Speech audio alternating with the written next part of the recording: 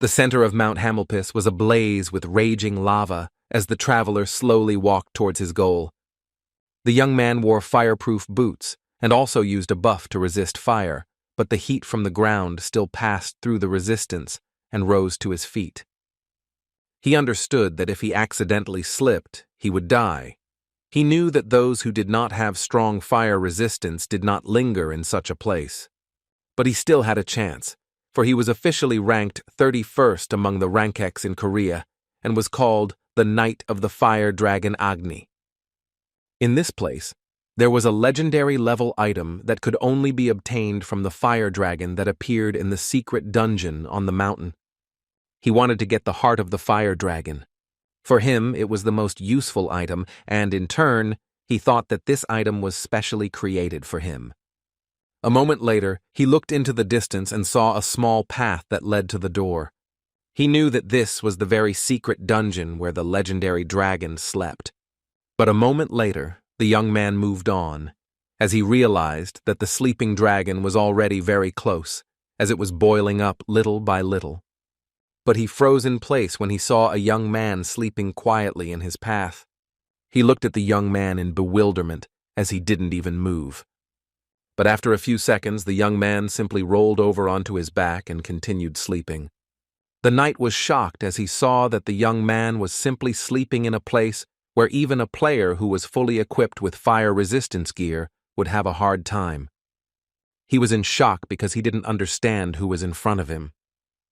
The knight was taken aback for a moment, not understanding what was going on at all. But still he understood that he needed to calm down and first look around. Agni was shocked as he saw that the young man's gloves, weapons, and shoes were all of legendary level. Agni knew that he had to get one of his items. He knew that as a Knight of the Fire Dragon, he barely got here using the secret map that he got in an exclusive quest. He knew that the young man was very strong, since he'd just slept in front of the dragon dungeon. In other words, his resistance to fire was higher than that of a normal knight. Agni knew that the young man was sleeping, and he could simply deal with him. He understood that if he used a sneak attack, he could outplay his resistance to fire. Agni assumed that the young man had managed to reach such a place, which meant that he was good and famous.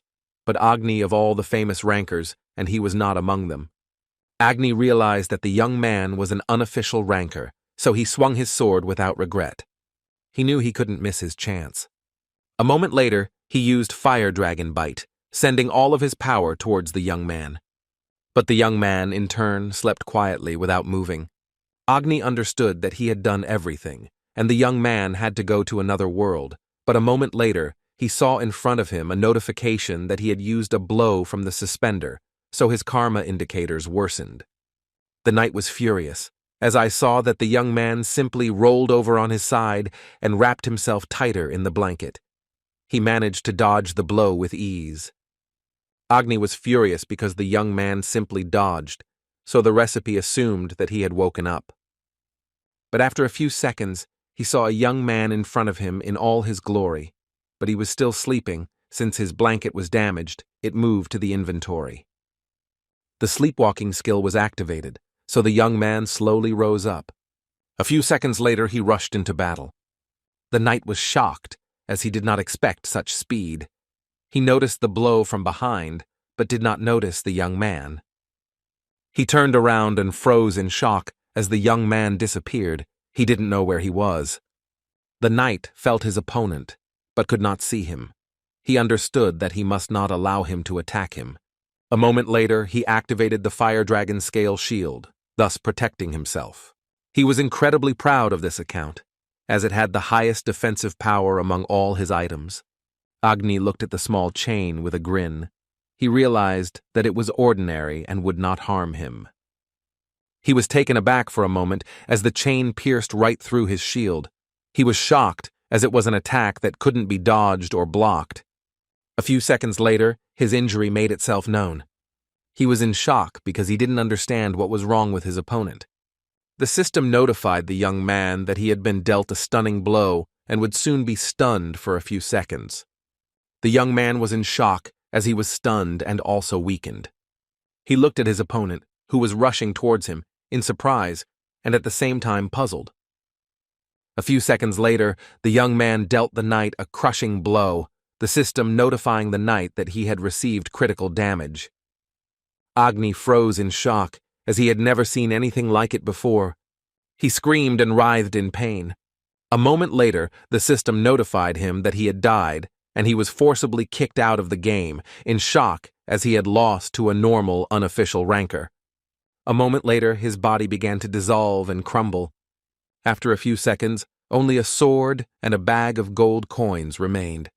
At the same time, the young man stood quietly near the loot. But after a few seconds, he fell to the ground and continued his sleep, and he slept for several hours. After a few hours, he slowly opened his eyes. He stretched slowly, since he had slept very well, but he did not understand when he had managed to fall asleep. He looked to the side in surprise and saw a wonderful prize. He thought to himself with a smile that his sleepwalking skills had been activated again. He mentally apologized to the young man, but this skill was only activated because he attacked first. But he still didn't want to leave Yu's things like a cave, so he decided to take everything for himself. He was happy because he received personal items after a great night's sleep. A moment later, he rose and walked slowly to the large doors at the entrance to the cave, knowing he had work to do. He knew that if he could kill the fire dragon, he might be able to level up a little. He sighed heavily, as he didn't know when he would finally be able to become a ranker. He had the class descendant of Thanatos, class rank divine title legendary. He put on his protective mask with a grin, knowing that he would soon have to fight an opponent. The man shouted angrily at the young man, but he only asked for forgiveness, because the nurse had arrived later than usual today, and he, unfortunately, was a little late. The man asked if his nurse didn't come, he wouldn't come to work. The young man, in turn, bowed low and asked for forgiveness. His colleagues watched the situation closely and felt sorry for him. They were puzzled because they did not understand why the boss was picking on him so much, because the young man did his job well. They were aware that their boss had graduated from a prestigious university, but had not received a promotion for several years. The young man had only a secondary education, but he got a job in a large company. He also worked well, was handsome, and popular among the workers. It had been 5 years since he started working for the company, and as a high school graduate, there was little chance that he would be hired by such a big company again after being laid off, so he wanted to keep his job. Henson knew that right now his boss was acting like an ungrateful, power-hungry man who said that he wouldn't be fired just because of the sick sister, so the young man wanted to punch his boss right now, and he could barely contain himself. But he still smiled and said that he was probably stupid because he had no education, but he was grateful that his boss had sent him to this position, sighed very heavily, and told his employee to stop stating the obvious, so he sent him to get coffee. Henson knew full well that he had to endure this because he had to pay for his sister's treatment and living expenses. He knew that he had to continue working even in such a place for the sake of his salary. The young man sighed heavily, as he knew that today, as usual, was a difficult day. He looked closely at the building of his company where he worked, because he really wanted to quit. That same evening he came home and told his sister about it. The lady smiled and told the young man that since he had returned she would finish for today. He smiled and thanked her for her work. She smiled and apologized for being late today, but promised to come earlier tomorrow. He thanked her with a smile and also told her that she should be careful on her way home. He was in the house his parents had left him. A moment later, he knocked on the door and told his sister he was coming to see her. She looked at her brother with a smile, as he had already returned. He knew that 20 years was the age when they talked with friends, laughed, and developed.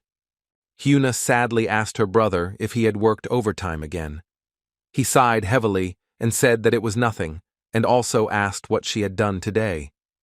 They lost their parents when they were children, and his sister lost the ability to move. Unfortunately, she grew up too fast. She smiled and said that she read books and played games. He smiled and asked the magazine if she had already eaten dinner.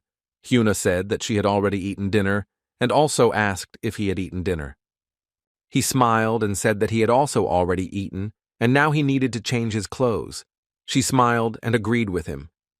A moment later, the young man walked slowly out of his sister's room and wiped the smile from his face. He didn't show his sister, but he was very tired. It was raining heavily that day 6 years ago. He understood that if only he had been in that car, everything would have turned out differently. Then the young little girl was dumbfounded when she saw a truck rushing towards them.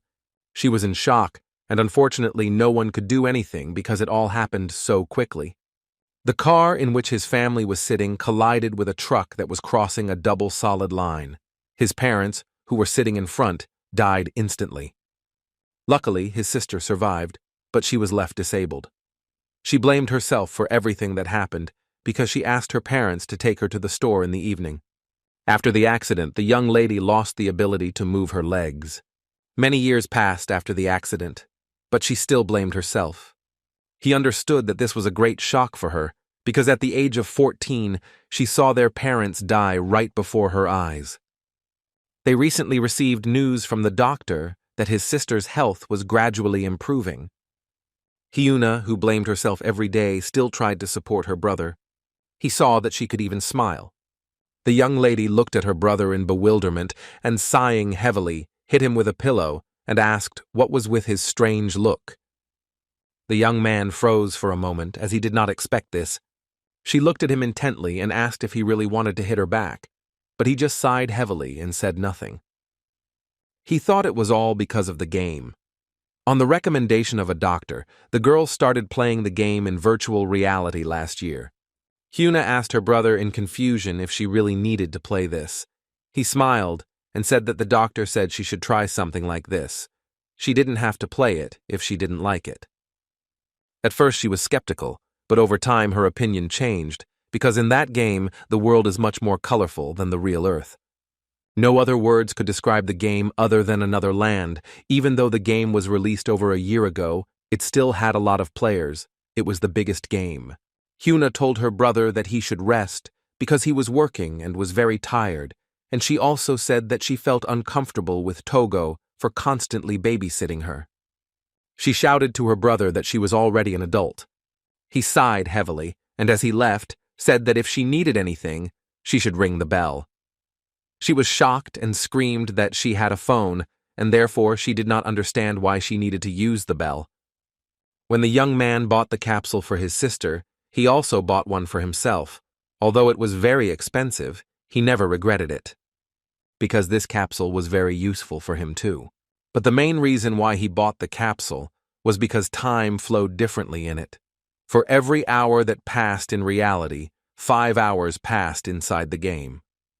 Henson assumed that he was probably the only person in the world who bought a sleep capsule instead of a game, because with the capsule, he could get his sleep back. In reality, he could sleep for about 5 hours, but in the game, he could sleep for up to 25 hours. If it weren't for the capsule, he would have given up and thrown his hands down. He wanted to meet the person who created it and thank him. But now he often thought that he could earn a lot of money by playing the game. Right now, it was not just a game, but the best virtual game in the world. The profit from it was huge, and it was no longer just a game, but an industry. Many people quit their jobs to have time to play the game. Henson thought that maybe it was only for those who started playing early on, knowing that he probably just wouldn't have the skills. And he studied at school.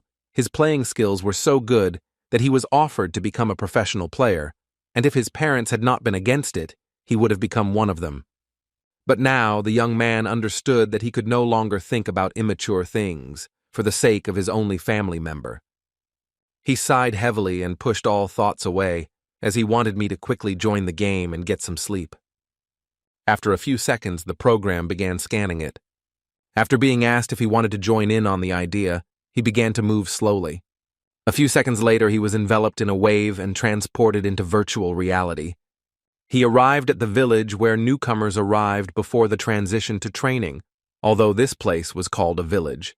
But there, he was the only player. This place was more like a room where they could move the character and adapt to the virtual world. But for him, the most important thing was not this, but a warm bed, which was in one of the houses. He sighed heavily because he knew he wanted to sleep like that in the real world. While he was sleeping, the system notified him that he had slept in the game for more than 10,000 hours, so he received a new class, the Descendant of Thanatos. He also received new skills. Sometime later he woke up, as it was already morning. He turned on the alert system slowly, wanting to know what time it was. Looking at his watch, he realized how much time had passed in the real world. He knew he needed to exit the game because, in reality, he had a trip to the store waiting for him. But a moment later he was taken aback and looked at the new notifications in bewilderment. He cried out as the notification washed over him. He was in shock. He didn't understand what had happened at all, because he saw that his class had changed. He was shocked because he had received God's rank. He understood that this simply could not be. But when he opened his status windows, he saw that there was divine power attached to his status. Henson was shocked, as he had not even undergone training, but had received a great title. But a moment later he remembered that there was a lot of money to be made in the game. He knew he needed to calm down first and read more information on the forums, but first and foremost, he wanted to leave the game. After everything that happened, he decided to find out more information about his new status. He was shocked, because with his good skills, he could have earned decent money, like an office worker. Henson knew he was nervous because he was at a low level. But in turn, he wondered whether he could achieve his goal if he used his savings. Henson knew he had enough savings to last him for several months, and that was more than enough. He knew he had been lucky today. The next day he happily prepared breakfast. Henson glanced sideways at the closed door and asked his sister if she was awake and if she needed help in the bathroom. She was in shock and screamed that she didn't need help at all. He walked into her room with a smile and asked her what he would do if something happened to her. She was shocked because he assumed she was completely helpless. Henson looked at his sister and asked if she needed help going to the toilet. She looked away from him and said that he should give her a stroller, and that was it. He smiled and said that she shouldn't be naughty. She was furious and screamed that she could take care of herself, so she asked him to leave. As he was leaving, he asked her why she was so embarrassed, since they were brother and sister. She was shocked and screamed that he should close the door immediately. He said with a smile that he would make her breakfast so she could take her time. A moment later, the young lady took a step, but he was not quite sure. She knew that in the game she could easily leave, but in reality, it was difficult. She knew that just a little bit more, and everything would be fine, because the doctor said that she needed to restore her muscles. A moment later, the young man asked his sister if she needed help. She sat down on the chair with a bang and shouted that he should not come in. Henson smiled and said he understood, but also said she shouldn't be afraid to ask for help. Huna screamed that she was fine and would call if she needed help, but he shouldn't have entered the room without asking. She held this, here they are from him until full recovery. The next day, Chief Park looked at the resignation letter with surprise. The young man looked at his boss with a happy smile and said that this was a letter of resignation. The man was surprised and said that he could see perfectly well, but he did not understand why the young man had so suddenly decided to quit. At the same time, all the workers were monitoring the situation and whispering because they understood that each of them would soon leave the office. Chief Park told the young man that he would pretend he had not seen the statement and that he should therefore return to his desk and get to work. But a moment later, the man was taken aback and froze in shock as he heard a loud crash. Henson looked at his boss with cold fury and said that he was very grateful to him for everything. Henson was grateful to his boss for what he had done for him, but he hoped they would never see each other again. The man in turn froze in shock and was unable to utter a word. The young people were surprised because they knew that their colleague was scary when he was angry, but in turn they knew that he was very brave because he managed to leave without regrets. At the same time, the young man was overwhelmed with emotions, as it seemed to him that he had won the lottery, but he had not won a cash prize, but had received a chance to earn money by playing a game. He slowly walked into the small room and asked if he should pay before or after entering the game. The man said that capsules are paid in advance, and the PC is paid after. Henson said with a happy smile that he would sit down at the PC. The man agreed.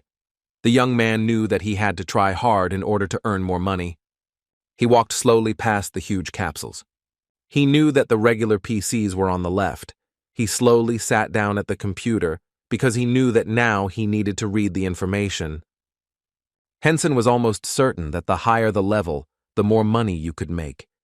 A moment later, he looked at the information he found on the internet with bewilderment.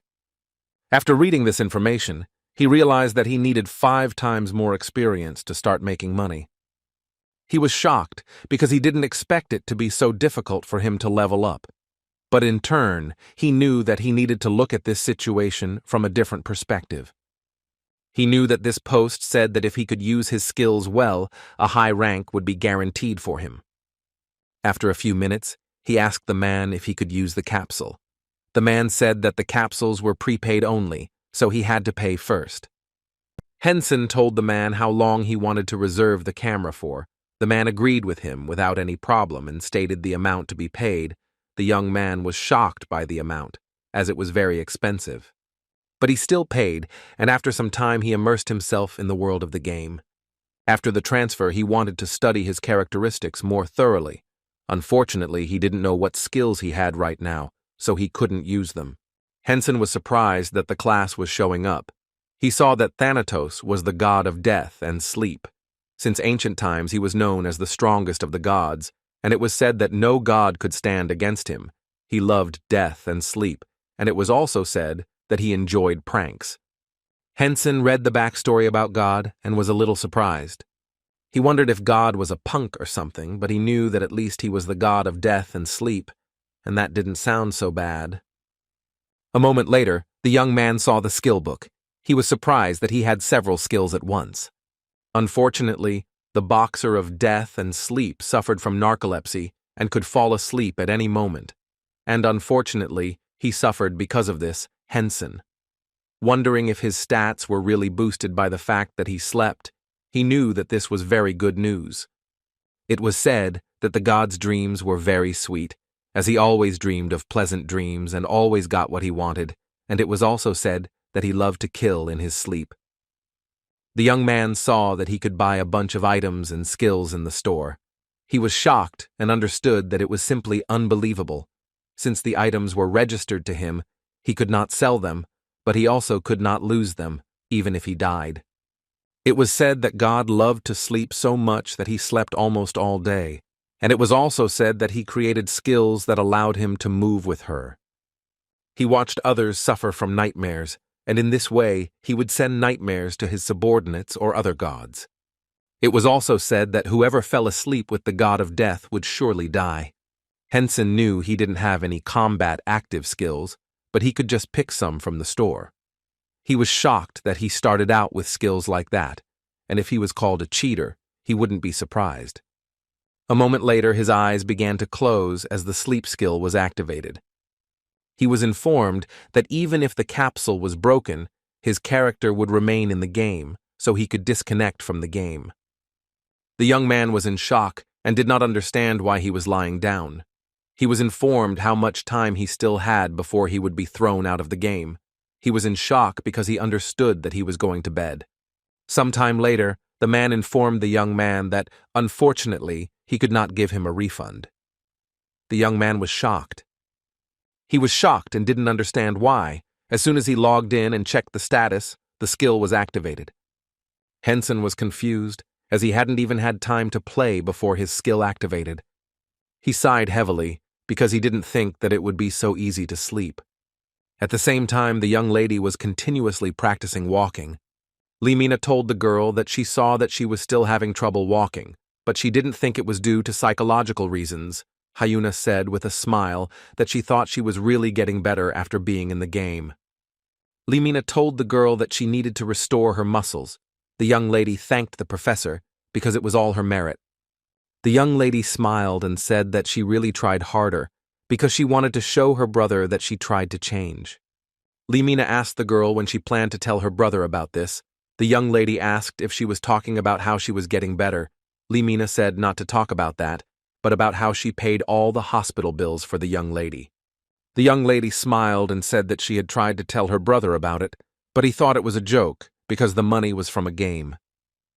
Limina said with a smile that it seemed like her brother watched very little TV, since making good money in the game today, you were free and easy.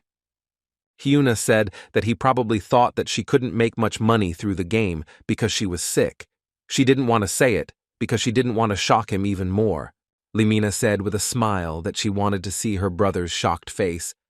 The young lady smiled and said that she would take a photo of him at this moment and send it to him as a photo. Limina said that it was okay and she didn't need to go that far.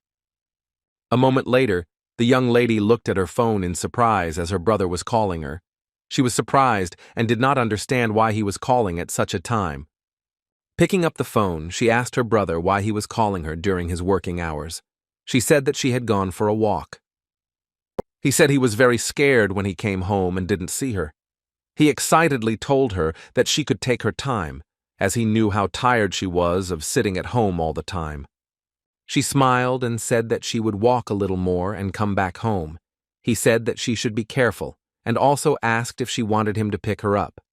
Hyuna said that she was not a child, and he shouldn't worry. A moment later, the young lady told the professor that she had to go and they would have coffee next time. Madame smiled and told the girl that she had better hurry so that her brother wouldn't catch her. Limina told the girl to be careful on her way home. Limina looked at the young girl with a smile and a gaze, as she was very cute. Hyuna looked at her nanny closely and said with a smile that she told her brother that they went out for a walk, so they should say the same thing. Madame smiled and told the lady that she should not worry. The young lady said with a satisfied smile that they could then return home. Some time later they returned home. Henson looked at Madame intently and said that he would be home today, so she could be free. Henson looked at the madam with a smile and said that she didn't have many free days, so she should rest today. The young lady was surprised that her brother wasn't angry. Madame thanked them and slowly left the apartment. A moment later, the young man picked up his sister and said he needed to take her to her room. She looked at him closely and wondered if he realized she had gone to the hospital. She knew he wouldn't be mad about it, but she didn't know what had happened. She looked closely at her brother and wondered if something had happened at work. The young lady looked at her brother in bewilderment and asked if he had anything to say. A moment later, he informed her that he had left work. She was surprised because she didn't expect this, but she knew that he worked a lot of overtime, but never complained of being tired. He smiled and said that from tomorrow he would be making money through the idea. He said that it might seem quite sudden. Hyuna looked at him with a happy smile and asked if he really quit his job to make money through an idea. The young man managed to do so, as he did not expect such a reaction. She smiled and said that it was a great solution, because many people made money this way. She said that she wanted to tell him earlier to quit so that they could make money together in the game, but she thought that he would find her strange.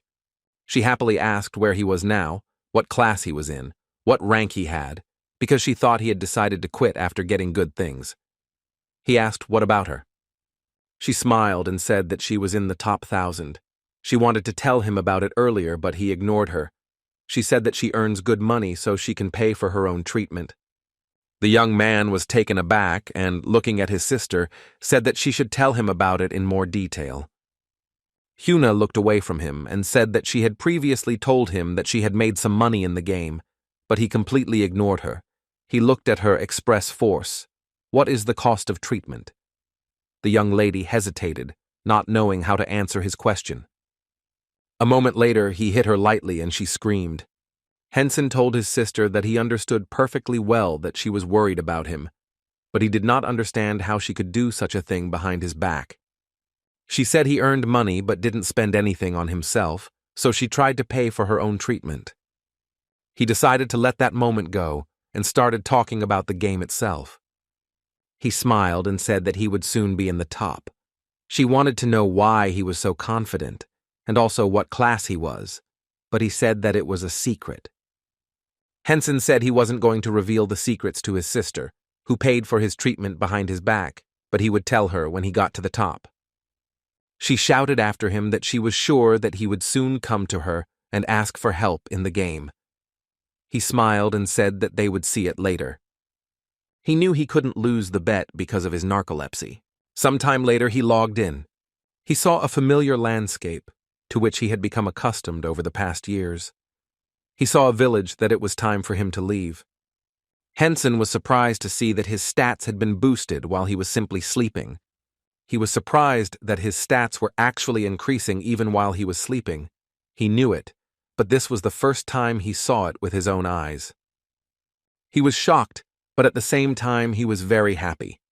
A moment later, he approached the center of the village. Henson saw the gate that led to the training level. His father once said that the first step is the most important, so he boldly entered the gate. He was surprised because he was transported to a place unknown to him. He sighed heavily because he saw that everything around him was the same and considered himself stupid for waiting so long for training. A moment later, he was asked to choose a weapon. He saw that there were many types of weapons, but he assumed it was best to choose a weapon that he understood how to use properly. After a few minutes, he chose a beginner's sword. He had done something similar in real life, so he understood that there were differences in life and in the game, but he knew how to use this weapon. In the past, when he played games, he always used a sword, and seeing how his skills and stats were balanced, his weapon had to be a hybrid. He knew he would be best with a sword he was already familiar with. A few seconds later, he was taken aback as a monster appeared in his path. He was surprised that a training dummy appeared in front of him, but he noticed that it looked weak.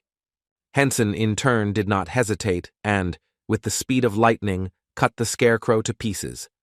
He was informed that he had completed the task and received his reward. He was told that he could go to any city he wanted and get a new title. He was also told that he had set a new record and was asked if he wanted to talk about it. He didn't understand when he managed to change his class, but he knew that thanks to it, his stats increased. He knew he had better act on it, but since his sister would be surprised that he had God's class. He slowly began to test his skills and titles. Now he saw all his titles and decided to look at the map. He knew which was the strongest continent. A moment later, he pointed to a small village as he wanted to go to the Da village, as it was the most difficult village for newcomers to go to. The reason he chose the village was because there was an orc village nearby. Orcs were usually monsters with levels between 30 and 40, which meant that it was almost impossible for a newbie to kill them. Henson knew that this was the reason why so many newbies were heading to this village. He knew that this was the best hunting ground in the game.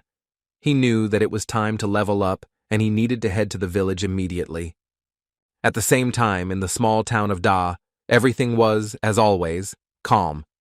Henson, in turn, was a little puzzled, as he did not know why the foreigners did not come to their city. The acid slime from the city enjoyed nature. You are different from other cities for beginners. There even the simplest monster was difficult to dodge. He could use an acid spit that a novice would be unable to dodge, and their equipment and even hair would melt from the impact. Henson was well aware of the slime. He knew that there was also an orc village nearby. Smith sighed heavily and told his partner that he seemed to be the smartest one. A moment later they were taken aback, for thunder broke out in broad daylight, and they sensed the approach of a newcomer. They were shocked, but at the same time they were glowing with joy because they saw the light. All the inhabitants were delighted, because a stranger had arrived. The young man, in turn, slowly turned around and looked around, as if he realized that he had arrived in this village. He looked at everyone present with bewilderment, because he didn't understand why they were all so angry. The guards were shocked, because they had been waiting for a long time for a stranger, but a simple noob appeared. They knew that even if he had an immortal body, they still felt sorry for him. Henson looked at the knights and asked if they knew where the monsters spawned in this area. Smith told the young man that if he wanted to see some acid slimes, he should go to the other side, but he didn't recommend him to go there, because it wasn't that easy for newbies to hunt acid slimes. Henson smiled and said he knew that, which was why he came here. The knights were shocked. They said that the acid spit was as fast as a cannon shot, so it was hard to dodge, and his hair would melt in one hit. The young man smiled and thanked them for the warning, and also said that they would see each other later. The knights looked after him intently, for they saw that he was still too young, and they pitied him. At the same time, the young man, despite everything, rushed towards danger. A moment later, he froze and stared into the distance. He looked at the cute monster with bewilderment as he saw its core, but he understood that it would not be easy to hit such a small target. He clearly understood the fact that it was difficult for newcomers to kill the monster. A moment later, the cute monster attacked the newcomer. Henson understood that for newcomers, this spit looked like a shot from a cannon. But in turn, he did not hesitate, and with their lightning speed, he headed towards the monster and struck him. Luckily, he hit the slime's vital point and dealt it a fatal blow, giving him an easy victory. He was informed that he had received experience points. The young man was puzzled as he realized that it was too easy for him. He sighed heavily as he knew that these weren't even tests, and he needed to go back and find out where the orcs were. A moment later, he returned to the knights and asked where the orc village was. The young men were taken aback and looked at him in surprise. They did not understand why he needed a village. He smiled and asked why, as he intended to kill some of the creatures. He noticed that they had a strange reaction to his question. Smith looked hard at the young man and said that he had better not think about such things. The knight said anxiously that he was young, but he should not give up his life so easily, and he should cling to his life with all his might. A moment later, they handed him some coins and asked him not to refuse their help. The young man was surprised, but still thanked them. They asked him not to think about the monsters, and also told him that he should buy a scroll that would take him to the city. The knights asked him to do just that. The young man was puzzled, as he was informed that he had received the title of King Beggar. He was in shock, as he did not understand what had happened at all. Sometime later, he left the village in search of monsters. He understood that they could have simply refused him, but he did not understand why they treated him like a beggar. Henson sighed heavily, knowing that he would have to find the orc village himself. But a moment later he froze in place as he found a huge footprint. Then he realized that he had come to the right place. Henson turned around with a happy grin because he knew that he was very lucky today. A moment later he noticed monsters rushing towards him. He had heard that orcs usually had a green tint, but he was surprised because now they were red. They rushed towards him and growled as if they intended to kill him. He saw that they were fast and bigger, but they still made a lot of unnecessary movements. He knew it was a typical power attack and it was too easy for him. With ease, the young man cut the throat of one of the monsters. He hit a vital spot and dealt critical damage to his opponent. Since his skill was activated, his opponent was inflicted with hallucinations and pain. Taking advantage of the confusion, the young man, with the speed of lightning, dealt a crushing blow to his opponent. But on the other hand, another orc began to attack him, but the young man easily jumped back from the blow. With lightning speed, he turned and struck back. He floated with ease and destroyed all his opponents. A moment later, only a light haze remained of his opponent, his level having been raised. After a few seconds, the orc began to run with tears in his eyes. But the young man did not want to let him go so quickly and rushed after the enemy. A few seconds later, he easily dealt with the orc, and his level increased once again. He was surprised because he leveled up easily, but after everything he decided that he would destroy the entire village of red orcs. A moment later he turned around as he saw that the enemies were heading towards him again. Henson looked at his opponents with a smirk, as he knew that he would do this even without buying skills. A moment later, the orcs were taken aback, as they did not know whether he was really human. He looked at them with a fierce grin as he wanted the free experience to come to him. Hansen yawned and wondered why it was so boring in the village. Smith sighed heavily and told her partner to shut up, because the more boring, the safer. He asked his partner if this wasn't their main goal. The young man sighed heavily, as he just wanted to joke, but a moment later, they were taken aback. They were shocked because they noticed the red orcs. But after a few seconds, they froze in bewilderment. They were puzzled because they saw only a young man. Henson greeted the knights with a smile. They were shocked, did not understand why he came out, in the direction where the orcs should appear. Hansen asked the young man if he had ignored their warning and gone after the orcs. They were not surprised that he had simply run away, as he was very frail and young. But still they felt relieved that he had survived. A moment later, the young man asked the knights if they knew where he could sell his spoils. The knights were shocked as they saw many red orc skins. They had never seen anything like it before. He smiled and asked if they could tell him where he could sell all the goods. A moment later, the knight explained to the young man where he needed to go in order to sell everything, and he thanked them with a smile. They were shocked and stared at him intently into the distance, because they knew that in his clothes he did not look like a strong man. They assumed that most likely he was a martial artist. They looked after him puzzled, as they realized that their money had disappeared along with him, but they still wondered if they should ask him to return their money to them later when they met. Sometime later, a young man came into the shop because he wanted to sell some goods. The man smiled and asked the young man to put all the goods on the table. Hansen placed the red orc skin on the table. The man asked in surprise if the young man had really hunted red orcs. Hansen put everything he had on the table and said that he had killed about 50 of them. Although the ingredients from them were only of the ordinary class, the man was shocked by the young man's statement. The man froze in shock when he saw all the goods. He said that the goods were of good quality, so the payment would be generous. The man looked at the young man closely and said that he did not have all the money in the shop, so he should wait a little. Hansen was a little surprised and puzzled as he converted this amount into real money. He was stunned, as he earned a lot of money in a short time.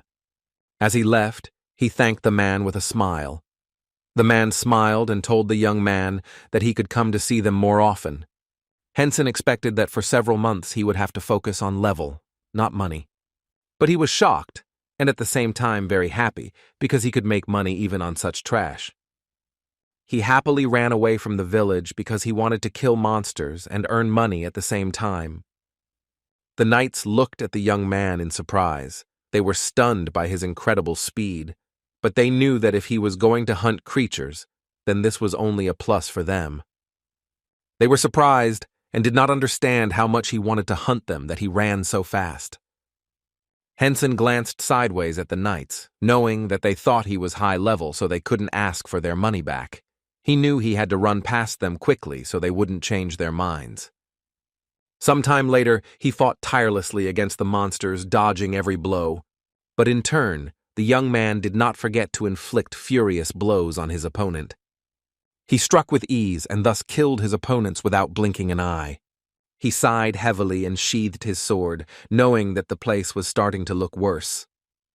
10 hours into the game, Hansen noticed that he was leveling up more slowly and was only getting regular drops. Unfortunately, he couldn't even get close to the honeycomb level, which was also called the devil section. He knew that he couldn't slow down that much. Hansen sighed heavily as he realized that the number of creatures was greatly reduced after his attacks. He was puzzled as he wanted to hunt stronger monsters, but still he understood that he did not need to waste time and needed to return to the city. After a while, he sat down on a rock and sighed heavily, as he knew that there should be a boss somewhere nearby and there should be elite monsters around the boss. But unfortunately, he didn't see anyone. A moment later, he decided to look at his remaining ability points, and he noticed that his strength and speed were currently in good standing. He wanted to focus on his intelligence to increase his mana. Magic power, he was a little disappointed, but he thought he could increase it when he leveled up. He knew he needed to check out the store now. Hansen wanted to leave all the sweet stuff for later and first look at all the items. First, he chose a normal item in the store. He was notified that he had received a normal class item, and soon it would be transferred to his inventory. A moment later, he noticed that he had a steel dagger. He wanted to believe the description and use it for throwing. Next, he chose a rare item. He got a ring with a bloodstone. This ring was very rare. He looked at the ring with a smirk, as it looked like it was top of the line among rare items. After some time, he was notified that he had received an item of a unique class. The young man was surprised.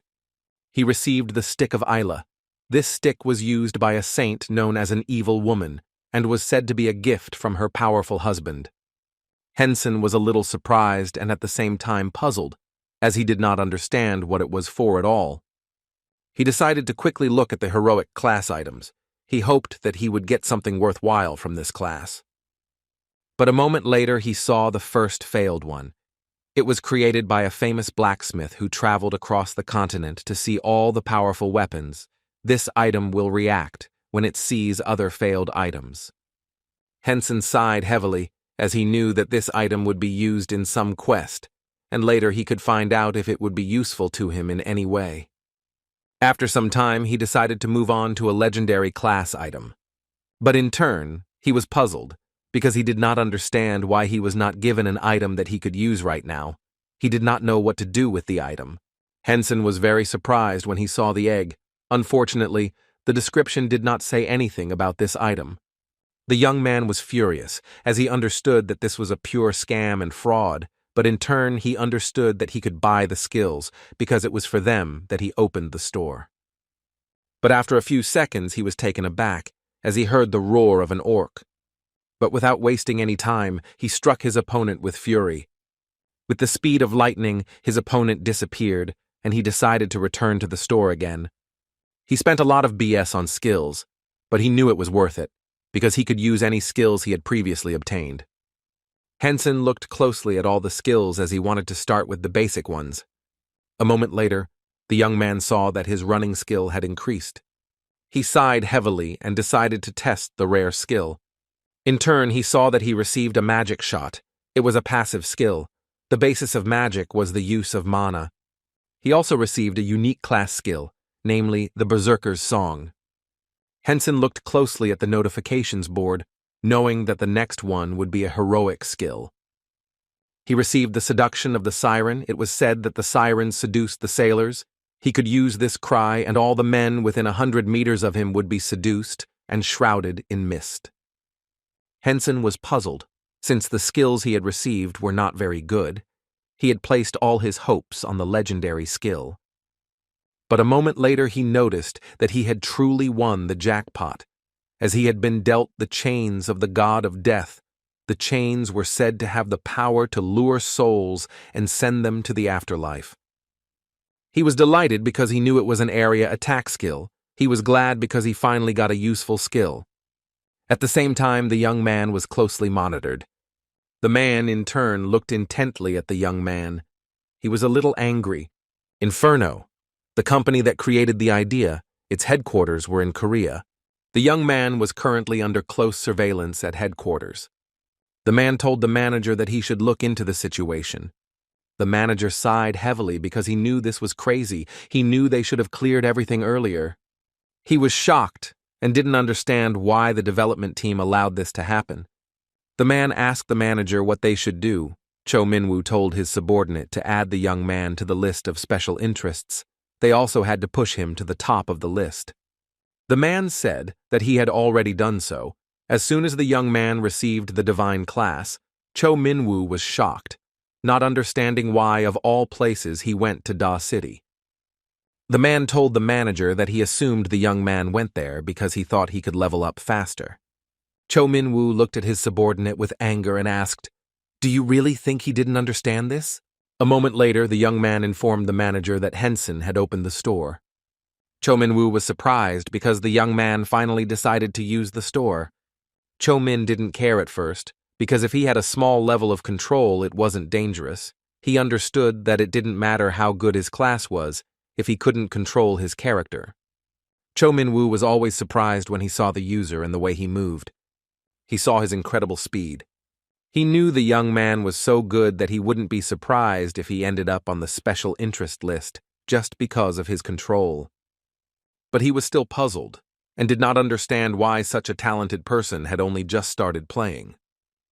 He knew the whole idea was driven by artificial intelligence, especially in terms of probability metrics, and even the development team couldn't fix it. They didn't believe it, but all they could do now was just pray. Cho Minwoo saw how upset the young man was when he received an ordinary stick. He was shocked, wondering if the young man had actually received the staff. Cho Min-woo knew that his prayers were working, but a moment later he was taken aback and stood frozen in shock. He was puzzled and did not understand why the young man received something so valuable. He saw that he, a newbie, had received Iris's failed item, the first item that could be considered the main and most important one for Iris's quest. Cho Min-woo was shocked because he understood that this quest belonged only to the young user. He understood that he should calm down because it couldn't get any worse. He hoped that in the legendary class he would have a staff again, but a moment later he saw that the newbie had dropped an egg. Cho Min-woo was puzzled and did not understand what the newbie had gotten, since there was no description for the item. He asked his assistant, but he also did not know anything about the item.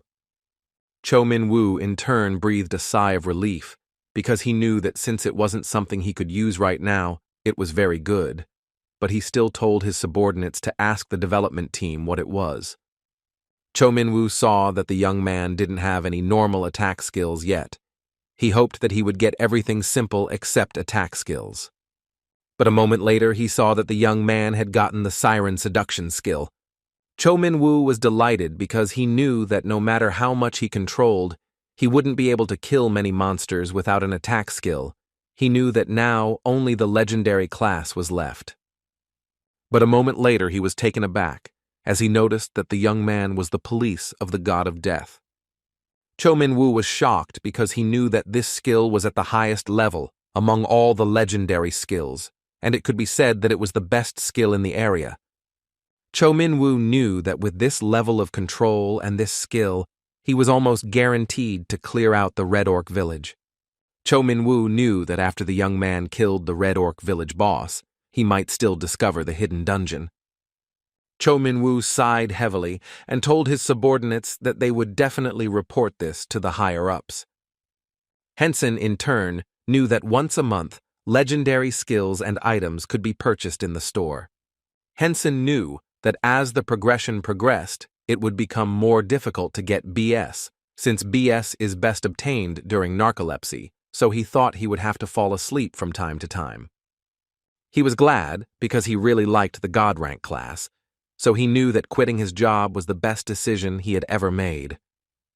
When he worked in the company, he had to endure all kinds of stress. But right now, the young man earned quite a lot of money in a few hours, but at the same time, he still had a low level. He wondered how much his sister earned if he earned so much. He knew that she already had a high enough level. Henson knew he no longer had to worry about living expenses, but he still had the pride of an older brother and couldn't use his sister's money. He had set himself the goal of reaching level 300 within 3 months, so he knew it was time for him to start putting his plan into action. He looked into the distance, knowing it was time to kill the boss. At the same time, there was chaos in the village of the Red Orcs. The young man slowly approached the village and looked back, but unfortunately, he did not see the boss. He looked closely at the shaman as he assumed that it was an elite monster. Henson looked closely at everyone present as he saw that there were several shamans there who were elite monsters. He realized that it would not be easy for him to deal with them. He knew he had to take care of all the minions, so he activated the Siren Seduction. A moment after this skill was activated, all the monsters froze. The orcs realized that there was a female somewhere nearby.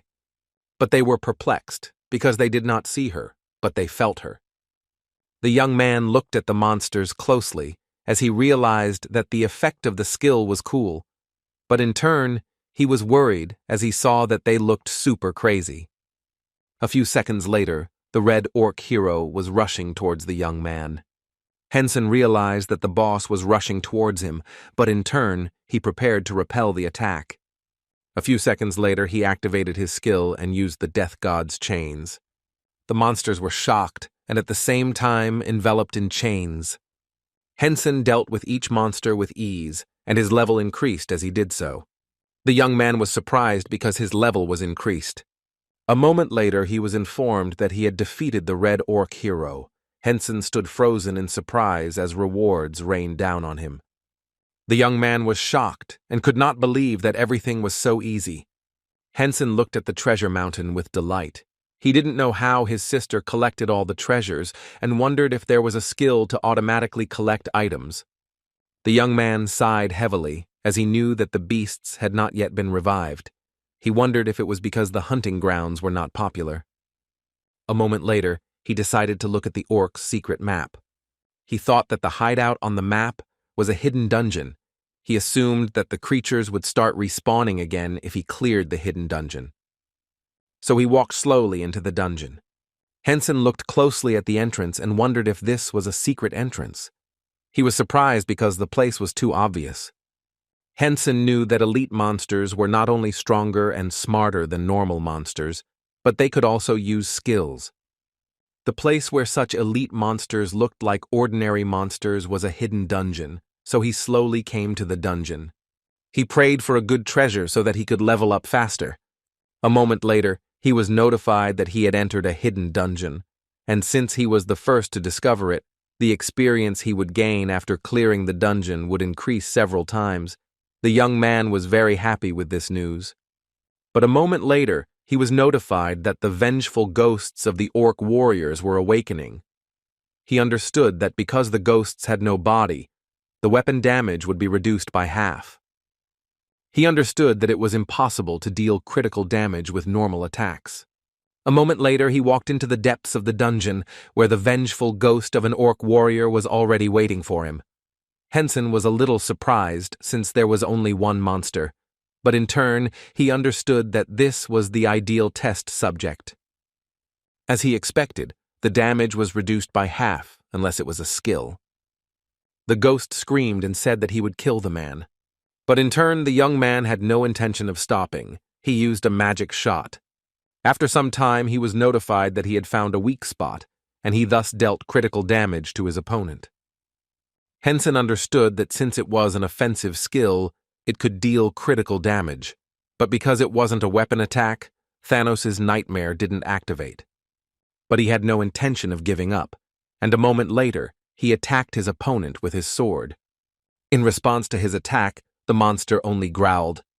And after a few seconds, the monster rushed at the man. Henson, at that moment, used a magic bullet and found his opponent's weak spot. He knew that everything was going according to plan, since the knees were also considered vital targets, so he dealt blow after blow, and at the same time, he noticed that the damage would be critical. But a moment later, he recoiled and jumped to the side as his opponent struck him with his own blow. Henson looked at his opponent with a fierce grin, as he knew that he needed to learn his skills and attack types. Even though the ghost was hard to fight, he could use his skills against him. A moment later, the monster growled menacingly. But after the young man dealt him a crushing blow, the monster disappeared into thin air with the speed of lightning. Henson, in turn, was delighted, as he gained a lot of experience after the battle. He looked closely at the corner of the cave, as he understood that there were many opponents there, and if he cleared the dungeon, he would rise several levels higher. Thanks to his battle, he learned his skill and attack pattern, so he could easily deal with the rest. At the same time, Madam was walking with a young lady. Madam told the girl that she had signed up for many rehabilitation courses to get back on her feet faster, but it seemed like opening up like that would become more difficult in the future. Hyuna knew that was true, but she was glad that she could visit the center when her brother was in the game. Hyuna smiled and said that her brother would play like crazy at the beginning. Madam smiled and asked if it was really that much fun. The young lady smiled and said that it was so and told Madam that she should try to play it herself. Madam smiled and said that she was too old for that. The young lady looked into the distance with a smile. She guessed what level and class his brother was now, since he had previously told her that he had a very good and rare as well as unique class. A moment later, she turned around as she saw girls having fun at the bus stop. She looked at them with a tender smile. Hyuna knew that if it weren't for the accident, she would probably be going to school and living her life just like girls. But she understood that she had now met good people in the game and could enjoy it. She went back to thinking about her brother, as she had let her guild members know that her brother had started playing, but she wasn't sure if he would join them, so she didn't want to rush things and wanted to threaten him when he reached level 100. Limina asked the young lady with a smile when she would be hunting with her brother. Hyuna said that it was still a long way off since she assumed that he hadn't even reached the 5th level yet. Hyuna said that at first, few skills were given, so it would be difficult for him until he reached level 30 to obtain a new skill. Limina told the girl with a smile. She seemed happy about it. The lady smiled and said they were just making a bet about whether he could reach the top in a few months. Hyuna said with a satisfied smile that it was simply impossible. She smiled and said that she was very interested in what he would buy her when she won. She looked at her professor closely and asked if she would like to play the idea, Limina. With a smile, said that she didn't think she would be interested. The lady smiled and said that she would help her with the game. Limina asked the girl, "What about her brother?" Hyuna looked at the professor intently and asked what she meant. She said that she would help her brother in a few months. Madam looked at the girl intently, as she understood that they had an unpredictable family. At the same time, the young man dealt with all the opponents on his way with zeal. He was very pleased, as he had taken care of all the monsters, and now he had to fight the mini-boss and the raid boss. He understood that if he dealt with them, he would get experience points, and in that case, he would easily reach level 30. A moment later, he opened the notification window to view all of the class skills he had obtained. He hoped he had learned a useful skill. But in any case, Henson noted that the game even had a room for a mini-boss. He looked at the door with a grin, but a moment later he was notified and asked if he would like to open the door. The young man agreed with a joyful smile. A moment later he saw that the vengeful ghost of the orc shaman was awakening. Henson was surprised, as he did not expect to see orc warriors. But a moment later they rushed in a wave towards the young warrior, for they intended to kill him, and in doing so, they wanted to show him the pride of the orcs. Henson froze for a moment in surprise, but after a few seconds, he saw the vengeful ghost of the orc shaman, but at the same time, the ghost activated a boost on the orcs, and the characteristics of the orc warriors increased. Henson sighed heavily, as he knew that he was in for a tough time. A moment later, the monster attacked the young man, but he managed to jump away from it. Henson realized that now their movements were different from those on the previous floor. Although he could easily deal with them with the Death God's chain, he needed to save this skill for the main boss. He knew that his skills should be enough to clear them out.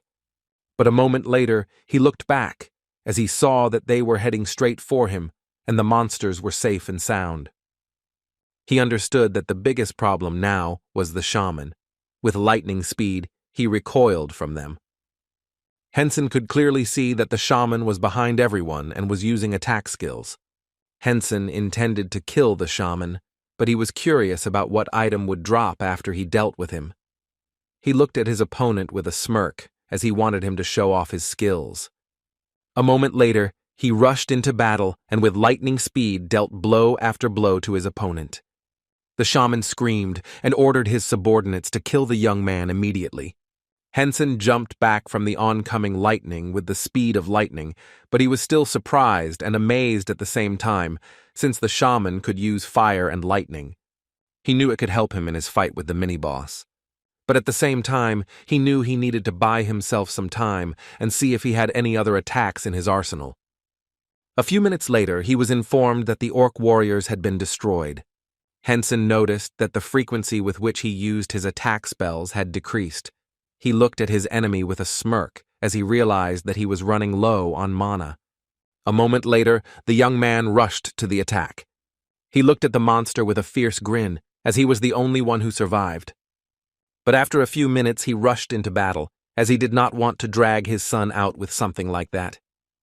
The monster was shocked, but after a few seconds, the young slaughterer destroyed the shaman. He was happy because his level had increased after he dealt with the monster. Henson breathed a sigh of relief. He knew it had been a tough fight, and it had taken longer than expected. Looking around, he realized there were no useful items on the ground. But at least he was satisfied with the fact that he had raised his level, and what's more, he knew that there was still a main boss that he had to deal with immediately. In turn, he understood that if he used the chains of the Death God, he would be able to quickly kill his opponent. Henson stared at the door as it slowly opened, knowing that the big boss was waiting for him behind it. A moment later, he was notified and asked if he wanted to proceed to the next level, into the Orc Tomb. Henson sighed heavily as he knew he would need to defeat another group of monsters on the second floor before reaching the boss. Henson was a little puzzled, because if he had known it would take so long, he would have used the Death God chain at the very beginning. He was furious because he realized that he had wasted his time since his own stinginess had delayed him. At the same time, in the user control room, everyone was watching the young man. This place was also another area of virtual reality in the idea. Due to the fact that time flowed differently in the game and in reality, it was decided to create such an area in the game. However, this area can only be accessed using the capsule in the main building. Cho Min-woo looked at his subordinate intently and asked how much time had passed. The young man sighed heavily and said that it had been 5 hours in the real world, but 25 hours in the game. The young man wondered if this was a violation of labor laws, but his friend said it was not, since they had only worked 5 hours in real time. Cho Min-woo looked at the young men closely and said that they should concentrate on their work, but if they didn't like something, they could complain to someone higher up. The young men looked away from the manager in confusion and asked for forgiveness. Cho Min-woo sighed heavily. He didn't understand how it was possible to worry so much about one newcomer in a game that had been out for a year. Cho Min-woo had previously gone to the general management, but they told him to ignore the incident because they knew the young man was already a year behind. Cho Min-woo knew that the problem was with the development team manager Min Yura, and it seemed to him that she was the only one who was worried about the newcomer. Cho Min-woo knew very well that it was because of the class he received, namely the descendant of Thanos, because it was different from other God-ranked classes. The manager then created the cat nose for the storyline. No one was supposed to get it, and even she couldn't think that there would be a user who would spend so much money just to sleep. Cho Min-woo understood that if the game didn't have such a class, he would no longer work in this department. It would not be an exaggeration to say that the only reason why the idea does not use the help and technology of other game companies is because Min Yura is willing to do everything for her.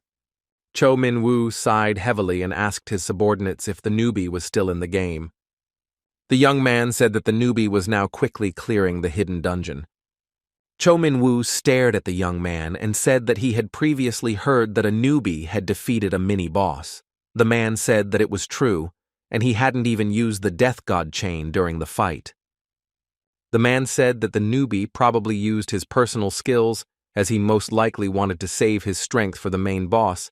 Cho Min-woo sighed heavily, as he knew that at this rate, the newbie would easily destroy the boss. The man looked at his manager intently and said that, in addition to this, they expected him to reach level 30 soon. Cho Min-woo, in turn, was a little puzzled by what he heard. Cho Min-woo understood that if it were another user with the same class in his place, he would need at least a week, but the young man achieved this progress in just a day. The man said that for many, leveling up between levels 30 and 60 is considered the first hurdle in the game. Cho Min-woo looked at the young man intently. He was wondering how long it would take a newbie to handle this. Cho Min-woo, in turn, hoped that the newcomer would stay as long as possible, but he understood that the reward for the dungeon would be huge. Cho Min-woo understood that even in the store with a small probability, but he was able to pull out good skills, and he got them honestly and did not affect the game progress in any way. At the same time, with them, he would speed up his development. He understood that he had no real reason to stop the newbie. Cho Min-woo understood that he needed to clear his mind and not think about such things. Cho Min-woo in turn cried out, because now everything in his head was easy and simple. Mount Para, in the part of the game where even the best Ranky Rum had to sweat, there were fierce battles. At the same time, the young people fought with a huge and fierce enemy. He was fierce and attacked them with rage. But still, the young but strong lady was able to block his blow. At this point, the knight rushed into battle as he wanted to strike his opponent. A moment later, he still managed to land a powerful blow. The monster growled in excruciating pain. A moment later, the knight struck the monster again. The young lady in turn shouted to her friends and told them to get ready for her exit. The young man, with lightning speed, shouted to the others to retreat immediately. The ferocious monster looked at the young lady in surprise. She was well aware that it was now her turn to attack. A moment later, the young lady concentrated and began to use her power. The monster froze for a moment and looked up in horror and surprise as he saw a huge ball of stone hovering above him. The young lady stared at the monster before causing a meteor explosion. At that very moment, the ferocious monster was struck by a crushing wave of impact. The lady shouted to her comrades that she would help Sunny, and with lightning speed, she rushed towards her comrade. Rin, in turn, rushed towards her comrade. She understood that although her skills were strong, they should not have killed him. She understood that, most likely, her comrade had simply stunned their enemy.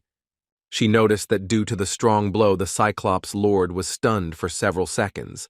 This was enough for the young lady to come closer to her comrade. A moment later, she grabbed her comrade and, with their lightning speed, took her from the battlefield.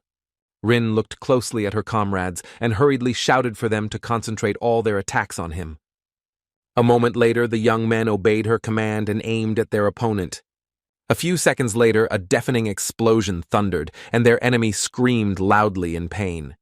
A moment later, they were notified that they had defeated the Cyclops Lord, and they received achievements for doing so. They were happy because all their stats were increased, while the monster gradually disappeared. A moment later, they saw a lot of treasure. Everyone was surprised, because there were a lot of treasures, and that was why they loved raids. Rin looked at her comrades with a satisfied smile and thanked them for their help. Old Man Tank smiled and said that there was no need to thank them, since she had done a great job.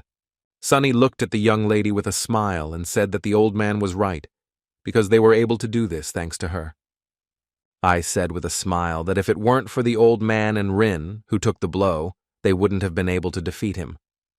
Kaiser, in turn, said that he could agree that the young lady had done a good job, but they would have easily dealt with him if Hyuna had gone with them. He was puzzled and did not understand why she was not there today. Sunny yelled at the young man and said that she knew he was mean, but he shouldn't mess with the young lady. Old Man Tank said that he agreed with the girl, and besides, Hyuna couldn't come because she was sick and had to go to the hospital. Kaiser, in turn, was taken aback since he did not know that she had gone to the hospital. The young girls pounced on him and told him to think before he spoke next time. Sunny said that the young lady had already mentioned that she wanted to invite her brother to join them. She knew that her brother had to be at least of a unique class to join them. The young men said that she must have known the rules very well. I asked her comrade why he thought the young lady was skipping. He said that he didn't think she was just skipping, he was just worried that she wasn't there with them. The Hero Guild had 7 members, including Hyuna. Despite the small size of the guild, they prided themselves on being on equal terms with other famous guilds. Guild leader Rin and Sunny had legendary classes. Old Man Tank, Hyuna, and Stewie had heroic classes. I and Kaiser had unique classes. A small, elite guild that only gathered the best of the best, although they did not aim to become an elite guild, but they limited the registration, and in order to join its ranks, a person must have at least a unique class. This led to the fact that not many people could join it. Rin said that since they were talking about Hyuna's brother, she wanted to invite her younger sister to the guild too. They were surprised that she had a younger sister, and also asked what class she was. Rin smiled and said that she was unique.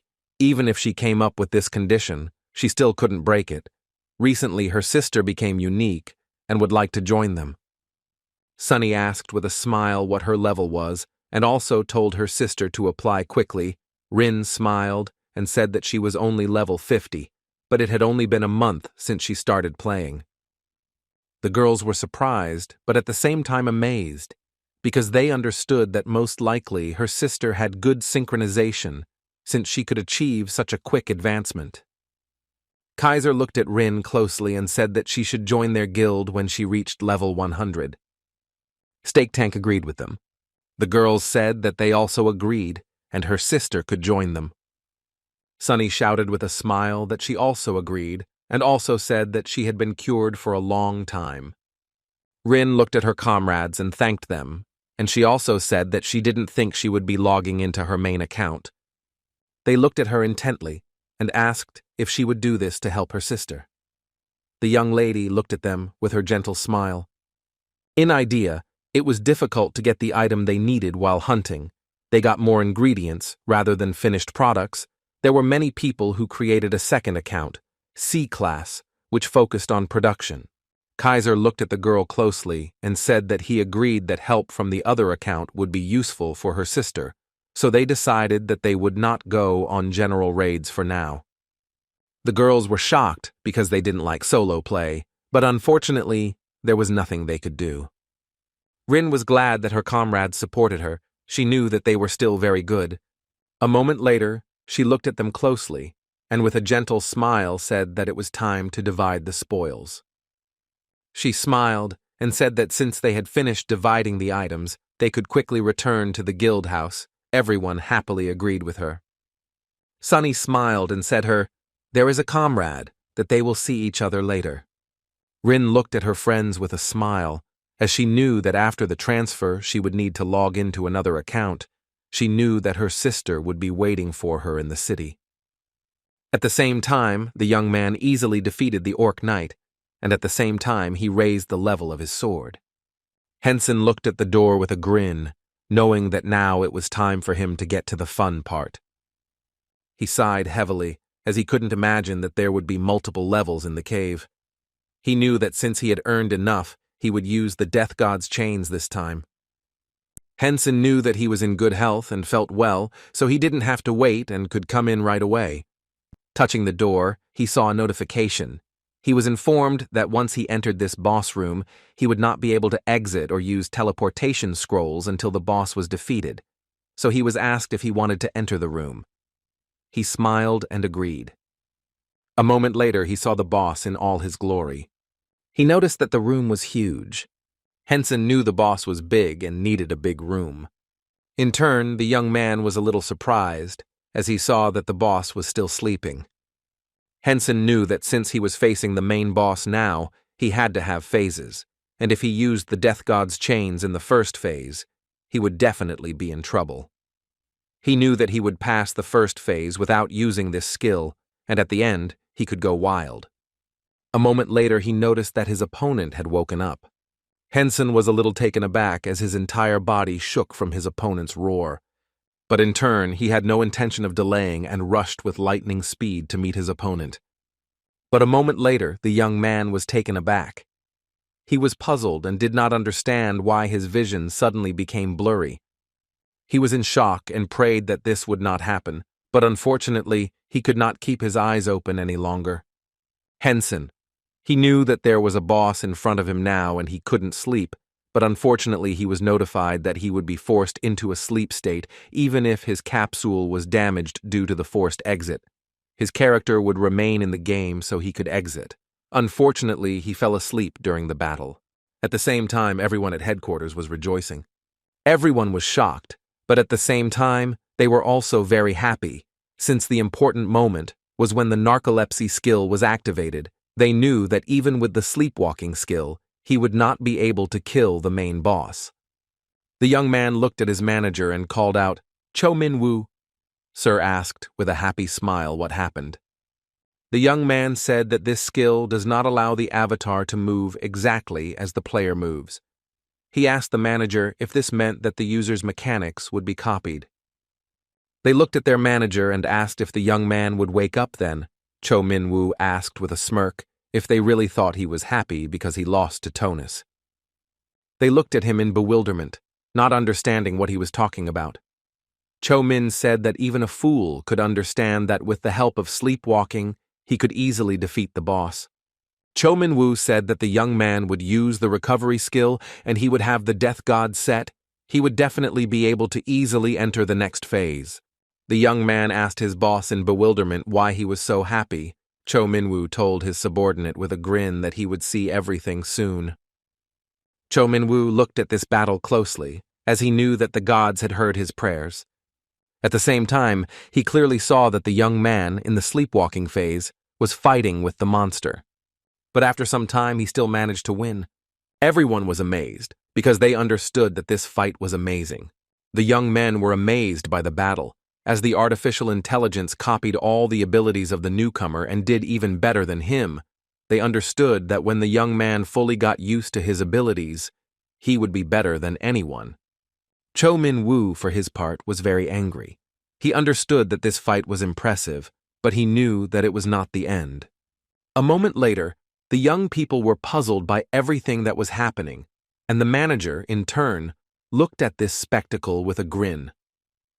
The young people did not understand what was going on and what was going on. They saw that the newcomer had simply fallen asleep, and next to all the treasures. They were shocked and wondered if he was sleeping now. They understood that he would not collect the items and that they would soon disappear. Cho Min-woo looked at everyone present with a grin and said that this was the reason he was happy. He laughed hysterically and said that he felt much better now. Cho Min-woo knew that he, a newbie, could only fight while sleepwalking, which meant that after killing an enemy, the player would fall asleep again, and most importantly, after clearing a hidden dungeon, it would be re-released and the user would be sent to the nearest village. He was glad, because this meant that the items would disappear and he would not have time to collect them. The young man sighed heavily and said that he was very sorry for the newcomer. At the same time, Henson woke up and was burning with rage. He was in shock. He didn't understand what was wrong with the game, although he knew that he was falling asleep, not knowing why it was called narcolepsy, but he didn't know when exactly it happened and why. But a moment later he sighed heavily, knowing he needed to focus on the good. A moment later, he threw all his thoughts away as he saw his phone ringing. Sometime later, Henson met his school friend. Henson looked at his friend closely and asked what had happened and why he had called him. Jaevan smiled and said that he had opened his own business. Henson congratulated his friend with a joyful smile. The young man sighed heavily, as it was difficult to do. Henson asked his friend if he was filming an advertisement or just making a video. Jaewan smiled and said that he decided to start with simple things first, and that's why he makes videos about the game. Henson froze in surprise for a moment. He looked at his friend in surprise and asked if he was really making a video about the game itself. Jaewan, looking at his friend, said that the time in the game and reality was a little different and it was impossible to broadcast live, but even without that, the gay still attracted attention from all over the world. Jaevan said with a smile that this is why many people are looking for video editors, and since it is impossible to broadcast, people are needed who will edit videos. But the problem was that the most qualified video editors work for large companies. He smiled and said that for this reason, many people give videos to editing companies because they can make a decent product. But also now the skill of the players was more important, so they also had to present the customers in the videos as skilled military men. Henson smiled and asked his friend if that was why he had started an editing company, Moments from Ideas. The young man smiled and said that he had a company of professional editors. Henson told his friend that he sounded like he had a lot on his plate. He asked his friend if he had any YouTubers he wanted to sign. Jaevan smiled and said that it had only been a day since the company was founded, and that tomorrow he would start looking for possible contacts. Jaewan looked at his friend closely and said that he knew him, and he couldn't just leave work without any plan. He smiled and asked his friend what he had come up with. Henson sighed heavily and told his friend that he was similar and knew him well. He looked at him intently and started talking about the idea. He smiled and said that he would make money in the game. Jaevan in turn asked his friend in all seriousness how long he had been playing the game. Henson smiled and said that it had already been a day since he started playing. The young man was shocked by this information. But a moment later he asked his friend what class he was in. Henson smiled and told his friend that he knew he would ask him something like that. He looked at his friend intently and said in all seriousness that he had a divine class. Jaewan froze in shock for a moment.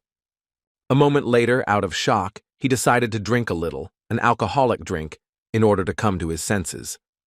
After some time, he looked closely at his friend and asked what level he was now. Henson casually said that he wasn't exactly sure, but he was somewhere around level 30 now. The young man was shocked, as his friend had only said that he had only played for one day. Henson said that was exactly it. He looked at his friend intently and said in all seriousness that in reality it was about 8 hours. The young man froze in shock. But a moment later he looked closely at his friend and with a smile suggested that they work together. Henson, in turn, was shocked by this proposal, but asked his friend to forget about it. Javan looking at his friend, he said that he remembers him at school. They called him to the Pro League, and now he has a divine rank in the game. The young man looked at his friend in surprise and said that everything is in the past. Jawan asked his friend if he knew how much YouTubers make from one video. He said they make around 10,000. Henson froze for a moment and told his friend that he was exaggerating. Javan looked at her friend closely and said that only one good video brings this amount per month, but he already worked with one YouTuber, and he earned 100,000 per month. Henson, in turn, immediately and quietly asked where he should sign. The young man looked at his friend in bewilderment. But after a few seconds, Henson quickly took out a pen and asked where he could sign the contract. The young man laughed and asked his friend if he always carried a pen in his pocket. Henson looked at his friend and asked with a smile what was required of him. The young man said that everything was simple and he had to go into the game and say the time for filming, and then send it to the file, and he would take care of the rest. Henson was surprised as it was too easy. He asked his friend in surprise if they could do it. Javan smiled and assured his friend that people preferred experienced people with polished mechanics. Henson. Looking at his friend, he said that he knew YouTube better, and so he asked if he could take over his channel. The young man was a little surprised. Henson sighed heavily and said that it seemed like he was asking for a lot. Since his friend was also busy, Jawan told the young man that it was not that at all and asked him not to be like that with other people, because if he said that, they would try to withdraw all his money from the channel. Henson smiled and told the young man that that's why he asked him, because he knew a little about YouTube and he was better at all things technology, so the young man offered to split the profits equally. Javan was surprised as his friend had to say other numbers. In favor of himself, Henson smiled and asked his friend if it was really that hard for him to agree and just move on. Henson sighed heavily and told his friend that when he had no money, he helped him pay his sister's hospital bills. Henson smiled and asked his friend if he really thought he had forgotten everything. The young man was grateful for my friend who helped him in difficult times. Henson sighed heavily and told the young man that if he did not agree to split the profits equally, he would not work with him. The young man was shocked, but he agreed to his friend's demands. When he was in high school, he was bullied a lot because he was fat, but Henson was the only one who communicated with it. Henson asked the young man with a smile if he wanted to go get something to eat. He was surprised, but agreed anyway. Henson looked at his friend with a smile and asked if he wanted another drink. The young man smiled and agreed. Javan looked at his friend closely, as he thought that he would take half of the profits for himself. He understood that he was a pop singer and would not take anything for himself. Sometime later, the young man looked closely at the capsule to immerse himself in the game. He understood that if he connected the flash drive, he would see his video. A moment later, he was taken aback as he saw new notification windows. After a while, he clicked on the video recording. A moment later, he downloaded the video about the hidden dungeon as it was his newest video, and he assumed it would be the most interesting. But a moment later, he looked at the notifications in surprise as he saw additional options. Henson was surprised that there were such features. That same evening, the young man turned his attention to his smartphone as he received a notification. He was surprised because his friend did everything very quickly, and now he wanted to watch this video. But a moment later, he looked at the computer monitor in surprise. Jawan was a little surprised as his friend wore a mask to hide his face. He looked at the video with a smile, as he was curious about what would happen next. Jawan noticed that his friend was quickly destroying his opponents.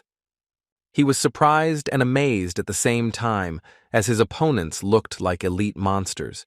He assumed that he might not need to edit anything, as the young man did not make any unnecessary movements.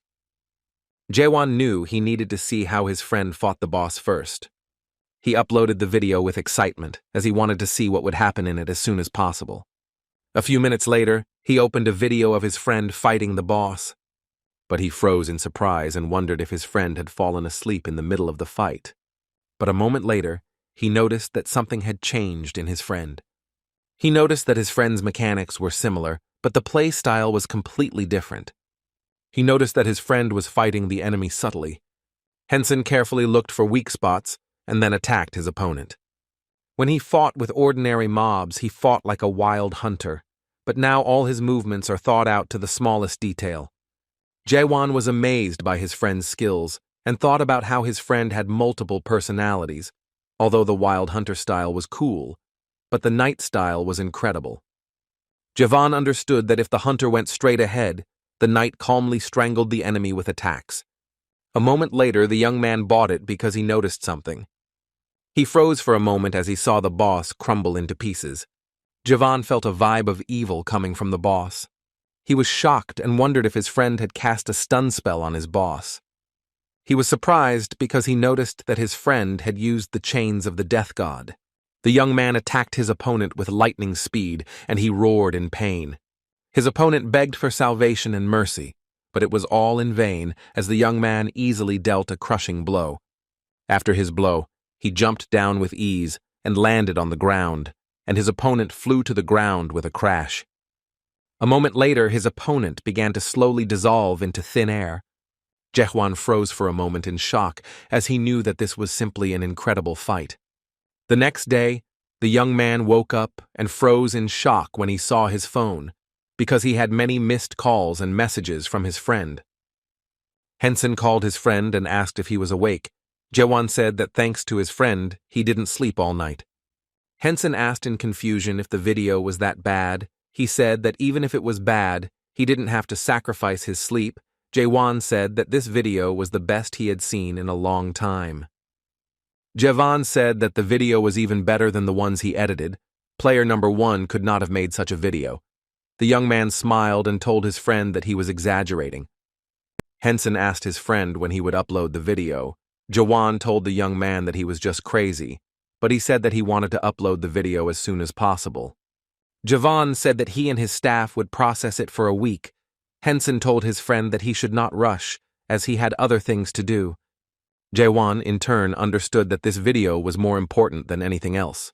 He told his friend not to worry about it the way he would, and would later upload it to the platform and would definitely let him know. Henson, in turn, later wished his friend good luck.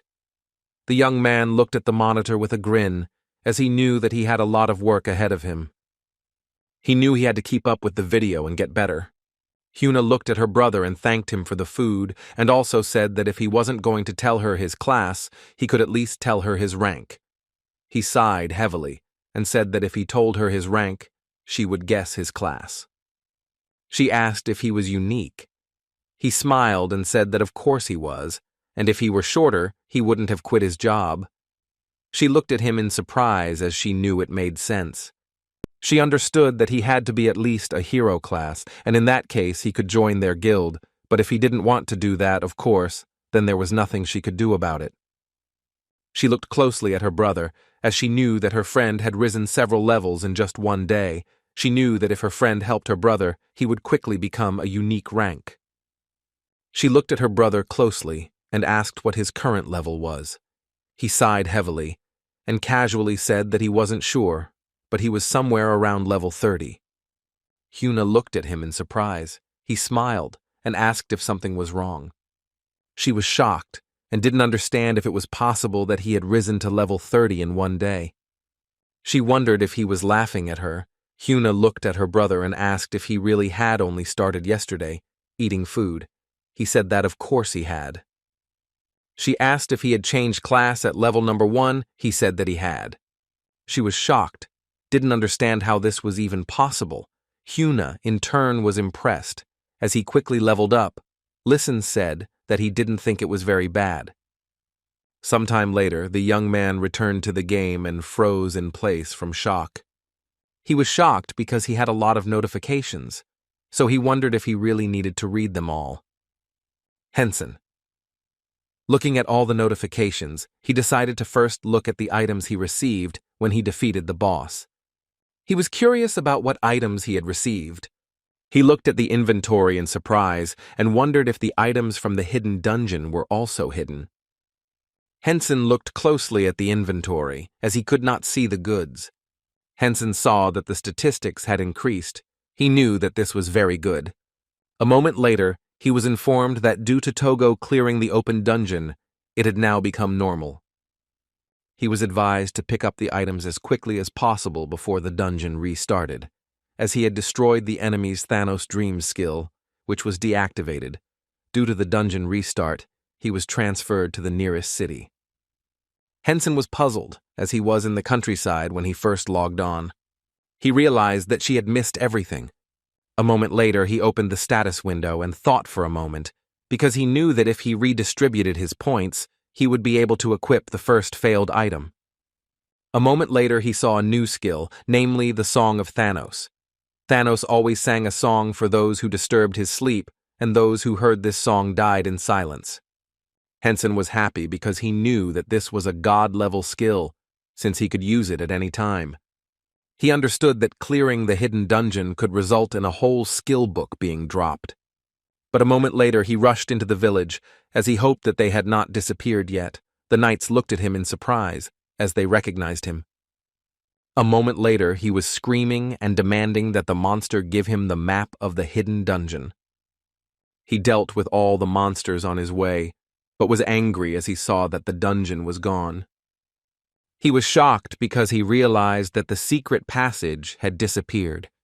A moment later, the young man laughed hysterically as he realized how lucky he was. He sighed heavily and continued laughing, as it was difficult to stop. The knights looked closely at the young man and understood that they should forget about their money.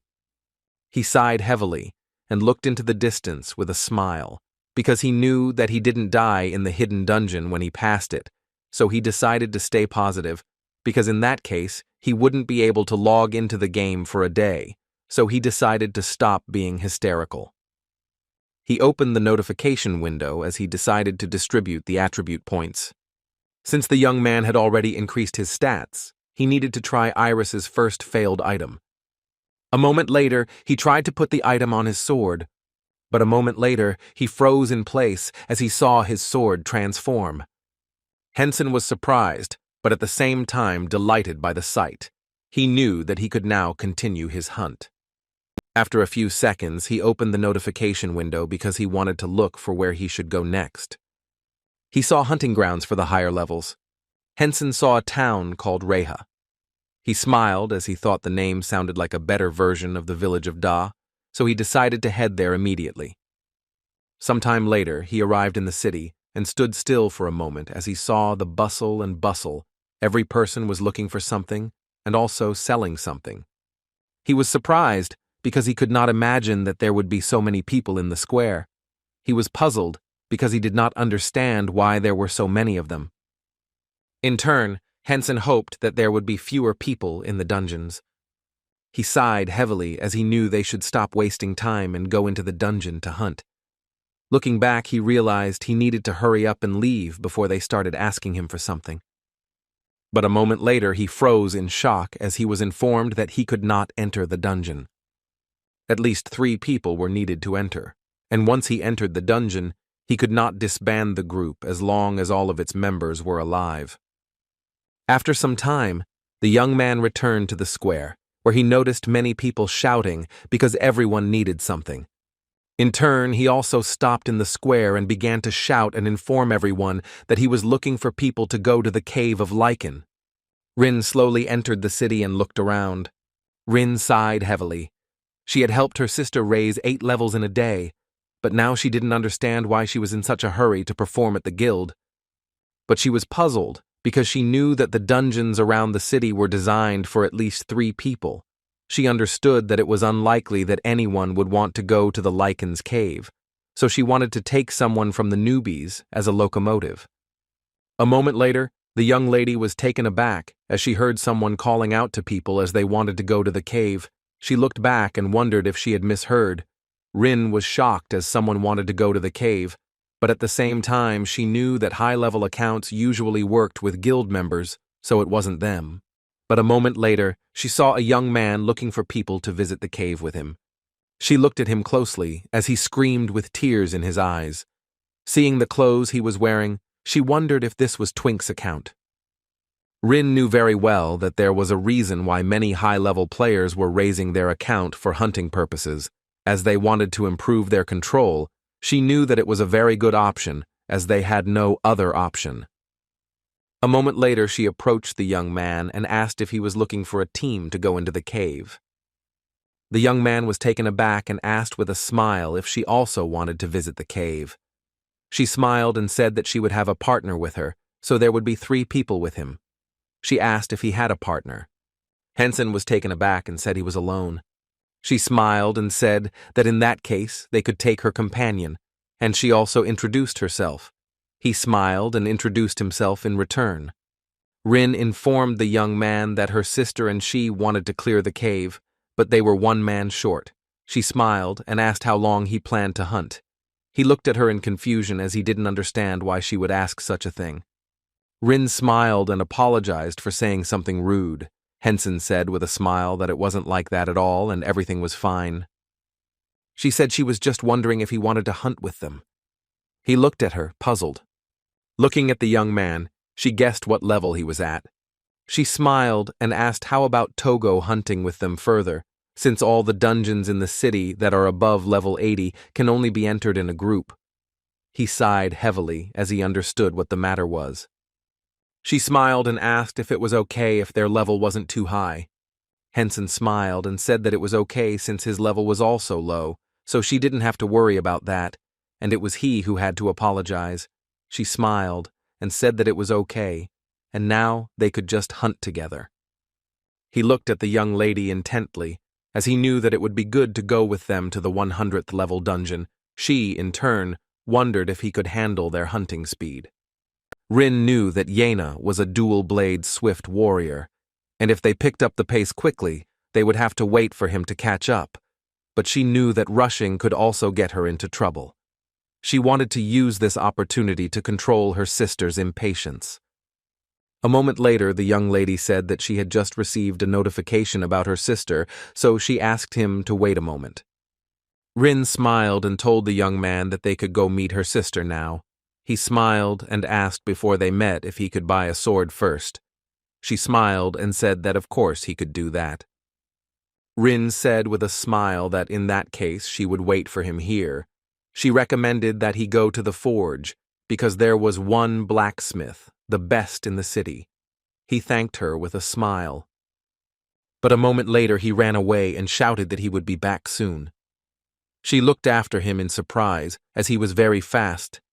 She looked after him with a smile, as he even emphasized speed.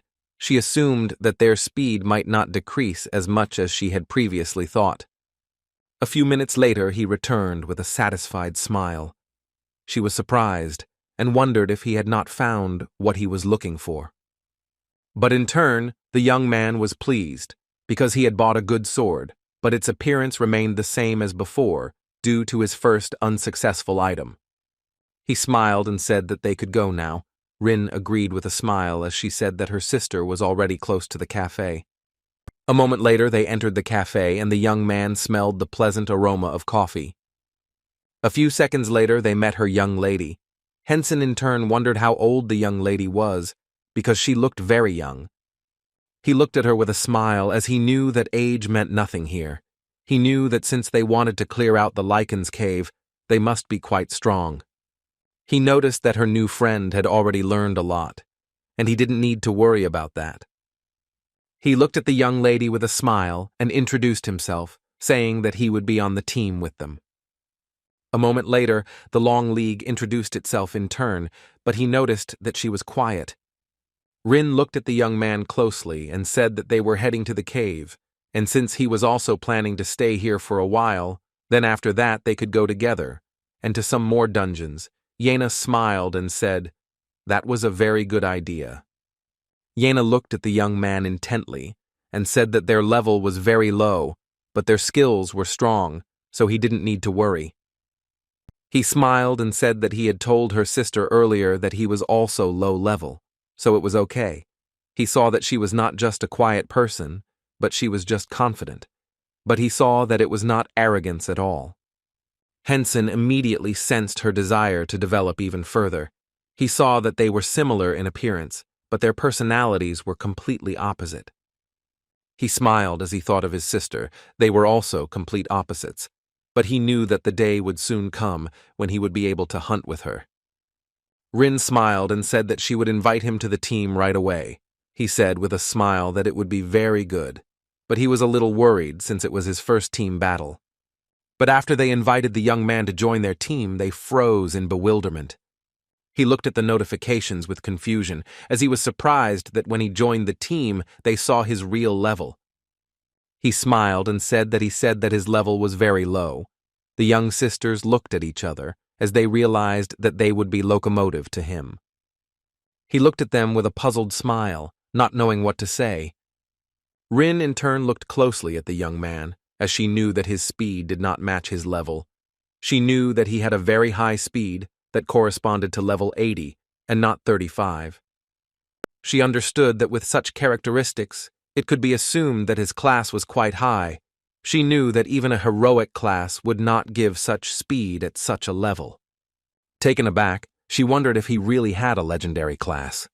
Henson looked at the young ladies intently. He hoped that they would not throw him out the way they looked at him intently and did not answer. Rin understood perfectly well that no matter what, she had to hunt with her young man. Yena looked at her sister and asked what they should do, but the young lady did not answer. The young man was puzzled. He hoped that they would not kick him out after all. He sighed heavily and said that he thought that their level difference was too big. Rin smiled and said that everything was fine. He didn't need to worry. He looked at her in surprise. He hadn't expected something like this. Rin said with a smile that since he wanted to go there, he should have the skills to fight there properly. He smiled and said that of course that was true. Rin in turn intended to test his abilities. Yena sighed heavily as it was supposed to be a better option than wasting time looking for someone else. The young man sighed heavily as he was glad that he didn't have to look for another team. Henson thanked them with a happy smile and also asked if they would mind since he wanted to record their hunt, but if they were against it then it was okay. Rin looked at him in surprise since she didn't expect this, but she said that they didn't mind and also asked if he was a YouTuber. He smiled and said that it was, but he had only just started, so his videos were still being edited. Henson wanted to start filming the video from the entrance to the dungeon. A moment later he stood up and asked with a smile if they were coming. The young ladies looked at him in surprise. He looked at them in bewilderment and asked what they were waiting for. Yena looked closely at the new companion and said that it seemed like he had just started playing the game, but he still had some skills, so they were going to go with him. He looked at them in surprise and asked if they really didn't want to perform so quickly. Taken aback, he asked for forgiveness because this was his first time on his team. Rin smiled and said that they usually studied the details of the locations and geographical features of the dungeon before entering. She said that they thought he would have information, so they were a little surprised when he so quickly said that he was ready to go, but she also said that they don't always do that. He smiled and said that he understood everything, but in turn he did not understand what the point of the game was if you played according to a template. Sometime later, they finally came to the cave with their small group. Rin smiled and said that they were already there. She looked closely at her companions and asked if everyone was ready. He smiled and said that he was ready. Yena looked at the young man intently and asked why he didn't go in first. Rin was shocked, because she didn't expect anything like this from her sister. Gina said that they should at least know what he's capable of before they start playing in a band, and they can help him if he's in danger, so he doesn't have to worry about things like that. By saying something like that to a party member's son they just met, they could anger him. In the game, they couldn't disband the party after entering the dungeon. That's why some players let their party member die to get more exp and items. Rin looked at her sister with a puzzled expression and said that it was wrong to say that. She sighed heavily and said that he was saying rational things. He looked at them with a smile and said that he agreed. The young ladies were surprised. Henson looked at them with a smile and said that it would be bad if they could not trust him during the hunt. Henson said it was because Togo's level was so low, and so he knew it was only fair that he show them his abilities. Rin knew that if she asked him to refuse, it would look like she didn't respect his abilities, but she still wanted to object. But the young man did not want to listen to any objections. He entered the cave with a joyful smile and said that it was time for them to begin. A moment later, they were notified that they had entered a cave. This dungeon had not been visited for a long time, so the monsters had awakened due to a long hunger. A moment later, the young man turned on the recording from a third person. He put on the mask with a joyful smile. The young lady looked at him in surprise and asked why he was wearing a mask. Henson smiled and said that it was just his thing. Their little dialogue was interrupted as they heard the roar of an animal. Henson smiled and said that the parade part was a warm-up. He warmed up for a few minutes before the animal approached him. But after a few seconds, the beast growled menacingly, looking at the young man. Henson noticed that there was a humanoid type ahead. He knew that this would be a lot of fun. A moment later, the monster flew at the young man as it wanted to quickly deal with one. The young ladies were shocked because they saw that he had no intention of dodging, and he didn't even draw his sword. Gina was puzzled, and she understood that the young man would soon die. She sighed heavily as she was harsh with him. But at the same time, the young man easily repelled the beast's blow and struck him back. The girls were shocked and wondered if such a blow was even possible.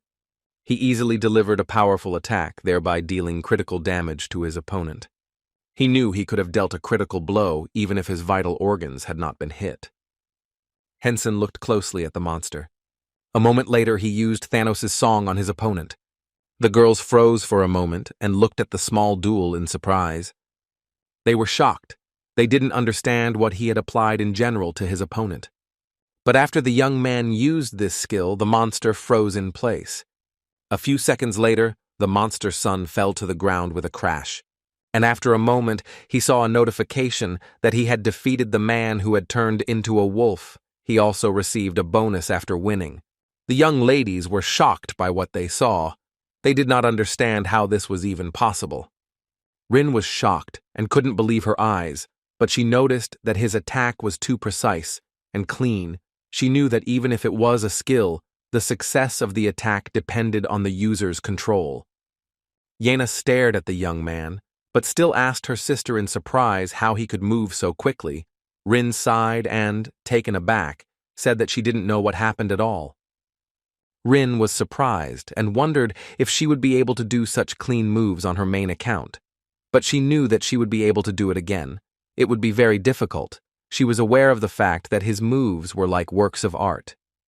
She looked at the young man intently and said to herself with blazing confidence that she should take him to the Heroes Guild.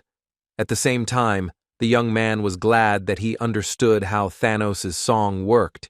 He also understood how to finish off the enemy after he had a little health left. He glanced sideways at his companions, as he had now shown them what he was capable of. At the same time, he saw genuine surprise on the faces of the young girls.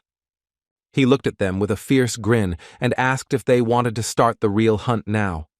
Sometime later, they passed through a corner of the cave and noticed several more lichens. With the speed of lightning, the young man rushed into battle. The sisters were shocked, as he was very fast. Yena looked at the young man in surprise. As he was faster than her, she realized that since there were no visible effects around him, these were his characteristics. She was in shock because she knew she needed to speed up. At the same time, the monsters noticed them and rushed towards the young people with their lightning speed. Henson, for his part, had no intention of slowing down. He rushed at them with cold fury. Drawing his sword, he rushed into battle. He was notified that he had scored a critical hit and activated Thanos' nightmares, causing the target to hallucinate and suffer pain for a few seconds. At that very second, one beast froze, but the rest rushed at the young man. He looked at them closely, as he realized that they were fast after all. Henson was about to dodge. He rushed towards his enemies with lightning speed and dealt blow after blow. He was informed that he had struck in vital places and caused critical damage. A moment later, his enemies roared with a terrible roar, but they were unable to move from their place. He looked at them with a grin, as he was glad that everything was going as he wanted. A moment later, he used Thanos' song. Yen froze in place for a moment in surprise. She rushed into battle, but noticed that their enemies froze in place. Henson, in turn, struck blow after blow with lightning speed. He dealt crushing blows to his enemies very quickly and accurately, and thus easily decapitated them. Gina was in shock because they were very far away, and he killed them before they caught up with him. Rin rushed to her sister with lightning speed and asked what happened, since she didn't see any monsters. Henson turned around and saw that the young ladies had already come to him. Then he asked if they wanted to go to the next location. The girls were surprised, because they did not expect this. They looked at him in bewilderment, but the young man immediately rushed as if into a cave club. Rin smiled and looked puzzled, telling her sister that it was time for them to follow him. At the same time, Henson was running at lightning speed. A moment later, he stopped as he saw his opponents. There were 4 of them. He knew that he would have about 4 more minutes before Thanos' song would recharge. But he was not going to give up and wanted to test the operation of his new equipment without any skills. Henson, with the speed of lightning, drew his sword and rushed to attack. At that very second, his opponent growled even more as he dealt him very strong blows. Henson noticed in turn that when he attacked by swinging his hips in this manner, he dealt great damage to his opponent. He knew that the rare weapon was far superior to the common one. And such a fight brought him joy. With lightning speed, he dealt each opponent blow after blow. He didn't dodge, and all he did was go straight ahead. But his opponent tried to block his blow. Henson was surprised that his opponent was able to block the punch, but he knew that he had to counterattack if that happened. With lightning speed, he dealt several crushing blows to his opponent. Thus, he was able to defeat him with ease. A moment later, he turned around and saw that his companion was also there and dealing with the opponents. He looked at the young lady in surprise as he saw her dual blades. He was surprised and at the same time charmed, as she fought very cool and awesome. But a moment later, he ran around, as he remembered that there were still opponents left. He froze for a moment in surprise, as the man who had turned into a wolf felt fear and whined. He realized that monsters could also be afraid of the user. With a fierce grin, Henson looked at his opponent, and at that very moment dealt him a crushing blow. A few seconds later, his opponent vanished into thin air, and he received an additional bonus from the one who destroyed the opponent. Henson looked at the trophy in bewilderment, as he had gotten a spear that he did not even need, but he wanted to take it, as he assumed that he could sell it for a good price. Henson looked closely at his companion and noticed that she fought very well, and assumed that she did not even need help, because if he offered her help, she would be offended. In any case, he noticed that her movements were very good. Henson, watching his companion fight, noticed that she even used her blades as a shield. She dealt twice as many attacks when swinging quickly. Henson looked at the young lady with admiration as she dealt with her enemy with ease. He noticed that her fight was very impressive. Henson looked at his companion with a smile and wondered if he should also try 2 swords in combat. He knew that Thanos' nightmare covered all types of weapons, so he assumed that he would succeed. But a moment later he sighed heavily and pushed the thoughts away, as he realized that there was no need for him to change his current style. A few minutes later, Rin ran up to them and hurriedly asked if it was all over already. Yena said that the fight was over and their companion had killed 3 enemies, and she, unfortunately, had only killed 1. Henson looked at his companions with a satisfied smile and asked if they would go further. Without waiting for an answer, he rushed into the depths of the cave. He happily said that the team was a lot of fun, but the young ladies were only amazed by his persistence and speed. Yena asked her sister in confusion if the young man was angry with her. Rin, in confusion, answered her sister that she thought so. a fact that only a few new guilds knew. The Heroes Guild is the only one to receive territory, with only 7 members. Sunny sat in the castle and sighed heavily, as she was very bored without her sister Rin. Sunny knew that Kaiser was on an assassination mission, and the old tank's wife was pregnant. Rin was helping her little sister, and I and Stewie were on their class missions. She sighed heavily, and wondered if she should really grind the twink after all. But a moment later she looked back with a smile, as she realized that someone had arrived. Hyuna smiled and greeted her friend. Sunny rushed towards her friend to hug her. Sunny looked at the young lady with a happy smile, and asked if she had returned from the hospital. Hyuna smiled and said that it was indeed so. Since her brother had left work and was playing with the idea, she needed to be more careful so that he wouldn't find out. Sunny looked at her friend in surprise and asked why her brother left his job. She smiled and said that she knew me a lot, but he left because he got a good grade when he was at level 1. Sunny asked her friend if her brother worked at the electronics firm.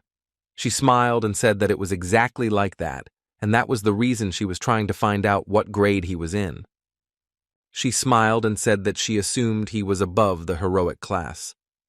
Sunny looked at her friend with a smile and said that it was probably true, since to quit such a good job, one would need to be above the hero class. Hyuna smiled and said that in that case, her brother would need to be in the state in order to join their guild. Sunny asked her friend what his son's skill was, because everyone on their team was a professional. Sunny wondered if he would stand out, but she also said that little sister Rin also seemed pretty strong. Hyuna said that her brother had gotten a class that was at least heroic rank, and said that he had reached level 30 in just a day. The young lady was shocked and couldn't believe such things. She asked her friend if this wasn't a lie. Hyuna smiled and said that although her brother liked to fool around, he wouldn't lie about such things, and his reaction didn't show that he was lying. She was shocked because she didn't expect him to be really that fast. The young lady was shocked by what she heard. She understood that such a thing was simply impossible if he did not have good skills. She sighed heavily and said that the beta was a little hard to believe, but if it was true, then she had to say that he was more experienced than their friend's sister. Hyuna froze in place for a moment in surprise. She smiled and told her friend to stop saying such things, because she was just exaggerating. Sunny said that even their friend's sister couldn't do such a thing. She looked at her friend with a smile and said that they could ask her directly. The young lady supported her friend. Sunny screamed at that very moment and called for her sister Rin. Rin told the girl that she would call her back later, as he had run off again. She apologized and immediately shouted at the young man to wait for her. Sunny froze for a moment in confusion. Hyuna looked at her friend with a happy smile and asked what Rin had said. Sunny sighed in confusion and said that their friend was busy now. Hyuna smiled and said that it was nothing to be upset about and they could ask it next time. At the same time, the young ladies ran after the young man, as he was very fast. Rin received a notification that she had been running continuously for a long time, and her reaction speed increased. They both thought he was definitely unhappy with their speed. Rin watched the young man with tears in her eyes, as she thought she wouldn't be able to recruit him. At the same time, the young man, despite everything, ran to meet his opponents. He was taken aback for a moment as he saw a whole flock of Oba relatives. Henson looked at his enemies with a satisfied smile, as he intended to kill them all. The werewolves saw the young man and growled at him, but a moment later they all rushed in a crowd at their opponent, who was running to meet the heavenly ones.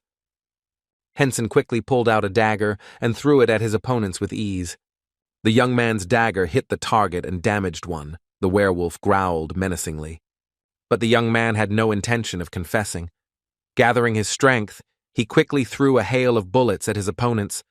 His bullets hit their target, each bullet quickly landing on its intended target, while his opponents growled in rage, but still ran towards their opponent. They were furious and had no intention of giving up. Henson, in turn, looked at his opponents with a smirk, because he knew that everything was according to his plan. A moment later, he rushed at them, drawing his sword from its scabbard. With ease and grace, he dealt blow after blow to each of his opponents. He knew that he did not need to touch those who were charged. Henson was well aware of the fact that he just needed to hit the rest with his blows. But a moment later, his enemies froze in place with bewilderment on their faces. They were furious. They didn't understand how a pathetic man could ignore them. With lightning speed, they all rushed at him in a crowd. He noticed that they were very skillful and fast. But the young man did not lose his head, and at that very moment used the Song of Thanos. His opponents froze in place and could not move. The werewolves were furious, but unfortunately, there was nothing they could do. At that very moment, Henson rushed into battle and easily dealt with his opponents. A moment later, he was notified that he had killed all the werewolves and received even more experience points. He stared into the distance as his level was raised. But in turn, the young man was dissatisfied because he did not understand why he was given so little experience after the battle. After his fight, he looked back as he saw that his companions had finally come running to him.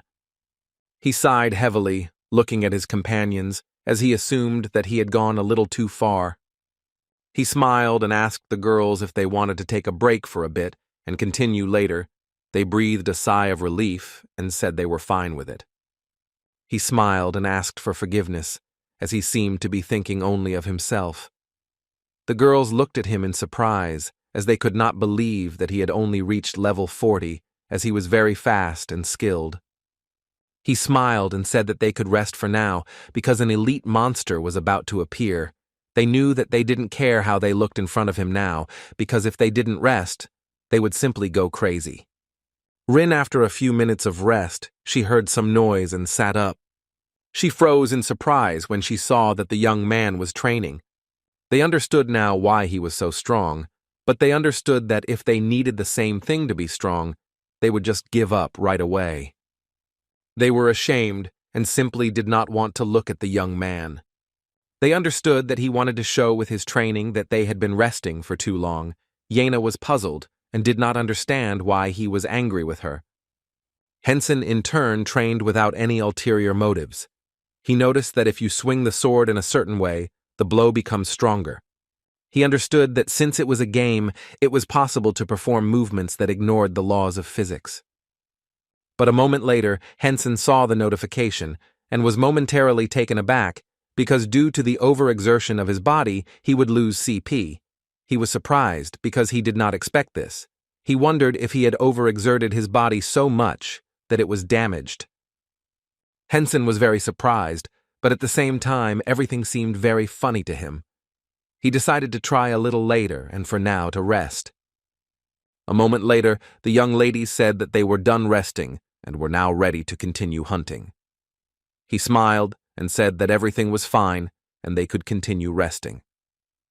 They said they were fine, and the sooner they finished hunting, the sooner they could rest. They knew he was the only one who was against them resting because he had been training all this time. They knew that if they told him they wanted to rest, he would train again. Henson looked at his companions with a satisfied smile and said that this time he would slow down. A moment later, they were running deeper into the cave. The girls were glad that he had managed to slow down, as at this speed they could easily keep up with him. But a moment later, they were taken aback and looked at the young man in surprise. Rin, in turn, thought that he was now angry because they were too slow. She understood that compared to him, her sister was kindness itself. Yena was really angry at her sister when they slowed down, but now she had to apologize to her for it. Henson looked into the distance with a satisfied smile, since he could hit faster if he did such exercises. Sometime later, they came across a fierce beast that growled very menacingly. Henson looked closely at his opponent, as he was definitely different from the ones he had faced before. It seemed to him that he was looking at a werewolf who had gone to the gym. But a moment later, he noticed that there were dozens of werewolves with him, and Henson realized that this was going to be difficult for him. He looked at the girls with a smile, because earlier he took all the fun for himself. He knew that they also needed to have fun. He assumed that because they were bored, their faces did not look cheerful, so he told them that he would take care of the elite monsters and leave the rest to them. They were surprised and did not understand why he suddenly behaved in such a way. They understood that all they did was just run after him. and yet they were still tired. Rin prepared herself for battle, as she knew that since she held the position of guildmaster, she couldn't look weak now. A moment later, the young man rushed into battle. His opponent was furious, and therefore growled very menacingly and ferociously. But this did not stop the young man. He moved towards his opponent with lightning speed. But he, in turn, dealt blow after blow, but Henson dodged each blow with lightning speed. And a moment later, he still managed to inflict damage on his opponent. But at that very moment, he jumped back.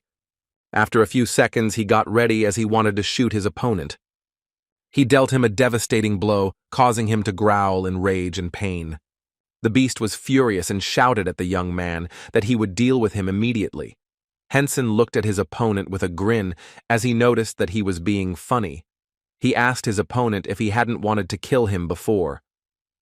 These words angered the beast, and he rushed into battle with lightning speed. But the young man only looked at his opponent with a fierce grin, and at that very moment threw his small dagger at him.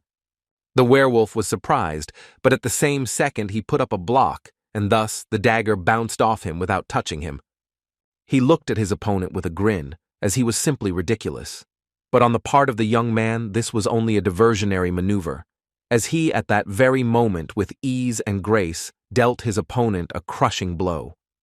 The werewolf growled in pain, but the young man immediately saw a notification, since he did not deliver a powerful attack, and at the same time his opponent received critical damage. The werewolf turned around and looked at his opponent with fury, because he knew that he had to kill him immediately. But the young man did not move from his place as he listened to the roar of his opponent. After a few minutes, he used the Song of Thanatos, and his opponent trembled and froze in place. A moment later, the young man dealt him the final crushing blow and defeated the elite werewolf. He was notified that his level had been raised. Henson looked into the distance with a smirk, as he knew it had been easier than he had assumed. Now he wanted to see how his girls fought. He saw that Yena was quickly wielding her sword, and the more he looked at her, the cooler she looked. Rena. According to his observations, it was much more accurate and neat. He looked at the girls with a satisfied smile, because he knew that they were both very good-looking.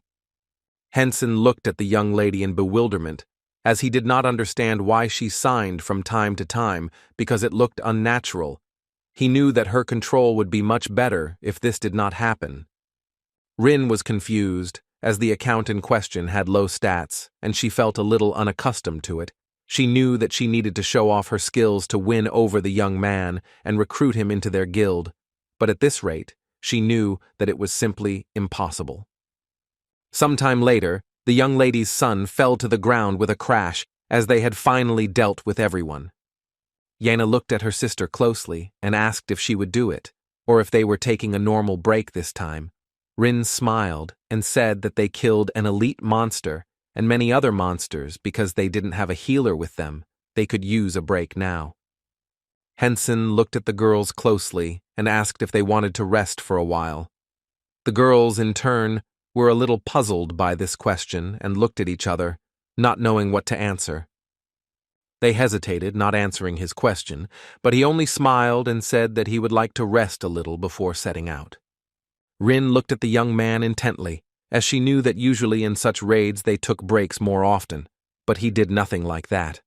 And she wondered if he was going to train again. Yena, in turn, looked at the young man in surprise. She knew that he was incredible in both good and bad ways.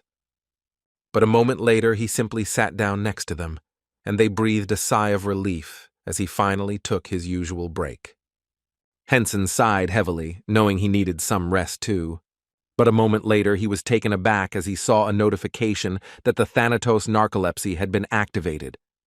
Henson cursed loudly, as he knew that he was about to be forced into a state of sleep.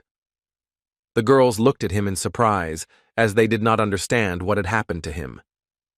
He was also informed that until the forced exit, his avatar would remain in the game, even if the capsule broke, so he could disconnect from the game.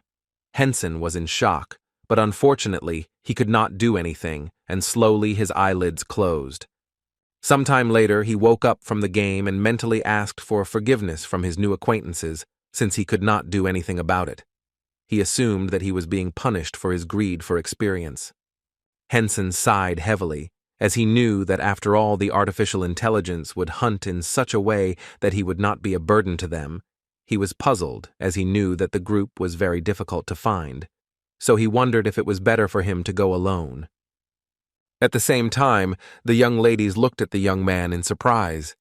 Looking at their companion, they wondered if he had simply fallen asleep. Rin knew that he had been through a lot of battles, and it would be logical for him to just fall asleep. She looked at him with a smile, as he finally looked like a normal person. But a moment later, they looked at the young man in surprise, as he stood up abruptly, but his posture was unnatural.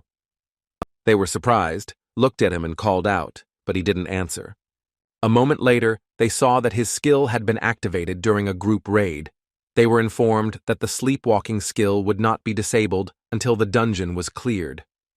The young ladies looked at their companion in surprise, as he simply turned around and walked deeper into the cave.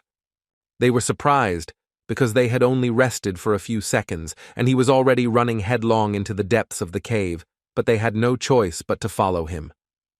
A moment later, they followed their companion with lightning speed.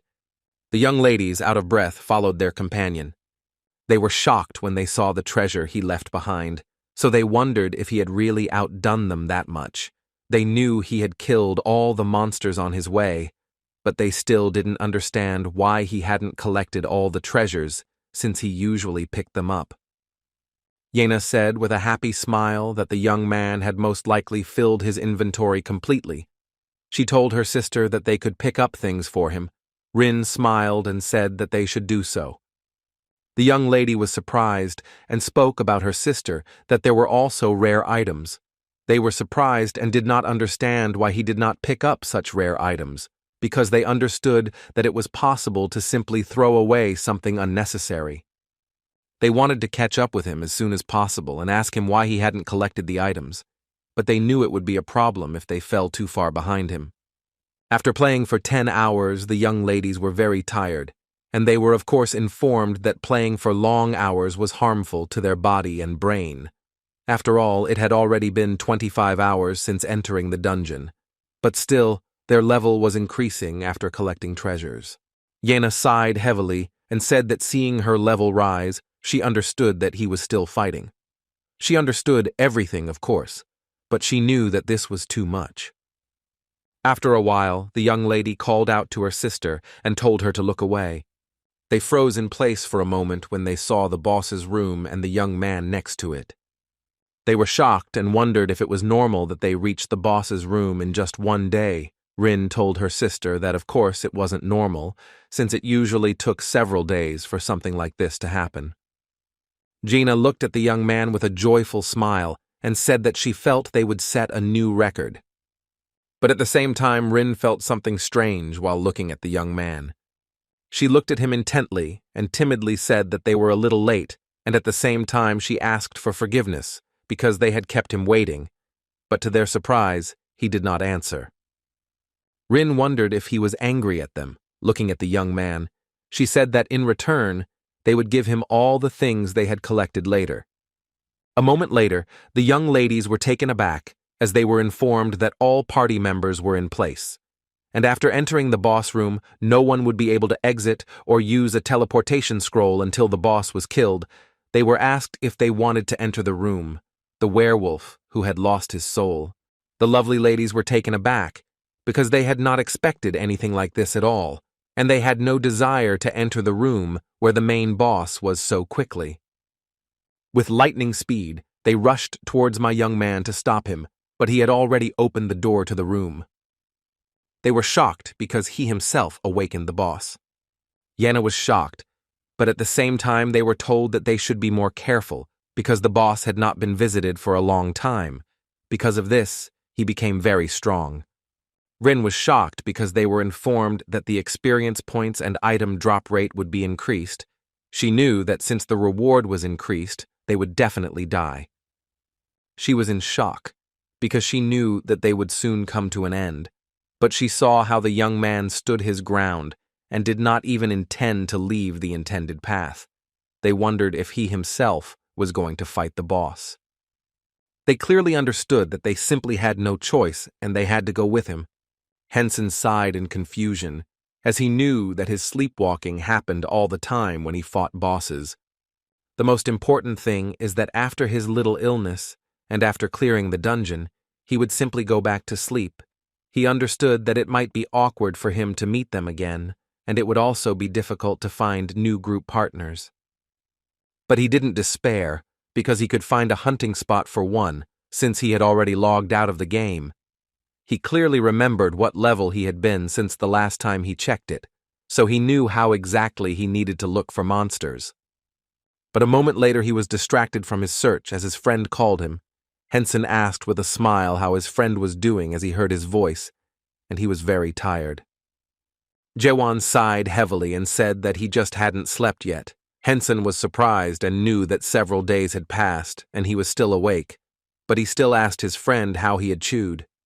Jaewon sighed heavily and said that he would drink an energy drink and he would feel better, but the young man still asked his friend to rest, as he knew that the video was not urgent. Jaewon said he was doing it because he wanted his friend to not have to worry about that, and he also asked if his friend remembered how he killed that boss. Henson remembered the video he sent recently, because he fought the only strong character he killed, and it was the vengeful spirit of the orc shaman. But in turn, he did not know if he could be considered a boss. Henson asked his friend if he was talking about the vengeful spirit of the orc shaman, but his friend said that he was talking about the berserker Karak. Henson asked in surprise if there was really a video of him killing him. The young man asked his friend in surprise if he hadn't seen the video he sent. Henson, for his part, was puzzled, as he distinctly remembered falling asleep just before the fight. Henson. He sighed heavily and said that it just so happened that he didn't remember it, but still asked anxiously what had happened. Jaewon told his friend that his first half and second half of the game were completely different, so he thought about the concept of compliance. Henson was surprised and asked his friend to tell him more about it. Jaewon was a little puzzled and wondered if his friend had problems with his head. Henson asked his friend to tell him about his playing style because he was interested in how it was different. Jaewon told his friend that his movements were more deliberate. Usually he would run like crazy to force his opponent to go on the defensive, but when he fought Karakhan, he was more focused. Jaewon said he felt like his friend was listening to his opponent's breathing, and he didn't give his opponent any chance to react and continued to push him into the corner. Jaewon said that his friend used this style, and it could be called knightly. The young man sighed heavily and said that he really found it hard to believe that he fought like that. Jaewon hesitated for a moment and timidly asked his friend if he had a problem with his head. Henson was shocked and shouted at his friend not to treat him like he was crazy. Jaewon told his friend that his play style was completely different from before, and he felt like his friend had a split personality. Henson sighed heavily and said that it was not that simple. When he fought an enemy, a certain skill was activated, and the AI was fighting him, not him. Jaewon was shocked by this statement. After all, it was the first time he heard such a thing. He knew that this was only allowed for divine ranked classes. Henson said that he was also very surprised and could not even think about it. Jaewon smiled and told his friend that he thought he had a problem with his head, but he was still glad that it wasn't so. Henson told his friend not to worry as he was fine. Jaewon Chem exhaled and also asked if he was right in thinking that controlling the AI body was not much different from his usual game. The young man sighed heavily and said that it was. Jaewon asked his friend to wear a black mask when he was playing and a white mask when the AI was playing. Jaewon told his friend that he thought it would be nice to share his style. The young man sighed heavily and said that he would think about it. Jaewon, with a smile, asked his friend to watch the video he sent him. Henson sighed heavily, feeling a little awkward watching his own video. But he still decided to watch this video. He froze for a moment when he saw the finished video. Henson was surprised to see a white mask on his face, as he had chosen a black one. He realized that his friend was just being cheeky because he changed the given mask shade when he edited the video because he wanted to support the concept. After watching a few fragments, he understood what his friend was talking about. Henson noticed that it was a completely different fighting style, and after watching it, he wanted to take an example from his movements. Henson thought for a moment, as he had learned a lot when hunting in a group. But he looked at the video with a smirk because he learned a lot from watching it. He was a little glad that he watched the video because he knew that this game was getting more interesting. The main boss looked at the young people with a fierce grin and asked if they really came to him on their own. The young man stood there without flinching, and the young ladies looked at the boss in fear because they did not know what to do. He looked at them with a fierce grin and said that their courage surprised him. But a moment later he still, looking at the people, cursed very loudly. He shouted that they should not think that he would lose his power because he had no soul. Moments later the beast lunged at the young people. Milady was shocked because they noticed that he was very fast. They understood that it was very dangerous because they could die. But a moment later, to their surprise, the young man repelled the enemy's attack. They were shocked because he blocked the attack and thus protected them. But a moment later, the young ladies were taken aback as they saw that he could not bear it and was thrown back. They were in shock as their companion fell to the ground with a crash. They turned around and saw him hit the wall with a bang. The young ladies realized that they were now in danger. But a moment later, they were taken aback as a hail of bullets flew past them. At the same time, their enemy growled in rage and pain as he was hit by bullets. He was furious and did not understand what kind of base attack he had received from the man. He looked at the young men with fury as he knew that he would kill them, but a moment later they were taken aback as their comrade rushed past them. Henson, with lightning speed, dodged the blow of his opponent and at the same moment tied it up in the air. With ease and grace, he stabbed his opponent in the back. The werewolf looked at the young man with fury and cursed. But a moment later he turned around and struck him. But the young man easily parried his blow. The werewolf was not going to give up so easily and swung his arm to deliver another blow. But at that very moment the young man struck him and bounced back, landing with grace on the ground. Rin looked at the young man in surprise and wondered if he had injured the boss's shoulder by changing the orbit of his attack. They were shocked because they knew it was very artistic and simply amazing on his part. But the werewolf was burning with rage and anger, and he immediately rushed at his opponent, Boyko, but he stood still without moving. A moment later, the young man used his skill on the enemy. Unfortunately, the other man did not notice anything, and growling, he pounced on the enemy. But a moment later, he was taken aback and froze in place in shock as he was dealt critical damage, and due to the enormous shock, he was stunned for a few seconds. Henson, in turn, immediately dealt his opponent several blows with lightning speed. The werewolf growled as he was pierced by the enemy's sword. At the same time, the nightmare of Thanatos was activated. Thus, the werewolf should have experienced hallucinations and pain for several seconds. A moment later, the young man dealt his opponent a crushing blow. The werewolf was furious, so he shouted at his opponent that when he tore him apart, he would not satisfy his anger. He did not understand how the young man dared to do something like that to him. A moment later, he rushed towards his opponent, Lacey near him, in order to confuse and strike. A few seconds later, he struck his opponent, but the young man easily repelled his enemy's attack. The werewolf was furious. He knew the effects of the skill were dire, but he noticed that his skills needed to recharge before he could use them again. But a moment later, the werewolf was taken aback as the young man dealt him another crushing blow. He was furious, and at the same time burning with bewilderment, since he had inflicted a lot of damage on his opponent, and yet he was safe and sound. The werewolf understood and was sure that there was some reason why he was so strong. A moment later, the werewolf was taken aback and looked askance at his opponent in bewilderment. He didn't want to repeat the feeling of his abilities at all. But a moment later, the young man went on the attack and struck his opponent, but at that very moment, the werewolf blocked his blow.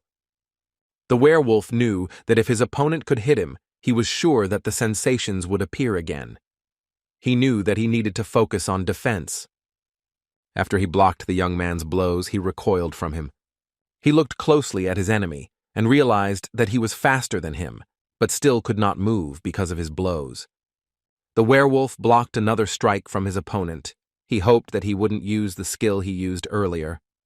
But his fears came true, as the young man dealt him a crushing blow a few seconds later, and he received critical damage. Henson cast a nightmare on his opponent, causing him to experience hallucinations and pain for several seconds. The werewolf was furious because he knew he had lost. He froze in place, but at the same time he saw how the young man simply flew towards him in order to deliver a crushing blow. Henson landed several blows on his opponent with ease and grace, but the werewolf was filled with anger and fury, and he understood that he would not give up so easily. A moment later, the werewolf growled menacingly. His roar echoed throughout the entire cave. Gina was confused and didn't understand what was going on at all, as she saw that their opponent was furious. Rin froze in shock as they were informed that their opponent had become stronger. A moment later, everyone saw a notification that the next phase of the boss fight had begun, but the young man simply stared at his opponent, not making any unnecessary movements.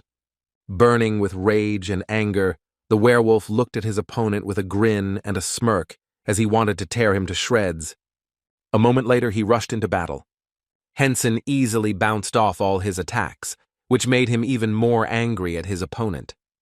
Yenna, in turn, knew that after the boss awakened, his size and strength increased, but his speed decreased significantly. Rin said that this was not so, because it was the control of the young man. Because if they were in his place, they would not be able to dodge the boss's attacks. At the same time, the young man looked closely at his opponent and used the skill. The werewolf was in shock as a hail of swords rained down on him. But a moment later, he still managed to repel his opponent's attack and thus broke his sword. With lightning speed, he struck his opponent blow after blow, but Henson gracefully parried his blows, and having struck his opponent, he bounced away from him. Rin watched the fight as if spellbound, because she understood that it was simply incredible. She saw that before the attack with the werewolf, he jumped gracefully. She noticed that he used his shoulder as a brace to further increase the distance. But at the same time, he prepared for the attack.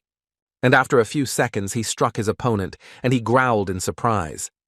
The werewolf was furious, as he understood that he needed to deal with his opponent as quickly as possible. He froze in surprise as his opponent rushed at him with lightning speed. He was surprised because his opponent charged and didn't use his skill. He assumed that his opponent couldn't use it because of the distance. Then he decided to distance himself from the reviews of his opponent. The young ladies were shocked because they saw that they were both very fast. Rin looked closely at the werewolf, as she knew his movement was a deception. She knew that her companion had not planned to use that skill from the beginning, as he was simply playing on the beast's emotions. She understood that the power of his skill was so incredible that his opponent would be better off retreating. She looked at the young man with admiration, but noticed that his style of play was different from before. She understood that now it was much more refined. She was shocked because he drove the opponent using his emotions, and at the same time he attacked him fiercely. She, in turn, felt that the process was very different, and so she understood that he had several polar opposite styles of play, and this was very surprising. She looked at the young man with admiration, as she understood that she needed to recruit him into the Heroes Guild. The werewolf was in shock as he realized that his opponent was faster than him. But he still looked at his opponent with a grin, as he was curious about what he intended to do next. But to his surprise, his opponent froze in place for a moment. Henson glared at his opponent and took advantage of the mortal piece. Cerbis froze in place, as a deathly calm was imposed on him. Cerbis was furious, and at the same time he was shocked, because, unfortunately, he could not move. A moment later, the werewolf was put to sleep for a minute, and the next minute, the damage that would be done to him would increase several times.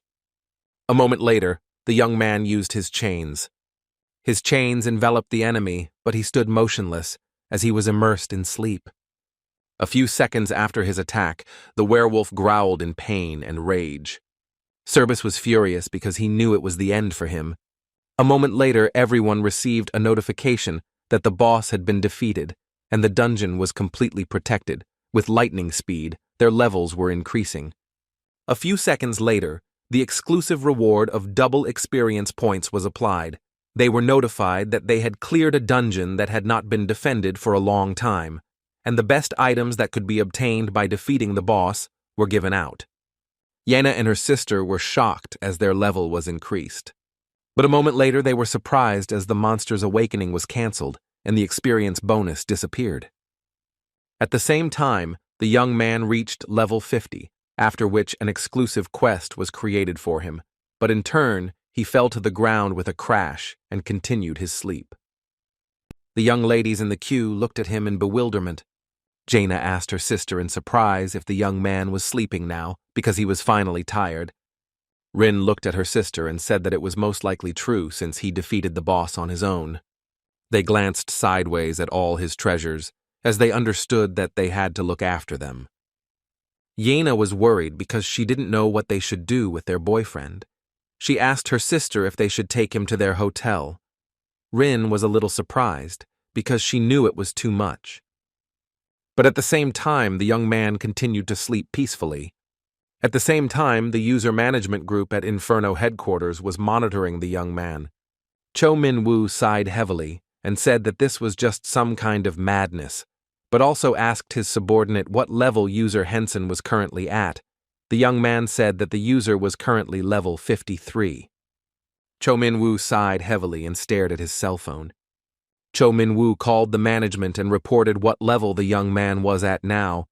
The manager said that they had not finished the preparations, but there was nothing they could do about it, and he also asked how things were going with the Empire.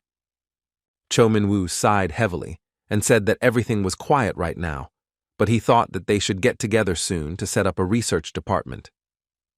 The manager said that there was no way the Emperor could stay in place, but he still wanted to know how user Henson was doing, whether he had completed the class quest. Cho Min-woo reported that he was currently sleepwalking and that it would take another 7 hours in real time for him to wake up. The man sighed heavily, knowing that it was very troublesome. Cho Min-woo said that it was, but in his head he was combining the information he had at the moment. When the user's class quest was unlocked, a giant castle appeared in the Empire's Vienna. Vienna is a city surrounded by water that was created using the Venice motif. It is one of the most popular cities due to its beautiful appearance and level 100 monsters, and the city also had a large number of users. Iron Blood Monarch Karen will never leave the castle untouched, and he will at least bring a lord from the nearest city to form a research corps. Cho Min-woo clearly understood that the main problem now was user Henson, because they understood that this user had to go there first, and if the research corps got there before him, it would create big problems for them. The manager told the young man that they should just observe for now, and if anything unusual happened, he should contact him immediately. Cho Min-woo, in turn, agreed with the management. Cho Min-woo knew that there was still a lot of time until the young user awakened from his skill. But looking at the situation of the Empire, the most unpredictable person was the Iron Blood Monarch. Unfortunately, because of him, countless users were sentenced to prison for many years. For this reason, the customer service department was bursting with complaints. Cho Min-woo clearly understood that it would be a relief if the Iron Blood Monarch showed little interest and sent the research department through the lord located in the residential area. After that, it would be ideal if the young man arrived at the castle before they arrived, but he knew that if something went wrong, something terrible would happen. A moment later, Cho Min decided to take a look at the documents, as he wanted to find out who was the current mayor of the city. Looking at the information about the measure, he understood that if it was someone like a man, then they would not have big problems. Cho Min-woo knew very well that he would rather send users than his own guards or knights, and if the research organization was made up of users rather than NPCs, then the young man might be faster, as it would take time to gather users and there would also be various issues to consider. But he knew that this would only happen if the Iron Blood Monarch gave control to the city's mayor, rather than taking control himself, for this would not only affect the search for Henson, but it would also inevitably awaken the monster that was sealed inside. The snake wyvern Aguilera is very scary, and the demonic wyvern was sealed by the disciple of Thanatos long ago, At the current level of users, it is the worst raid boss for them. Cho Min-woo knew it would be a relief if the Iron Blood Monarch killed the snake, but he was worried and wondered what if the Emperor couldn't do it. He was furious because he knew that this would be the worst-case scenario, as the Empire could fall apart because of one monster until there was a user to stop him from being killed. He looked at the young man closely, because he knew that he had no choice, and he had to support the young man, because if the snake woke up, then the Korean server would have a lot of complaints. He was furious because he knew that this simply could not be allowed to happen. He remembered that when the young man reached his 50th level, that woman also received a task. He knew that she had a class related to Thanatos, although she did not have a divine class, but she had a powerful legendary class. But the detailed description of the quest was slightly different, but she also went to the castle where the snake was sealed. He prayed that they would unite and prevent her from being resurrected. The man who was always mentioned when deciding who was the strongest on the continent, it can easily be said that he is, and this is not an exaggeration, the iron-blooded monarch Charon. He looked closely at the man who was shaking next to him. Trembling, the man asked the emperor for forgiveness for speaking to him like that, but it seemed to him that suspicious structures had appeared on the eastern side of the city. He was in shock because he understood that if he said something wrong, then it would not end with just his neck. He understood that many would be destroyed, and he definitely needed to concentrate. The emperor sighed heavily as he saw that his vassal was very timid. He looked closely at the man and asked why the information was given to him. The man froze in shock. He didn't know what to answer the emperor. The emperor, in turn, looked at the man with cold fury and asked why he did this. The man was in shock, shaking with fear. He asked for forgiveness and shouted that he would report this to the mayor of the city so that he could take care of it immediately. The emperor sighed heavily and informed the man that he was fired. The man, trembling with fear, thanked the emperor for sparing his life. At the same time, everyone was happy because the emperor did not kill the user. The emperor looked intently at the man, who immediately ran away. He sighed heavily as he did not understand why his subordinates were so afraid of him. He had never been cruel to the citizens, but somehow he had become a tyrant. He was taught that all emperors should be ruthless and self-confident, so that's what he did. He never showed mercy to his enemies and never gave pardon to any prisoner. Because of this, he always won the wars, and they became the most powerful empire on the continent. But he was puzzled by the fact that all his subordinates were losing their heads in fear. He knew that he didn't need to say anything now, because even his guards, who were supposed to protect him, were trembling in fear as they looked at him. Charon sighed heavily, for he knew that they were just pathetic fools. He was puzzled and bored, because there was no interesting person around. The palace was filled with those people who were either afraid of him or too loyal to him. Charon was puzzled and knew that it would be nice if someone was around to entertain him, for his patience was running out. He knew that among the so-called travelers there were only rude people, and among them there was not a single interesting person. Charon knew that if it were up to him, he would secretly leave the palace and go on a journey, but if he did something like that, there would be an uproar. He was sure that he and the people would turn everything upside down to find him. He understood that it would be difficult. Charon thought for a moment, because he understood that this was a very good idea, because he had previously heard that a new structure had appeared in the city. But he still knew that even though he was curious, it would still be boring for him, because the monsters there would only be level 100. But a moment later he beamed as the perfect idea came to him. He looked into the distance with a satisfied smile as he realized that he had to hold events in the Empire. He wanted to hold an event in which everyone, even a traveler or a citizen of the Empire, could take part. He thought with a fierce grin that it would be nice to have a combat competition, because he understood that at least it would not be boring. In turn, the Emperor hoped that someone interesting would show up at this competition, although he knew that going out for a walk was also a good option. The man looked closely at the Emperor as he saw his sinister smile, and he felt uneasy. At the same time, the Emperor was thinking about what prize the winner should receive. He understood that if he defeated the citizens of the empire, he could give him a chance to work in the palace, and at the same time, he wanted to let him take one thing from the treasury. The man told the emperor that he still had some business to do. But the emperor waved his subordinate off and said that everything should be postponed for later, because he was now thinking about something very interesting. The emperor sighed heavily, as he knew that the problem was with the travelers, because most travelers were selfish, of course. He understood that there were exceptions, but they were few. Charon was puzzled, because he did not know what to offer the traveler if he won. But a moment later, he opened the door to his treasure room with a fierce grin and realized that he could offer him a wish. Charon knew that whoever got the prize had to think of something out of the ordinary, and if it was a selfish person, then he could just give him something out of the ordinary. But if he asked for something out of the ordinary, then it would be a very entertaining spectacle. The emperor looked into the distance with a fierce grin, as he hoped that a very interesting and entertaining person would appear soon. The Imperial Battle Competition is a big deal on the Korean server, as it brings together all the users who want to make a name for themselves. The emperor was jubilant, because he knew that a great event was about to begin.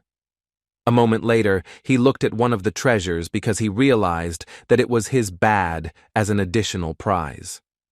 Henson was sitting at the computer at the same time. He was very bored, but he had already managed to analyze the fight with his early opponent. He knew his style was the only thing that was different.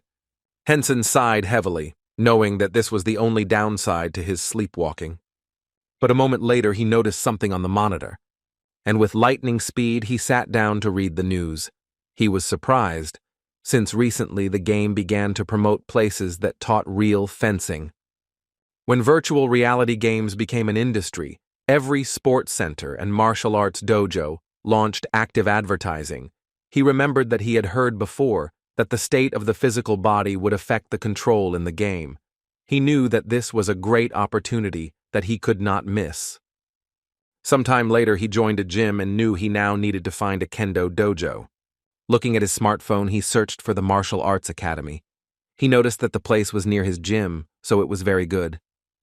Sometime later he came into the hall but saw that the banner was somehow shabby. But he still called and asked if there was anyone there. Unfortunately, no one answered him, but a few seconds later he heard the door click.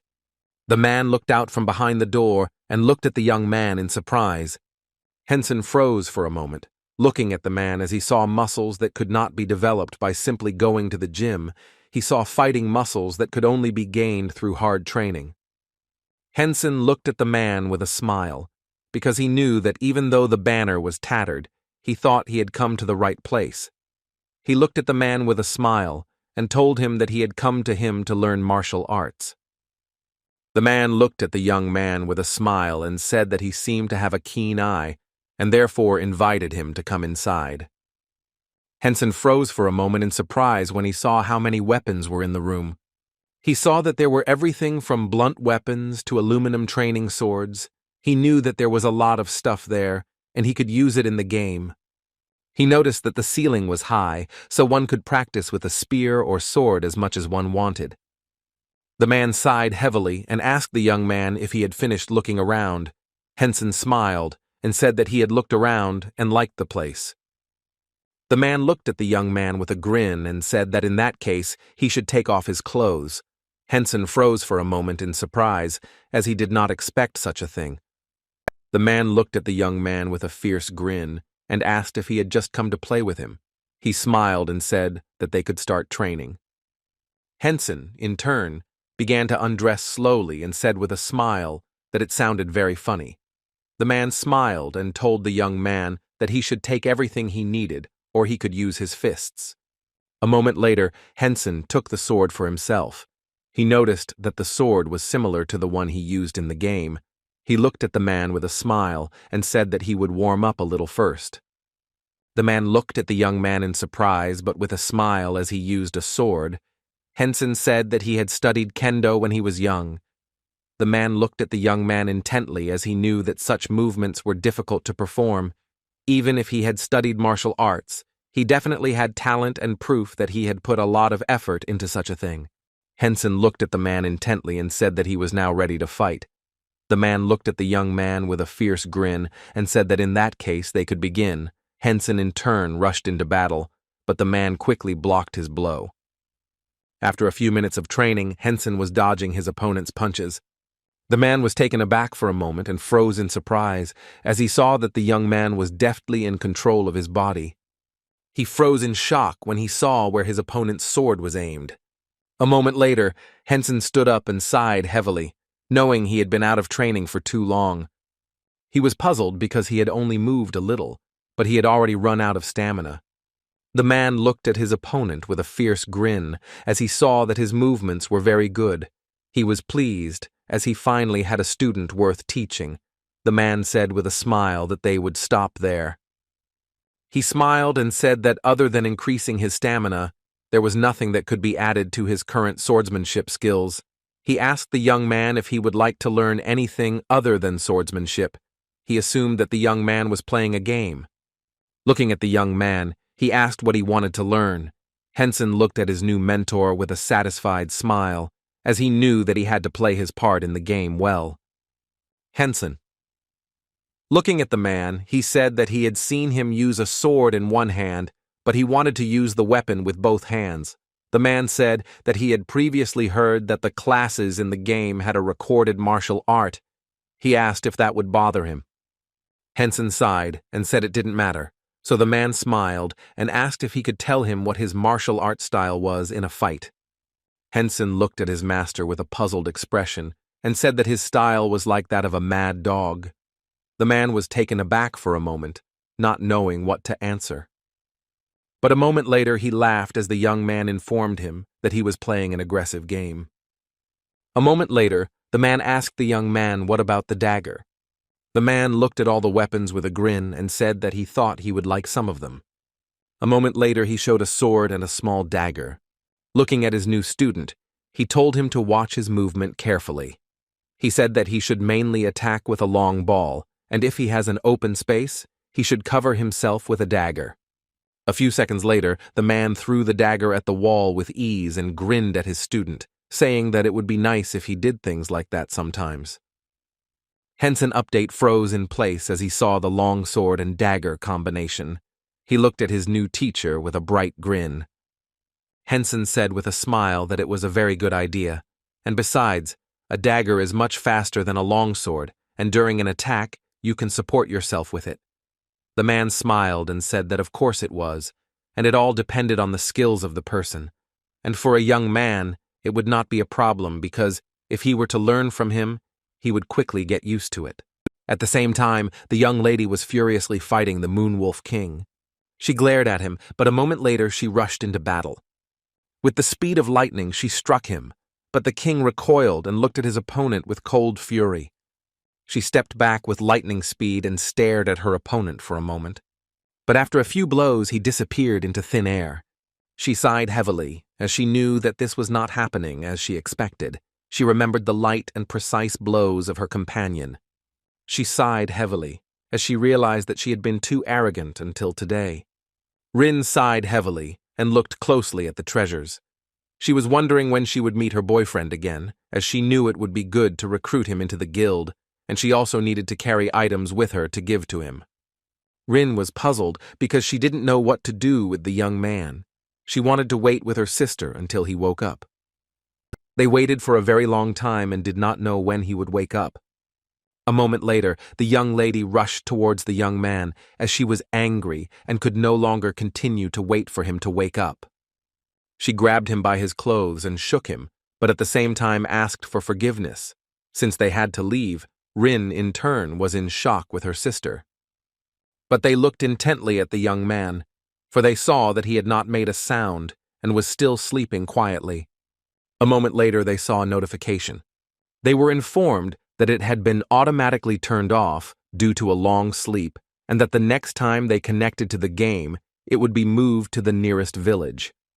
A moment later, the young man simply disappeared before their eyes. Yena sighed heavily and said that she would take care of his things since their levels were the same. She was sure that they would meet again. Rin sighed heavily and said that it was a very good idea.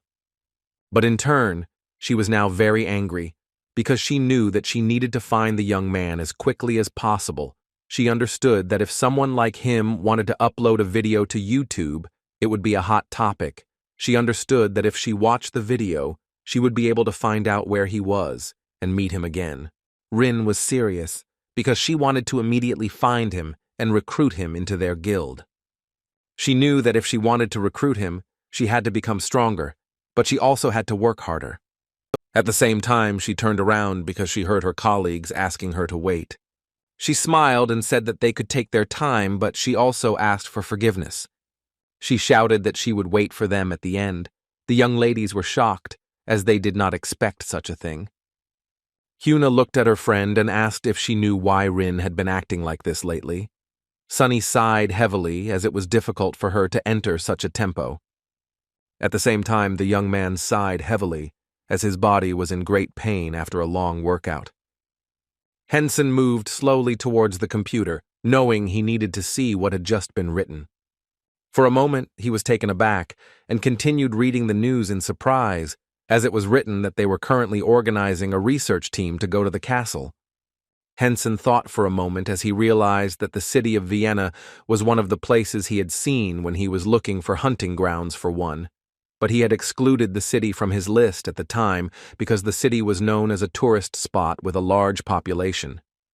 He remembered everything about it because the city was truly beautiful, but in turn, the young man was puzzled because he did not understand what was happening at all.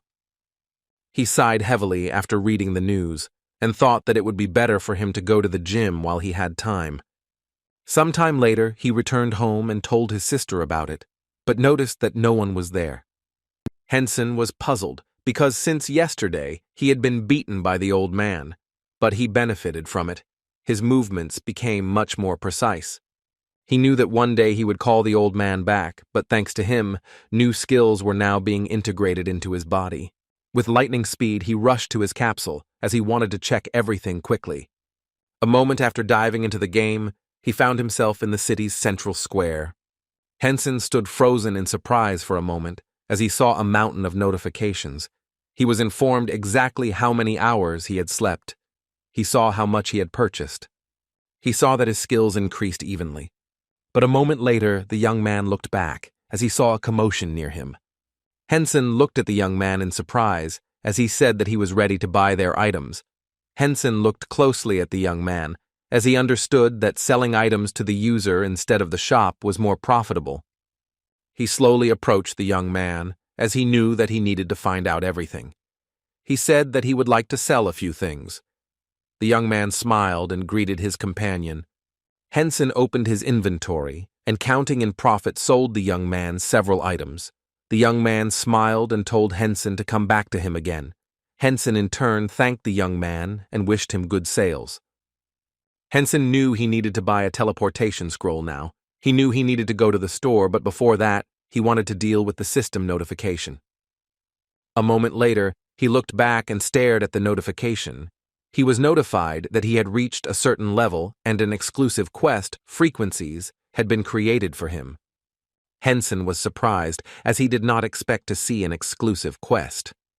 He had heard before that there were quests for the upper classes, but he didn't expect to see it so soon. He was glad that he was able to see an exclusive quest for the divine class.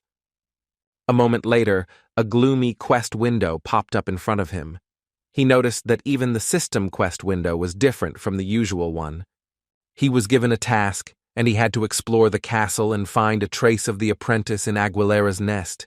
Henson was shocked and realized that this was just madness.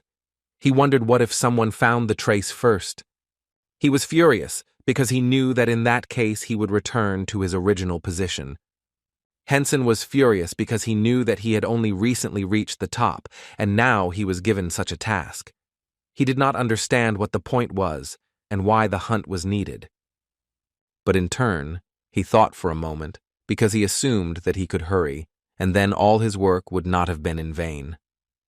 He understood that in that case, he could choose a divine skill and a divine relic.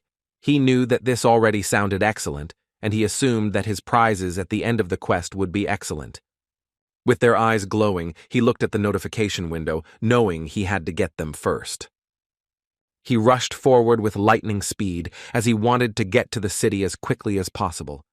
Moments later, he used the teleportation scroll to teleport to the central square of the city of Vienna. He froze for a moment as he saw the commotion going on around him. Looking back, he saw that the Survey Corps had not yet set off, and so he realized that he had to hurry.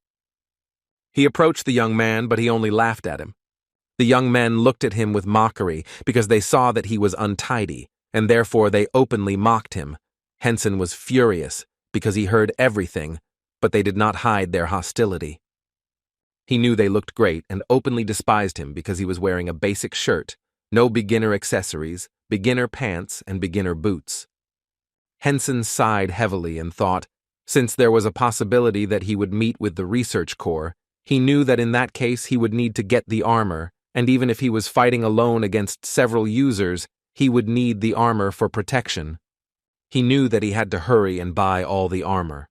After he bought the corresponding armor, he walked out with a satisfied smile.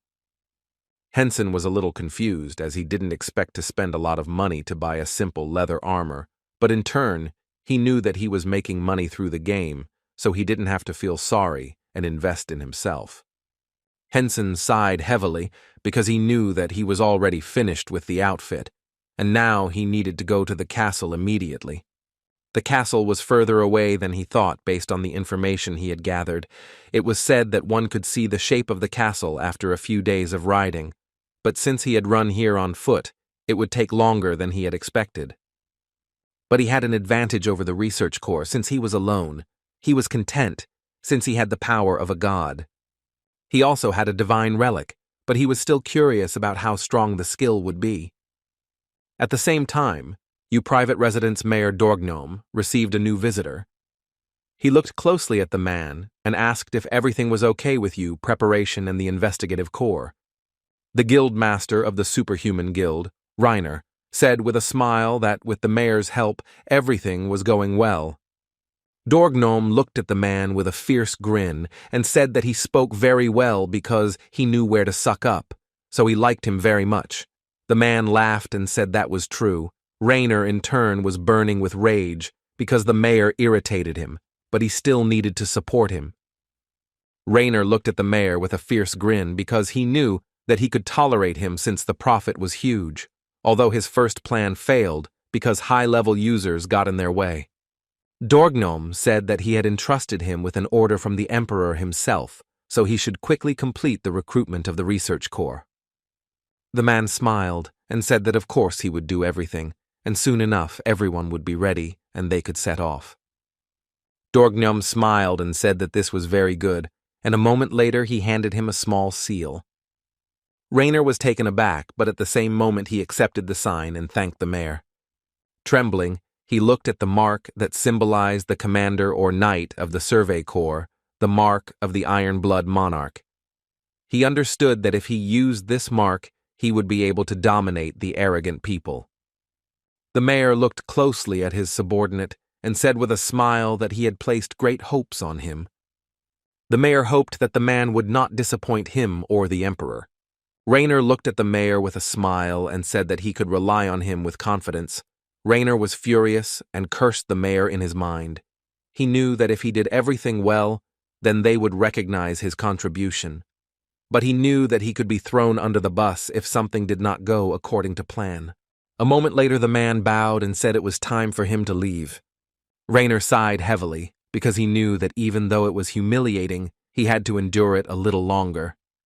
Reiner understood that Dorgnome could soon become a nobleman, after which he could resign as mayor, and then this place would be empty, but he could give him the post of mayor. Reiner looked into the distance with a satisfied smile, because he knew that it would only take them 10 days to reach the castle, and if everything worked out as planned, he would soon become very rich. At the same time, there was a commotion in the eastern square of the city. Everyone applied for membership in the Research Corps.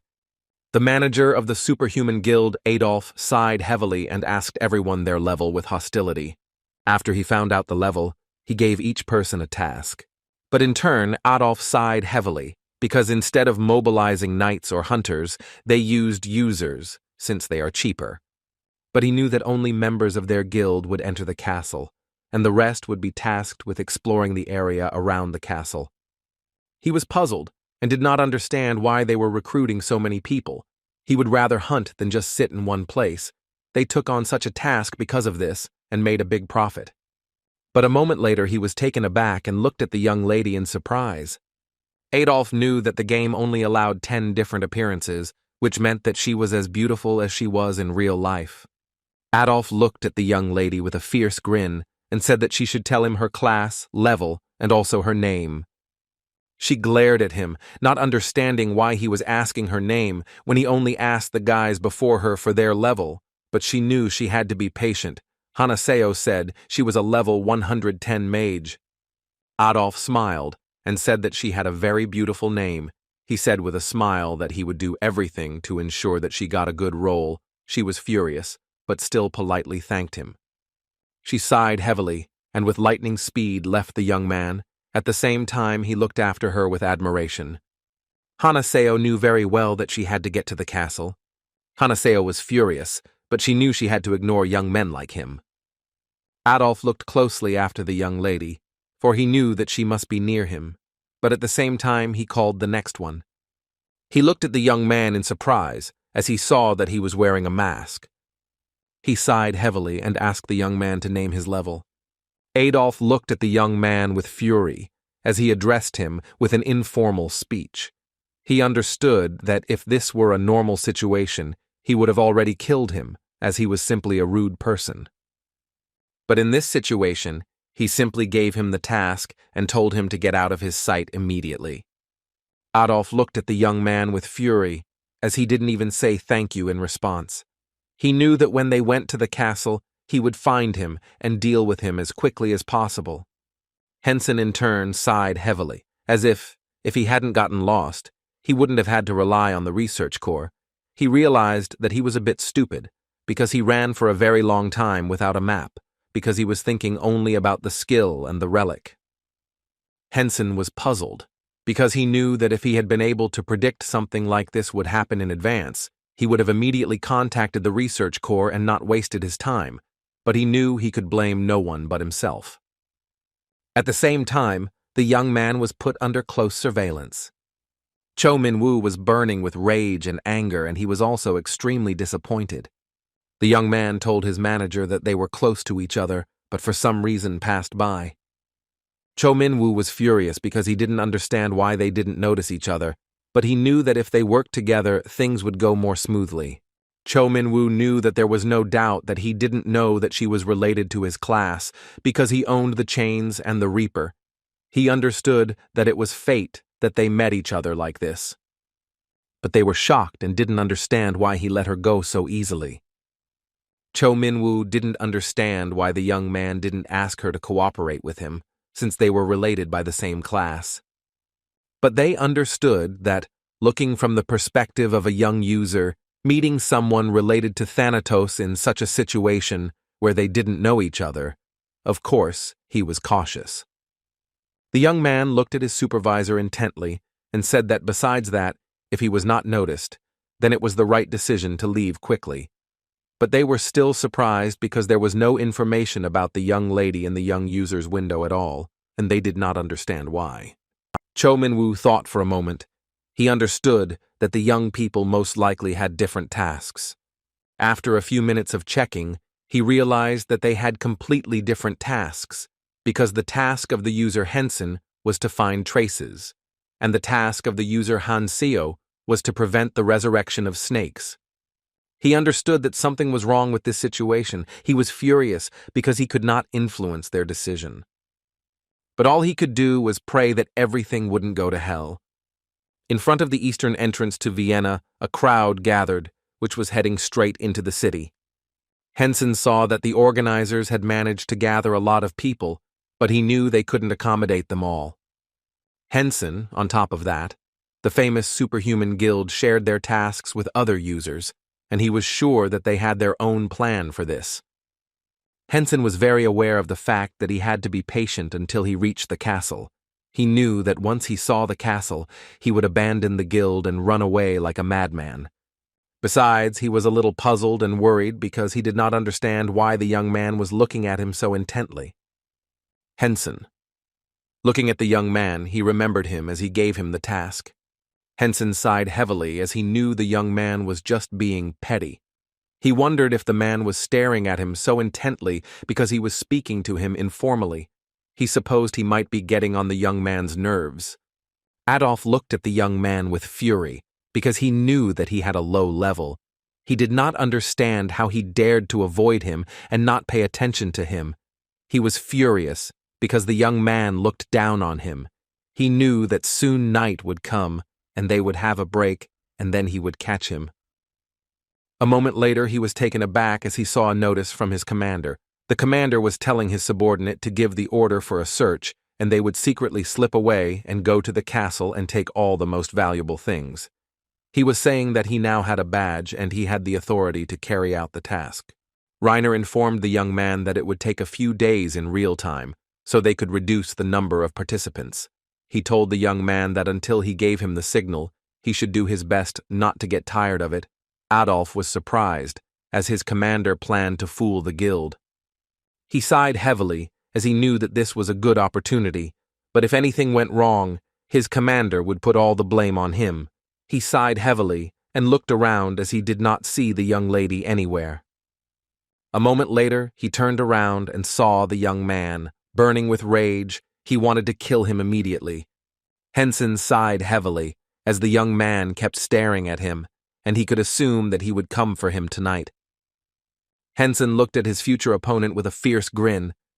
He was well aware of the fact that if this was a sneak attack, then his plan would work, but he already knew about it and was not going to just wait for the enemy to come to him. Sometime later, the man announced to everyone that they would be taking a break for a few hours in real time. Henson converted the real-time clock to the game time and realized that this break was very long. He heard the other mercenaries talking to each other as they wanted to log out of the system and then reconnect. Sometime later, the young man sat quietly by the fire. He was informed that his exclusive assignment was ongoing, and until he found the first trace, his sleepwalking would be closed. Henson, in turn, was very glad that he would not be disturbed by his sleepwalking. But a moment later, he rose from his place, for he knew that he would soon be attacked. He knew that he must lure his enemy deeper into the forest. A moment later, he slowly walked into the depths of the forest. While the young man watched him closely, Adolf looked after his opponent with a grin, because he knew that the victim was walking to his own death. For some time, Adolf watched his opponent closely from afar.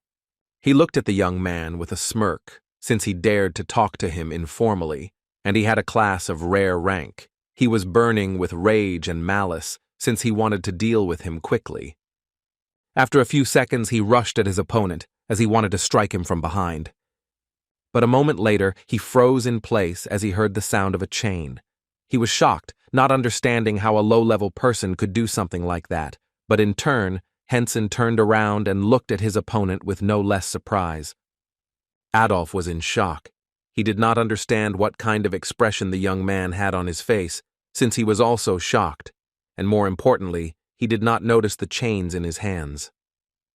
But a moment later, he was taken aback as chains pierced him from all sides. Henson, in turn, was seriously excited and surprised because he saw the Reaper's chains, but they were not his.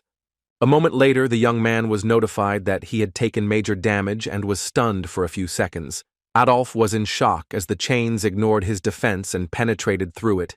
Even as he added the effect, he was informed that his soul was bound to the Reaper's chains, and he would be defenseless for a few seconds, and he was unable to fight back. Henson froze in surprise, because he didn't understand what was happening at all. A moment later, Adolf was informed that he had died, and at the same time he was forced to log out of the system, and as punishment, he would not be able to log in for 24 hours, real time. The young lady looked at the young man intently and said that she followed him just in case, but she never thought that he would attack him. She looked at her companion intently and asked if he was all right. Henson froze in place and looked at the young lady in surprise. He was surprised and wondered if this was some kind of joke. He understood that since she could use the Reaper chains, he was sure that she had a class related to Thanatos. In addition to that, the Mary chain was a legendary rank skill. He understood that the woman was of legendary rank. She timidly asked for forgiveness and asked if he was okay. The young man, taken aback, said that he was okay and that no one had attacked him. She sighed heavily and said that since they weren't sure if there were others, she suggested that he go to a safe place. He sighed heavily and said that he was very grateful to her for helping him, but there was nothing more she needed to do for him. Henson turned around with lightning speed and said goodbye to the young lady. He knew it was best to hide information about himself, since he was not sure whether she was an enemy or an ally. Henson walked quickly into the forest. He knew that his ability to wield power was at stake now, and he had to be careful with everyone. Hanaseo, in turn, looked intently and surprised after the young man. She was shocked and didn't understand what had happened and why she felt empty now. At the same time, at the headquarters, the young people were closely watching the game. Cho Min-woo was furious and did not understand why the young user did not want to contact the young lady because they were related to the same class. Cho Min-woo sighed heavily, as he now, thinking, rationally understood the young man. He understood that on top of everything else they had different tasks. The young man's task was to find the trail, and the young lady's task was to block the snake's resurrection. Cho Min-woo looked at the game with a puzzled expression and sighed heavily as he said that he had a feeling that everything was going to go wrong soon. He was puzzled because he knew that something sinister was brewing. Henson knew that before the woman realized, he was going to pick up the trail and then run. He knew that was the best thing he could do right now. A moment later, everyone was told that the break was over and it was time for them to move out.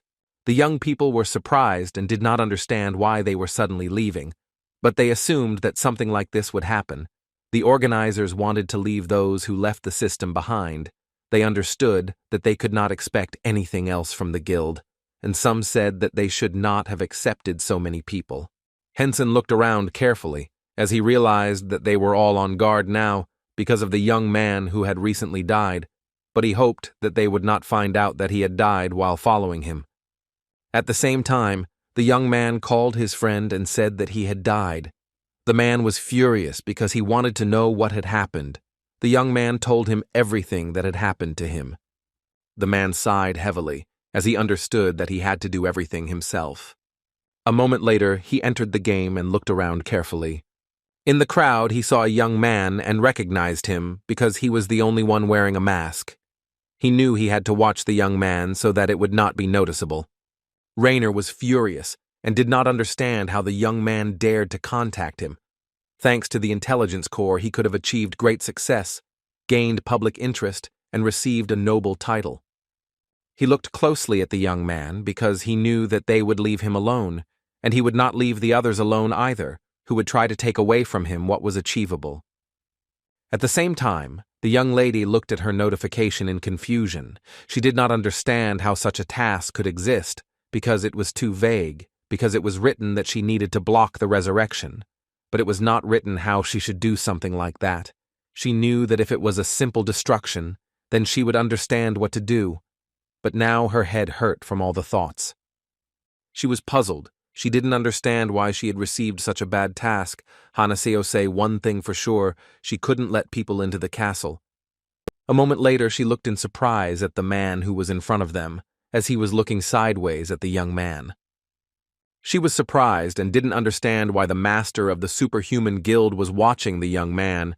After some thought, she realized that the manager with the keys in his hair had contacted him.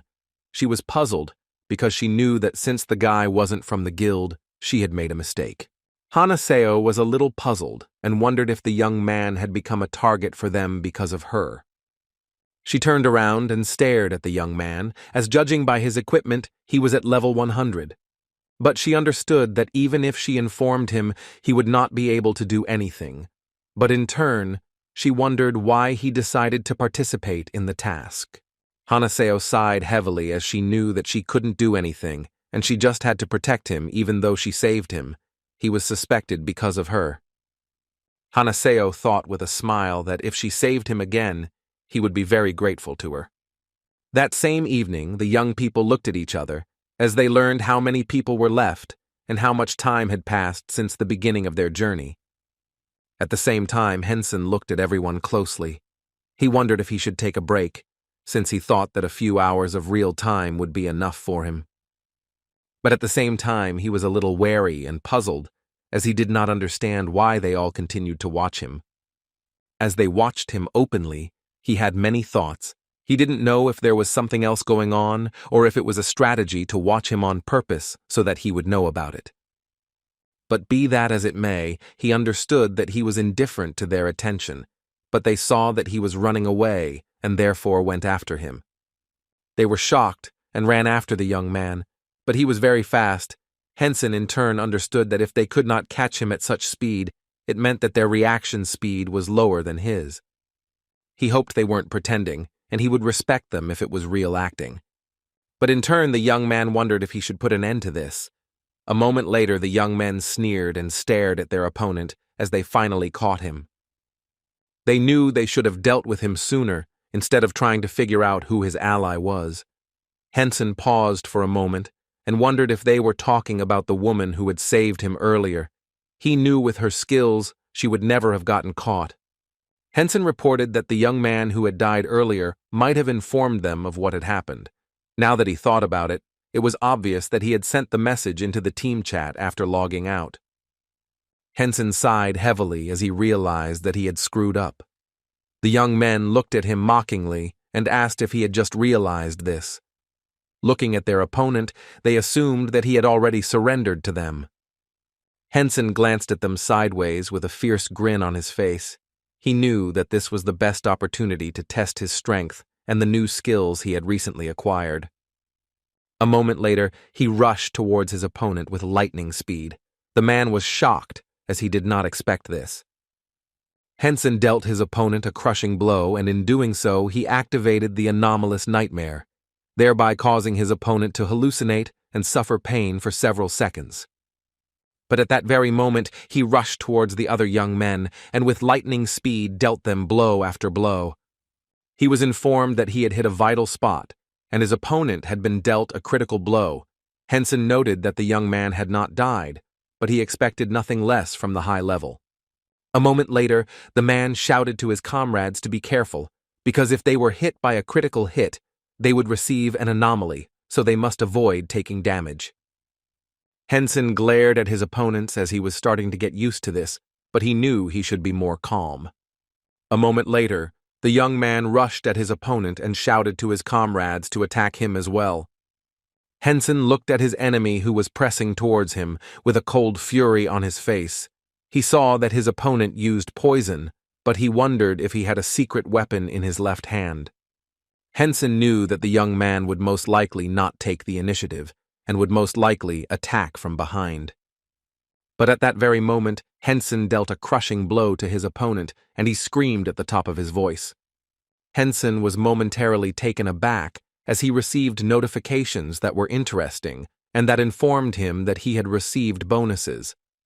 Henson grinned fiercely at his opponent, thinking that it would be nice to hunt the hunters every now and then. But a moment later, the young man was taken aback and looked back as he saw an arrow that flew past him, almost hitting his shoulder. At that very moment, he threw the blade at his opponent. The blade hit the target straight on, and the man screamed in pain. A few seconds later, he pulled out another blade from his inventory. But he did not stop there, and with the speed of lightning, he dealt a crushing blow to his opponent while he rushed towards another opponent. The man was furious and shouted at his comrades to block all the blows. Henson charged with cold fury at the young man, who also wielded a sword. The young man was surprised, as his opponent was strong, but a moment later, due to some actions of his opponent, he lost his only weapon. Henson turned gracefully but froze for a moment as he heard a man rushing towards him with an axe in his hand. Henson threw his blade at another opponent. The man screamed in pain as the knee hit him in the body and the armor did not help him. At the same time, Henson concentrated as he wanted to direct his true power at the enemy. A moment later he did so, and his force rushed at the speed of sound towards the man who had just fired the arrow at him. At that very second the man screamed in furious pain. Henson opened his inventory because he wanted to take another blade. He was glad at that moment that he had a full supply of them. Henson quickly grabbed the blade, but at that very moment a man attacked him, but he managed to repel the attack. The man was burning with rage and anger, but Henson, with ease and grace, used a powerful attack and dealt critical damage to his enemies. A few seconds later, he was notified that the human warrior had died. The young men were shocked because they realized that he was stronger than them, but they still did not give up, and at that very moment, the man shot an arrow at his opponent. Henson saw arrows rushing towards him, but he, with the speed of lightning, cut the arrows in the air. The men were shocked. They did not expect to see anything like this. They understood that looking at the young man, one could say that he was simply crazy. Henson looked at the young men with a smile and said that it seemed so. A moment later, he easily dealt with all the others. Sometime later, he received bonus points and also many items.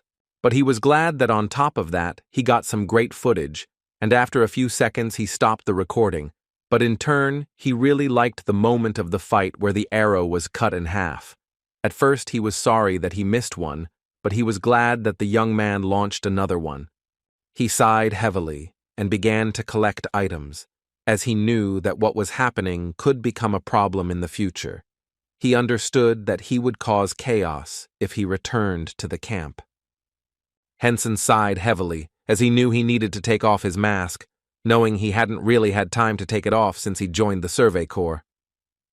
But a moment later, he was taken aback and looked at the topographic map of the city in surprise. He was surprised and wondered if such things were not usually found in the guildmasters. He did not understand why such a treasure was in the possession of an ordinary guild member. But still, Henson was very glad that he had come across. Yes, but there was treasure, so he could easily abandon this quest. He knew that he no longer needed to be part of the research corps, because he could easily leave and return after he had done his business in reality. Hanaseo, who was following the young man, froze in place in surprise, as she did not understand what had happened. She was shocked and wondered if he was that good at fighting. She was stunned by his control. She understood that it was a deception on his part, and this time he again led them into the forest to kill them. Hanaseo understood that he probably didn't plan this on purpose. She felt that as soon as he sensed that they were following him, he misled them. She was surprised when he was collecting items, and seeing the map, he was taken aback and immediately left after he found it. Hanaseo was surprised and at the same time confused because she didn't know what would happen next. She knew that she had to follow him, but at that very moment she wanted to go out for a while. Sometime later, Henson was actively fighting monsters. Henson used the Song of Thanatos on them. The monsters were stunned and froze in place, unable to move. And at the same time, after using his skills, they easily disappeared. Henson didn't stop and continued to rush along the intended path. He assumed that by now the guildmaster knew that he had a map, but at least he just needed to move in this direction. But a moment later he was taken aback and stopped as he heard some noise. But he did not linger, because he thought that he had imagined it, and at that very moment he continued on his way. At the same time, the young lady looked intently at the young man. She was surprised and did not understand what kind of skills he had. Hanaseo was well aware of the fact that hunting these monsters alone usually took between 1 and 5 minutes, but he killed 3 of them in just a few seconds. Hanaseo was burned out as he simply killed them while passing by. Hanaseo followed the young man with surprise, as she knew that he had very strong skills in addition to control, but he didn't really look strong. Looking at his fights, she assumed that he had at least a heroic skill. A few seconds after watching the fight, she assumed that he might have a legendary level. She saw that his control was good, but that meant that his class ranks were also quite high. But if we talk about his control, then there was also a chance that he had a high class and rank. She knew that if she created a guild later, then he had to be recruited first. She was shocked as this time he managed to do it in just a few seconds. She wondered if it was because of the cooldown time of his skills. Hanaseo watched in admiration as he dodged and used his sword. And at the same time, he was doing more damage because he was twisting his body and attacking. He understood that he didn't need to use chains. Hanaseo was amazed because he was collecting items very quickly. The young lady froze in place for a moment as she realized that he was simply magnificent.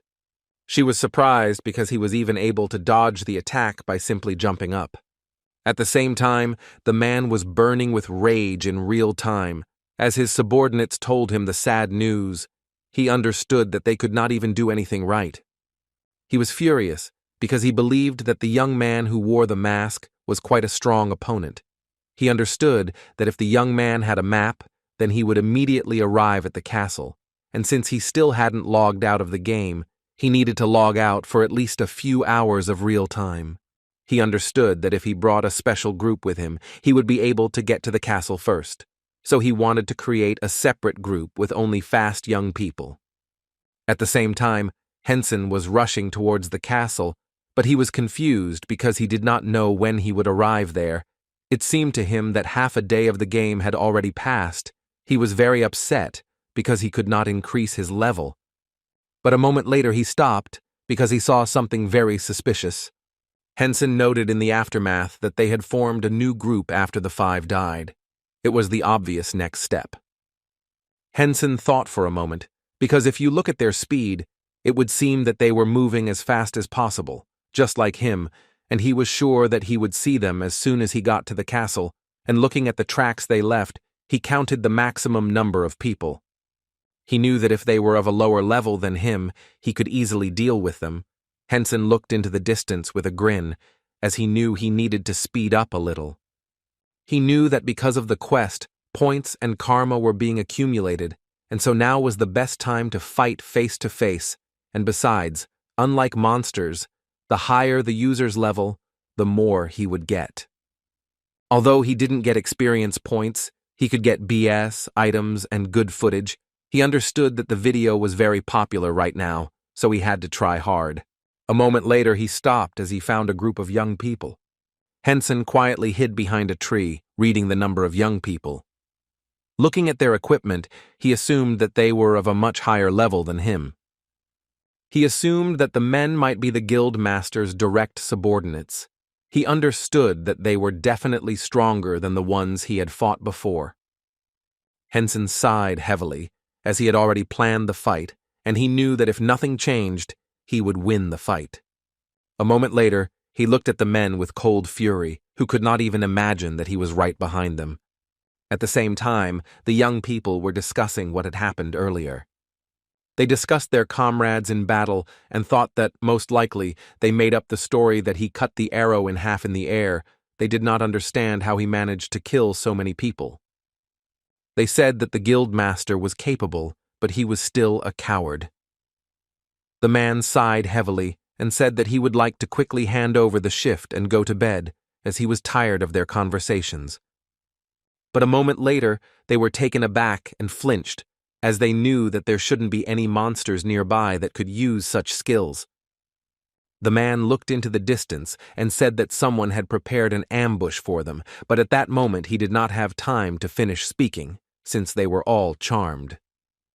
Within a few seconds, they would have to run towards the performer of the skill. They were in shock, because they did not understand what was happening since their body moved on its own. They were confused and didn't understand what was going on at all, since they couldn't even use their equipment or skills. But a moment later they clearly saw in front of them a young man who was rushing towards them. They were taken aback because they saw a black dark mask on his face. At that very moment, they unexpectedly received critical damage. Then a nightmare was imposed on them, and for several seconds they will have hallucinations and pain. Writhing in pain and bursting into tears, they screamed that they would kill him, but he used his power with lightning speed, and everyone was damaged. A few seconds later, the young man was rushing towards Henson with rage, but the man froze in place as he realized that the enemy was attacking him. A few seconds later, everyone was lying on the ground, writhing in pain. Unfortunately, they could not move. The young man was taken aback as he received a notification that he had received critical damage and would be stunned for a few seconds. He was asked to be careful as he only had a few % of his stamina left. Henson dealt with the rest with lightning speed, but only one enemy remained. Henson was jubilant as he had dealt with almost everyone, and at the same time, his title had increased, his experience points had also increased, and he was happy about it. But he glanced sideways and realized that the young people had arrived too quickly. Henson quickly took stock of his new enemies. At the same time, the master was screaming in rage as he could not find all the rest of his group. Henson looked at the man with a fierce grin, knowing he had to give him his regards. He used his power, and a moment later a hail of bullets came raining down on them. Everyone was stunned as suddenly they were attacked, and bullets pierced them despite their strong armor. Rainer was furious. He shouted at the young man to come out and fight right now. Henson just looked at the man with a smirk, as he wanted him to just try to find him. Henson wanted them to keep doing what they were doing with no way out, because in the game, when someone got preemptively hit, they became enemies and couldn't get out of the game. But after a few minutes, they were informed that since there had been no battle for several minutes, the combat mode had been cancelled. The young men were very surprised, because they did not understand why their enemy had not attacked. They wanted to know what he was doing now. But a moment later they were again dealt a preemptive strike, and he went into combat mode. Rainer shouted furiously at his opponent that if he was a man he should show himself, but the young man only looked at them with a smirk, as he could do this all night. They were again informed that there was no battle, and the battle mode was cancelled. But a few seconds later the young man struck them again. He continued these manipulations for 10 minutes. Rainer was burning with anger and fury, so he shouted at the young man to come out immediately, but at the same time, he did not spare various curses at him. A moment later, Henson asked with a smirk if he really needed to go out, and the guildmaster was taken aback. But a moment later he saw his opponent in front of him and looked at him with cold fury. His companions were furious, so they shouted that they would deal with him immediately. But after a few seconds they were bound as the young man used his skill on them. The skill was devastating, and the young men disappeared into thin air with the speed of lightning. Henson watched them dissolve with a smirk, knowing that since he had just killed the guild master, he would not be able to connect to the game for 5 days. He was glad of this phenomenon, because he knew that now he should not hurry, and at the same time he collected all their beautiful things. But for a moment he was taken aback and thoughtful, because he had previously assumed that the only obstacle he had left was the woman he had met earlier. He assumed that she was loaded, and therefore he did not need to worry about her much. Having come to this conclusion, he decided to leave the game. The next day, he was having breakfast with his sister, and noticed that she looked very tired. Huna sighed heavily and said that they knew what happened to their guild leader, but since yesterday she had been hunting at a breakneck speed, so she was dying because she was trying to catch up with her. He smiled and asked if she really liked to leave quickly. Huna was there and said that it was not so, and before she thought more for safety, but suddenly she changed, but thanks to this she raised her level. Henson saw that his sister was crying, but he also saw that she was having a lot of fun, and it seemed to him that she liked her older sister. He looked at his sister with a smile and said that from listening to her stories, it seemed to him that there weren't many people in her guild. She smiled and said that it was true. She knew it was a good sign that he was interested in her guild.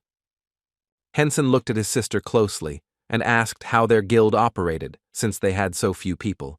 He wanted to know how she managed the area. The young lady smiled and said that since the tasks for each guild were different, all guilds acted differently, and their goals were also different.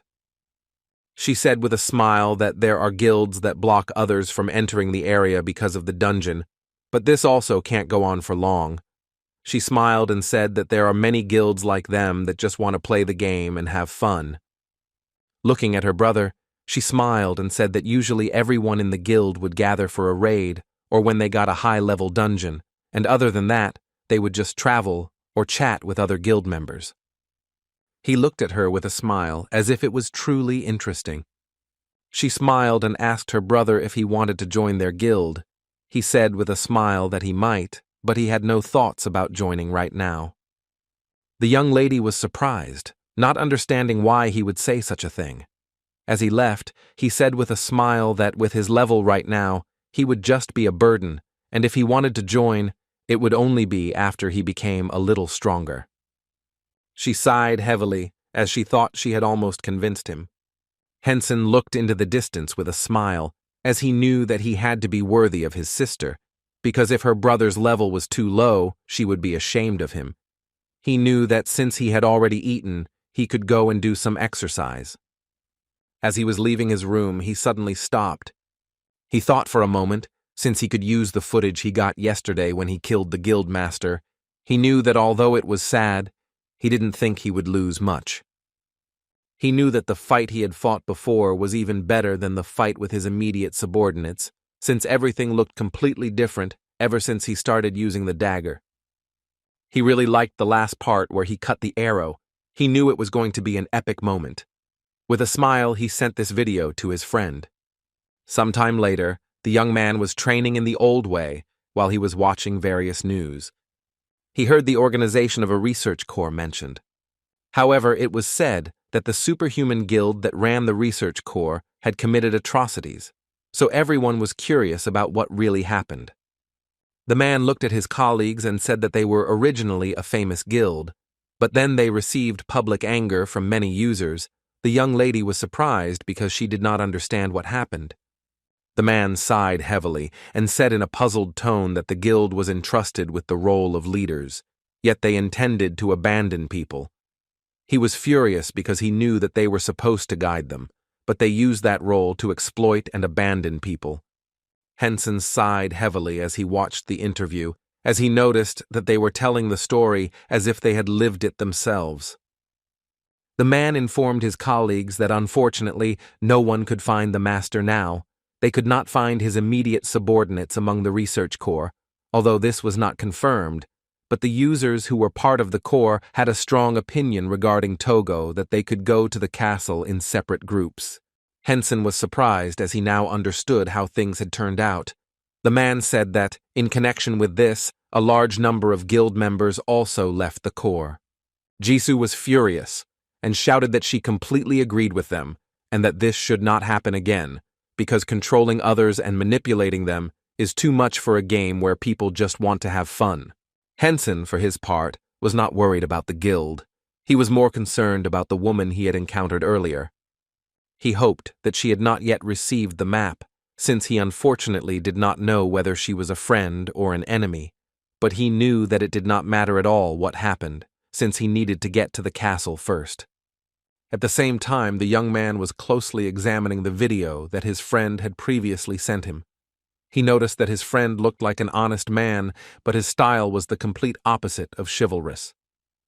Although it looked rough, this video was effective, and on top of that, there was a lot of violence in it. Jaewon looked closely at his friend's fight, as he knew that he was just crazy, but still, it seemed to him that his friend had already adapted.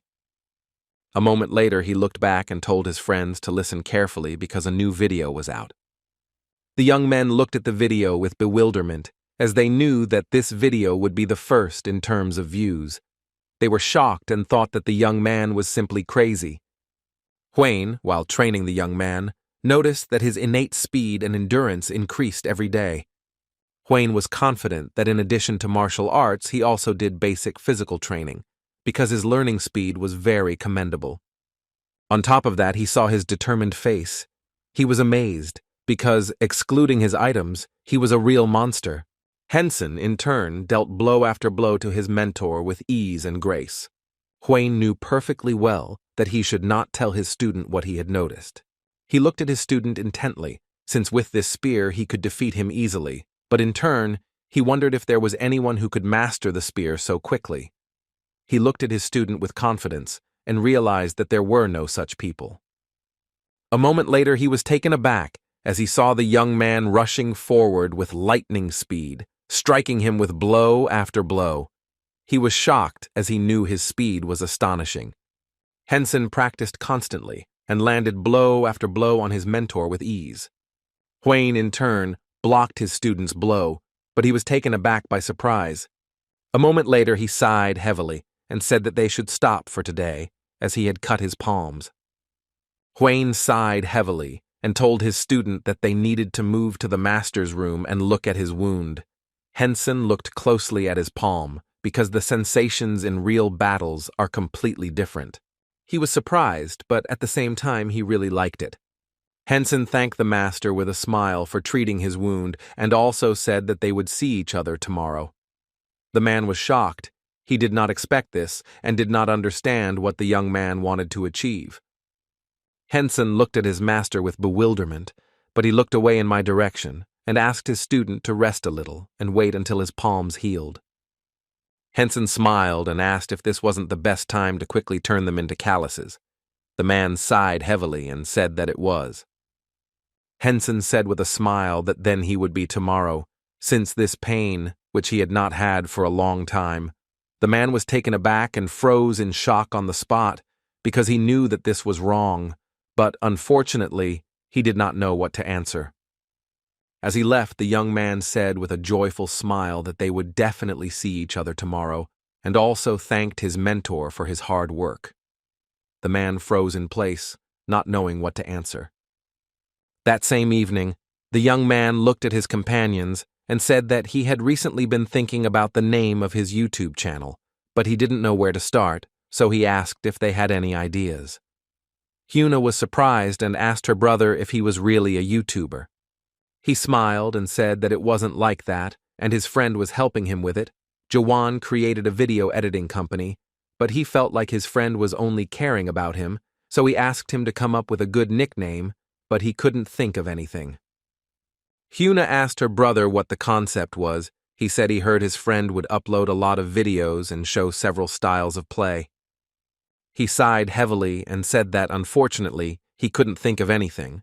They looked at him intently as they considered their options.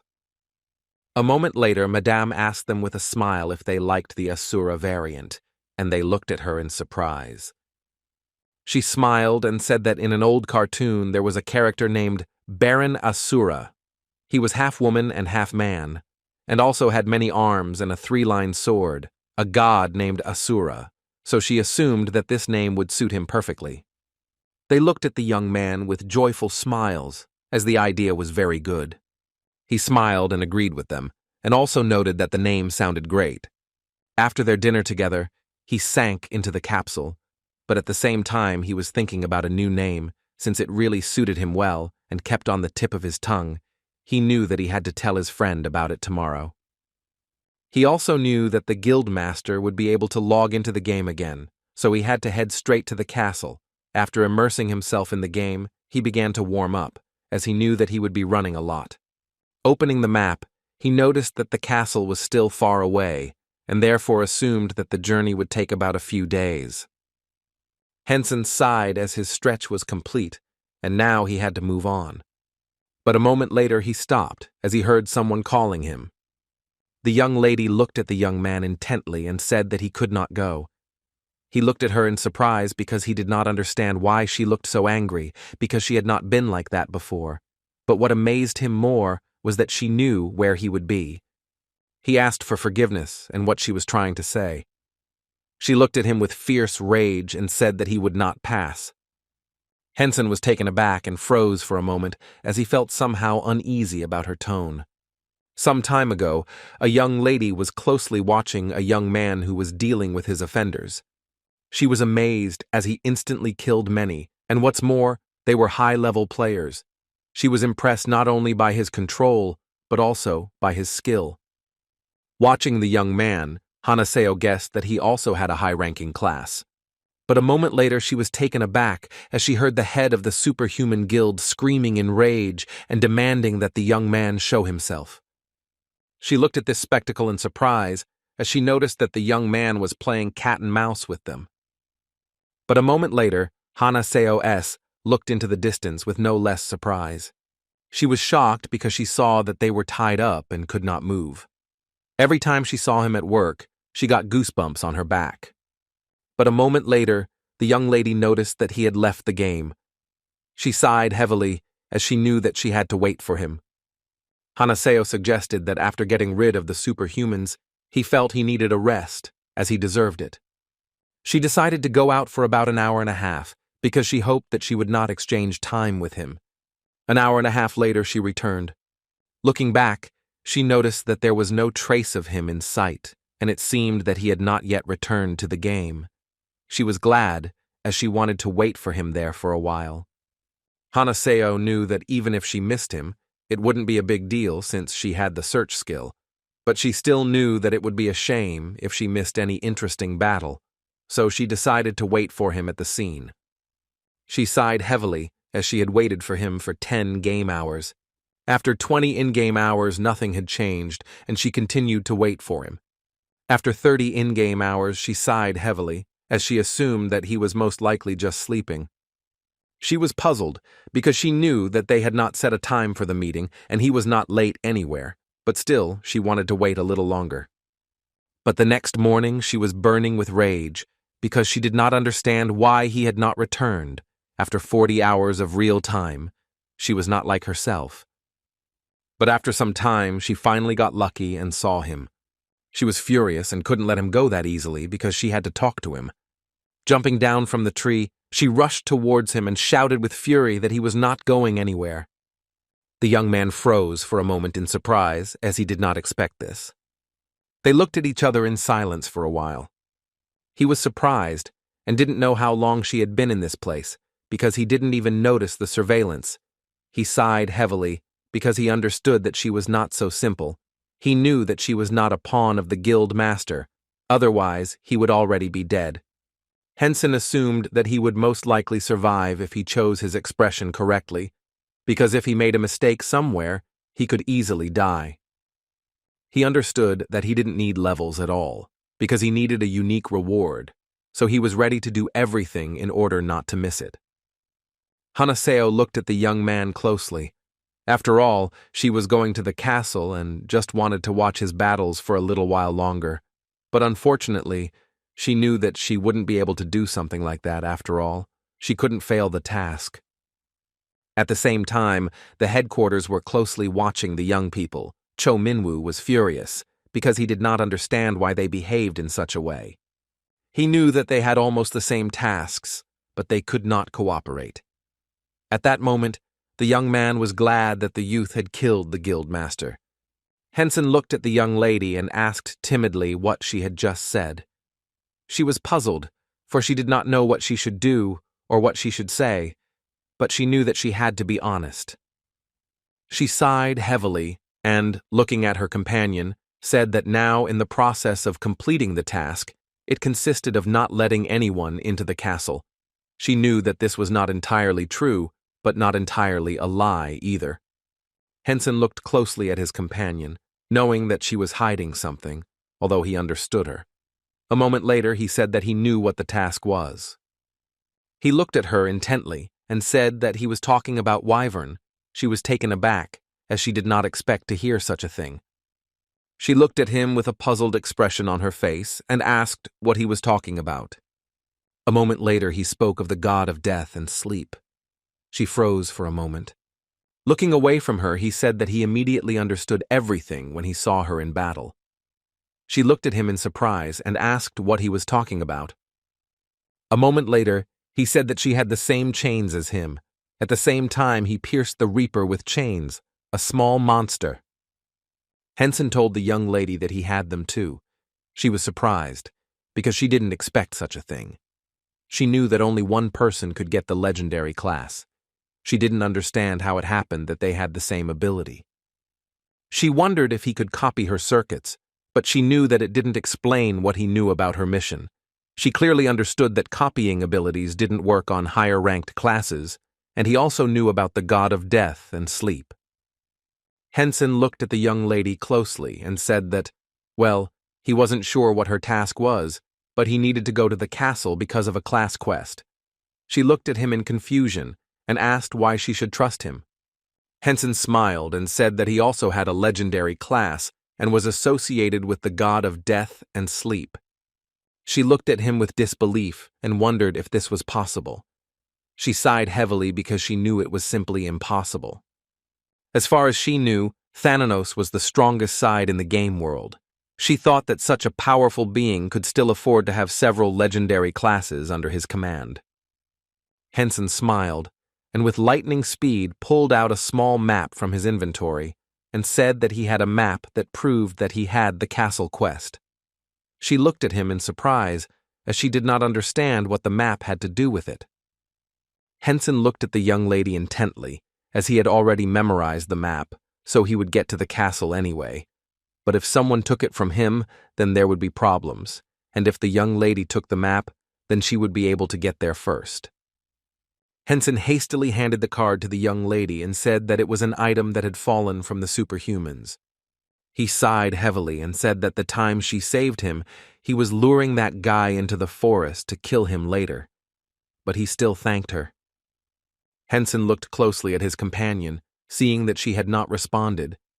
He wondered if he had made a mistake, but knew he had to be careful. She sighed heavily and said she knew. He looked at her in bewilderment. She said she knew he was going to kill him.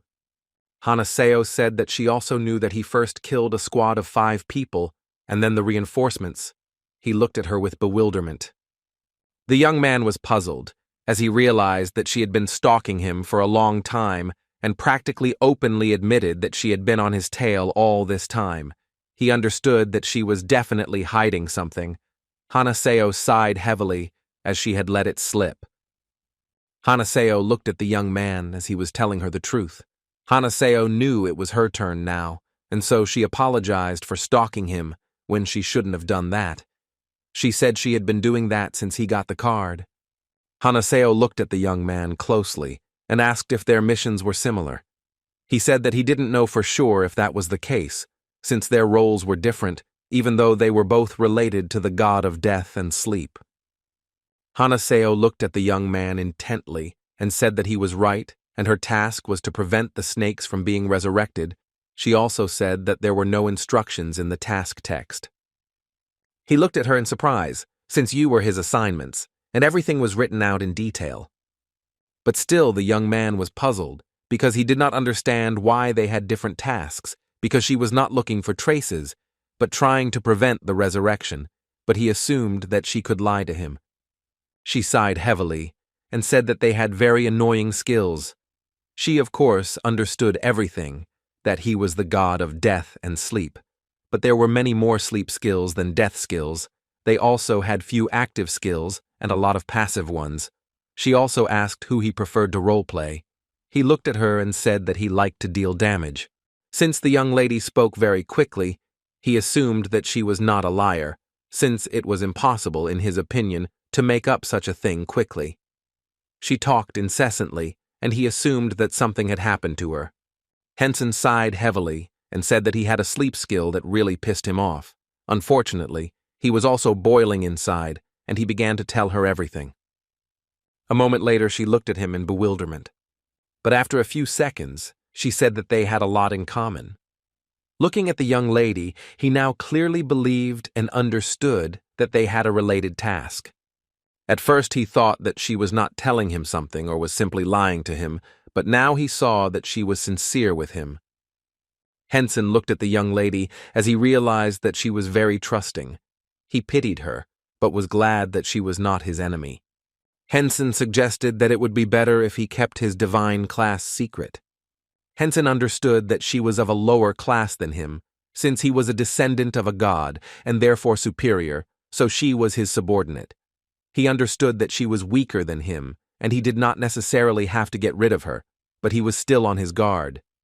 At the same time, the young lady continued to complain with a smile, and he supported her.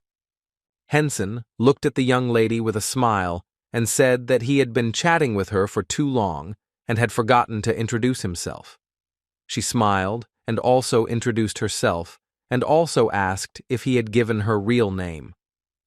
He smiled and said that his name was real, but a moment later she asked why he needed a mask. He smiled and said that it was his public persona, because he had a YouTube channel. He said with a smile that he was very used to the mask and often forgot that he was wearing it. Hanaseo said that she was not against the mask at all.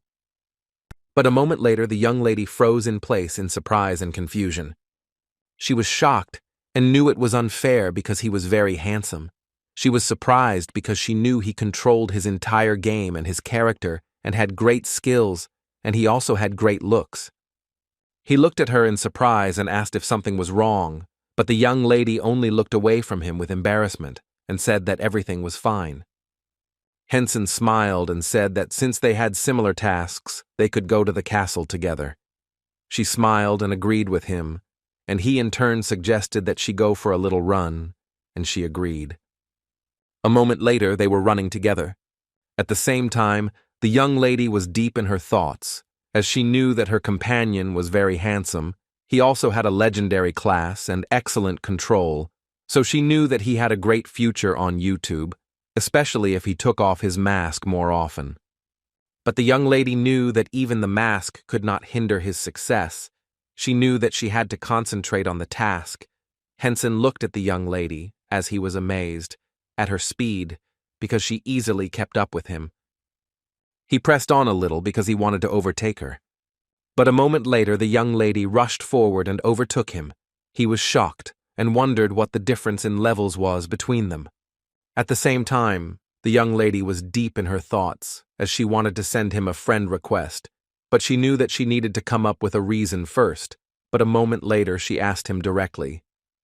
Henson looked at the young lady in surprise, as he did not expect such a thing. She was annoyed, asked if he really thought she wanted this. She shouted that she was just worried that they could miss each other, and besides, he had a map. But she also said that she didn't want to join the team so as not to share the experience. A moment later, he extended his hand to her with a smile and said that he would send a request right away. She extended her hand to him in response, after which they became friends. Some time later, they arrived at the castle. Henson was surprised, as it was much larger up close. He did not understand how people built such. Hanasio looked sideways at the young man, as she knew that they had come a long way, but he was not the least bit tired. She understood that he had a very strong spirit, so with such a set of qualities, he should definitely get into the ranking of the best players. She understood that she also had to give it her all. A moment later, the young man told his companion that they should go forward. He passed through the Great Barrier with ease, but the young lady froze. She was in shock on the spot and did not understand why she could not go further. A moment later, she received a notification that she could not enter inside and had to guard the entrance to the castle until the task was completed. Hanaseo looked at the young man with excitement and asked if he had received any notifications, as she wanted to know what he had. He was informed that only a descendant of a god could enter, and he could only detect the trace after passing the test. But if the test failed, the wyvern would be resurrected. He hesitated, looking at the young lady. But a moment later he said with a smile that his notification said he needed to be tested. He knew he couldn't tell her the whole truth. Hanaseo looked at her companion intently and said that she thought the castle appeared because of him. He looked at her in bewilderment as he did not expect to hear such a thing. Hanaseo, in turn, said that this place seemed to be more connected to him than to her, and it seemed to her that the castle appeared for his sake and his task. He said with a smile that anything could be, but he knew that she was right about everything. Hanaseo looked at her companion with a happy smile and said that in that case, he would have to go through the inspection, and she would guard the castle for now, as written in her notice, because the entrance was only for one, so if someone got to the castle, they would have to deal with her. He looked at her with a smile as he said goodbye and said that in that case he was leaving. Hanaseo was puzzled since her purpose was only to guard, but she knew that they had been running together for a long time, and she wanted to hear something from him before leaving. A moment later, she sighed heavily and used her powers to activate the territory capture skill. She was puzzled because she didn't want to think about something like that, and she wasn't going to leave him either. She was furious and hoped that he would still come back. Hanaseo activated the holy skill a few seconds later. She sighed heavily and looked intently into the distance, fully armed. A moment later, she thrust her staff into the ground and summoned demons. She looked at her subordinates intently and informed them that anyone who dared to take over this place would be killed. She shouted that this was an order and they must carry out her will. After giving her order, she sighed heavily, as she got goosebumps every time she used this skill, but she still noticed that it was not bad. She sighed heavily and wondered what would happen if he failed the test, but after a moment, she pushed the thoughts away because she knew that he would definitely pass, and she also really hoped that after he returned, he would thank her for what she did for him. Sometime later, the young man, having walked a long way, came across Vivenu Aquileor. He looked closely at the giant statue, for it was very great, and she looked downright frightening. But a moment later he was taken aback as the room suddenly began to shake. Henson froze in shock and wondered if she had heard him and spilled the beans the way he had said she would, but he noticed that she hadn't moved. He was surprised as all the stats increased just by looking at her, so he wondered how strong she was. But a moment later he looked in her direction in surprise as he heard some kind of crash. He looked at the chair and table in bewilderment, as he did not know where they had suddenly appeared from. A moment later, he was informed that the first stage of the test was beginning, and he had to solve the proposed problems.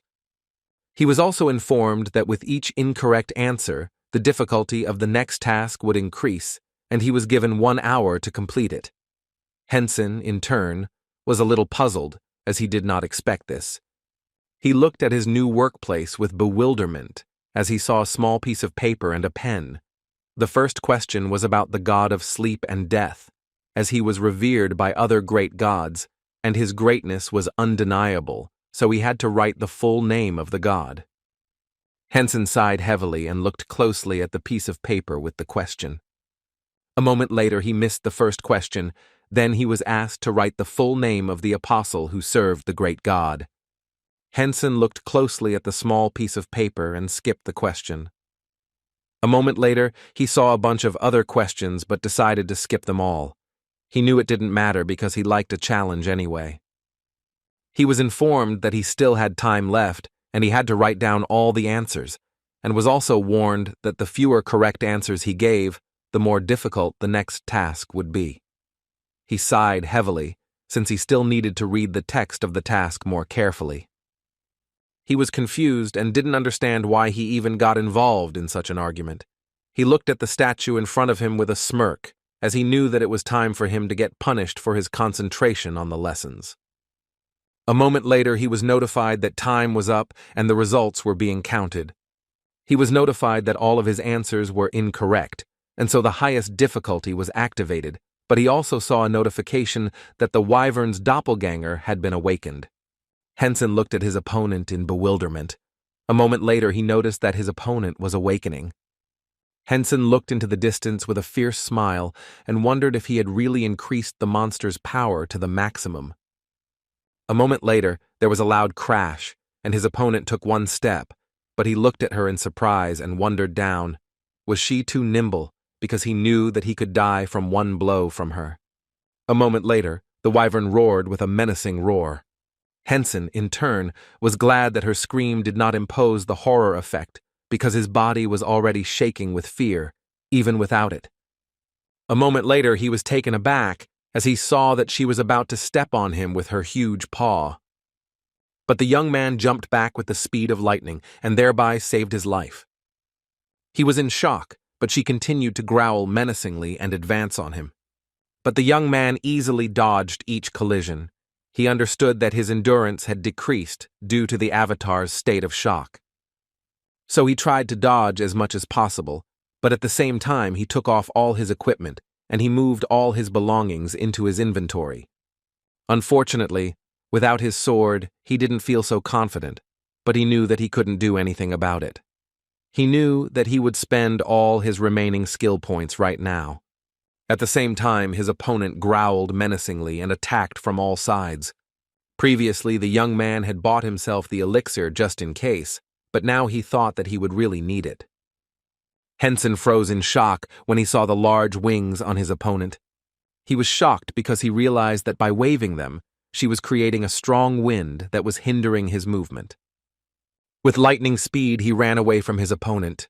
A moment later, he saw a notification about how much time was left and decided to go ahead, since only a few minutes had passed since their fight began. Henson saw large pieces of rock and decided to hide behind them. He was glad that she left the pieces behind her, as he had somewhere to hide. Henson was puzzled, as he realized that it was becoming increasingly difficult to dodge, since his enemy was anticipating his every move. A moment later, she growled a menacing pink and gathered all her strength in order to strike her opponent while she was gathering fire. A moment later, the young man was taken aback, as he did not expect such a thing. But in turn, he used the siren's call. His enemy stood frozen in stupor for a moment. At that very moment, he darted to the side with lightning speed. But his opponent was not going to give up, and after a few seconds of stupor, he came to his senses and took a full chest of fire. A few seconds later, he directed his flame fire at his opponent with a furious roar. Henson was shocked and knew it was just crazy because she was still breathing fire. He was in shock because he understood that with one breath, the entire hall would disappear in flames. Henson. He looked at us with puzzlement at his enemy, for he knew that she had been created, and solely for destruction, and it was his fault. He was shocked and did not understand how it was possible to defeat her at all, given such a level of difficulty. He looked at his opponent with anger, as he knew that he had to figure out very quickly how to defeat her. A few seconds later, he summoned his blade from his inventory, and calling on his power, he struck his opponent, but only heard some strange sound. He looked at his opponent in confusion as the damage accumulated. A moment later, he looked at his opponent with a satisfied smirk as his attacks were working, so he realized that he should have tried something like this earlier. With lightning speed, he transformed into his usual form, and after a few seconds, he turned on the recording. But at the same time, he looked at his opponent with a grin because he knew that a real grand battle would soon begin. At that very moment, he used Thanos' Nocturne on his opponent, and his opponent froze in a stupor, enveloped in his power. A moment later, the young man received a notification that he had landed a powerful attack and his opponent had taken critical damage. He looked at his opponent with a fierce grin as he realized after reading the notifications that his opponent would soon go. At the same time, the young man was being watched at headquarters. Cho Min-woo was puzzled because he knew that if the young man died, there would be no one to stop Aquileor. Cho Min-woo was puzzled because he knew that even if they assembled a special squad, they wouldn't be able to defeat Vivin because most of the users were too low in level for such a battle. He was shocked because he knew that things were really bad. But a moment later, he was taken aback when he saw that She the Foundation breathed fire at him. Everyone looked warily at the young man's fight since he still managed to dodge. The young man was shocked and did not understand how the user knew that the siren's call would make the wyvern open. Cho Min-woo thought that the young user was not a slouch after all. But a moment later, he looked at the young man in confusion as he did not understand what he was doing because he was using a blade and a magical fire projectile, and they saw that it did not work. Cho Min-woo was taken aback and wondered if the young man was really capable of killing the wyvern's doppelganger. The man sighed heavily and said that it was probably true, but he still had little chance. Cho Min-woo said that as far as he knew, the clone was not as weak as the beast itself, so it was almost impossible to kill, but nevertheless, something should have fallen out of it after the victory. The man looked at his supervisor and said that he didn't know for sure about the other difficulties, but there was definitely a reward at the highest one, and it was even written in the manual. Cho Min-woo froze in shock and turned pale. He hoped that the young man would not kill her. He hoped for this and prayed to him. Cho Min-woo knew that the items and skills that would drop from the enemy shouldn't be available at such an early stage of the game. He hoped that the young man would simply continue to dodge and hide. A moment later, Cho Min-woo was taken aback and stood frozen in shock when he saw the young man use Thanatos Nocturne. At the same time, Henson struck blow after blow and saw that the blows were getting through. He understood that if it had been a real wyvern and not a clone, nothing would have worked. But she still parried his blow and delivered her own, but he managed to jump away with ease and grace, and he was not touched by a single ring. At the same time, she burst into a furious roar and looked menacingly at the young man. Henson noted that the double was not as dangerous in close combat. Due to his own build, he was clumsy, so he had to attack right under his nose. He struck blow after blow, but his opponent only growled. A moment later, he activated Nightmare, causing his opponent to experience hallucinations and pain for several seconds. He was puzzled, because he knew that due to the large difference in levels, the duration of the effect was cut in half. He knew that a real creature would not have been cut off from the corner due to the difference in levels, and the duration of the effect was only a second. But that was enough for him, and he easily jumped up to strike her. During the attack, he found one interesting place on her, but it was difficult to get to because she was constantly moving. But a moment later, he finally reached the weak point, because he knew that every dragon had one. A few seconds later, he was informed that he had hit the vital point of the double and dealt critical damage. He was glad, because every hit he made was critical, so he concluded that it was indeed the enemy's weak point. But he knew she had no intention of dying, so he assumed he would have to hold off the coven of the dead. He was shocked because he had already used his one skill many times, but he didn't understand why she was still alive. A few seconds later, he saw that he still had 10 minutes left. But at the same time, he looked at his enemy and noticed that she was breathing heavily, as she wanted to deliver a fire strike to him. But he quickly realized and used the siren call. But after a few seconds, she still released her devastating flame. He managed to dodge and managed to strike, after which he saw that the double's stamina had dropped. Looking at his notifications, he realized that he would never have another chance. He saw her growl menacingly, so a moment later he used the Sabbath of the Dead. But a moment later he froze in place as he saw what his attacks had done. He was in shock as he saw the enraged mouth of his enemy and understood that if she hit the mute just once, he would die. Henson knew he would never get another chance like this, so he pushed off and flew towards his enemy with lightning speed. Changing his chains, he pierced his enemy through and through. But she was not going to give up, and at that very moment, she inhaled in order to deliver a fire attack to him. A moment later, she released her flame at the young man. He used the Berserker song with lightning speed. At that very moment, he rushed straight into her mouth. He looked at her with fury and used Thanatos Nocturne. At that very moment, she fell to the ground with a crash, and his level increased. Henson, in turn, breathed a sigh of relief, as he thought that his end would soon come. He knew that without some skills, he would have been finished, but he was surprised because he saw that even the skills became stronger as he leveled up, so he thought it was pure luck. He sighed heavily and thought that he urgently needed to acquire evasion skills. But a moment later, with a grin, he decided to look at the goods he had drunk. He quickly looked around and immediately ran to collect everything. But a moment later, he was taken aback because he saw something suspicious. At that very moment, the young man laughed because he was glad to meet his god. Henson froze in surprise as it was an apostle in front of him, but a moment later he realized that it was a hologram in front of him, a normal recording. Obnosa told the young man that if he was here, it meant he had managed to defeat the double, but if he had simply avoided it, he would have ended up in another room with a recording of his monologue and would have received only power. He smiled and said that he expected nothing less from the descendant of a great god. He said that the young man was very brave. Henson looked at the hologram in bewilderment, as it seemed to him that he was throwing mud at him. The apostle told the young man that he had not introduced himself, but it was too early to tell him his name, as there were still several tasks left. He smiled and said that he was just a hologram and could not see him, but he could tell for sure that he was very angry about this test. The apostle smiled and told the young man that he was eager to know the right answers. Henson was puzzled.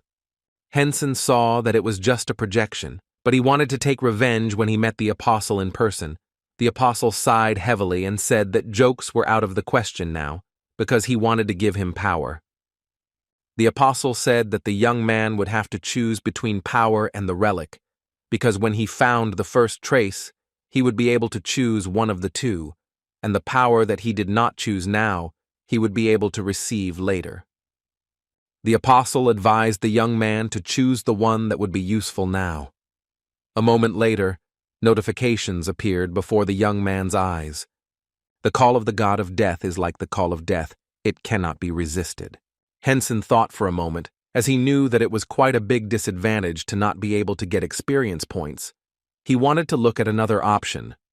But a moment later he froze in place in surprise and chose another option. Cho Min-woo was frozen in shock on the spot because he thought that even the highest rankers would need at least a year to do something like this. But the young man got a legendary item and a skill book. He hoped that the young man would not sell his findings.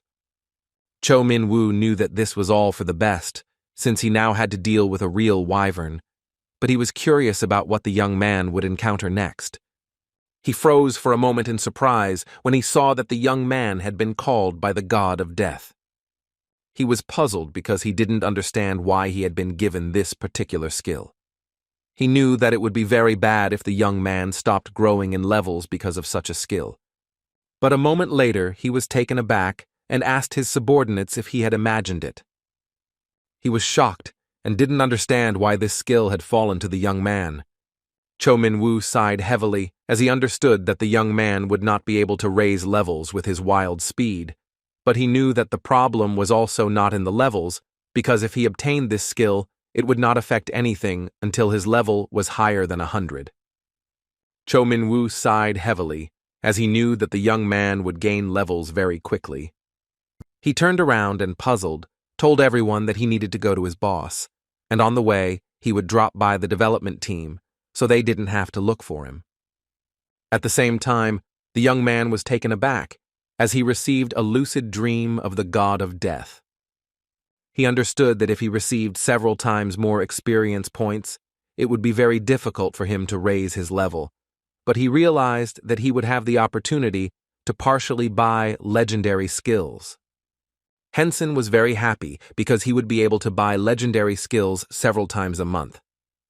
A moment later, the apostle looked at the young man with a smile and said that he had made the right choice, and he would be glad to see the young man at level 100.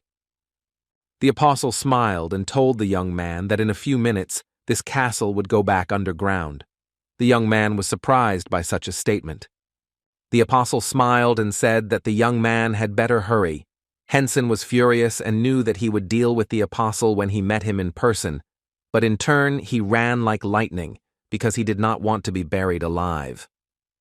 Some time later, he still managed to get out of the castle, which was collapsing, and so he met his companion at the exit. She looked at him in bewilderment and asked if he had failed. He said that he had not, but noticed that she had changed her clothes. She was surprised because she didn't understand why the castle had collapsed then. He sighed heavily and said that everything was fine. She didn't need to worry, but she noticed that it was created by an apostle. He looked at her in surprise and asked if she really knew about the apostle. She sighed heavily and said that she did, and that she had also stumbled upon him. A moment later, the young lady, with a joyful smile, informed her companion that her task was completed, and so she wanted to see what skills we had assigned to her. She looked at her notifications with a happy smile, but a moment later her face changed, and sighing heavily, she said that they weren't that cool. Hanaseo. Looking at her companion, she asked what kind of reward he was given, since usually low-level players received good skills. He smiled and said that he was satisfied with what he received in the castle. Hanaseo also asked if any items dropped from the monster. The young man was taken aback, as he had completely forgotten to look at what he had gotten. He was surprised, as he saw that he had gotten a legendary skill book. He understood that he needed to check all the items, as he could have gotten something very good. A moment later, he noticed that he had received Desert Mirage boots. He was surprised and at the same time happy, as he had received a good skill, and he could create a double of himself, and he could run away or hide. He also received a Belt of Dreams. With the help of this belt, he could impose a negative effect of hallucination. He also received a heroic class ring. He also received the heart of a snake. By absorbing it, he would increase his strength, magic, and intelligence. He also got a dragon language skill book, so he wanted to quickly read it and use it. He knew that with the help of the dragon language he could use the spell until he ran out of mana completely, ignoring the cooldown. Hanaseo looked at her companion with a smile and said that it seemed like he was lucky with the reward. He smiled and said that it was true. She smiled and suggested that they meet again sometime. He smiled and thanked her for her help and said that they would meet next time. A moment later they said goodbye and he left her. Hanaseo sighed heavily as she envied the young man because he had a very cool one. She was alive. At the same time, she received the legendary alarm clock because they said that the apostle always had difficulty waking up the eternally sleeping god, and thanks to this skill, he no longer tore his throat. She was puzzled because she didn't understand why she had gotten such a skill, and because of this, she didn't even want to play anymore. Sometime later, the young man visited the hotel on the central square. He looked closely at the snake's heart in his palm. A moment later, Henson absorbed the snake's heart, his strength, magic, and intelligence increasing in the blink of an eye. He also tried on the dream belt and put on the boots. Looking at his notification, he froze for a moment, as he was glad that he had risen many levels higher as his magic increased. He smiled because he was glad that he could now bullet his father with a magic ball left and right. He assumed that everyone would think that he was a magician when they saw him in battle. A moment later he plopped down on the bed, already thinking about how he would spend his time. He sighed heavily because he knew that today he could rest. Henson. After leaving the game, he met his friend. He was very surprised because he saw that he had not slept all night. Javan sighed heavily and asked how he could sleep. After all, he had a lot of work. He looked at his friend closely and told him to remember to take a break from work. Jawan smiled and said that he would take a day off today because he had made the video with extra time, so he had a couple of days to spare. Javan Ganusa said that he could publish the video he sent, but it is relatively short and very eventful, and it simply needs to be published as soon as possible. Javan. Looking at his friend, he asked if he had already come up with a name for himself. Henson smiled and said that he did not come up with it himself, but it was very short and sounded very interesting. Henson looked at his friend closely and asked with a smile if he liked the name Asher. The young man was surprised, as he knew it was the name of the three-faced god.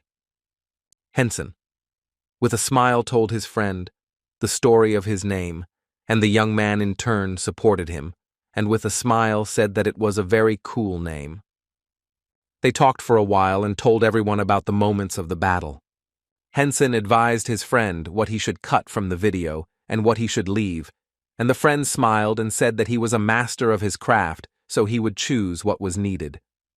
And a moment later he asked when there would be a new video. Henson knew that if he dropped the video today, his friend would postpone his vacation again. Henson. He looked at his friend in surprise and said that he had sent him one video yesterday. He did not understand why he needed to send anything else. Javan, with a smile, said that it would be good if the young man recorded everything he did. But he just smiled and said that it was his video, so he would only send what he himself did not mind publishing. Javan sighed heavily and said with a smile that in that case there was no point in expecting any materials from him. He told his friend that he was too much of a perfectionist, and he also asked him to send him the footage of the monsters being taken away, since he wanted to review everything with the team and publish it. Javan looked at his friend and asked where he was now. He smiled and said that he was now in the city of Vene. Jawan was surprised because he knew that this place was very popular, and only high-level players hunted there. He smiled and told his friend that he was very fast, and also asked what his level was now. He smiled and said that he was currently at level 74, but he was not chasing numbers, because gaining levels prevented him from enjoying interesting tasks and exploring the world of the game. Jawan asked his friend if he was going to get into something again in the near future. Jawan. He wanted to know if his friend was going to find a secret dungeon or fight a guild of villains. Henson smiled and asked his friend if he was talking about a guild of superhumans. He said that it wasn't that they were villains, more like a bunch of hooligans. Henson said with a smile that he just wanted to play with his friends for now, and that he was bored of being a loner.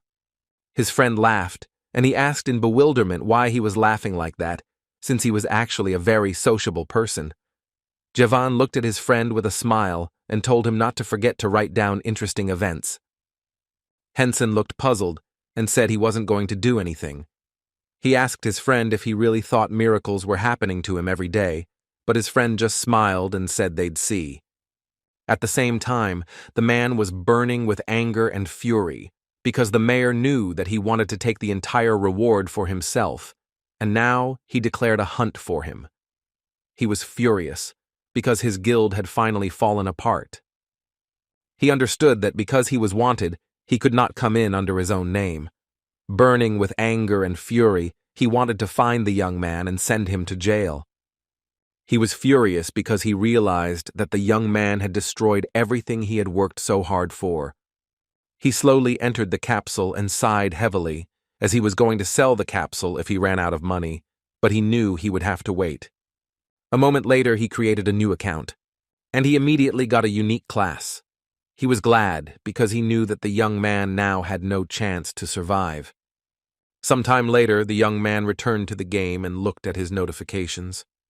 He saw new skills and was happy. He got a passive skill, namely collection.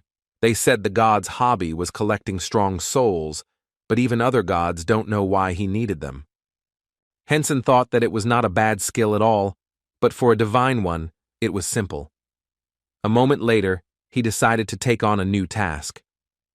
After some time, he came to the notice board, and he looked around in search of the highest-paying task. He was asked if he wanted to accept the collective task, and he agreed, but a moment later he looked back as the young man greeted him and also asked if he remembered him. The young man smiled and said that he had once bought a pile of junk from a man in town. Henson was taken aback and told his companion that he remembered him.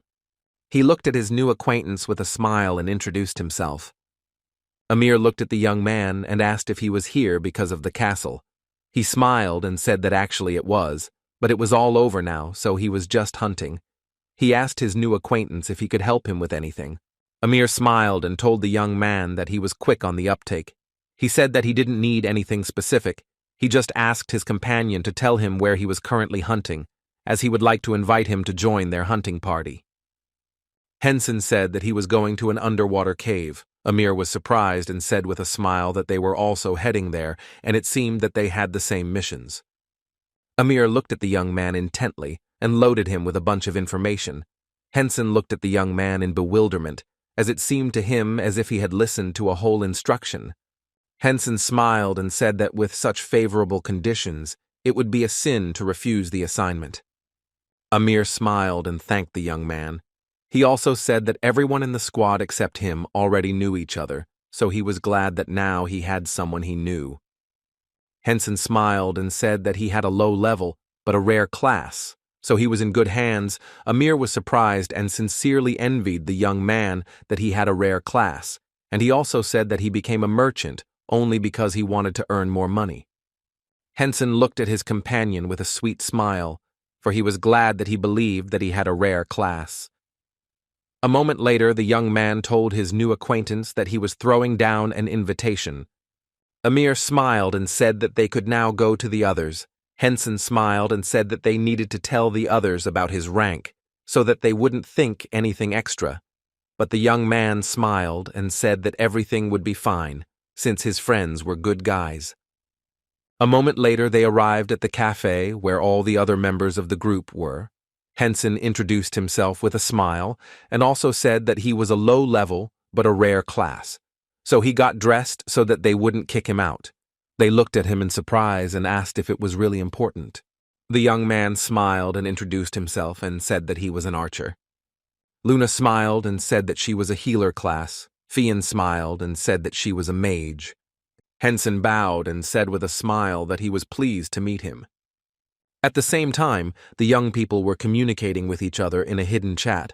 Kuma told his friends that the young man had excellent shoes and a very good belt.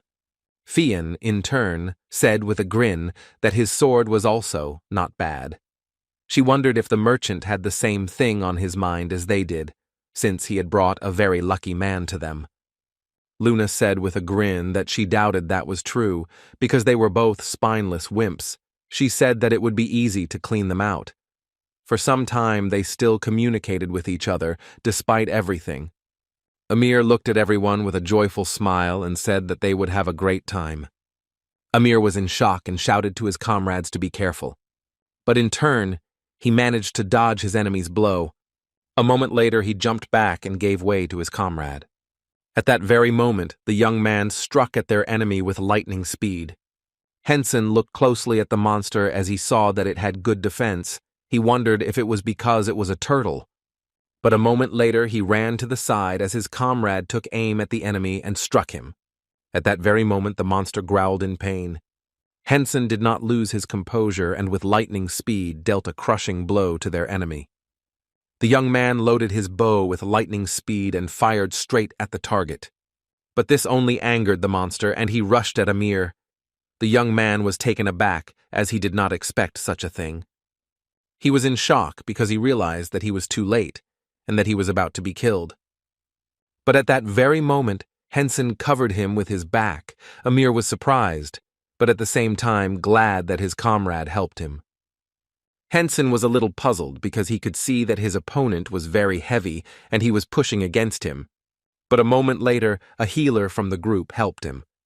Henson looked at the girl with a joyful smile and thanked her, and she only shouted in response that it was just a trifle. A moment later, the young man pushed his opponent away and struck him. The monster became angry and struck the young man with cold fury, but he managed to jump back and his axe did not touch him. A moment later, the young lady used the lightning staff, and at that very moment, she directed all her power at the monster. After the lightning strike, the monster fell to the ground with a crash, and they breathed a sigh of relief as they had completed the task. A moment later, the young men began chatting among themselves. They discussed the young man, as they saw that he was very strong and they needed to be careful with him, but they knew that there were no surprises from the merchant, so they had to act according to plan.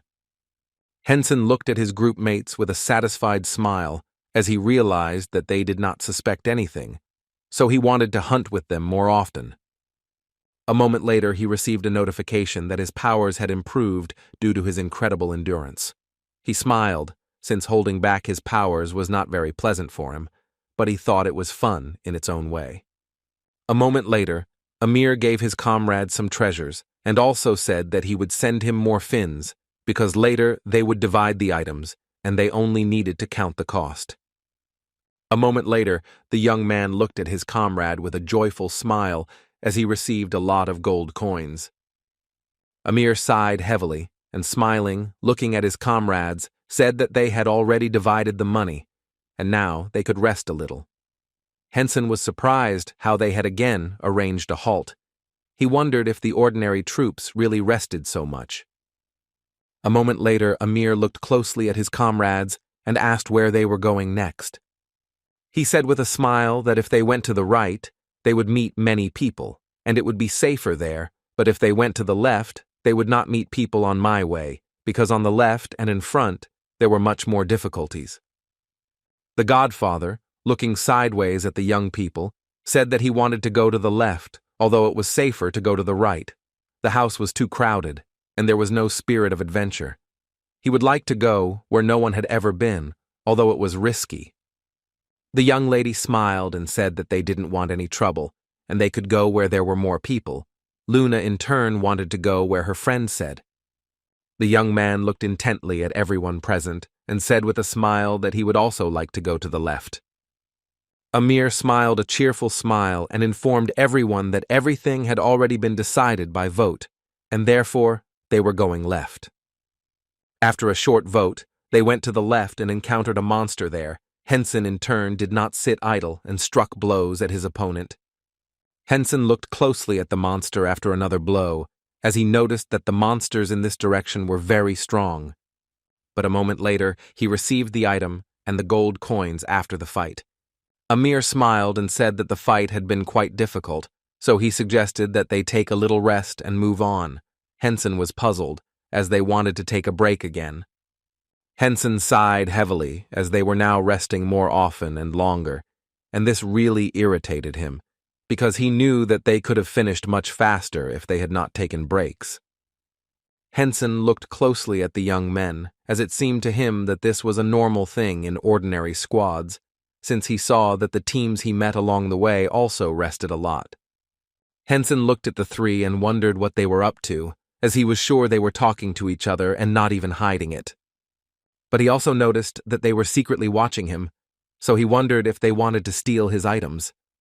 Henson looked at the young men coldly, as he knew that one extra move and he would deal with them, but he still wondered if they wanted a specific item or all of his stuff in general, but he understood from observation that Amir was not involved in such things.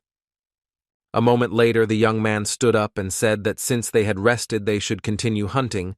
Amir smiled and said that in that case he would distract them. Henson noticed that they did not touch Amir, so while he wanted to watch them, he liked the young man, because he immediately divided all the items without leaving the cash register, and the hunt thus became more interesting. But in turn, he thought for a moment, because he was curious about what the young ladies he had hunted with earlier were doing now, because if you think about it, he spent all his energy on battles and did not really help them, but still they did not lag behind, and he regretted that because of his sleepwalking, they could not even get to know each other properly. After some time, the young man screamed and ran from the monster, who was running at him with rage. Amir looked closely at the monster and prepared to attack. A moment later, he directed his power at the monster, but it only looked at him in bewilderment. A moment later, the enraged monster was rushing towards its opponents.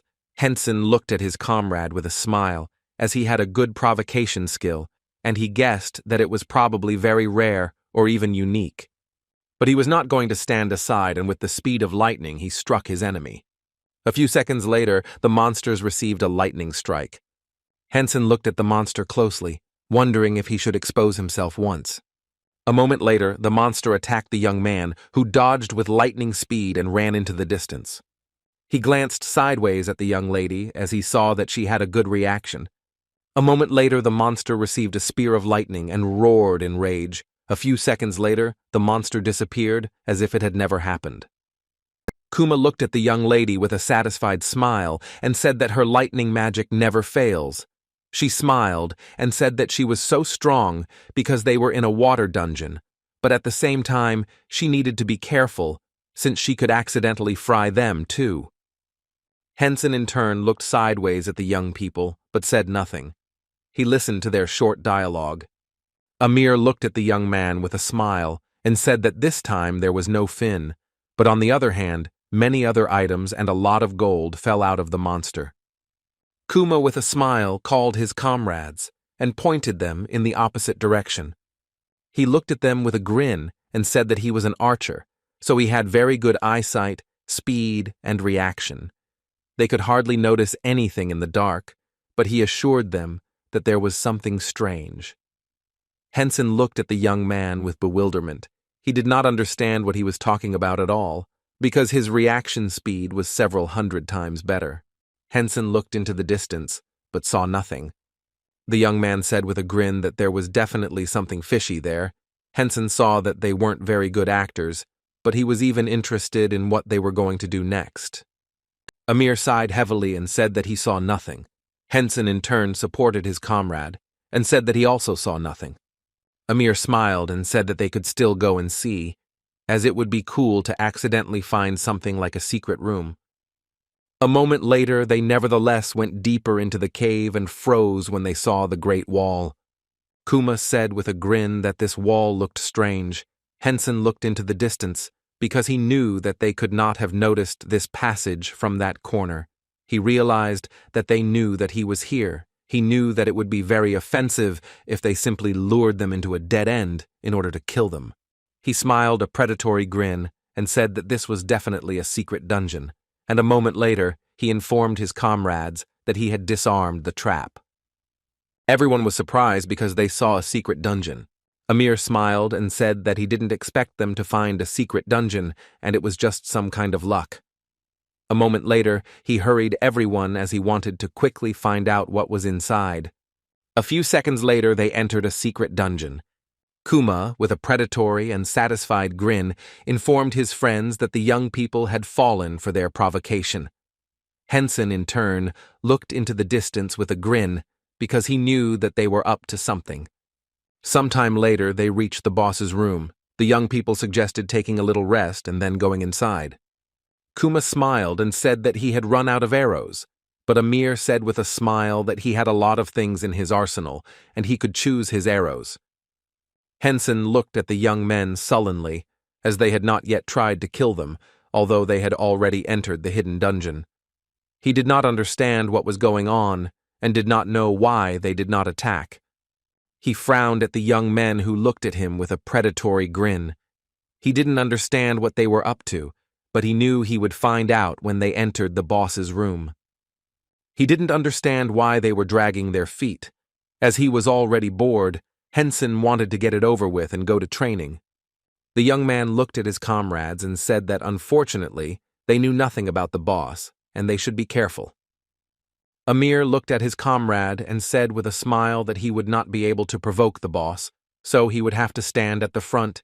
He said that if it became difficult, then he should immediately shout, and he would come to his aid. Henson smiled and agreed with his comrade. A moment later, they entered the boss room and were informed that they would not be able to log out or use a teleport scroll until the end of the fight. A few seconds later, they were all taken aback as they heard the enemy's dirty ropes. At that very moment, the boss woke up and looked at the young people with cold fury.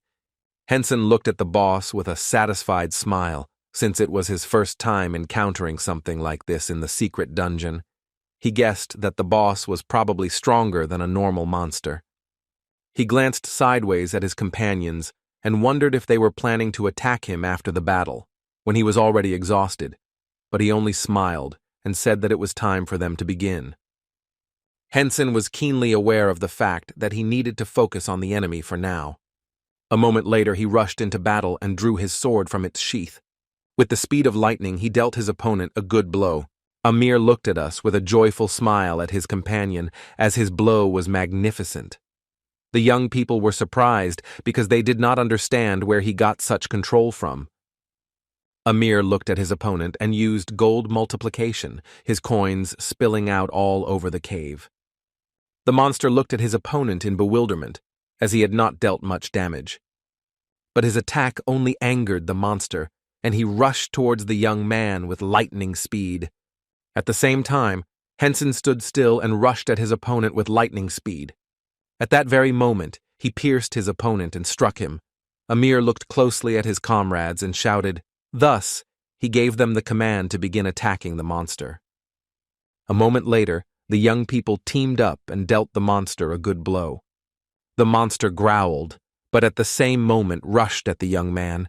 Henson looked at his opponent with a smirk, as he knew that now it would be logical to dodge the attack. But he allowed the monster to attack him and do damage, as it was all part of his little plan. A moment later, the monster was taken aback and froze for a moment, letting go of the young man.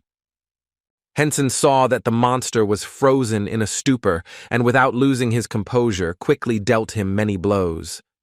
But this only irritated his adversary, and he rushed furiously at the young man. The monster dealt a very strong blow to the young man, and he flew to the ground with a crash.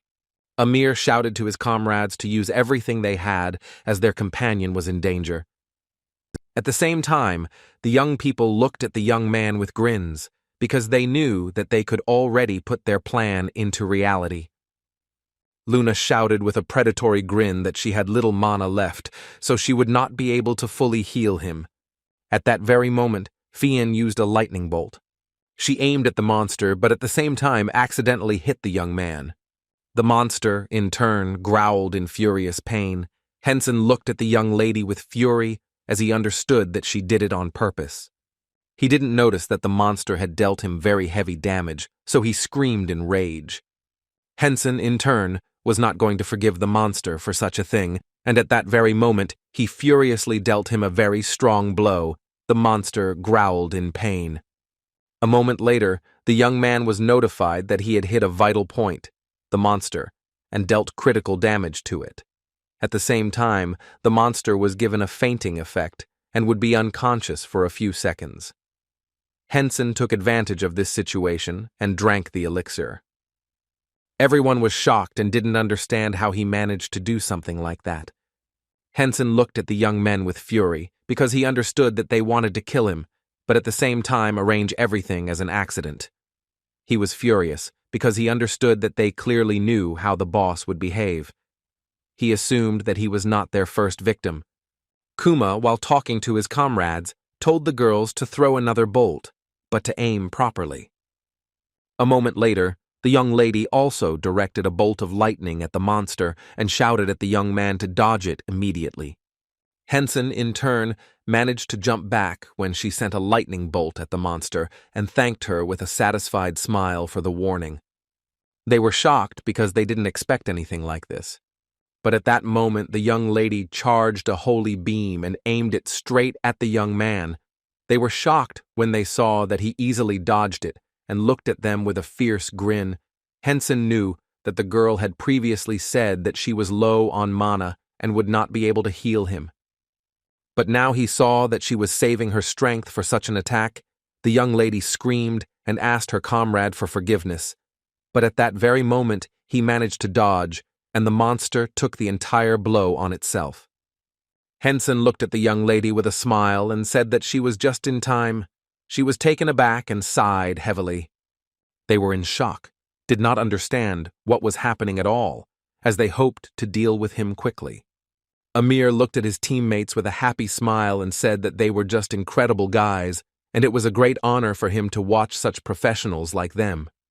Sometime later, after a short battle, they still managed to defeat the boss. The young people looked at their comrades with joyful smiles and praised them for their excellent work. The young people were shocked and at the same time furious as their plan had failed. A moment later, they saw the notifications that the dungeon had been cleared, and soon they would be teleported to the main gate. Henson, in turn, looked at the young men with a fierce grin, as he knew that their plan had failed. A few seconds later, they moved to the surface. Amir looked at his comrades with a smile and said that he would not have succeeded if not for their help. He smiled and thanked them again, but also informed them that on that note, he would give them all the gold and items that the boss had dropped for him. Henson looked at the young man in surprise and asked if he was sure about that, but he just said with a happy smile that he had gotten a lot of resources while they were hunting monsters, so he didn't mind, and besides, the boss only dropped 4 items. A moment later, the young people separated the items. Amir glanced sideways at the young men, as they simply chose what they needed and did not even ask what Henson wanted to take, and sighed heavily as he saw that they had no manners. But looking at the young man, he realized that this did not bother him at all. Henson in turn received a skill book, and he also saw that he received the active skill Shark Torpedo. Henson. Reading about the scripture, he realized that judging by the mana absorption and the cooldown time, it was quite a strong magic, and thanks to the dragon language, he could ignore the cooldown. Amir looked at his new friend with a smile and asked if he would mind if he added him as a friend. Henson smiled and said that of course he would not mind. Henson was pleased because he had several friends on the list, and it was very good. A moment later, the young men turned around and informed their comrades that they had urgent business to attend to, so it was time for them to go. Amir looked at the young men in surprise, as he knew that when they first met, they were very friendly, but now something was wrong. Amir smiled and told his friend that they were on the same path, and so he suggested that they go to town together. Henson smiled timidly and said that he also had things to do, but he suggested that his new friend go hunting some more. Amir smiled and agreed with his comrade, and also informed him that he would give him a discount on the potion and buy all his junk at a high price. Henson returned and said that this was a very tempting offer. Amir looked closely at his new friend from the years because he knew that he had few friends with whom he could have such fun. At the same time, the young people were chatting with each other and closely watching the young merchant. Kuma sighed heavily as he was puzzled by everything that was happening. The young ladies wanted to deal with the merchant as quickly as possible, thereby getting behind him and finishing him off. Kuma sighed heavily and said that it seemed they had no other choice. They wanted to finish off the victim they had been stalking for so long, and besides, he knew that the merchant was a real celebrity, and if they robbed him, they would get a lot of money. They looked intently at the young man who was going about his business, unsuspecting of anything. Henson approached the young man and asked in anger why those who strike from behind never cover their own rear. The young men were taken aback and froze in shock. But a moment later, Henson, with ease, dealt with his new acquaintances.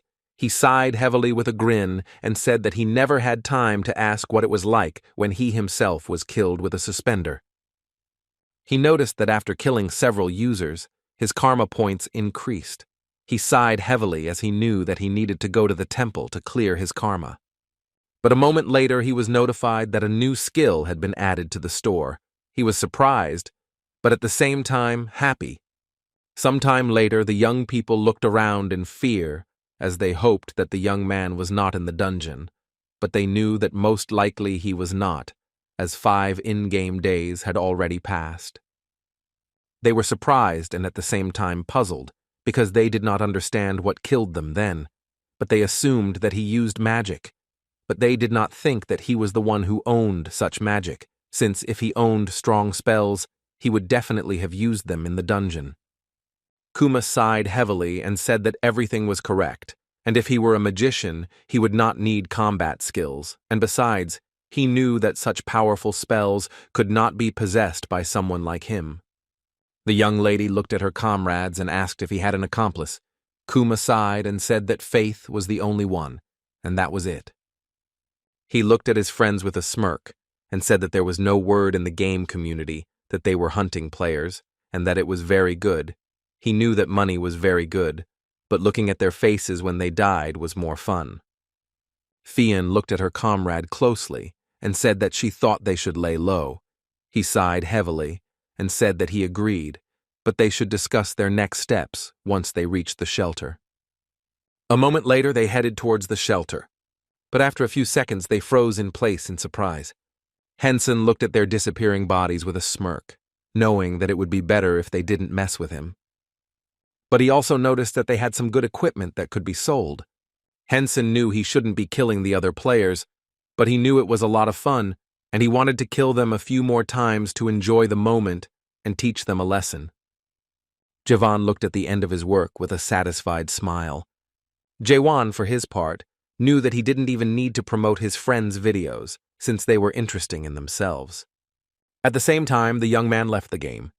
He looked at the small capsule with a smile, knowing that if it weren't for his sleepwalking, he would simply be asleep. But a moment later he was taken aback as his sister screamed.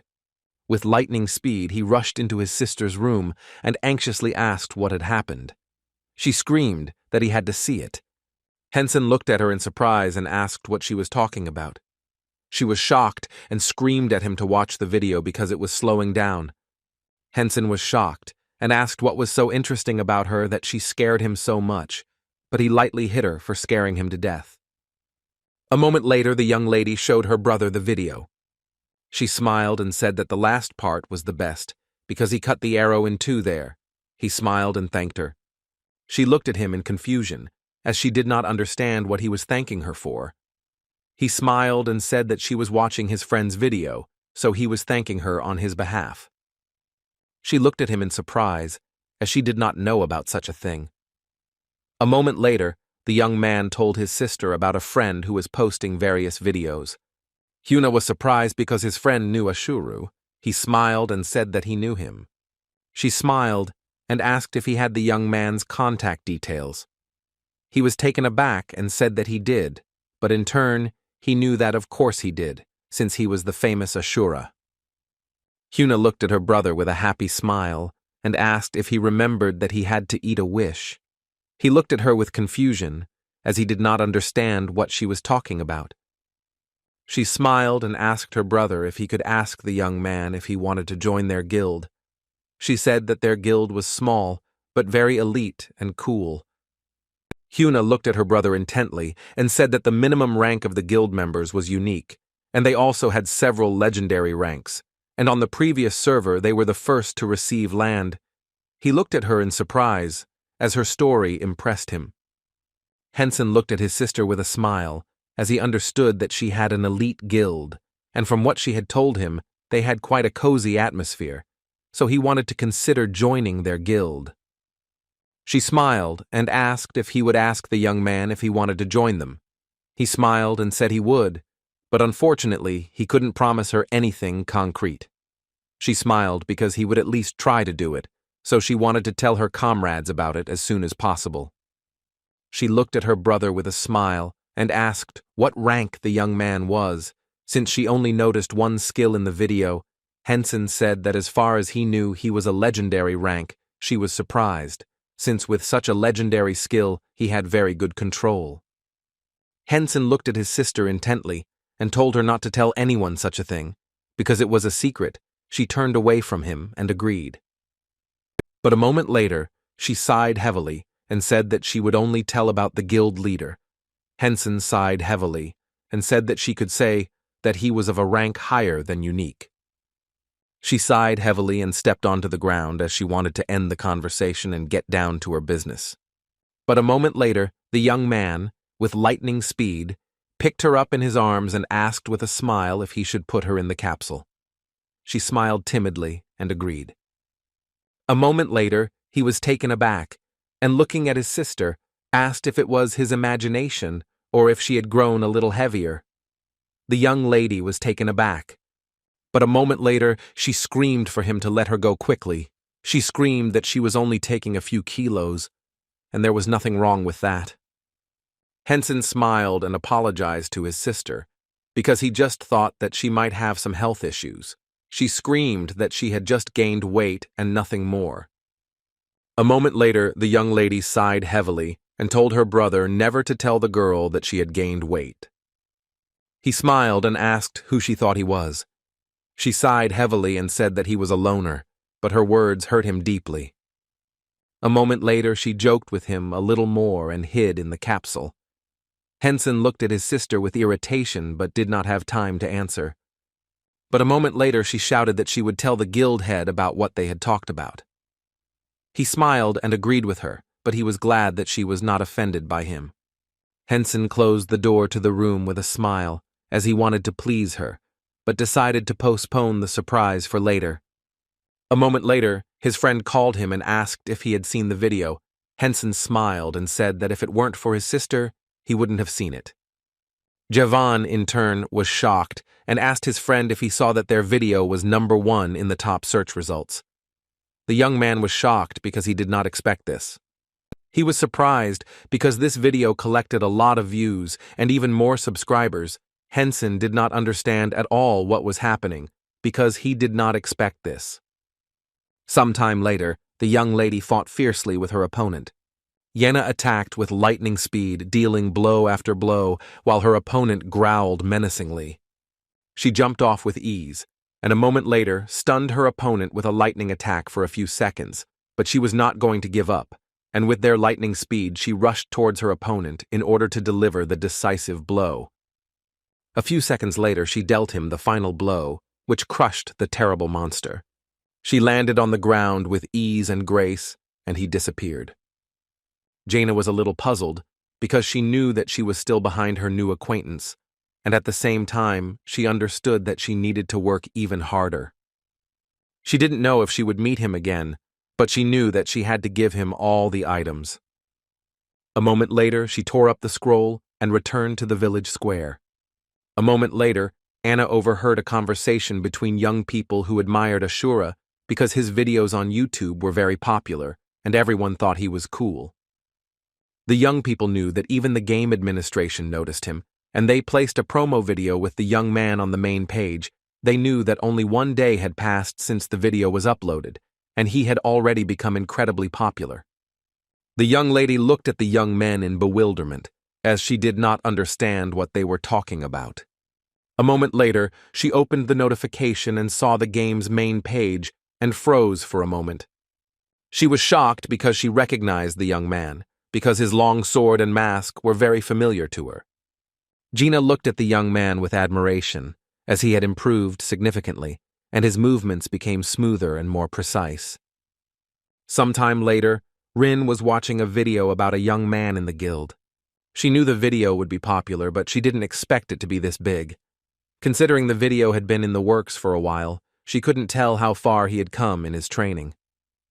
Hyuna rushed into the room and called the young lady. Rin was taken aback as the girl had scared her. She looked at the young lady in surprise and asked if something had happened. Hyuna asked her mentor with a smile if she had heard about the young man. Since there was not a single person who had not seen this video, Rin looked at the girl with bewilderment since she knew about it. Hyuna smiled and said that it turned out that her brother was familiar with the young man. Rin was shocked, as she did not expect this. Hyuna smiled and said that this was the reason she asked him to find out about the young man and see if he wanted to join their guild. Rin was shocked, as she didn't expect to hear something like that. But she also asked the young lady if she could ask her brother if he could send one message.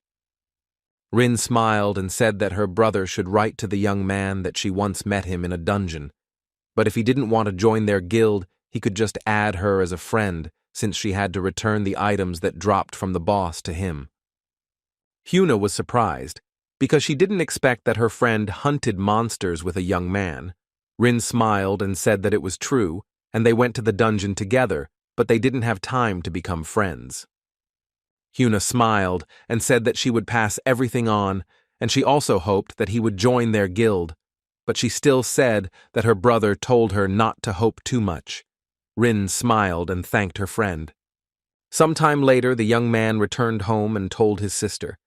She happily ran to him and called him. Hyuna looked at her brother closely and asked with a smile if he had contacted Ashura yet.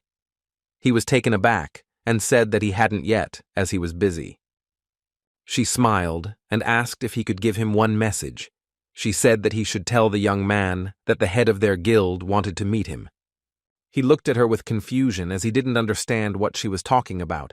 Hyuna said that their guild leader was Rin, and she had met the young man in the game before.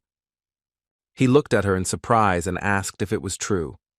He wondered if his sister had been lied to in order to get a meeting with him. Hyuna smiled and said that the guild leader said that she had already met her boyfriend in the cave, and now she wanted to give him the items that the boss dropped because he couldn't collect them. He froze for a moment in surprise. But a moment later, he remembered the girls he had been with in the dungeon earlier. Hyuna smiled and said that it would be great if he could arrange a meeting with the young man, as she really wanted to talk to him. He looked at his sister with bewilderment, as he knew that he would soon be exposed. As he left, he smiled and said that he would certainly ask the young man, but they should not hope too much for a positive answer, because he was a very shy person. Hyuna sighed heavily and said that whatever happened, so be it, but he should still try to persuade him. The man looked at the emperor intently and informed him that they had begun preparing for the tournament. Or rather, the timing was still unclear, but it would take at least a month to prepare. The emperor was surprised that so much time was needed for preparation, and out of fear he said that the preparations would take exactly that long, and considering that time would be needed to review applications for participation and conduct trial battles, additional time would be needed. The emperor thought for a moment, but still asked his subordinate if the competition would be as he wanted it to be. The man was taken aback and said that of course it would be as the emperor had ordered. He also admired the emperor's idea of separating the townspeople and travelers, as it was a wise decision. The emperor said with a grin that the participants would also need to be divided into several categories depending on their strength. At the same time, in the east of Vienna, everyone was scared because they knew that this was just madness, but they did not understand what was happening at all. They screamed and ran away as fast as they could because ferocious beasts were coming towards them.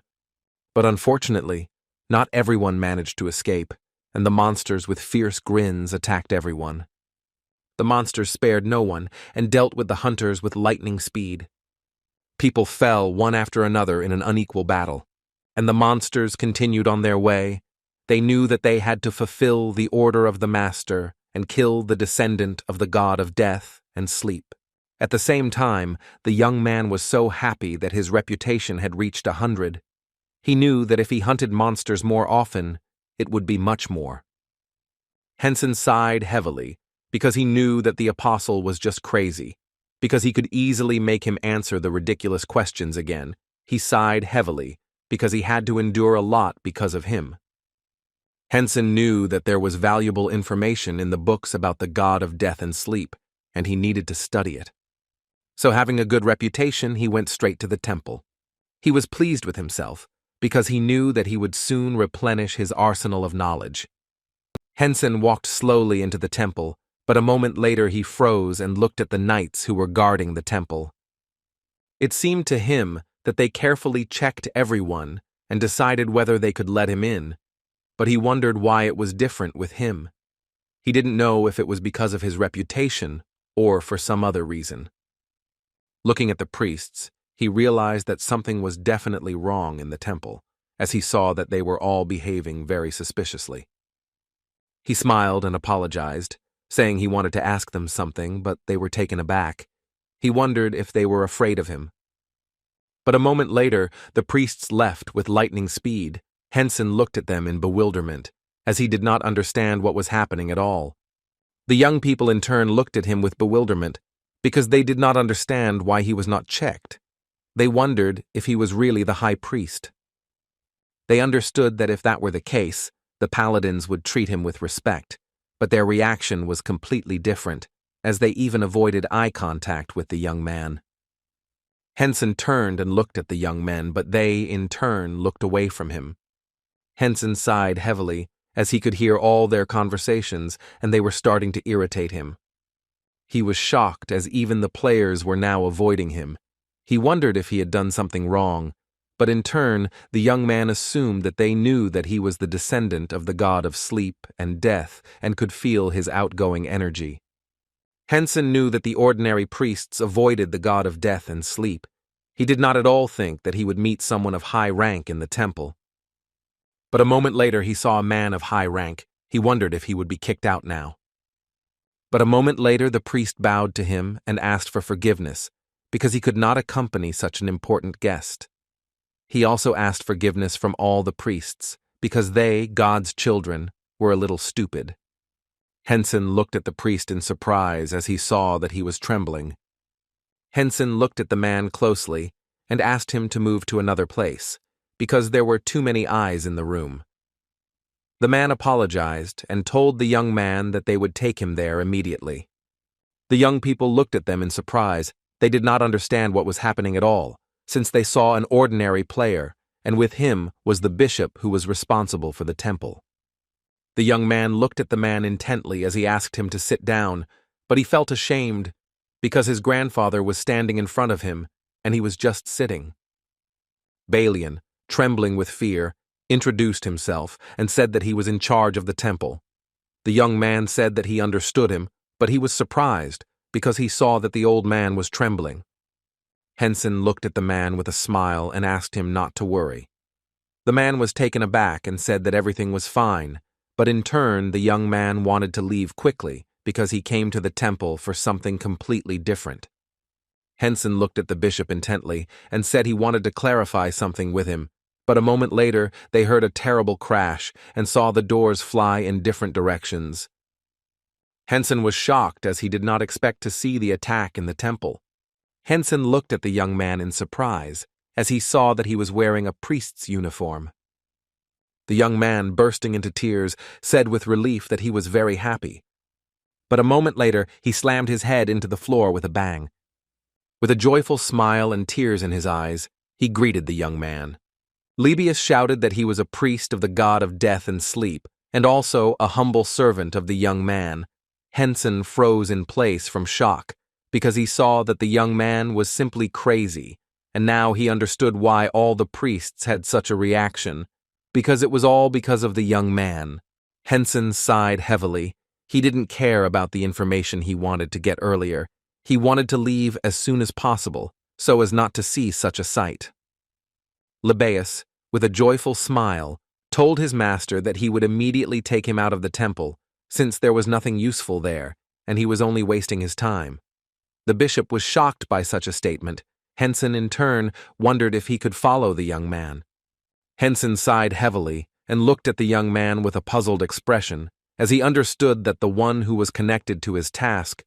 The young man smiled and told his master that if he approached the altar of the god of death and sleep, he would be able to obtain a new skill. Henson looked at the young man without further ado and said that they were leaving immediately. After some time, they visited the altar of the god of death and sleep.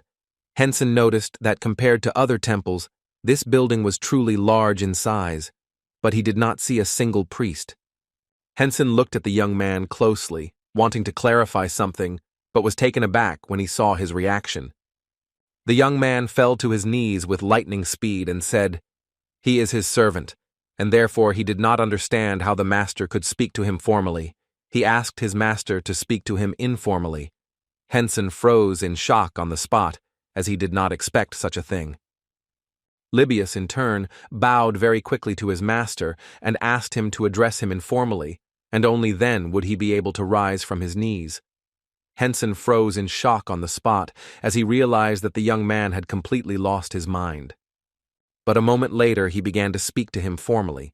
Henson said that not long ago he learned that he was a descendant of the god of sleep and death.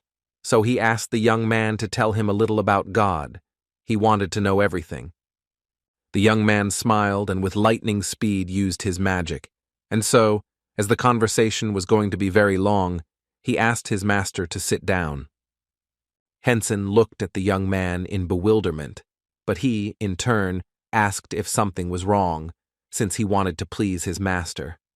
Henson said everything was fine, and he didn't need to fuss. Henson looked at the young man closely and said that he wanted him to tell him everything he knew about God right now. Libius looked at the young man with all seriousness and said that the god of death and sleep is the most powerful among the gods. The young man sighed heavily and said that he knew about it. He was puzzled and did not understand why this tense atmosphere did not pass even after a huge amount of time. Libius sighed heavily and, taken aback, asked his master if there was something on his face. Henson, taken aback, said that he had nothing of the sort, and also asked the young priest if he was going to tell him more about God. He smiled and said that he had told everything. Henson looked at the young man in bewilderment and asked if he really only knew that God was the most powerful of the gods. He smiled and said that it was so. Henson sighed heavily and looked at the cat's sanctification with bewilderment, as if he didn't understand what was wrong with him. He was puzzled because he realized that he had simply wasted his time. Henson looked at the young man in bewilderment, as he did not understand what he was doing. He smiled a joyful smile and said that he would accompany him to show his devotion. Henson looked at the young man in bewilderment, as he did not understand why he would do this. The priest said that it was natural that a loyal subject would want to serve his master. He smiled and said that there was some order that the apostle had given him. Henson looked at him in bewilderment and asked if the apostle had really ordered him something. He smiled and said that everything was correct. Henson was surprised, and so he wanted to know what order the apostle gave him. He smiled and said that the apostle told him that there would come a day when the dark energy would soar in the east, and then the master would appear, so the priest had to take care of him. Libius looked at his master with a beaming smile and said that the apostle had conveyed these words to him. Henson sighed and wondered if the young man was really needed to find the next clue. Henson looked closely at the young man and asked when exactly the apostle had told him such a thing. And he also wanted to know if the apostle had said anything other than the dark energy. Libius smiled and told his master that he had told him that he would come as soon as he felt this energy, but if his master awakened earlier, he should make him return to him later. The young man looked at him in bewilderment and asked if he was sure of his words. Libius smiled and said that despite the fact that it had been a long time ago, he remembered everything as if it had happened a few minutes ago. Henson sighed heavily, but he was sure that the young man would be useful to him for the next quest, but he wondered if he would have to drag him around until he reached level 100 and unlocked the quest. Henson thought with a joyful smile about leaving the young man in the temple and returning for him later.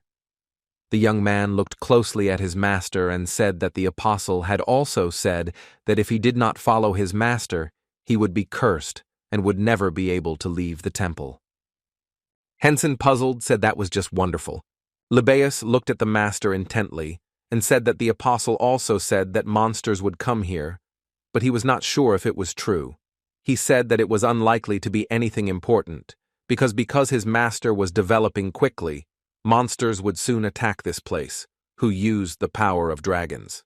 Libaeus looked at the master and said that he was not sure if he understood his words correctly, but those monsters felt the master's energy and under the control of the dark dragons would pursue him. The young man sighed heavily as he knew that this was some kind of nonsense. He wondered if this meant that once he found some kind of clue, the dark dragons would seize control of the local monsters and attack him. A moment later, he opened the game's notice board and noticed that monsters were heading straight towards their city. He could complete an urgent quest. Henson looked at the notification with a happy smile because he knew that this siege would be interesting. He was informed that a priest of the god of death and sleep had joined him, but due to the large difference in levels, he would not be able to participate in combat, but healing skills and other support skills could be used. Henson glanced sideways at the young man and wondered what the difference in levels was between them. Henson froze in shock when he saw the young man's level, but a moment later he was also informed that he would not be able to view other stats as his level was too low. The young man looked at his master with a joyful smile and said that he was very glad that he was happy. Henson knew that he could use the priest for his own purposes. A moment later, Henson smiled and said that it was time for them to go. The young man looked at his master intently and asked where they were going. Henson said that they were, of course, heading straight for the monsters to strike first. The young man with a joyful smile told his master that he did not expect anything else from him. The young lady sighed heavily as she finally finished her work. Minure didn't think that the wave of monsters would start attacking the dragons as well. She was puzzled because she knew that she would be busy with the Imperial tournament. She was furious because she knew that the descendant of the god of death and sleep was to blame for everything. She was puzzled because she did not understand why she created such a class at all, even using the game's artificial intelligence to guess the actions of the young man. She still could not understand how he would behave. She sighed heavily and put everything she was doing aside for later, because she knew she had to take a break because her brain was about to explode. Minure was a little surprised and at the same time puzzled by his leveling speed. She knew that the sleepwalking ability gave him a huge advantage, and besides, the young priest had joined him. She clearly knew what level the young man was at now, and he would soon reach level 100. Minure sighed heavily, as she wanted to know what was happening at this level now. She knew that there were usually several skills that were unlocked there. One of them was passive, and the other was so strong that it could be called absolute. She knew that the descendant of the god of death received several skills at once. Minure understood that if they were involved, most players would not be able to defeat the young man. She thought about everything, because she knew that he would get a lot after the siege. But a moment later she sighed heavily when she saw the young people who, with joyful smiles, rushed to meet the animals. She was shocked because they turned out to be even crazier than she expected. Minure was, and asked the system how many experience points and rewards the young man would receive if he defeated all the monsters and dragons. A moment later, the system told the young lady that the user she specified would kill all the monsters and then reach level 101, and if he single-handedly defeated the boss during the siege, he would receive a unique skill and several items as a reward for completing the quest. The lady was puzzled as she knew that they were just madmen who could win on their own. She knew that the second part had no time limit. She sighed heavily as she understood that she needed to prepare for the tournament. For this reason, she turned off all the videos related to the young man and opened the information about the tournament. But a moment later she screamed very loudly. The young people were shocked, but they knew that she had started up again and that she would get into trouble again from the management. Min-yor was furious and did not understand why they chose such a path. Min-yor sighed heavily and looked into the distance with tears in her eyes, as she understood that she would have to stay late again. Gina looked intently into the distance and sighed heavily, since the young man was also not in the vicinity of the city. She was confused, but she knew she needed to look elsewhere, so she tore up the teleportation scroll and went elsewhere. A moment later she found herself in the city, where she saw complete chaos. A few seconds later she saw a notification about an urgent quest. Yena was a little surprised, but at the same time she knew that the young man would also participate in the quest, because he said earlier that he liked to fight monsters. But she knew that if he was in the hunting grounds, he would not be able to see this quest. She was puzzled and did not understand why everyone called this quest a siege, because in the quests there was not a word about concrete. Gina thought for a moment and wondered if the young man had decided to take a break from hunting and rest for a while, but she pushed the thought away as she knew he loved the thrill of the hunt. She rushed into the distance with lightning speed because she knew that he most likely went to battle before everyone else. Henson looked into the distance, knowing that the monsters would soon reach the city. With lightning speed he put on his mask. Libius looked at his master with a joyful smile and said that he looked very cool in the mask. Henson was a little puzzled, as he knew that the monsters could sense his energy. Since he was a descendant of the god of sleep and death, he understood that they would notice him soon. Henson looked at his companion and asked if they could move the energy to the god of sleep and death, somewhere else. The young man smiled and said that of course they could do it. Henson was surprised and puzzled, as he did not know how this was possible. Libius looked at his master with tears in his eyes and a joyful smile, ignoring his words. Libius, with a joyful smile, shouted to the master that he was very amazing. As he felt that his knowledge had increased thanks to the master, Henson sighed heavily and said that they should proceed with their plan. At the same time, the monsters growled ferociously and headed straight for the city. But a moment later they froze and looked intently in the other direction, as they noticed that their direction had changed. The giant orc boss stared into the distance, grinning. He was a little surprised, as he saw that the energy had gone in several directions. But a moment later he was taken aback, as were everyone else, as the energy was dispersed in different directions.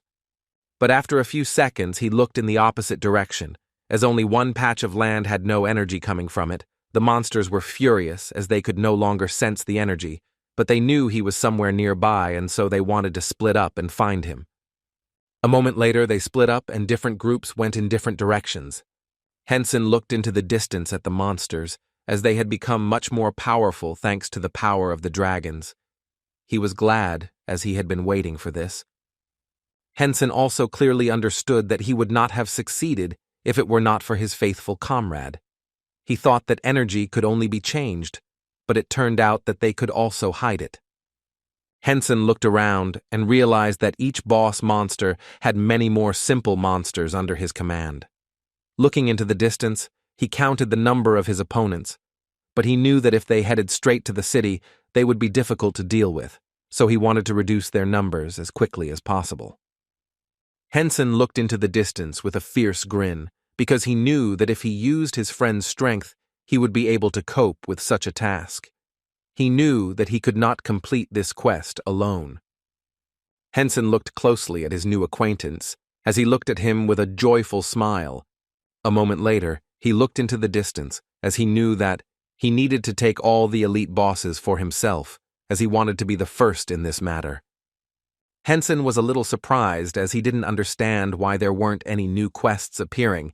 He thought there was going to be another special quest involving a dragon. He was very sorry that it wasn't there, as he knew the rewards there were amazing. A moment later, he sighed heavily and said that they could start with the giant wolf boss. The young man smiled and said that was an excellent choice.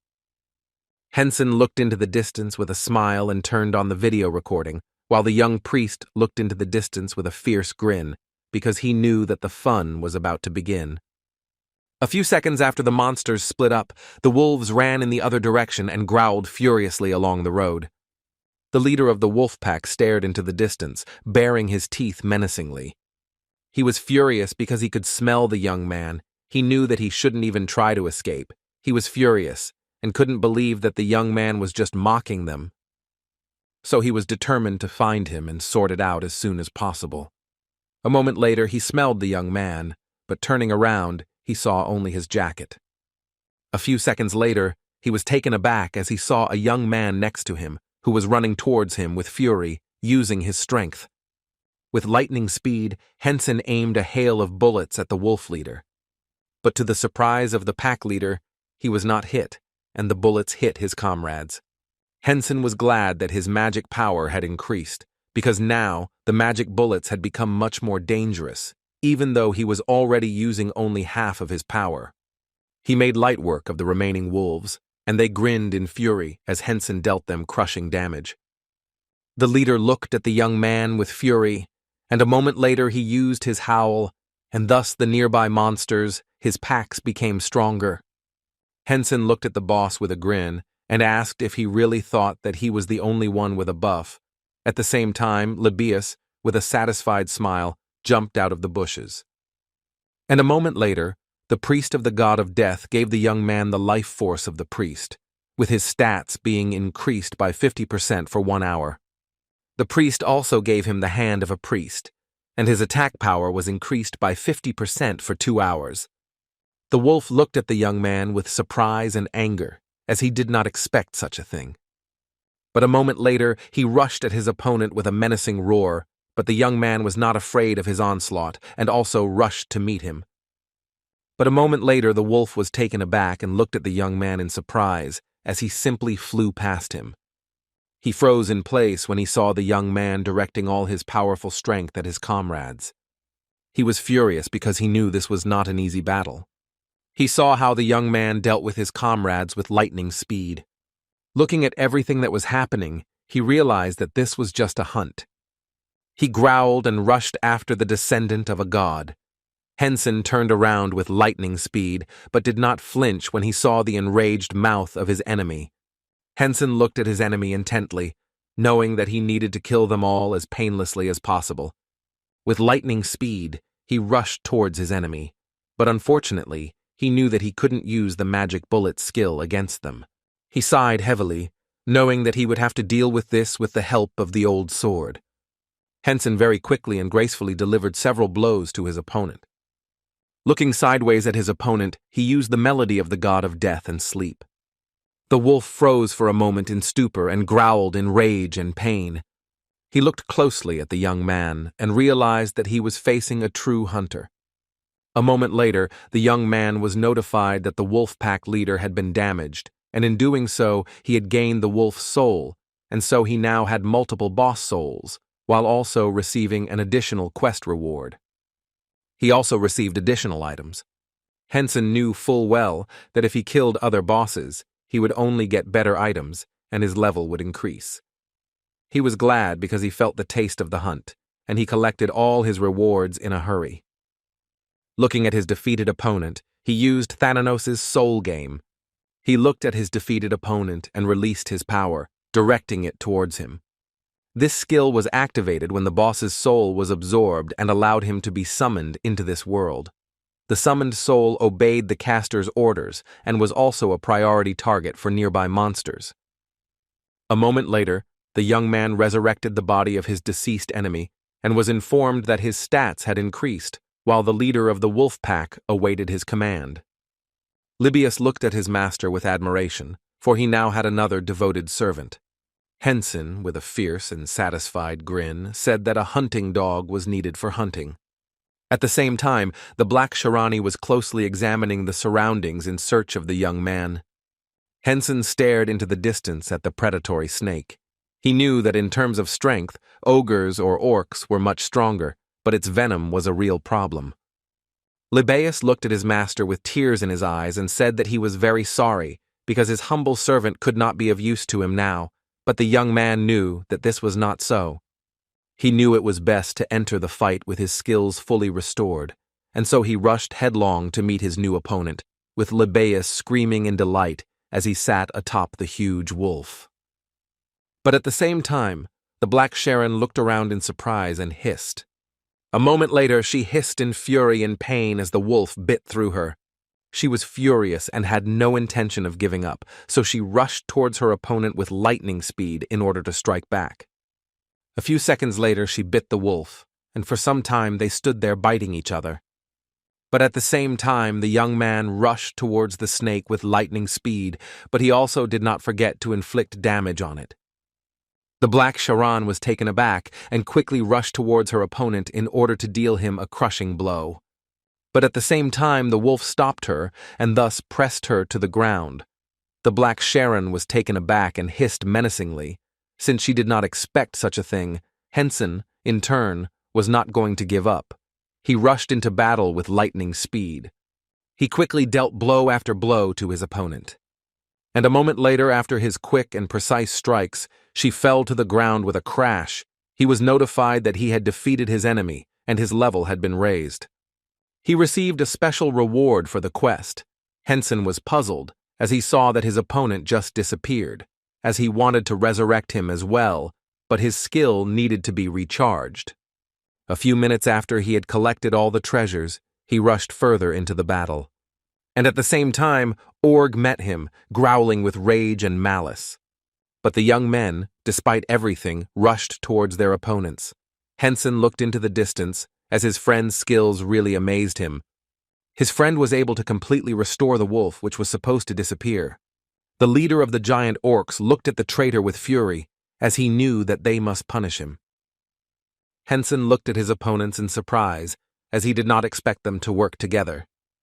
But in turn, he wondered if he should use the sleepwalking skill, but he threw that thought away, as he knew that with his friend's skills, he could handle it in no time.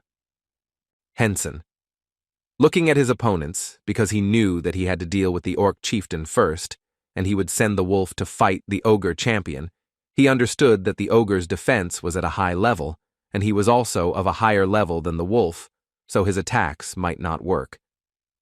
He understood that in this case it would be worth sending Volg to the orc leader with relatively weak defense.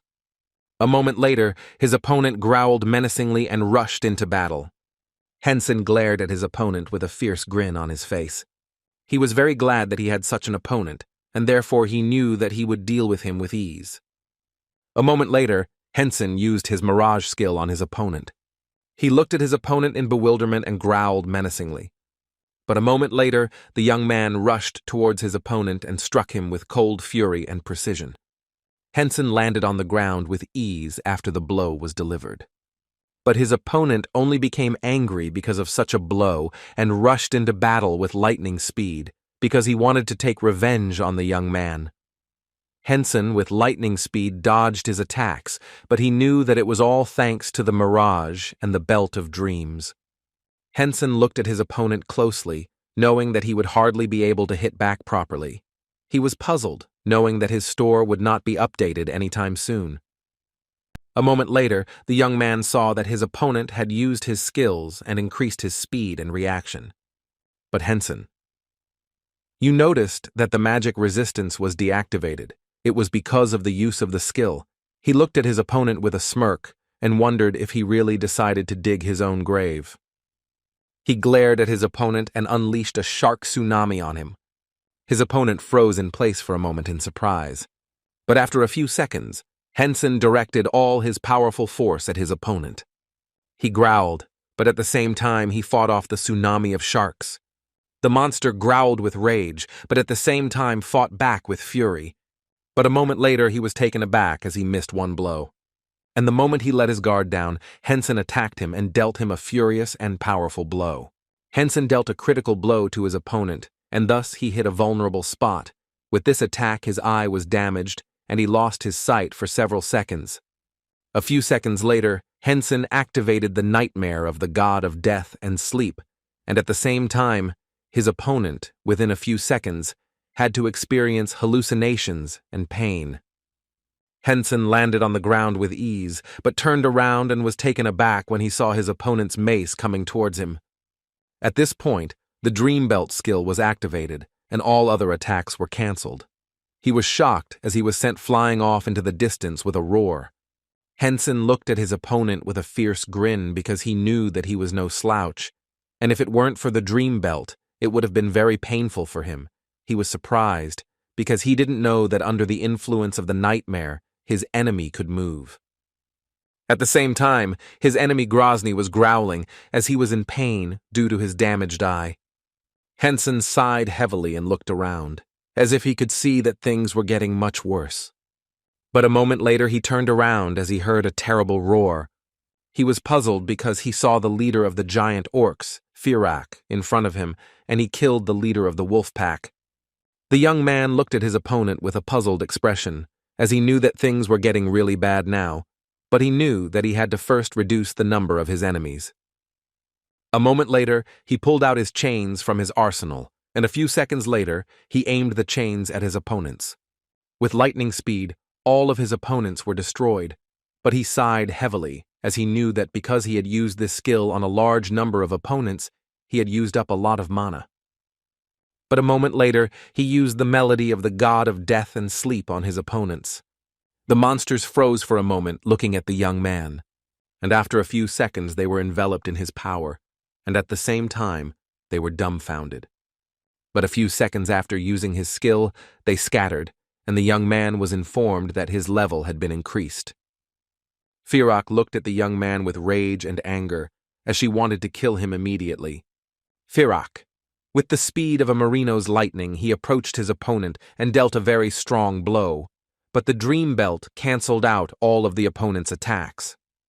A moment later, the young man unleashed a shark tsunami on his opponent. Firak screamed because he didn't expect this. But he still parried his opponent's blow and delivered his own. Henson jumped back with lightning speed, and thus he received no damage. He looked at his opponent with fury, as he knew that sharks were very cunning. But a moment later he was taken aback and realized that danger awaited him at every step, as his other opponent struck, and thus the young man almost received damage. Henson was very puzzled, as he knew that now he had only the most ineffective attacks left. He saw that Firak was not wounded, and Akab, although he looked bruised, was not so much as to remain on the sidelines. Henson glared at his opponents, as he knew that he could only use two of his skills right now, namely Mutane Shooting and Shark Tsunami, because their cooldown was disabled due to the dragon language, and all other abilities were on cooldown. Henson was furious, as he knew that this would not be enough for a normal attack. He had previously thought that a few skills would be more than enough for him, but now he realized that he was wrong, as his opponents were rushing towards him with their cold fury. They shouted and rushed after him, but the young man was immediately determined to dodge their blows. He understood that if he fought, he would eventually win. But now he could clearly see that he was surrounded and driven into a corner. He understood that he needed to capture a crushing victory. He looked at them with cold fury, as they were annoying him greatly, and he was determined to deal with each of them, while activating Thananos's lucid dream skill. After all his notifications, Henson realized that he only had 1 minute to kill his opponents.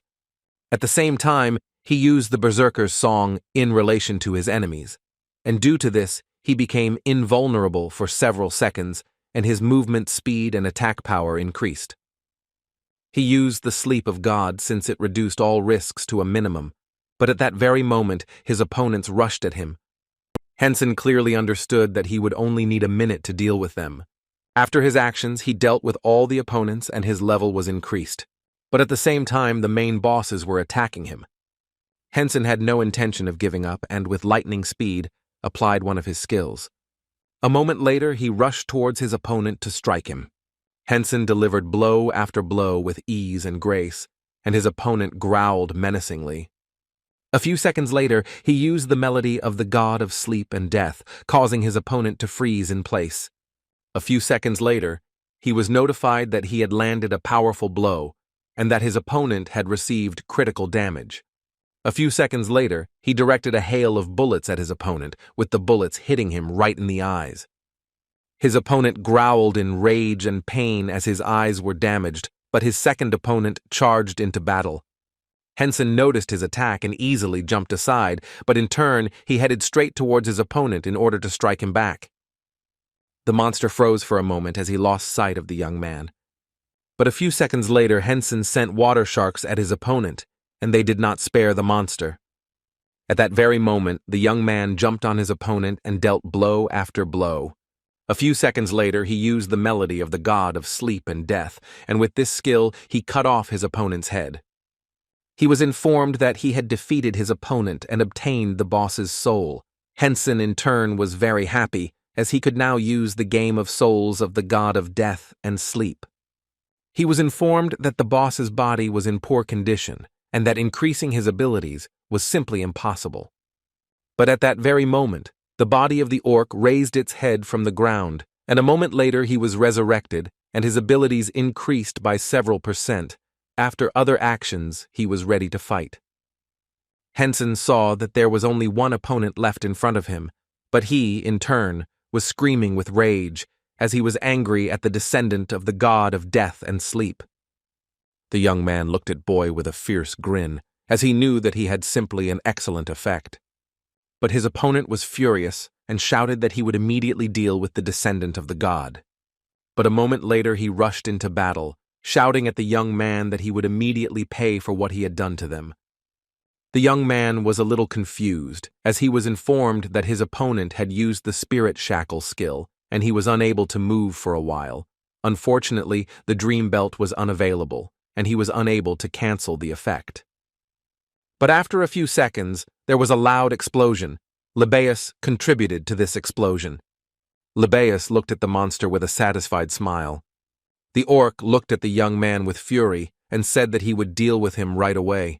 Libeus in turn laughed wildly and asked the monster if he was really serious now.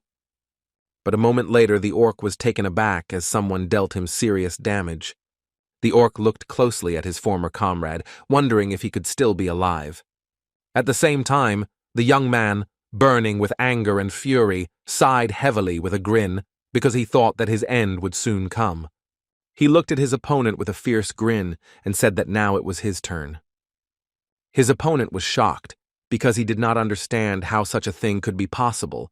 Libeus, with a smirk, told the orc that this was the result of him going against God. A moment later, the young man rushed towards his opponent with lightning speed, while the latter growled with anger. But a few seconds later, after his lightning-fast strikes, he was notified that he had defeated his opponent and thus raised his level. Due to the fact that he defeated the boss with enhanced power, he received additional rewards. Henson was surprised and quickly collected all his treasures. Unfortunately, he did not get what he expected, because he thought that he would get extra points if he dealt the final blow with the melody of the god of sleep and death. He sighed heavily as he thought that maybe he just missed the timing, but he knew that it didn't matter now, and he needed to gather all the items and leave as quickly as possible. A moment later, he looked back and noticed that the remaining monsters were looking at him. Henson was puzzled, because he knew that if they all attacked him, he would lose at least half of his health, but the monsters had no intention of retreating because they wanted to avenge their leaders. Henson looked at his opponents with a smirk as they were giving him a headache. He knew it was time for him to leave, as he wouldn't be able to fight everyone at the same time. But a moment later he froze in bewilderment as he saw someone use their power. Henson was taken aback and wondered if he had missed some boss. He knew that all his skills were on cooldown and only Dragon Tongue and Shooting were available now, but considering that all the monsters were left without protection, he knew that it would be stupid of him to miss such a chance. Libeus approached his master and called him. The young man looked at his friend in bewilderment, as he did not understand what he wanted from him. Libeus looked at the gentleman with all seriousness and said that everything was very bad now. Gina slowly walked out of the meeting and looked at the young man with bewilderment, as she did not expect to see him. He looked at her in surprise and asked what she was doing in a place like this. Libeus asked his master in confusion what the paladin who worshipped the heavens was doing here. He asked his master if she had come to them for his soul. The young lady looked at them in surprise, as she did not expect such a question. She did not understand how the priest knew that she was a paladin, since she held the title of a heavenly paladin, and her rank was unique. Libius, trembling with fear, asked his master's forgiveness, since he, as a humble servant, should not interfere in his master's conversation, for this was a mortal sin. The young man looked at his companion with cold fury, but said nothing. He smiled and asked the young lady for forgiveness from his short-sighted assistant. She smiled and said that everything was fine, but what was more important now was that she had come to tell him something. He looked at her closely and wondered what the probability was that she had more interesting subjects than her sister, since he knew that they were of the same level, but that his sister had not told her Belgium anything, and he realized that the young lady had approached him herself, but he did not understand how she had managed it. She apologized and said she knew it was rude, but when she watched the video, she knew it was him, and a few seconds later she told him how she had managed to find him. He looked at her puzzled, as he realized that she only knew where to look for him from a simple notification. He was shocked, as she read him like an open book.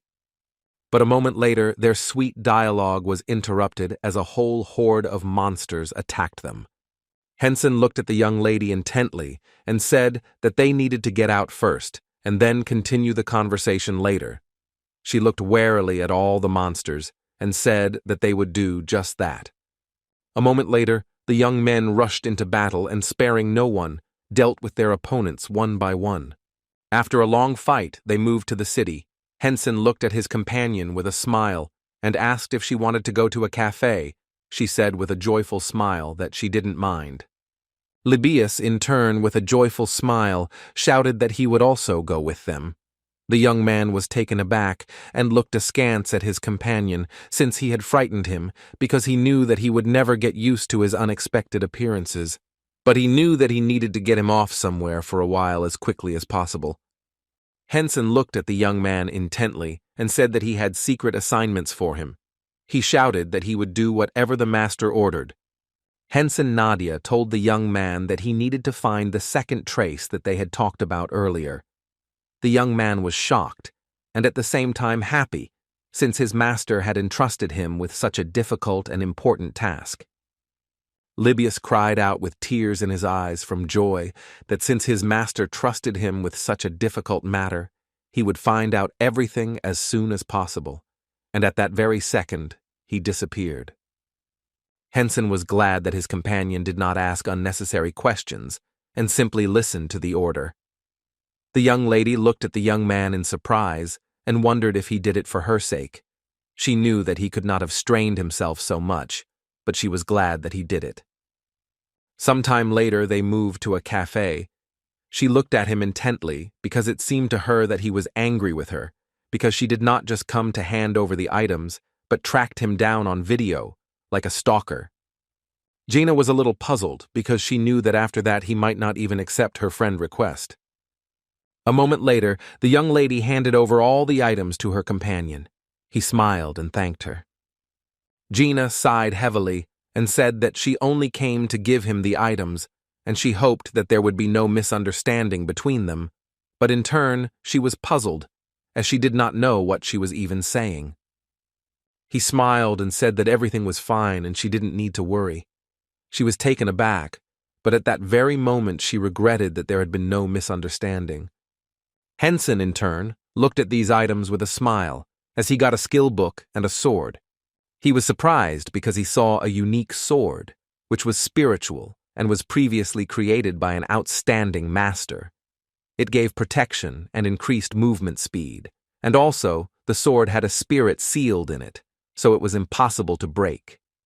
He was surprised and amazed at the same time as he saw that the sword's characteristics were simply crazy. He also saw a skill book. The book allowed the user to learn movement skills. He noticed that it was a very useful book as he could avoid attacks or suddenly attack the enemy. A moment later, he was notified that he had acquired a movement skill that was unique. He could teleport his enemy without spending mana. Henson looked at the skills he had acquired with a satisfied smile and realized that they were perfect for him. But a moment later he was taken aback as he realized that he was worried about the girls, as they could soon figure out who he really was. Henson looked at the young lady intently and asked her not to tell anyone that he was Ashura, and at the same time she should under no circumstances tell anyone his real nickname. The young lady looked at him in bewilderment, as she did not expect such a thing. He smiled and asked her to keep it a secret from others. Besides, he said that there was someone in their guild who would be better off not knowing who was hiding under the mask for now. She looked at him in bewilderment, but still understood what he was talking about. A moment later, the young lady said with a happy smile that she would not tell anyone anything. He knew it was a little awkward to ask for this, but it was the best option at the moment so he wouldn't get caught. Otherwise, things would go badly for him. The young lady thought for a moment about what he asked her to do, and at the same time, she wondered who the person from the guild was who shouldn't know about him. She hadn't met the other guild members yet, but as far as she knew, there were only 2 men out of all the people there. She wondered if he was talking about some girl. At the same time, the young man wanted to quickly go and test his new weapons and skills. He quickly stood up and thanked her with a smile for bringing him all the items, because to be honest, he no longer hoped that he would ever see the items from that dungeon, and he also asked with a smile to convey his gratitude to her sister. She described it as she understood that they had not become friends. She asked too quickly and was taken aback as she screamed and asked him to submit a friend request. He looked at her with bewilderment. Yina looked at the young man intently and thought that he would refuse her. He smiled and agreed with her, and also said that they should still hunt together sometimes, and also asked her to switch to informal speech. She was surprised, but at the same time happy. A moment later, they became friends. He looked closely at the young lady, as he realized that if he needed to contact someone, then from the guild, then he could easily contact her, because it was more convenient for him. Sometime later, he visited the hotel. He smiled, because he knew that in this hotel it was calm and quiet. No one disturbed him, and he felt at home. A moment later, he opened his inventory as he wanted to view all his items. He saw various heroic class and unique rank weapons, but he noticed that some items were simply useless to him, as they were unfortunately just lying around and he couldn't use them, so he wondered if he should sell them. He smiled, as he knew that he now had the movement skill and the Sinclair, so he wanted to free up some space in his inventory, so he wanted to start with a weapon and a spell book. He saw a beautiful spell book, a sweet dream, but unfortunately he couldn't tell what kind of skill it was just from the name, so he wanted to try it out. A moment later, he was notified that he had acquired the skill Sweet Sleep, which was unique. The summoner could fall into a deep sleep for a few minutes, and during his sleep time, his health would be restored. Henson was pleased with this discovery, as he knew that it could be used in conjunction with the sleepwalking skill, since it was activated during sleep. He realized that the combination of sleepwalking and sweet sleep meant that he could use the knight's fighting style at any time during game time once per day. In addition, he could not only sleep, giving control of the genome to the intellect, he could also restore his health. He understood that the knight was attacked more often than he was, so with such a skill, he could do without a belt of dreams. Henson was pleased because he understood that this skill was equivalent to legendary for him. He also wanted to see what kind of skill he could get from the quest. He saw that he could get big rewards for killing the boss, and it could be said that the reward would be an item choice, and he could take a weapon or armor. He wanted to free up his inventory and increase the chance of getting rewards. A moment later, he decided to check the hero class items. He was surprised as he noticed that he had received an infinite dagger. After reading the description, he was happy, because he saw that this dagger was just perfect. He sighed heavily, because now he was starting to be afraid of himself. He realized that he needed to wrap it up, because he would have problems if he lost control. At the same time, the young lady was immersed in her work. People were calling them and demanding the next video, and they also wanted to know confidential information about the user. Each member of the team answered calls, and there were a lot of them. Javan looked at all the team members and said that it was simply impossible to work like this, and they should send all the locks to the answering machine. The young people completely agreed with him. Jawan looked at the young lady closely and asked how many orders for the videos they had received. She looked at him and, looking at her notes, gave him a full and detailed report. Javan sighed heavily and said that it looked like they needed more workers. They suggested that he organize a call center. Otherwise, instead of editing videos, they would be constantly sitting on the phone. Javan looked closely at the young men and asked if they knew anyone with similar work experience. The young people, with joyful smiles, told their boss that they would find several people for this job. Jawan said with a smile that this was very good news and also informed them that she would be personally responsible for the young man's video. Javan looked closely at the young men and handed out all the tasks to them.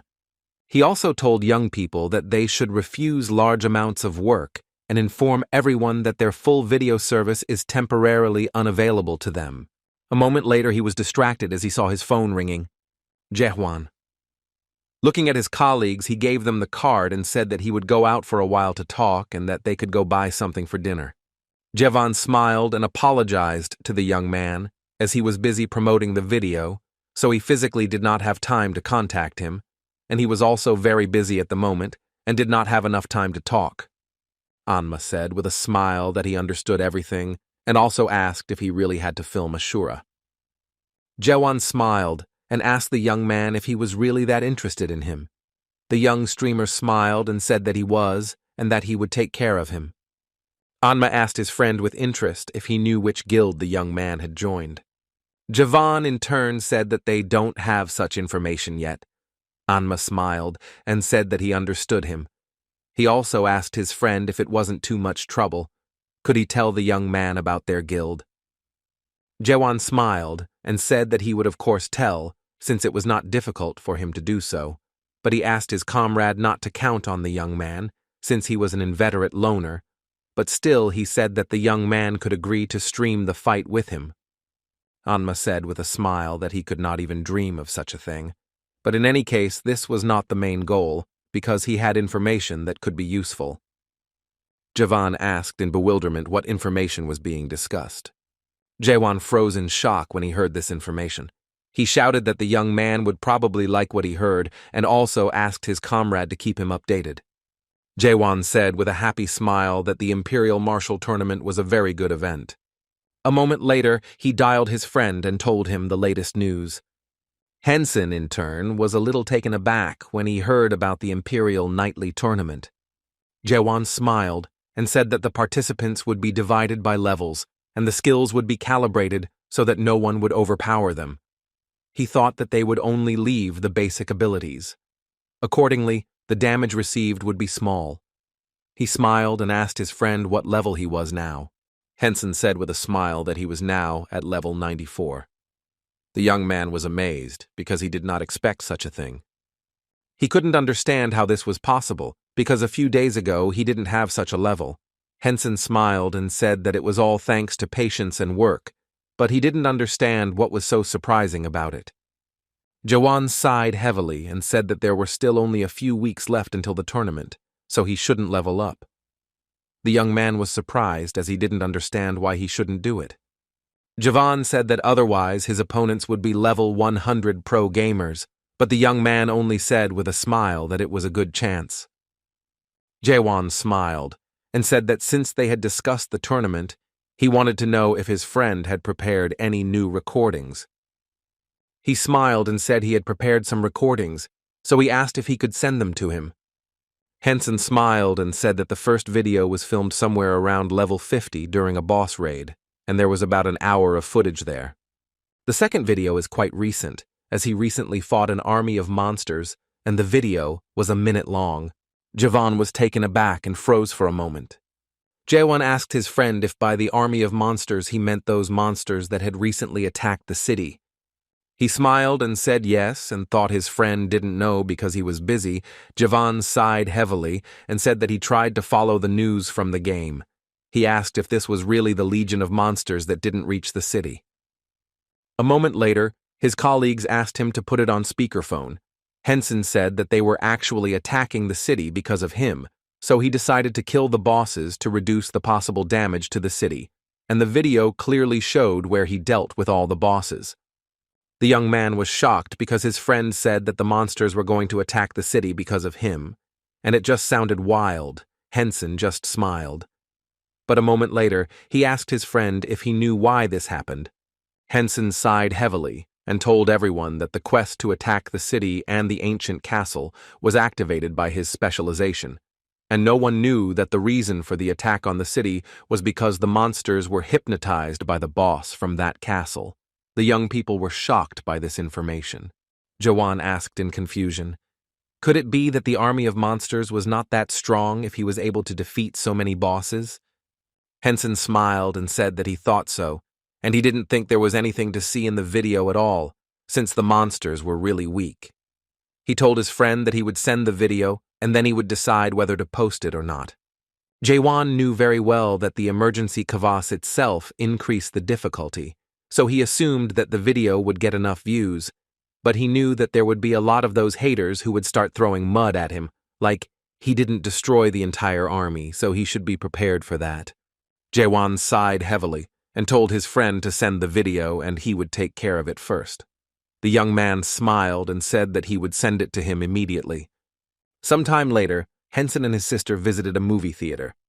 Henson looked at his sister, because he couldn't remember the last time they had been to a movie. He knew it was when their parents were alive, but after their deaths, they had never been to a movie. He hoped that his sister would one day be able to get back on her feet, and after that, he wanted her to go to university. Henson knew full well that because she didn't have the opportunity to go to high school, she unfortunately wasn't able to make friends. Henson knew he shouldn't burden her with anything, because he should be grateful to her for being the bright sunshine in his life. Hyuna glanced sideways at her brother, knowing he was still upset about her not being able to walk. Hyuna looked at her brother with a gentle smile, knowing that she would have to talk to him about this topic at dinner. She wondered how surprised he would be when he saw her. Hyuna smiled a gentle smile as she wanted to see his reaction. After the young lady appeared before her brother in all her glory, he was taken aback and speechless. Hyuna looked at her brother with a happy smile and asked if he was surprised. The young man was shocked, as he did not expect to see something like this. She smiled and asked if he had swallowed his tongue, and she also asked with a smile if he wanted to come over and hug her. Henson was shocked and furiously asked how long she had been walking. He was in shock and shouted that if she could stand, it meant that rehabilitation was helping her. Henson was furious and did not understand why she did not say anything to him. He shouted for her to answer him immediately. When did she manage to get to her feet? The young lady was taken aback, not knowing what to answer, as she did not expect such a reaction. A moment later, she said timidly that she had been on her feet for about 3 months. She knew that wasn't entirely true. A moment later, her expression changed and she asked her brother for forgiveness. He sighed heavily as he understood that he was not saying what she wanted to hear, since he himself had said earlier that he really hoped for her speedy recovery. Henson sighed heavily and asked his sister to sit down. He looked at her closely and asked if Auntie knew about this. He asked if she continued to attend the doctor's classes, would she be able to walk? She timidly said that it was, and he looked at her intently and asked what the prognosis was. She sighed heavily and said that in a few weeks she would be able to walk without assistance. He was glad because he knew that in a year she would be able to go to university. She sighed heavily, asked if he was angry. Henson puzzledly said that of course he was angry. He asked how she would feel if she were in his place. The young lady hesitated, not knowing what to answer, but a moment later he said that she should listen to his request. She smiled and said that of course she would listen to everything he told her. Henson looked intently at his sister and said that she should prepare for entering university. The young lady was taken aback, as she did not expect such a thing. He smiled and said that it would be good to do this. Henson smiled and said that before the accident she had been a diligent student and had done well in school, so he thought she might be able to go to university. Henson looked at his sister and said that if she didn't want to do it, she didn't have to, but over time it would be harder for her to make friends her own age, especially if she didn't get a job.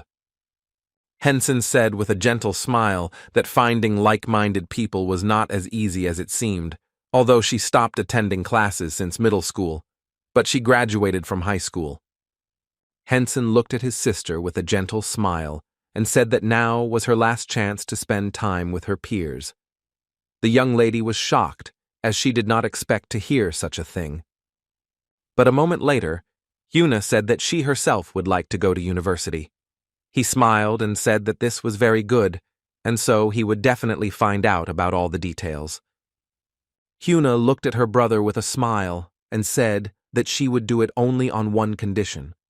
He looked at her in surprise and said that she should quickly tell him what she was talking about. She smiled and said that he would go with her. He looked at her with bewilderment, as he had not expected. Hyuna looked at her brother closely and with a gentle smile said that she wanted them to study together. At the same time, in Veneto, at the eastern walls of the castle, there was complete chaos, as all the monsters were rushing towards the castle. The young men were taken aback and looked up in bewilderment as they saw a wolf rushing towards them. They were shocked as the monsters jumped over the wall and rushed towards them. A moment later, one of the monsters attacked the man, and he screamed in pain as the monster bit his leg. The man screamed and calmed everyone down, as he knew they had to prepare for a fight, but a moment later he himself screamed as the wolf attacked him. The young people prepared to repel the attack, but they were shocked because they did not understand why the monsters were so strong.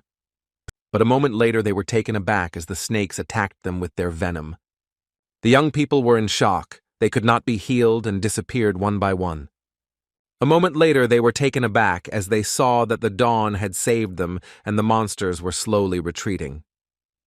They were happy, but at the same time the young people were taken aback and froze in shock, as they realized that this was not the end.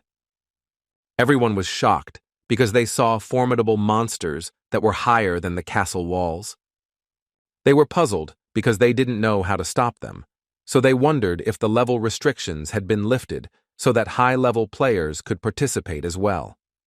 A moment later, the young people were taken aback as the monsters rushed towards them. With lightning speed, the monsters attacked and devastated the castle. Hyuna hurriedly woke up her brother and shouted at him to get up immediately. She screamed that he had to see it. He looked at her in surprise and asked what happened, as he was more surprised that she had burst into his room. A moment later, she played the video for him and he froze for a moment. Henson was frozen in surprise as he did not understand why his video of him fighting the wolf was being shown on TV. The young lady said that the video had only been uploaded to social media a few hours ago and it was already popular. She watched the video with admiration as she was amazed by the young man's crazy control. He smiled as he realized that he was now on TV. And at the same time, young people were discussing this video with Ashura. The young lady Cheese said with a joyful smile that every time she saw him she was amazed.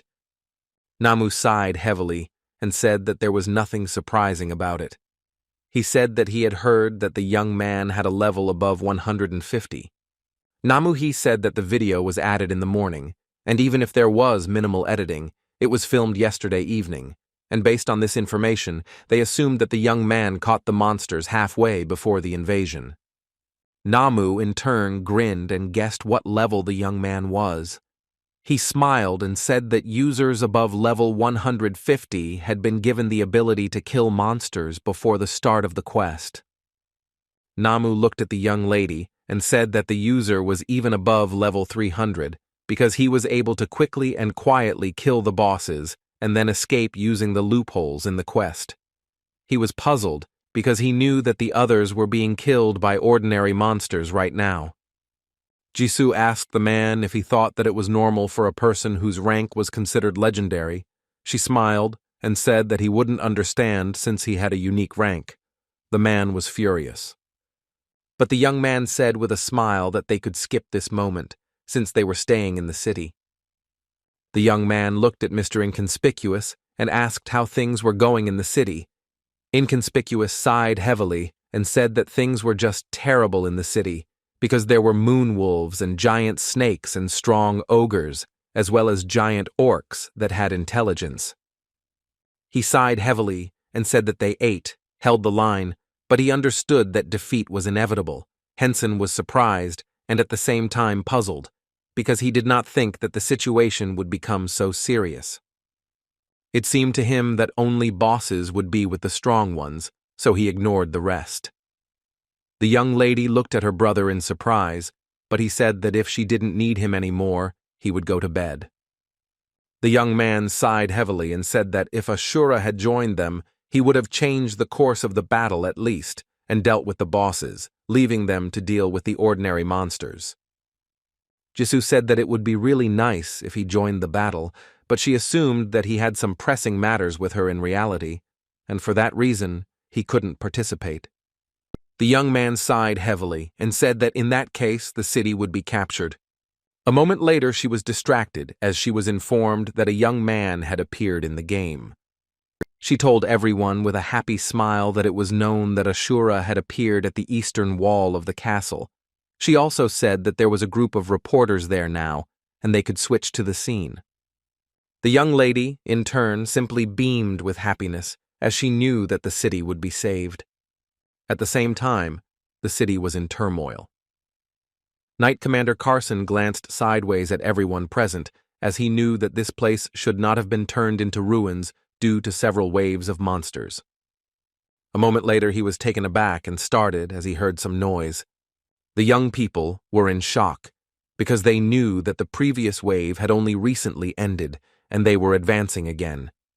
They were furious because they knew they had no other choice but to fight to the death. The commander of the knights, Carson, shouted to all the knights and told them to listen to him immediately. He shouted that they must not let the city fall, so they must fight to the end. A moment later, monsters rushed at them and mercilessly tore apart everyone in their path. But the young people were not going to tolerate this and furiously repelled attack after attack.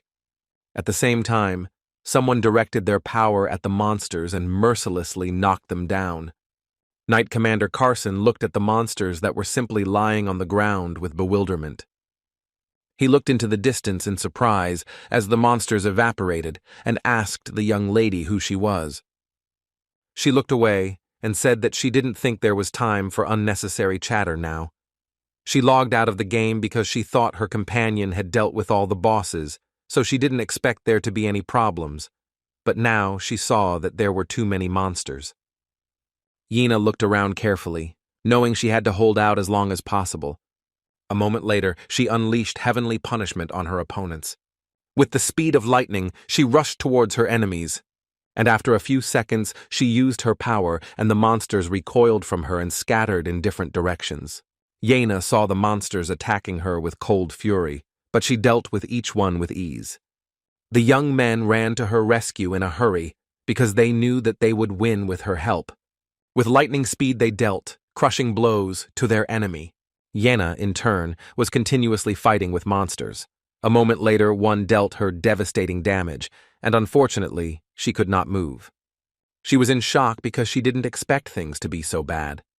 She saw a crowd of monsters rushing towards her, preparing to deal damage.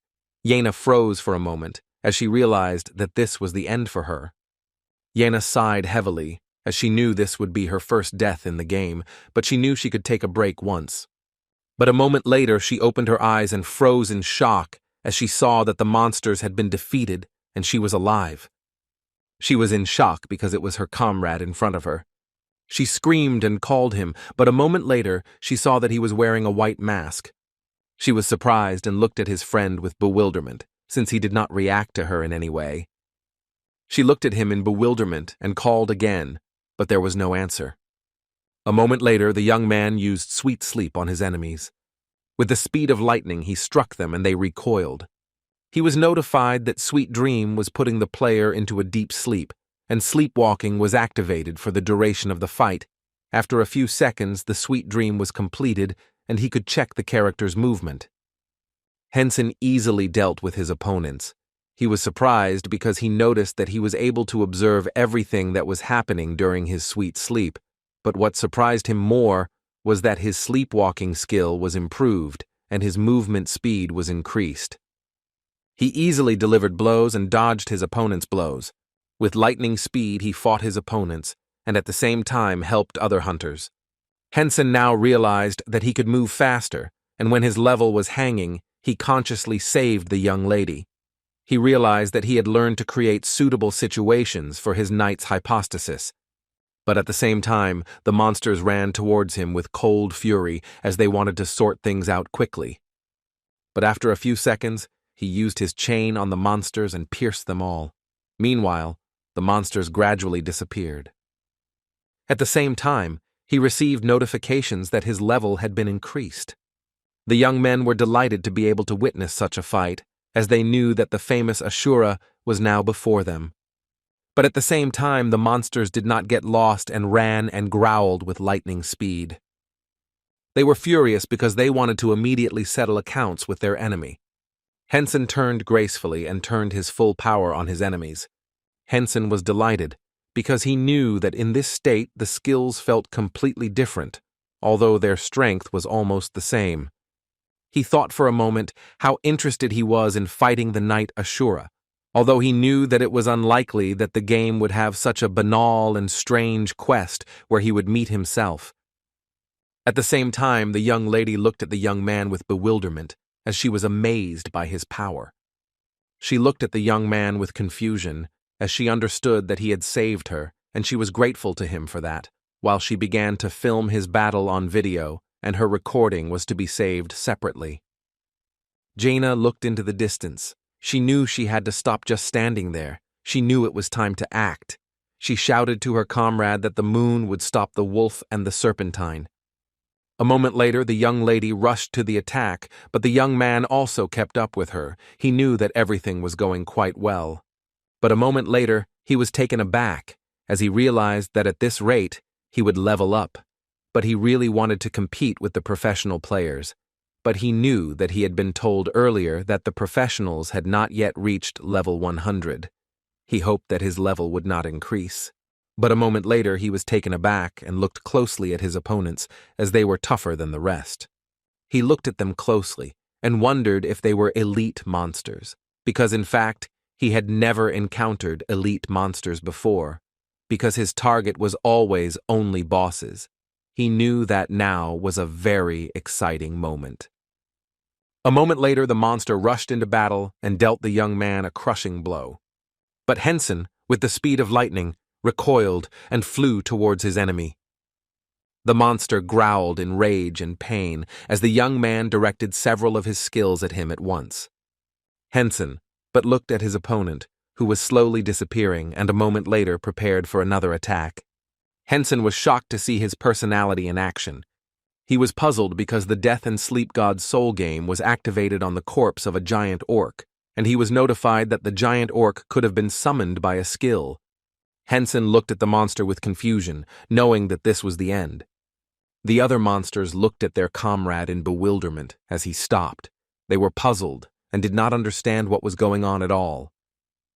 The young men watched this fight with admiration and awe, as they saw on the video how Ashura revived the boss, but he did not think that Ashura would use this skill at that very hour. But at the same time, his rebellious opponent roared with rage.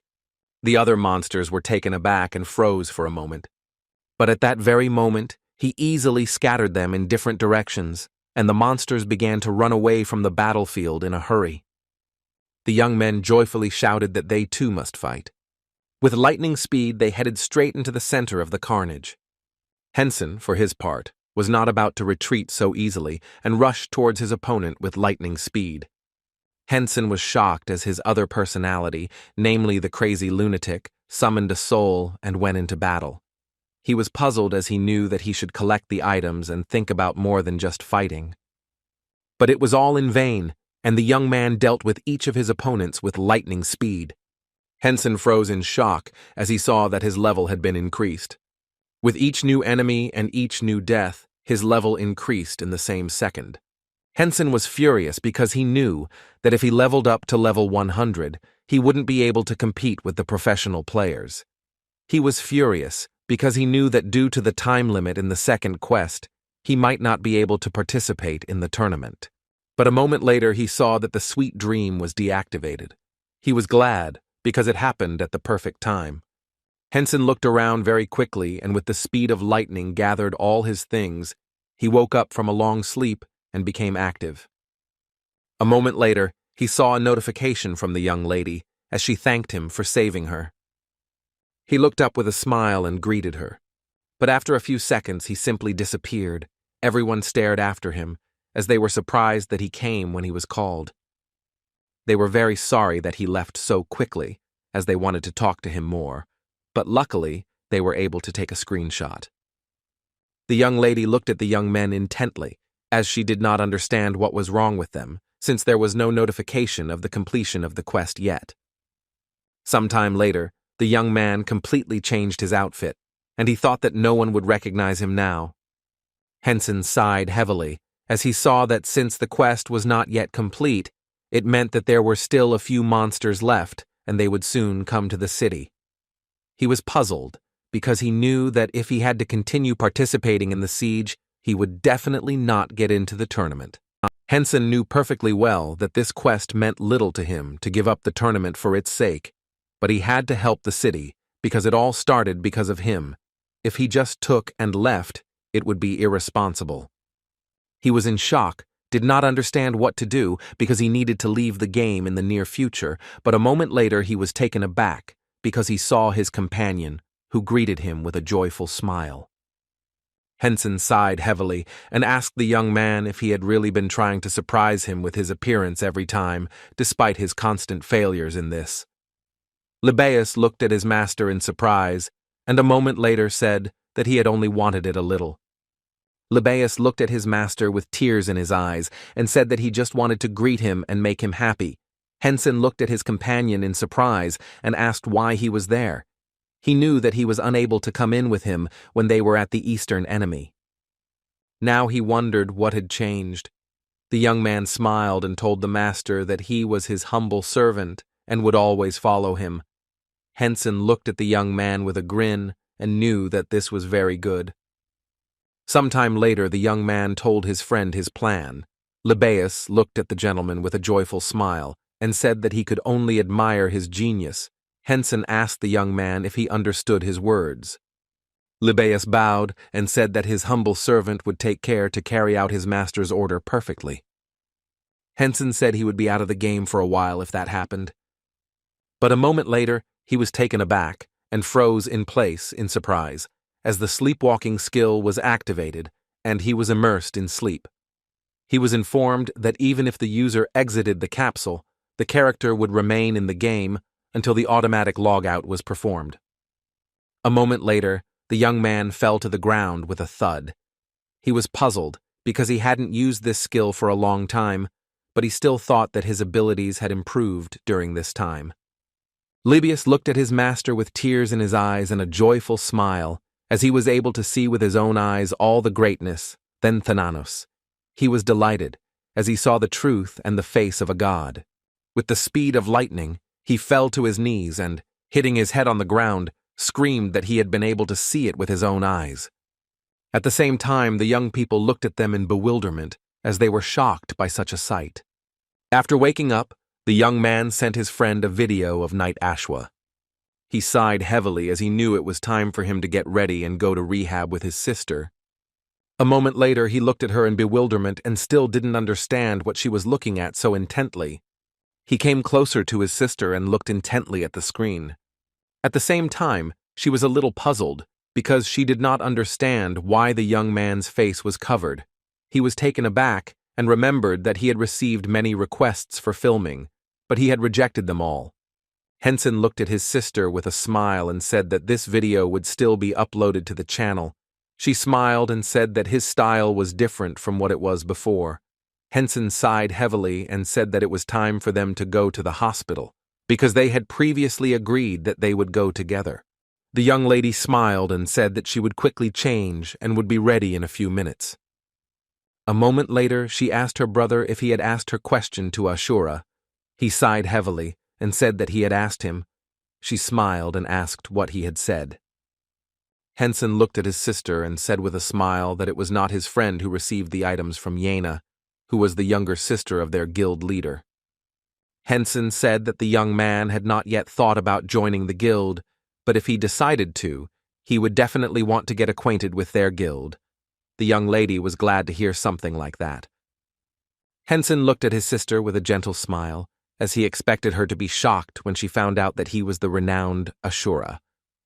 She smiled and said that she would go on her own from now on, and he could go to training for now. He smiled and said that he didn't want to meet her doctor the way he wanted to, because all this time her mentor had been lying to him for her sake, so he wanted to come in and say hello. A moment later, they slowly walked into the doctor's office. Henson greeted the professor with a smile. Madame smiled and said that it was very good that they came together. The lady looked at the young man with a smile and said that first she would send the young lady to rehabilitation, and then she would return to him to talk. Sometime later they were sitting at the table, and she asked the young man for forgiveness for having to deceive him. He smiled and said that everything was fine, and on the contrary, he wanted to thank her for taking on the treatment of his sister. Henson looked at the doctor closely and asked how long it had been since his sister had started to improve, since she had told him that they had noticed progress about 3 months ago.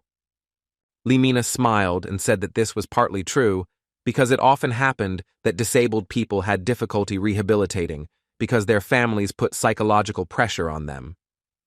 She looked closely at the young man and said that, for example, they could be worried about their parents or feel guilty about their brother. He sighed heavily and said that he understood this. Limina said that the family can also give in, because initially everyone says that they are ready to fight. But when they do not see any improvement for a long time, they give up. She smiled and said that for the young lady, on the contrary, it was a great desire to achieve her goal in order to please him, and watching her efforts, she understood how well the young man treated his sister. He sighed heavily and said that he was very proud of her, but unfortunately he had to work long and hard, and therefore they spent little time together. Limina smiled and said that she understood him perfectly well, but thanks to the game of aces she was caught much better. She smiled as she looked at the young man and said that he was a great example of how a good brotherly relationship could help a sick person. He smiled and said that she was exaggerating his merits, but he still thanked her for her kind words. A moment later, he informed the doctor that it was time for him to leave, but that he would still come to her. She smiled and thanked him, and also wished him good luck. A moment later, she picked up the phone and was told that the capsule she had requested earlier had arrived. Limina smiled and asked to be left in the office. The young man was surprised and asked the young lady what had happened, since she had not been interested in the game before. She smiled and said that she just wanted to try. He said with a smile that in that case he would help her.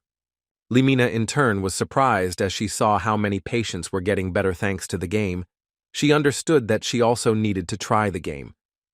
At the same time, a meeting was being held at the Hero Guild headquarters. Rin informed her comrades that since the meeting was urgently called, Hyuna, unfortunately, was unable to attend.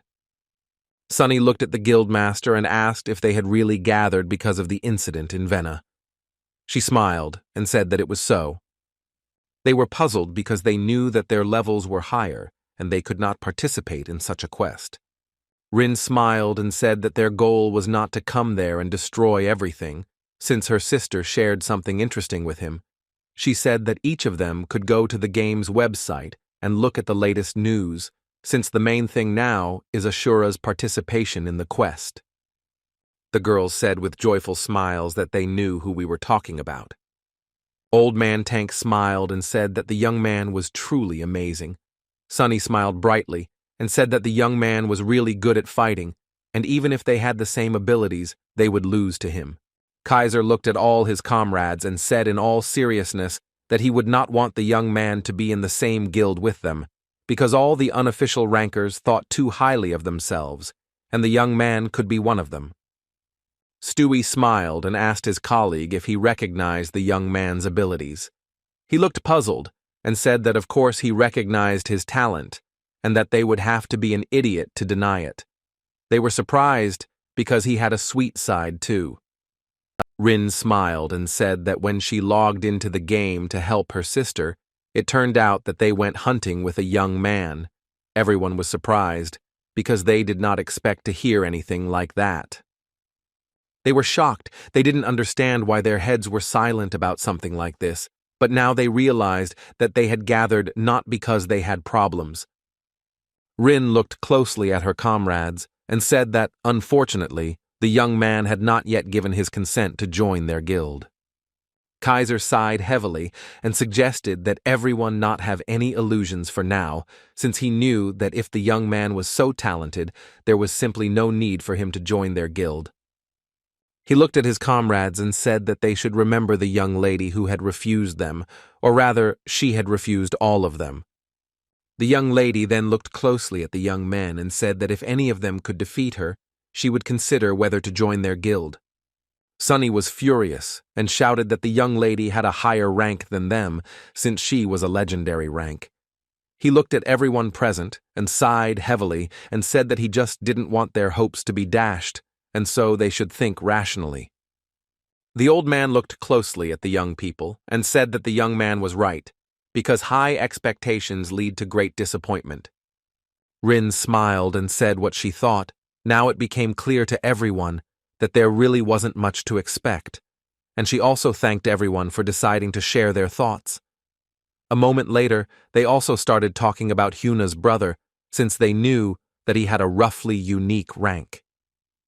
The girls were a little puzzled, as they could understand the decision to accept Yena, but they had not heard anything about the young girl's brother, as they usually only accepted those who had already proven their worth and proven themselves. Rin smiled and said that she had originally thought about it too, but their friend had really asked them to take her brother with them, and besides, it turned out that he was already acquainted with the famous Ashura. The young people froze in surprise for a moment, as they did not expect this. Kaiser looked at the girl intently and asked if she really wanted to take advantage of this and lure Ashura to their guild. Sunny was surprised that their guild leader would do something like that, but in turn, she understood why Rin would do something like that. Sunny looked at her friend with a smile and asked if they really had to go to the city and try to recruit a young man to their guild. Rin smiled and said that it was true. A moment later, they were taken aback, and as a young man entered the hall with them, he said with a smile that the title of guild leader did not suit him very well, and he did not share the general opinion. He looked at everyone present and said that he thought Kaiser was more suited for the role. Kaiser looked at the young man closely and said that it was clear to everyone that he had done better than him. He sighed heavily and said that if it hadn't been Rin's request, he would have simply refused. A moment later, he apologized for being late, because he was dealing with Shiva's affairs. They knew it was very tiring, but still, the head of the guild always had a lot of things to do. Rin looked closely at the young man and said that since he came to them, he could explain something to them. He sighed heavily and said that the plan was quite simple, since there weren't many guys in their guild who were below level 150, so they decided to use buffs. The young people looked at him in bewilderment, as they did not expect such a thing. He said that high-ranking guild members would buff those who entered the city, in which case strong players would not need to enter the battle. Of course, the buffs would also be applied to the rest of the battle participants, so they were already dealing with this issue. Ott sighed heavily and said that the problem was that the Xinhua Guild couldn't buff every member. But they did a study and found out that when monsters invaded a certain area, the barrier in the city would disappear. He looked at everyone present and said that if those defending the city were defeated, then some of the guilds would simply push the monsters back, but there was a much more interesting idea, and it also belonged to Ashura. They looked at the young man in confusion and asked what he was talking about. He said that they had to use the Pantheon Temple. The young people froze in shock as they did not expect such a thing. Kaiser, after some thought, said that it was definitely a good plan, but he didn't know if the priests from the temple would act. The young lady sighed heavily and said that if they used the temple, then the end was near. The young man said that Ashura would take care of the rest. The young man looked at the bishop intently and said that he did not seem to understand what he was talking about. He asked him angrily if he had really dared to refuse him. The bishop, trembling with fear, said that he certainly understood. A moment later, the young man thanked the bishop for his cooperation with a satisfied smile. The bishop sighed heavily, but said nothing. Libaeus, in turn, applied the unconditional submission of the heavenly deity to the god of death and sleep in relation to the bishop. Libaeus said with a joyful smile that in that case they could defend the city together in the name of the god of sleep and death. The bishop sighed heavily and agreed with the young man. Libaeus shouted with a joyful smile that the time of the god of sleep and death had come. The bishop looked at the young man with bewilderment. Libaeus looked at the bishop with bewilderment and asked why he stood up. He wanted to know if the bishop was unhappy. A moment later, the bishop began to twitch as the young man shouted that it was time for the temple. Kaiser looked at everyone present and asked if their goal was to support the guild and evaluate the young man's skills. Izhen said that everything was correct, and some of the guild members were already halfway to the city, and they would get there in an hour at the latest. A moment later, the young man tore up the teleportation scrolls and headed to the city, while Rin and Izhen remained in the hall to talk. Rin looked at the young man intently and asked what he wanted to talk about. He looked at the young lady intently and asked if she was hunting for the user named Ashura. He wanted to know if he had any connection with the young lady's brother.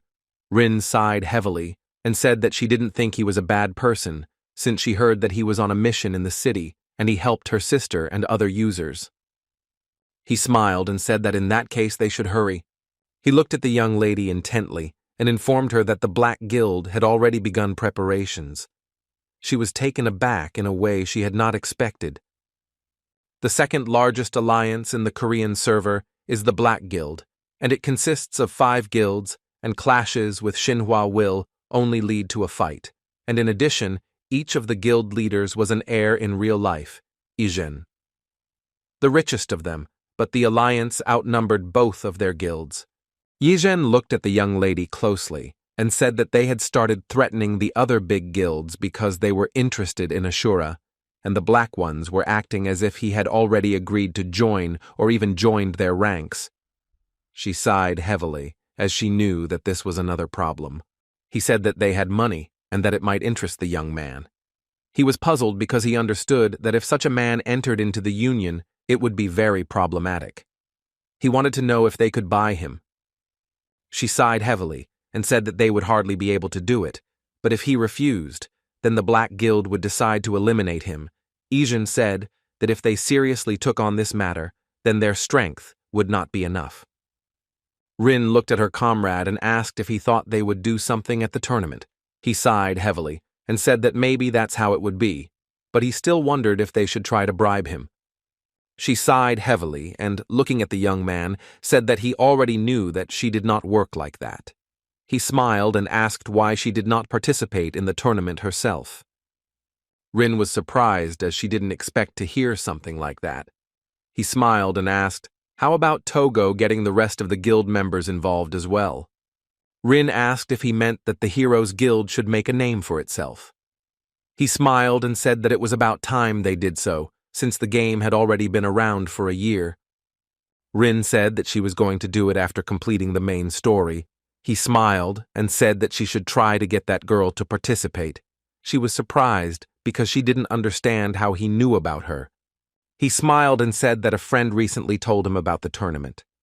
The young lady was furious. She said that she definitely had to participate in the tournament. He looked at her with a smile as he knew that all the guild members would have to participate, and he had to give up his place to them. He was surprised because he knew that this was all done for an unofficial participant, but he understood that if that girl also joined the tournament, it would be more difficult for him to win, even though he would easily reach the semi-finals. He smiled and asked why they didn't go to the city. She supported him with a smile. Rin looked into the distance with a joyful smile as she knew that she would soon meet this young man. She knew that he would definitely join them. At the same time, a young man entered the hall where his colleagues were and asked if there was anything interesting. The young man informed his supervisor that Henson had unlocked new skills and received new items. Cho Min-woo sighed heavily, because as far as he knew, for this quest, the young man had to earn several unique items and skills. Looking at his subordinates, he asked them to bring him a list.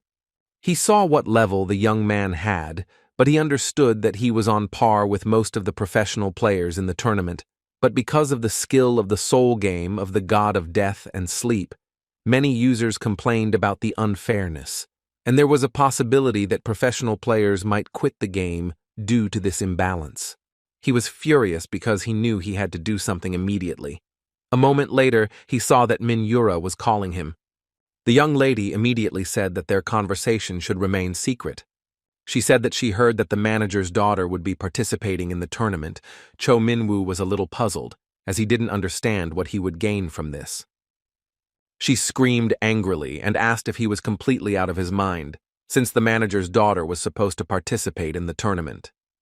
A moment later, the young man was taken aback. Sometime later, Henson woke up and found himself in an unknown place.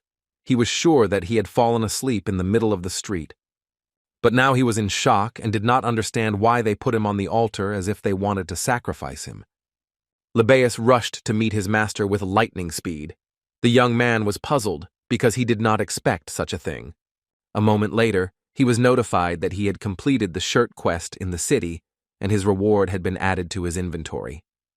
He was pleased with the announcement. A moment later, he saw the leather armor, the warhound, the talo equipment. He sighed heavily as he saw a few more swords that weren't very good, but he noticed that the skills were fine for him. Henson glanced sideways at the young man, knowing he needed to deal with him and get rid of the extra balance. Henson looked at his subordinate with a smile and asked if he was able to stop the invasion of monsters because he followed his advice. The young man smiled and said that of course it was. Henson looked at the young man with a satisfied smile and said that in that case he should listen to him carefully. With lightning speed, the young man fell to his knees and bowed to his master, saying that he would listen to him attentively, as he always said the most correct things in the world. Henson looked at the young man in surprise, but a moment later he said that he needed to leave urgently and he would return quickly and he should look after the temple.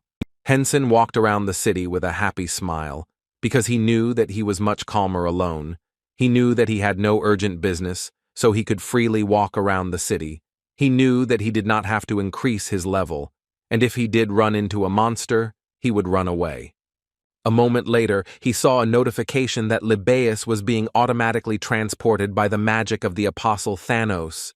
Henson froze in confusion for a moment, not understanding what was even happening.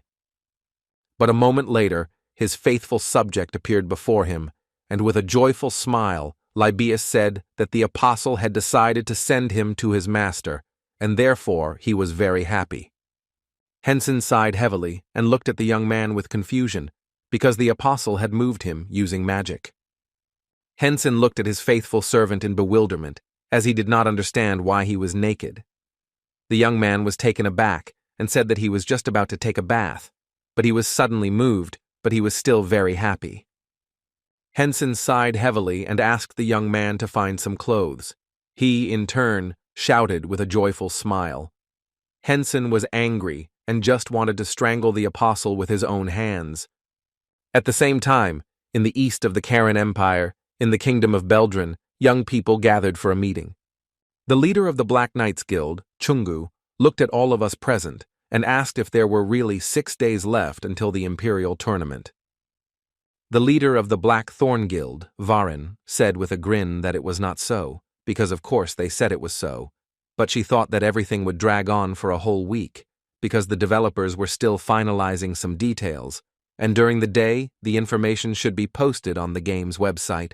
The leader of the Black Wizard Guild, and also the strongest mage of the Black Guild of the Korean server, Fleur, asked the famous or something regarding Ashura's participation. The leader of the Black Merchant Guild, Helly, said that she was more interested in the other guys who would participate from their union than the young man. Fleur looked at her comrade with fury and asked if she had been gambling again. She smiled and said that it was none of her business. Fleur said that she could do whatever she wanted, but she must not touch the guild's funds. She smiled and said that she had no intention of doing so. Chungu looked at everyone present and asked what they thought about inviting the young and famous man to join their guild. The leader of the Black Mercenary Guild, Hunter Zerable, looked at everyone present and said that out of all the players, they had to get him. They agreed with the young hunter because they understood that it was a very good idea. Huaren smiled and said that she didn't think it was the best option, but they didn't need any more fighting, so she agreed with them. Zerable looked at everyone present and asked how they would deal with the remaining guild members. Huaren sighed heavily and said that Inferno had personally handled this tournament to begin with, so they had already notified all the participants, and thanks to that, they would be able to easily recruit new members. She looked at everyone present with a smirk and said that it seemed like they had never had a chance to recruit players, so they should take this opportunity to make their name famous and recruit new members. The man said with a smirk that they would then increase their power and destroy the Shinwa Guild. For some time, they continued to discuss their plan of action. At the same time, the young lady was rushing ahead despite the snowy plains. She was puzzled. She didn't understand why they banned the use of teleportation when crossing borders, but still she became stronger, and she could only guess how much you increased her level. But at the same time, the young lady was thinking about her new acquaintance. She did not understand how he had improved his control to such an extent. She was very interested in what kind of skills he had. But she decided to throw all thoughts away and rushed forward with lightning speed. At the same time, there was a meeting at the headquarters of the Heroes Guild. Rin looked closely at everyone present and said that, unfortunately, they were unable to catch the young man in the city, but this time, they would definitely succeed. They knew they would most likely succeed, since the news about the tournament had already been posted on the official website of the game. They knew he would definitely be there, otherwise his reputation would suffer.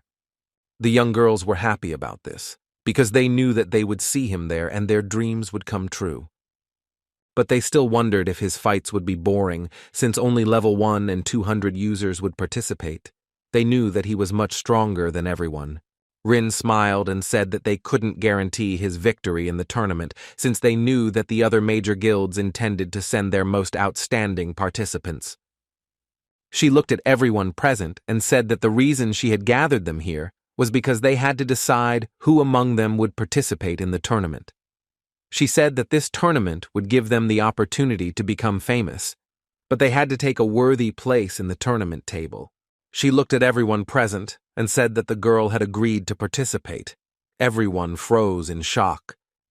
The old man sighed heavily and said that everything turned out as he expected. The girls looked at the guild leader and said that in that case they couldn't lose the tournament, but they were still scared. Hyuna looked at everyone present and said with a smile that she would not participate in the tournament, since she was just a healer, so she would hardly be able to stand up to any of them. Sunny sighed heavily and said that she would also refuse, since her skills were quite strong, but she wasn't sure that she would be able to control them well during the tournament. Rin said with a smile that she understood everything and also asked the others if they agreed. She smiled and said that in that case they would meet at the tournament. Cho Min-woo, in turn, was a little puzzled because he knew that everyone was resting the day before the tournament. He did not understand why he was sitting and working. Cho Min-woo sighed heavily as he hoped that nothing serious would happen. He was puzzled as he was informed that the corporation director's daughter would also be playing. He looked at the young man intently as he knew that he had not yet reached level 100. Cho Min-woo knew that the young man would dominate the tournament no matter how much they tried to weaken him. He was puzzled because the pro gamers were complaining about this problem. He agreed with them, but unfortunately, there was nothing he could do. He understood that if the young man encountered pro gamers, it would cause a big stir. He sighed heavily, as he didn't even remember what day it was. He was puzzled because he knew that the store was supposed to be updated today. The capital of the empire was bustling with life as everyone arrived for the tournament. The young man stared into the distance and wondered if this line was really for those with a level below 100. Henson was a little puzzled, as he saw that there were an incredible number of people, so only those who passed the test would be allowed into the tournament. He glanced sideways at the young man hiding behind the large barrels and wondered if he should have asked him to take the test for him, but he pushed the thought away a moment later, knowing that the young man might do something funny again. Henson sighed heavily and decided to go to the store first and test his new skills. He knew he hadn't used Death Sabbath before to save points, but now he realized he shouldn't limit himself. Henson looked at the store with a smile as he wanted to know what skills and items he could choose. He was informed that all skills would be obtained randomly, taking into account his specialization. He decided to choose wisely in that case, but a moment later he was taken aback. He looked at these skills in surprise and wondered if a heroic-level skill could be upgraded to a divine-level skill. He sighed heavily and decided to start with the legendary, but noticed that he didn't have very good skills. But a moment later, he froze and looked at his notifications in confusion. He realized that if he practiced this a little, he would be able to do something. He realized that if he combined a rare, unique, and heroic skill, maybe he could show something crazy in the competition. A moment later, he came for verification and was informed that if he passed the verification, he would automatically enter the tournament. He was informed that all skills, including passive ones, would be sealed for the duration of the check, and monsters would also be deprived of abilities. Henson, in turn, understood that this was trivial, but he knew that it was a good filter for players. He was informed that all magic skills would be sealed except for spells with used commands. He wanted to record a video first, so he put on a mask. He had to defeat the monsters, or else last 10 minutes. A moment later, he was asked if he was ready to begin. He smiled, pressed record, and plunged into the fight. Henson was taken aback as an unknown figure appeared in front of him. But a moment later, he saw his own image before him. Henson rushed into battle with lightning speed, determined to show everything he was capable of. A moment later, he faced his opponent. A loud roar filled the hall as they fought wildly. Henson struck his opponent with lightning speed, blow after blow without sparing him. Henson, with the speed of lightning, dealt his opponent a crushing blow and thus recoiled from him, but in turn he landed on the ground with ease and saw that his opponent also stood firmly. But he was not going to relax, and at that very moment he rushed at his opponent. Then he threw a dagger at his opponent, who blocked it, and a few seconds later he pulled out another limitless dagger. Henson looked at his opponent with cold fury and dealt him a crushing blow. A moment later, he was notified that all the monsters had been destroyed, and the test had been completed successfully. Thus his application to participate had been approved, but in turn, the young man had set a new record. He was informed that he could register using a game name or participate anonymously, and after a few seconds, he stopped recording. The system asked him to choose which option he liked best, or else in a few seconds he would be automatically registered under his current name. A moment later, he approached a crowd of young people who were discussing something very intensely. They were shocked because Asher was ranked first according to the results, but his result amazed all the participants. They admired him and said that he was a really cool guy. Since such a result had never been achieved, Henson looked at the rating system in surprise. When he opened the system, he froze for a moment, since he took first place and managed it in just a split second, as the others managed it in a matter of minutes. He understood that if he had known about this table, he would not have been in such a hurry. He knew that unofficial ranks could also participate, and they hid their skills, but in turn he really hoped that his sleepwalking would activate a little later, and not as always at the most inopportune moment. At the same time, everyone admired the young man and said that he would definitely win. Listening to these conversations, the man was burning with rage. He was burning with anger because the young man thought he was cool because he was just playing a game. He was puzzled, but as far as he knew, during the tournament itself, there would be the same sorry rating table. Burning with rage and anger, he shouted that he would grind the young man into dust at the tournament.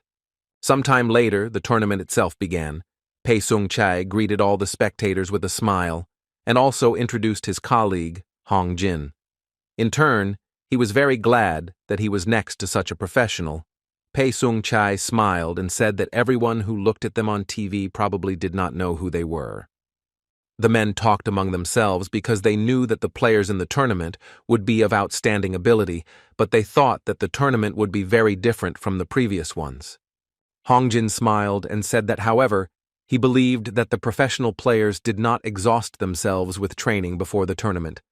The man smiled and said that most likely it was so, but he was worried about one participant that absolutely everyone was waiting for.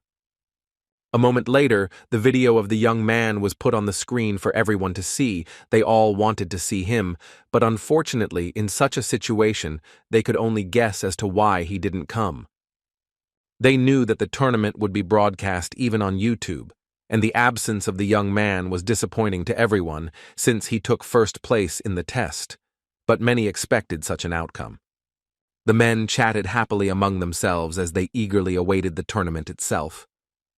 The man smiled and said that the first ranker, Lucifer, was to appear on this tour of the world.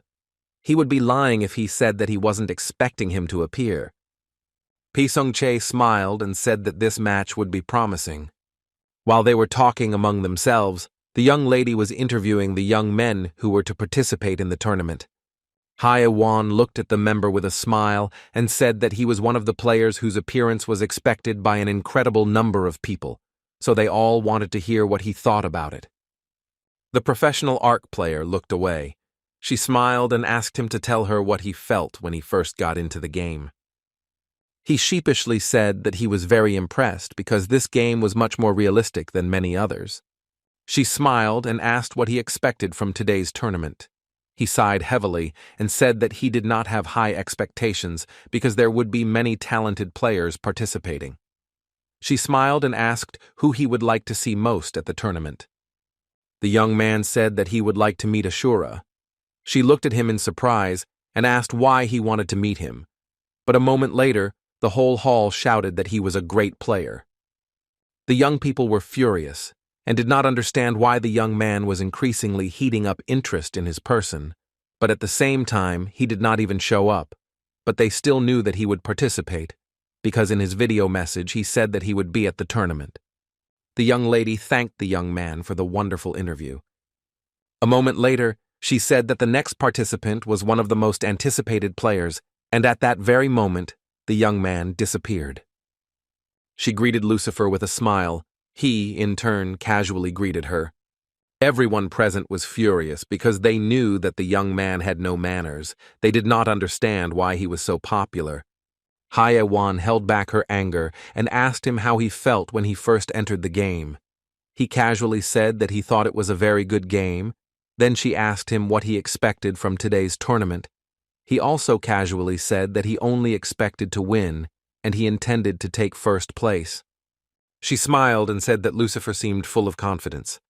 She asked him who he would most like to see at the tournament, and she started listing different names, but he froze and looked at her with fury. Turning around, Lucifer said that he didn't want to see anyone because he was the best professional player in the world. He didn't want her to compare him to others. He said that no matter how hard they tried, they would not get out of the amateurs. He was furious because they all did not understand why they called him a professional player. But a moment later, the young man disappeared. She consoled him in a way she did not expect, but still said goodbye to the audience. The man smiled and said that they had enjoyed listening to the top players. They knew that Lucifer was very professional, but still his manners were not very good. Pi Sung-chae smiled and said that he seemed overconfident, almost arrogant, and he also said that they had regular spectators who knew the principles of the tournament, but those who just joined had no idea how the qualifiers were conducted. He looked at his colleague with a smile and asked him to elaborate a little more, and also asked him not to forget about the update. Hongjin said with a smile that, as everyone knows, the idea is so popular all over the world that an entire industry has grown around it. So they introduced a selection system that didn't exist before, and he was now talking about clearing a dungeon for a while. They knew that the ham game had never had to deal with anything like that before, but now each participant was sent to a separate dungeon. It had several levels and each had its own unique boss. All players were on equal terms. And in the final, the same approach will be used. New difference from the final tasks during the selection, players cannot use skills. At the same time, the young man closely watched the beginning of the tournament. He put on his mask with lightning speed, because he wanted to show who was a professional and who was just an amateur at the tournament. Sometime later, everyone was watching the fight closely. Commentators said that usually such bosses were destroyed during a mass raid, but now players had to act alone. They were surprised because they knew that it was possible to go on this task solo, given the high level and characteristics of the players. However, under these conditions, the average user is not able to do this. They were surprised that the young man never came under attack from the boss. They saw that he anticipated every move of the enemy, and at the same time he acted like a master of martial arts. He estimated the trajectory of the enemy's movement by the contraction of his muscles. They were amazed by his observation. They understood that they shouldn't expect anything else from such a player.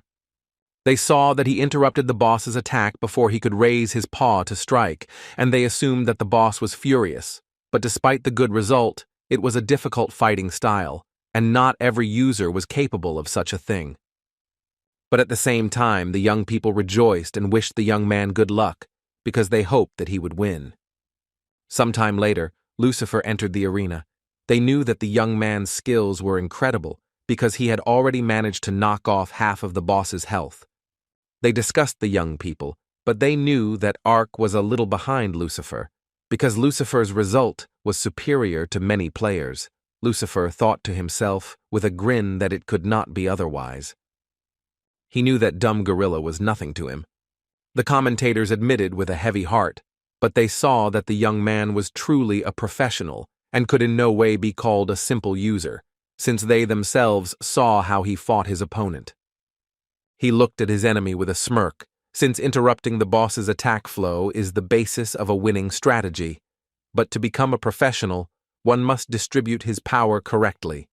He knew that if he won, he would take first place and set a new record, and after such a triumph, he would join the Black Guild. They offered him a sum several times greater than what he earned as a player. He understood that only a madman would miss such a profitable chance. He was furious and wondered if his opponent had already refused their offer. He was furious because he realized that the young man was just a nobody with useless skills.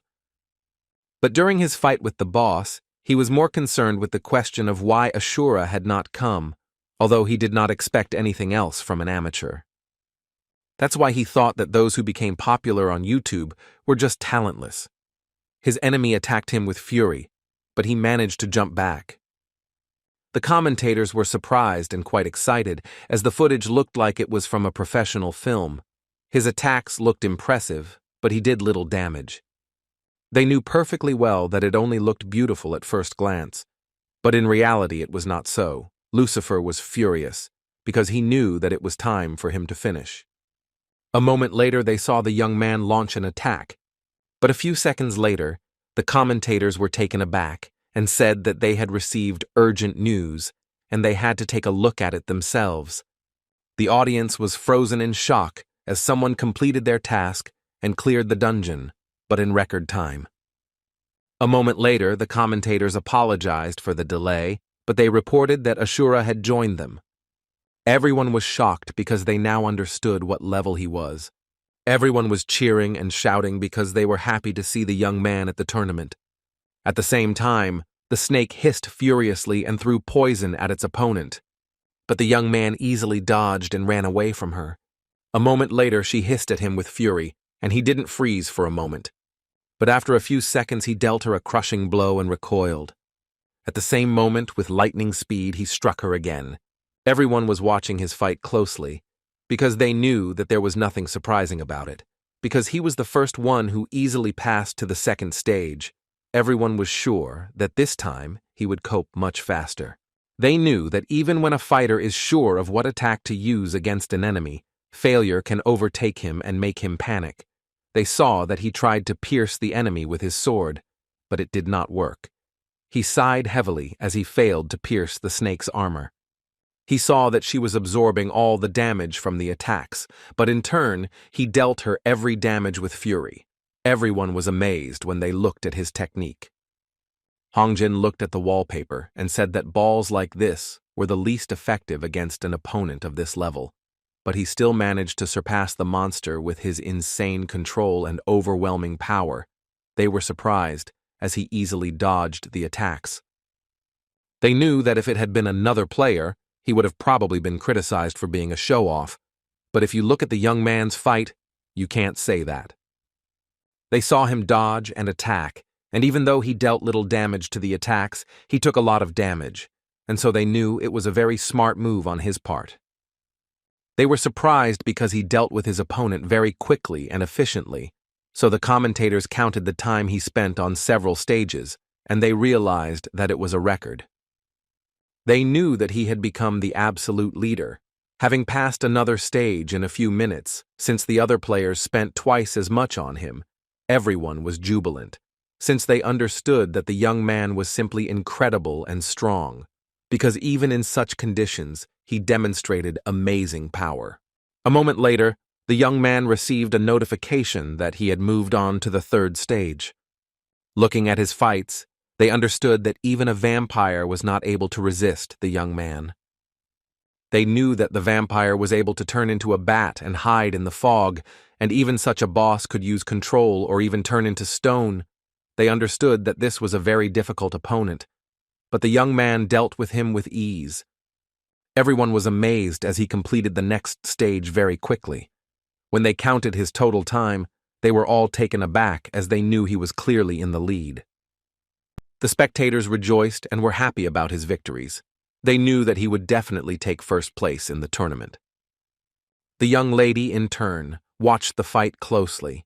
She had previously watched videos on YouTube and knew that he was strong, but today she saw that his skills were superior to everyone. Now she realized that it was not in vain that she came to the tournament. Rin froze in place when she saw the video. She couldn't understand when he became so strong, but for a moment she thought about it, because every time they were relaxing or fooling around, she saw that he was training. She knew that she could also become stronger, but she clearly understood that the victory would be that girl's. But she wanted to gradually improve her skills. Looking at the overall result, the young lady was taken aback for a moment, as she realized that at this rate, she would not even have the chance to cross the clock with the young man. Rin, in turn, was very angry, since she lost again. She knew that in this situation they would not be able to persuade the young man to join their guild. She understood that she must definitely win the final battle. Lucifer was furious because he knew he was supposed to be the main spectator of this tournament. The young man left the game and sighed heavily, as he did not have enough time at all. He really regretted that during the tournament time did not go as it did in the real world. He wondered if he should cut down on his sleep. A moment later he walked into my room and saw his sister. She smiled and asked her brother how he was doing, since she had only seen the overall ranking. He sighed heavily and said that, unfortunately, he had been disqualified. He smiled and asked me if she really thought he would make it to the finals when there were so many professionals there. She sighed heavily and said that she was of course sorry, because he was pretty good at a game like that. He said with a smile that her guild leader came in third place. She smiled and said that it was true, but she still felt very sorry that Rin couldn't get past that girl. He looked at her in surprise and asked if she knew the girl who came in second place. Hyuna smiled and said that they are not on good terms, but she knows her, because when they wanted to recruit her, she refused. At the same time, she said that she will not join their guild where the members are weaker than her. She also said that in the guild everyone, except her, are on equal terms with her. Hyuna said with a smile that after the recruitment attempt, Rin trained very hard to become stronger than that girl. He smiled and asked if the rest of their guild didn't even make it into the rankings. Hyuna, with a happy smile, informed her brother about all the members. He was surprised as he noticed that they had a very cool lineup. Hyuna smiled and said that those who had a contract didn't participate, and of the unofficial rankers, she only knew that girl and Rin. Hyuna said with a smile that the young lady must have seen the next stage of Ashura. He smiled and said that he had not seen it. Hyuna said with a smile that she didn't want to say, but she still knew that no one was around, and stood with the young man. Of course, they couldn't ignore their skills and level. However, the young man's control was the strongest in the game. He smiled and said that he understood her, and also said that he would watch the next broadcast. She smiled and said that he should watch the broadcast several times. Hyuna smiled and said that she would go to bed. He was surprised that she decided to sleep so early, but the young lady said that tomorrow she would like to get up early and watch the tournament. Hyuna smiled and told her brother that since he was eliminated from the tournament, they could watch it together. He was taken aback, not knowing what to answer. Hyuna smiled and asked if he had plans for tomorrow, and Henson, taken aback, said that he had promised his friend to watch the tournament together. As she left, Hyuna said that in that case, she would watch the tournament with Sunny, and Henson wished her sweet dreams with a smile. Henson, in turn, also went to bed, as he knew that he needed to get up early the next day in order to prepare for the tournament. He fell asleep with a smile, because he knew that he would have to prepare that skill, and then he would be able to show himself from a new side. The next day, the young people talked to each other, as they knew that the players had had a hard time after the tests. Hongjin said with a smile that it was very hard to lose to an unofficial player, but despite this, the matches were still unforgettable for them. Paseongche smiled and said that it was correct, and besides, everyone remembered Ashura's crazy control, and his incredibly powerful abilities amazed everyone, and they rarely saw such an exciting match. They knew it was a big deal for him, as yesterday's fight with the vampire had been uploaded to YouTube, so his opponents had studied his technique, but they still knew it was the only way for the young man to become more popular. Paseongche told all the spectators with a smile that they would soon start the matches. At the same time, the Emperor was closely watching the tournament. A moment later, the first participants were announced, and they were Ashura and the pro gamer Izel. Everyone saw that the young men had changed their appearance, because yesterday they looked different, but they knew that this would be an incredible fight. The young man was taken aback and, trembling with fear, looked at his opponent, because he did not know what he saw. At the same time, Henson appeared before everyone in a new guise. Everyone was surprised, because they knew that the appearance of the knight Ashura was too sudden for everyone. The commentators sincerely pitied his opponent, because they knew that he would soon go to hell. The young man was in shock and did not understand why he had such a strong opponent. He was puzzled, as he had not even had time to study the hunter, and now a knight appeared before him. Henson looked at his opponent with a predatory smile as he wanted to fight the pro gamer personally, but he couldn't break the character. A moment later, the young man knelt before his opponent. At the same time, his opponent took aim and prepared for battle. But a few seconds later, Henson used Sweet Dream on his opponent.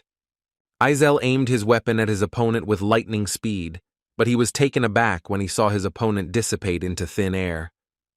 At that very moment, Henson, with burning eyes, rushed towards Kosova, his enemy. He knew that due to the risk of falling into a deep sleep, physical strength would only recover by a few %, but the sleepwalking skill itself was not a problem, so he had no restrictions. Izel was confused and shocked because he unfortunately lost his gun. Henson looked at his opponent with cold fury, and a moment later struck him. Izel was puzzled because he knew that if his opponent hit him, it would be all over for him, so he took out his shield with lightning speed. Izel was shocked and surprised as he noticed that his opponent was much stronger than him. The young man was taken aback as he saw that his opponent was advancing at breakneck speed. Izel was puzzled. He knew that he shouldn't panic at all and should block his attack, then find a gap in his defense and strike. Izel, unfortunately, was unable to do anything as his opponent broke his shield with one blow and dealt him devastating damage. Izel was shocked as he had never seen such a skill before, and he had never seen the young man use it before. He knew that the skill given was unusual, but he knew that he should not give up, and at that moment he started shooting with his gun, but his opponent fought back. Everyone was watching this fight closely. They understood that the shield could not be broken by normal attacks, but they saw that the young man did not stop at the shield and continued to attack his opponent. They were shocked because they noticed that the gamer was not able to resist a fighter of such rank. They understood that he was in a hopeless situation. They noticed that the young man's attacks were incredibly fast, and looking at this fight, everyone had the feeling that he did not activate any of the skills. They noticed that the young man defeated his opponent. At the same time, Lucifer was burning with rage, since the knight Ashura emerged victorious from this grip. He shouted angrily that he would deal with him as soon as he had the chance. A moment later, he looked back as he saw that the user had sent a request for a secret chat. They talked to each other for a while, but after the dialogue ended, he bared his teeth as he was furious, but Lucifer knew that he had to win. Heli smirked when she saw this video because she had already assumed that Azel would not be able to handle the fight. Chungu said with a grin that the young man was of course very sorry because he was good, but Ashura was at the highest level, and he assumed that if the young man fought with some of their guild members, he would still win. Quarren sighed heavily and said that there were few who could deal with the young man now, since he had excellent fighting skills.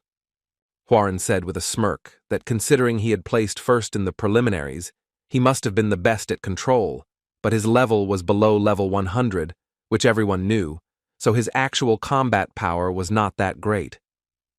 They knew very well that if someone were to train him, then he would most likely become the strongest in the game. They also knew that other guilds could only dream of such a player, and none of them would offer him enough money.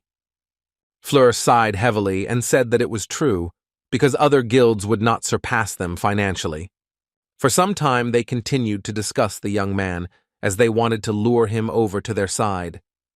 Chungu looked at everyone present and asked with a smile if everyone agreed that the young man should join them. Zerable looked at his comrades and said that they should not forget about Lucifer, because they promised him that they would take him under their wing because he was still number 1 in the whole world. Quarren looked at her comrade with a smirk and asked if he was so sure about it. She said that they would act based on the results. Heli looked at the young man with a smirk and said that his self-confidence amazed her. She smiled and asked what he would do if Lucifer lost. He asked in bewilderment if he should do anything. He said that in any case, a gamer who cannot cope with an ordinary amateur will lose his title. Chungu looked closely at his comrades and said that they should continue to monitor developments. Sometime later, Lucifer entered into battle with his opponent, but at the same time, the commentators commented on Lucifer's battle. Since they saw that he was not himself today, they assumed that after some battles, he noticed that Ashura posed a greater threat to him. While they were talking among themselves, Lucifer defeated his opponent, but still the young people were waiting for a more spectacular spectacle, and in turn, everyone was impatiently awaiting the next stage. They smiled and said that this was the last fight between the players, and now it was time to determine the best at this stage. A moment later, everyone agreed that Ashura was the best at this stage. Paseongche thought for a moment, and after a few minutes, said that the next stage would begin after a few minutes of break. Everyone present froze for a moment, because they knew that the best player was about to give an interview. They knew that he never took off his mask and did not answer questions. At the same time, everyone watched intently as the young lady interviewed the best player. She smiled and greeted the young man as he was the coolest of them all. He smiled and greeted her. She said with a smile that she had never expected that she would have to interview him because he was incredibly popular, and besides, he intrigued people because he refused to talk at all. She smiled at him again and thanked him for agreeing to answer their questions. He was shocked because he could have refused something like that, but unfortunately, he didn't know about it before. Hai Wan said with a smile that she had seen all of his battles that had happened before. She asked with a smile how he felt after defeating a gamer. Henson said that with a gamer it was a whole different level, and he assumed that if a normal player fought, it would have been a little difficult for him. Everyone was watching this interview closely because they saw that he was very relaxed, but at the same time all his fights were intense. She smiled and said that he was still very cool. He was taken aback and thanked her for such words, but she, in turn, said that she really hoped that he would continue to participate in the tournament without losing his grip. Henson said with a smile that of course it would be so, and no matter who his opponent was, he would do his best to defeat him. She smiled and said that he had very good skills and also excellent manners. Hai Wan looked at the young man intently and asked him with a smile what he thought of Ark's words that Ashura was the greatest player among all the game users. The young man froze in place for a moment, as he didn't expect such a question. A moment later, he said that he didn't think it was true now, and at that very moment, he began to dissolve. Everyone was shocked, as they expected something different from him. A moment later, he was transported into a small room and sighed heavily, as he did not understand why he went there at all.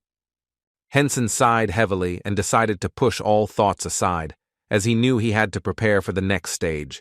He assumed that everyone thought he had specially appeared as a knight, just for the sake of an interview. But only he knew that in the next stage a big surprise awaited them from him. In the next round, everyone expected the young man to appear in the guise of a knight, but unfortunately, he destroyed all the hopes of the audience and appeared in the guise of a hunter. By thus misleading the enemy and ending the fight instantly, they knew that it did not matter at all whether he was fighting against a knight or a hunter. In either case, he would tremble with terror at the sight of his opponent. They all saw that every time the young man won using some new skills, and they believed that he was the only player who was able to defeat the opponent in a short time. They all agreed that he was a legendary fighter. The young man, in turn, wanted to leave quickly so as not to run into the journalist again. Sometime later, he watched the continuation of the tournament closely. He was momentarily taken aback when he saw the information about the third stage of the second match. Everyone was informed that one of the contenders for victory was Ark. They also had another unofficial ranker besides the legendary Ashura, the player Yen. They thought that her nickname was her real name.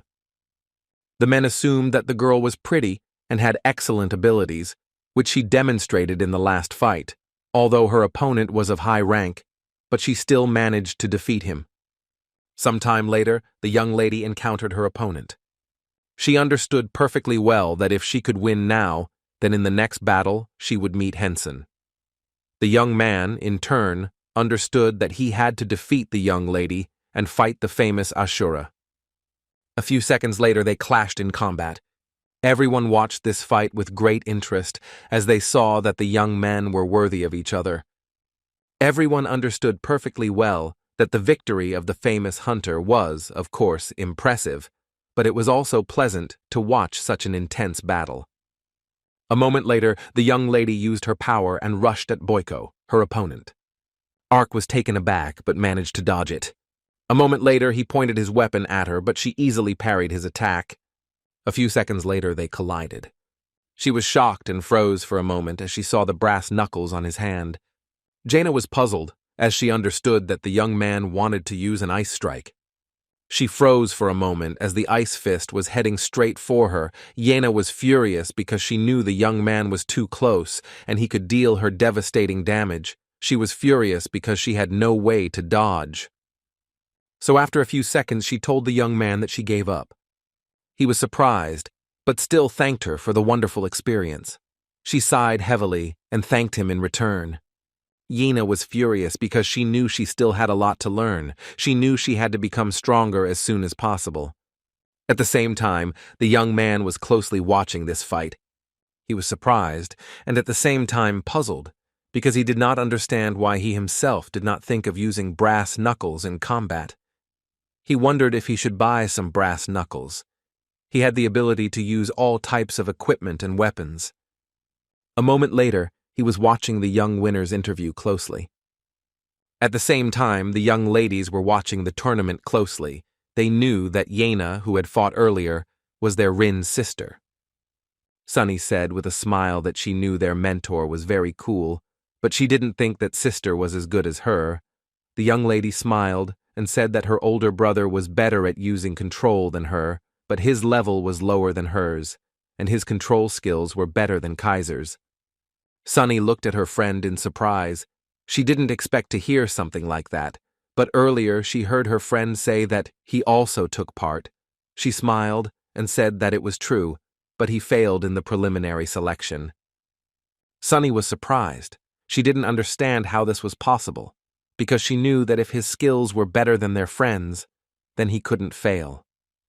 Sunny. Comparing everyone who competed, at this moment she realized that it was very strange that her brother failed in the selection stage. Sunny asked her friend if she knew his level. She wanted to know if he had ever told anyone about himself, Hyuna thought for a moment, as she knew that her friend had lied about the truth. She smiled and asked if it was possible that he simply refused to participate, so that his level would not be reflected in the rankings of the selection round. She said that if he didn't like the attention, then that was most likely the case. Hyuna smiled and said that perhaps her friend was right, since her brother did not like to be seen. A moment later, they heard the next stage begin. Sometime later, everyone was watching the last match of the fourth stage. The commentators were shocked and couldn't even find the right words. They were puzzled because they saw that 6 players in this stage had the same emblems, which meant that they were from the same guild, but they were shocked because they didn't understand how this was possible. They knew that the young people were all from the same guild, and they also got to the top. The audience understood that each of the given guilds could destroy Lucifer, because in front of them were only the elite of the game. The young people in turn walked slowly. The young lady smiled and said that she had of course expected it, but she was still surprised. Kaiser sighed heavily and said that he hated the attention, but still, it was time for them to go international. The old man smiled and said that everything was correct, and, moreover, everyone was already fed up with the Black Guild. A moment later, the young man looked intently at the guild leader and called out to her. Vern smiled and asked the young lady to look ahead. They all froze for a moment as they saw that girl, so they wondered if they would be able to defeat her. Rin sighed heavily and said that they would only know after the fight, but she thought the chance of losing was much higher. Vern said with a smile that he would do his best to make her use all her skills, knock out the scales with him, so they should study all her attacks well. Rin sighed heavily and agreed with him, as she knew that in order to recruit her, she would have to be defeated. A moment later they looked at her in surprise as she froze in place. At the same time, the young lady sighed heavily, as she got lost every time, and this time she was also lost. She was puzzled because she really wanted to fight Henson, but she knew that it was unlikely that she would be able to do so. A moment later she looked back as she realized that someone was staring at her. Rin glared at the young lady as she had no intention of letting her win so easily. Some time later, Hanaseo entered the ring. The young men were amazed by her beauty. They cheered and shouted that she was the best, and also really hoped that she would win, so they wished her good luck.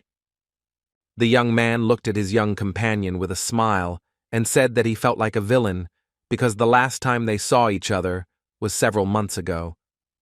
Hanaseo sighed heavily and asked the young man if he hadn't been following her all this time. He smiled and said that it seemed like she had figured him out. He asked what else they were supposed to do under the current circumstances. He said that a lot of the quests were currently blocked due to the main plot not progressing. She sighed heavily and said that he was right. Everyone was watching the young men closely, as they could see that the match had already started, but they were in no hurry to attack each other, and they simply continued their dialogue. The commentators, looking at the young men, assumed that they were close and decided to greet each other. Hanaseo looked at the young man intently and said that most of the Hero Guild members were participating in the tournament. However, she did not think that Heller or the mage's skills were good enough to be here. He smiled and said that he didn't expect to win, but since all the other heroes and Shinhwa had advanced to the next stage, he couldn't just give up, and besides, if he lost, the next person she would face would be their queen. He looked at her with a smile and asked if her words were still valid. She sighed heavily and, of course, said that everything was valid. He smiled and said that he was very glad to hear that. Hanaseo looked at the young man intently and told him to start quickly. He looked at her with a grin and said that he would not refuse this offer. A moment later, the young man ran towards the young lady with lightning speed to deliver a crushing attack. Everyone was surprised and at the same time intrigued as he swung his sword. They knew that if the young lady fell under his blow, it would be the end of her, but they noticed that she dodged it with ease and grace. A moment later, she easily blocked his attack. Everyone was shocked and said that this simply couldn't be, since her thin braid not only withstood the young man's blow, but also managed to deflect a huge sword. However, her opponent did not give up. While he changed the trajectory of his great sword with lightning speed and prepared for a new attack, everyone knew that the unofficial rankers were very impressive, and this fight was proof of that. A moment later, the young man was taken aback as she struck him, but he managed to block it. Everyone saw that he was forced to change his trajectory to block his opponent's attack. But even though he succeeded, he was thrown back. Everyone was amazed and could not believe in hell that such a young girl had so much strength. The young man looked at his opponent with a fierce grin as he saw that she used a skill the moment she touched his sword. He understood that she was simply a true goddess of war. The young man was well aware that he could not simply continue to do nothing. In the blink of an eye, he disappeared into the darkness. Hanaseo stared at her opponent, and a moment later she began to disperse the darkness with her large scythe. A few seconds later, she dispersed the darkness around her. Hanaseo was able to uncover her opponent's plan and knock down the dark cast, but in turn, the young man was not going to give up and struck with lightning speed. Everyone saw that it was too late to block the blow, and they understood that he had enough strength to destroy the entire field. He dealt her a crushing blow in rage, but was taken aback when he saw no one after the column of smoke, which quickly dissipated. He was taken aback and froze in place as he realized that his opponent had slipped away from him. A moment later, the young lady dealt him a crushing blow and he suffered damage. Writhing in rage and pain, he turned around to look at the young lady. But unfortunately, he was unable to look at his opponent as she was already running towards him, and in doing so, she hit him with her scythe. He screamed with rage, and unfortunately, he could not move from the spot. But after a few seconds, the young lady threw her braid down again. He froze because he realized that her terrible and stern scythe was rushing towards him. The young man prepared to parry her blow, and a moment later he succeeded. But in turn, he was taken aback when he saw that the chains began to surround him and squeeze him with lightning speed. He was puzzled as she put her grip on him. The young man could not move, and his sword fell to the ground with a crash. A moment later, Hanaseo rushed towards her opponent to deliver the finishing blow. She looked at him intently and said goodbye. At the same time, she hit him in the head with her braid. He didn't have time to utter a word before his head flew down. Everyone froze in place in surprise, as they did not expect this. A moment later, everyone clearly saw that the young man's body was gradually dissipating, and it was reported that this stage had ended with the match. The emperor, in turn, watched this fight with a fierce grin as he liked the tournament. But in turn, he really wanted to look at the young, talented man. He believed that victory would be his, but he still wanted to see what he would bring them. He looked intently at his subordinate and told him to find out everything about young Asher immediately. Having merged with the interior, the man said that he would certainly do everything. The emperor knew that he needed him, because if he took him as an apprentice, he would not have to be bored. The man looked sideways at his subordinates and said that they should go back. They were able to travel between dimensions, but the information they could gather was limited. He knew that searching the guest house would hardly give them anything. But he was puzzled and understood that they had to use every opportunity because it was their duty. But a moment later, the man was taken aback and froze in place as he heard someone warn him not to do such a thing. He was shocked because he realized that he was caught, but he was surprised by this fact because he knew that he was the best assassin in the Empire, but even he could not sense the presence of an outsider. He looked at the young man in surprise as he saw that it was not Ashura at all. He wondered if it was a mediator. Libius, in turn, looked at the man with a predatory grin because he knew that he was about to have fun. The man understood that if he was caught off guard, It meant that the young man could easily reach the emperor. He knew that the young man would not defeat him, but he understood that he could not allow an attack in principle. With the speed of lightning, he disappeared into the darkness. He was furious, for he knew that it was his duty, and he must do it well. At that very moment, he appeared behind his opponent. But a moment later, he was taken aback and froze in place, unable to move. He was confused and surprised as he fell to the ground with a thud and could not control his body. Libaeus, in turn, with their predatory grin, said that for this reason the emperor's dogs infuriated him. He asked the man if he had attacked him or threatened his master. The man wanted to say something, but his opponent made it so that he could not utter a word. Libaeus looked at the man with a smirk and said that he foresaw that he would defend his master and threaten him, and so he simply shut his mouth. He said with a smirk that this was very unpleasant, and he did not understand. Libaeus looked at his opponent closely, as he knew he had to decide what to do with him, so he wondered if he should just kill him. The man was in shock. He understood that he had to report everything to the emperor. Libaeus smiled and said that he was just joking, because he didn't think it was a good idea to kill someone close to the first man of the empire. A moment later, he used one of his skills and asked the man to go to the emperor and give him a message. Libaeus used his skill and said that he had no idea what they were planning, but if they didn't want to fight against them, the servants of death and sleep, then they should treat them with respect. The man looked at the young man intently and said that he understood everything. Libaeus looked with a satisfied smile at the mercenaries who, under hypnosis, were leaving him and heading towards the palace. Libaeus sighed heavily, as all this irritated him, but for the sake of the master he had to contact the priests from the temple because he had no idea where the apostle was now. A few seconds later, he wrote a message. He wrote that nothing important had happened, but he had suspicions that the monarchies of their master, in response, they shouted at him that he must not allow the war to begin. Libaeus said with a joyful smile that in that case he would simply sneak up and cut their throats, since the top brass said that they couldn't start a war. The high priest was shocked. He shouted to the young man that no killings could be allowed because it was an order from the apostle himself. He told him to remember that he could replace him and appoint another priest. Libaeus said that he had already conveyed the warning to the emperor. The high priest said that if so, then they should look at his reaction. Libaeus Sil, what will they do if he still wants to get their master? Intersection shouted that it was just a stupid question, because then there would definitely be a war, since they could not let go of their master. The high priest said that the emperor had done nothing now, and they should watch the situation. Libaeus smiled and said that the world belonged to their master, and only by his will could sleep and death occur.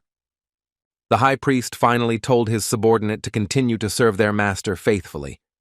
Libaeus was burning with anger and fury, for he knew that if anyone dared to attack his master, the whole empire would come to an end.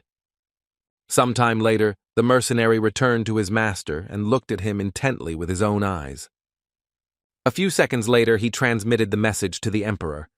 The emperor froze for a moment after listening to this message. But after a few seconds, he burst into wild laughter, after which the mercenary came to his senses and froze in place, as he did not understand what had happened to him at all.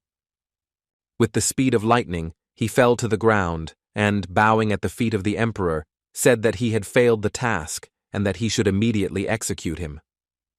The emperor, in turn, did not take any action. He froze for a moment and was lost in his thoughts. He raised that the priests who were stuck in the temple began to act. The man sighed heavily, as he had once been at the peak of his form, when he had only lost to one.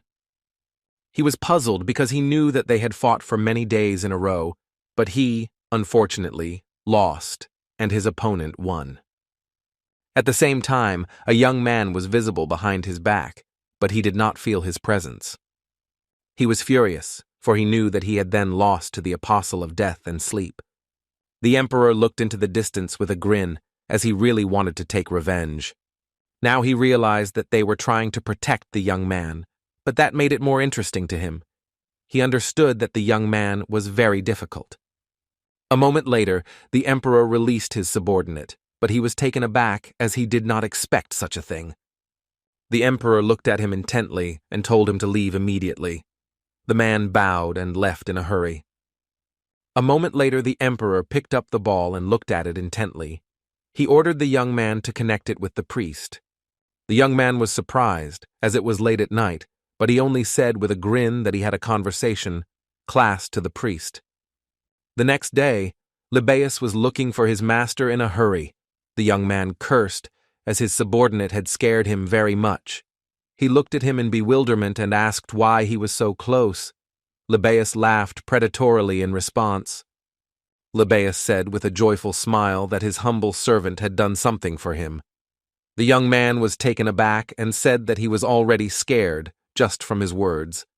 Libaeus said with a joyful smile that last night he met the emperor's knights. Henson looked at the young man with skill because he did not understand what he was talking about. He was surprised and did not understand why. He came to him.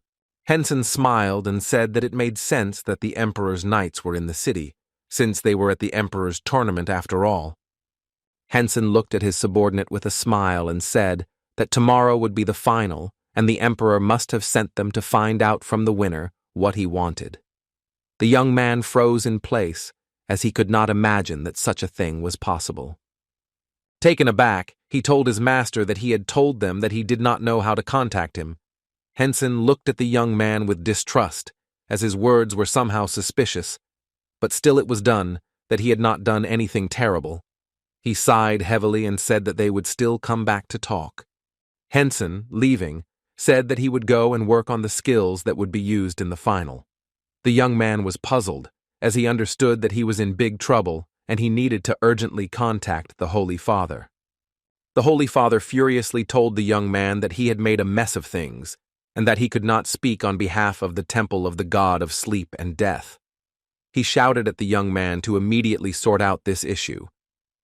Libaeus was furious, as he knew he was in big trouble, but in turn he wondered if he should just kill the emperor. He threw out all his thoughts more simply, because he understood that he would not succeed in something like this, because even if he asked the apostle to help him, he would not agree, and besides, he did not know where to look for him. Henson Smile called his friend and asked if he could withdraw money from YouTube. The young man told him that he most likely could, because they processed requests quickly, since he was a celebrity.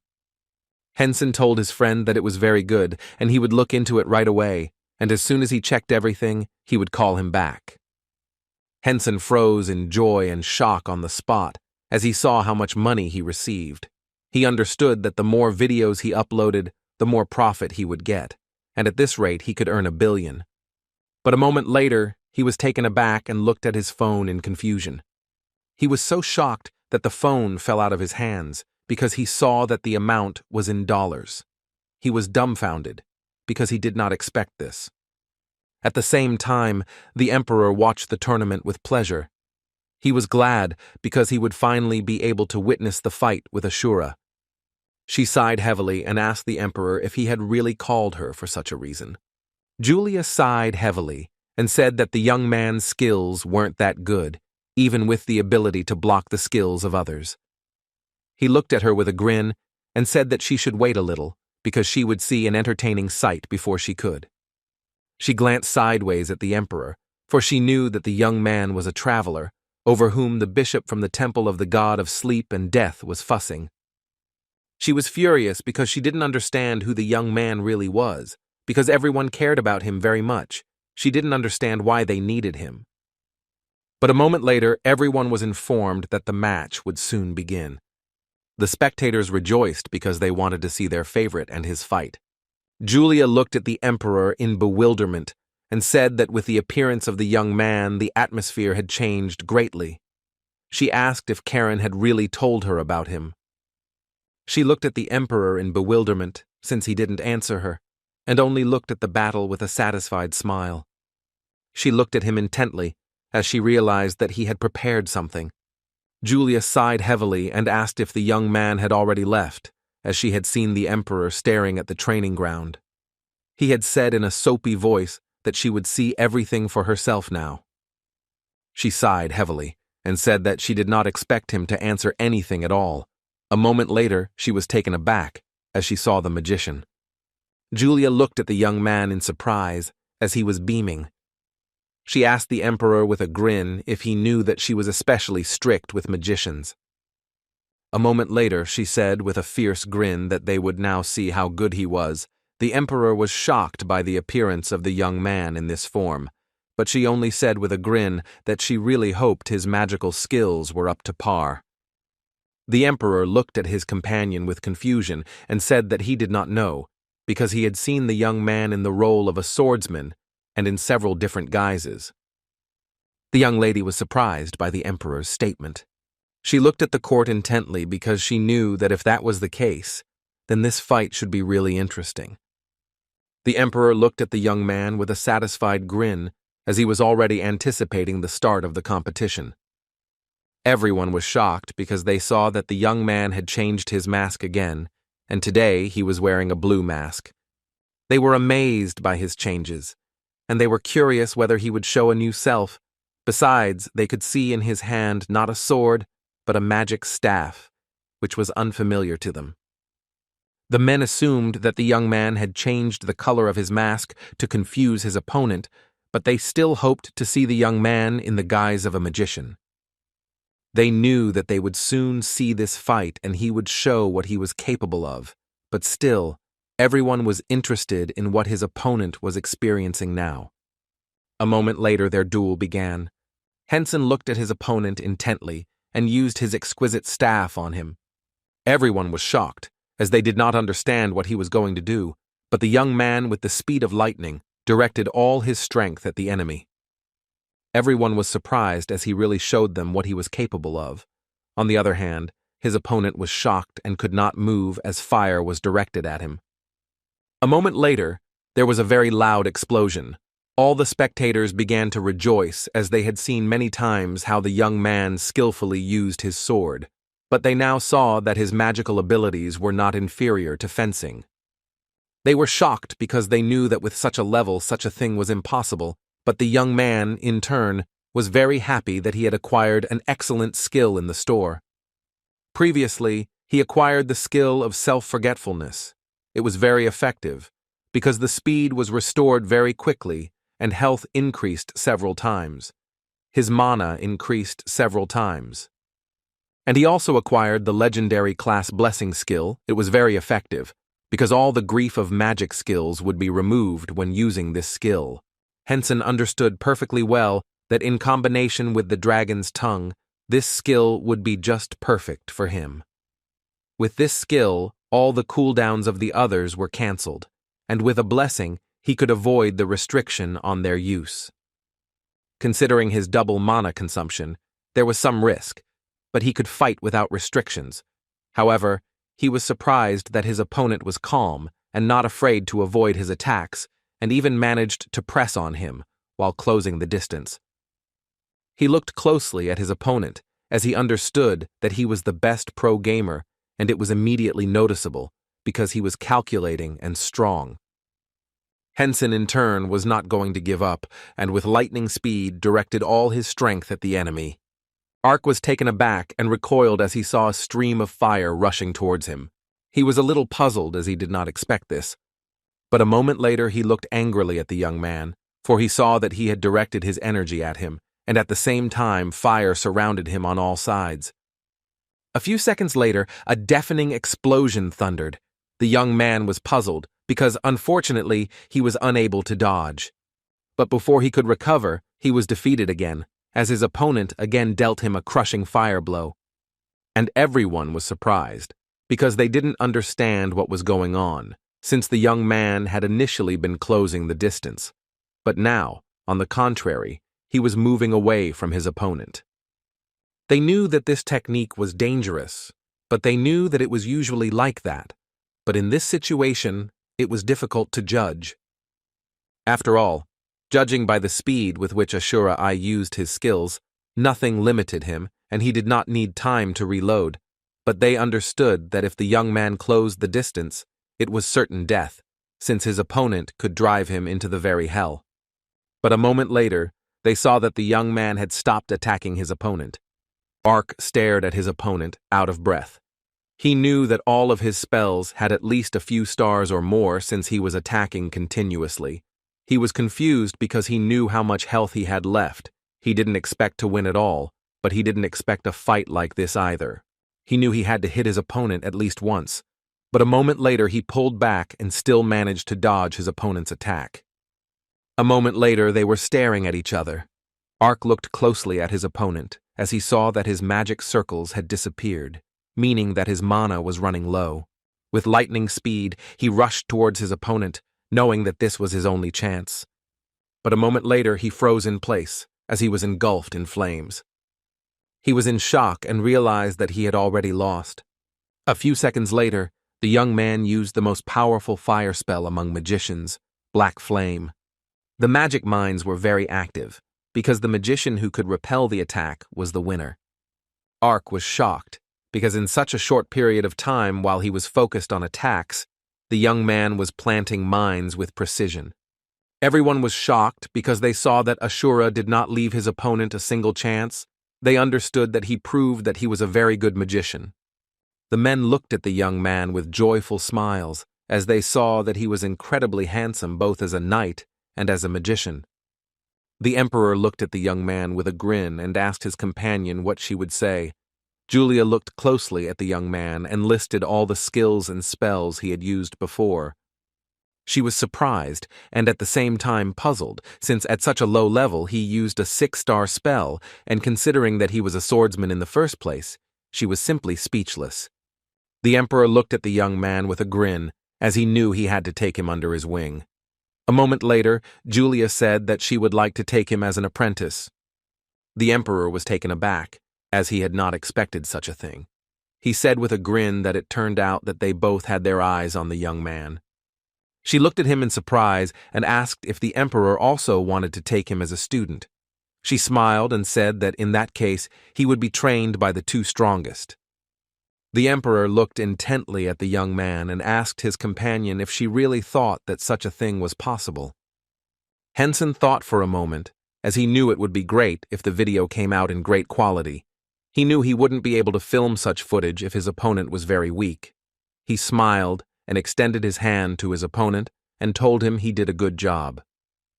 Ark was taken aback as he did not expect such a thing, but a moment later he thanked his opponent. He looked at the young man intently and said that if he was in a guild, he would like to join him. Henson looked at the young man in surprise and said that he was still a free bird, but they could add each other as friends. Ark bowed with lightning speed and thanked the young man. Henson looked at the young man in surprise, wondering if he was imagining things or if he was acting exactly like Libeus. He sighed heavily as he realized that this was just his sick fantasy. In the 4th stage of the first match, I emerged victorious against a top-ranked player.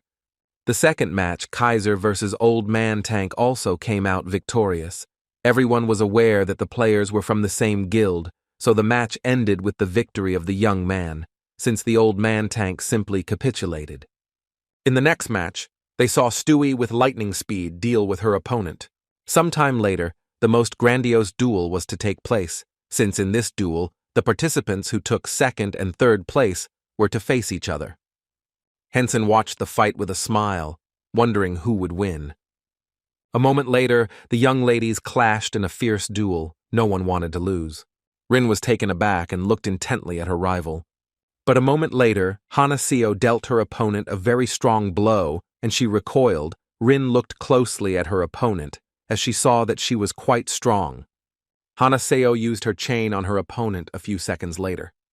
Rin was a little puzzled, as she saw that these chains were different from the ones she used in the battle with the young man, but she was also taken aback, as she had seen something similar before.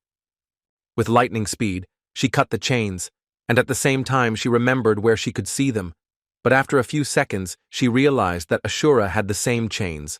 She wanted to cut them, because otherwise she could not stop them. Hanaseo stared at her opponent and aimed her chains at her, thus dealing devastating damage to her opponent. Hanaseo was a little surprised because her rival managed to break the chains. She didn't think that her rival would do something like that. Hanaseo had no intention of giving up and struck again with lightning speed. A powerful explosion thundered at the sight. Rin, in turn, without interfering, rushed towards her opponent in order to strike her. Moments later, the ladies clashed in combat, each delivering blow after blow to her opponent. But a few seconds later, Hanaseo, using her steel scythe, dealt a crushing blow to her opponent.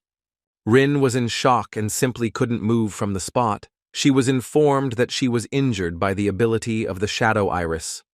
She saw a notification that she would fall asleep for a few seconds.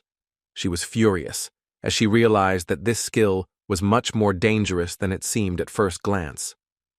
The young man sighed heavily, but in turn, he watched this fight with pleasure. He understood that if the young lady had kept the right distance, she would have been able to avoid being damaged. A moment later, everyone was informed that after a short break, the semi-finals would begin. He smiled, as he already had a plan for the final. For this reason, he wanted to stay home and rest a little. But a moment later, he was taken aback, because he saw his loyal subordinate in front of him. But he, in turn, furiously called out to his master. Henson was taken aback, because he did not understand what was happening at all. Henson looked at the young man closely, as it was the first time he had seen him so nervous. He didn't understand what was going on at all. A moment later, the young men were consoled as they saw a young, beautiful lady in front of them. Julia, in turn, looked at the young people with a grin.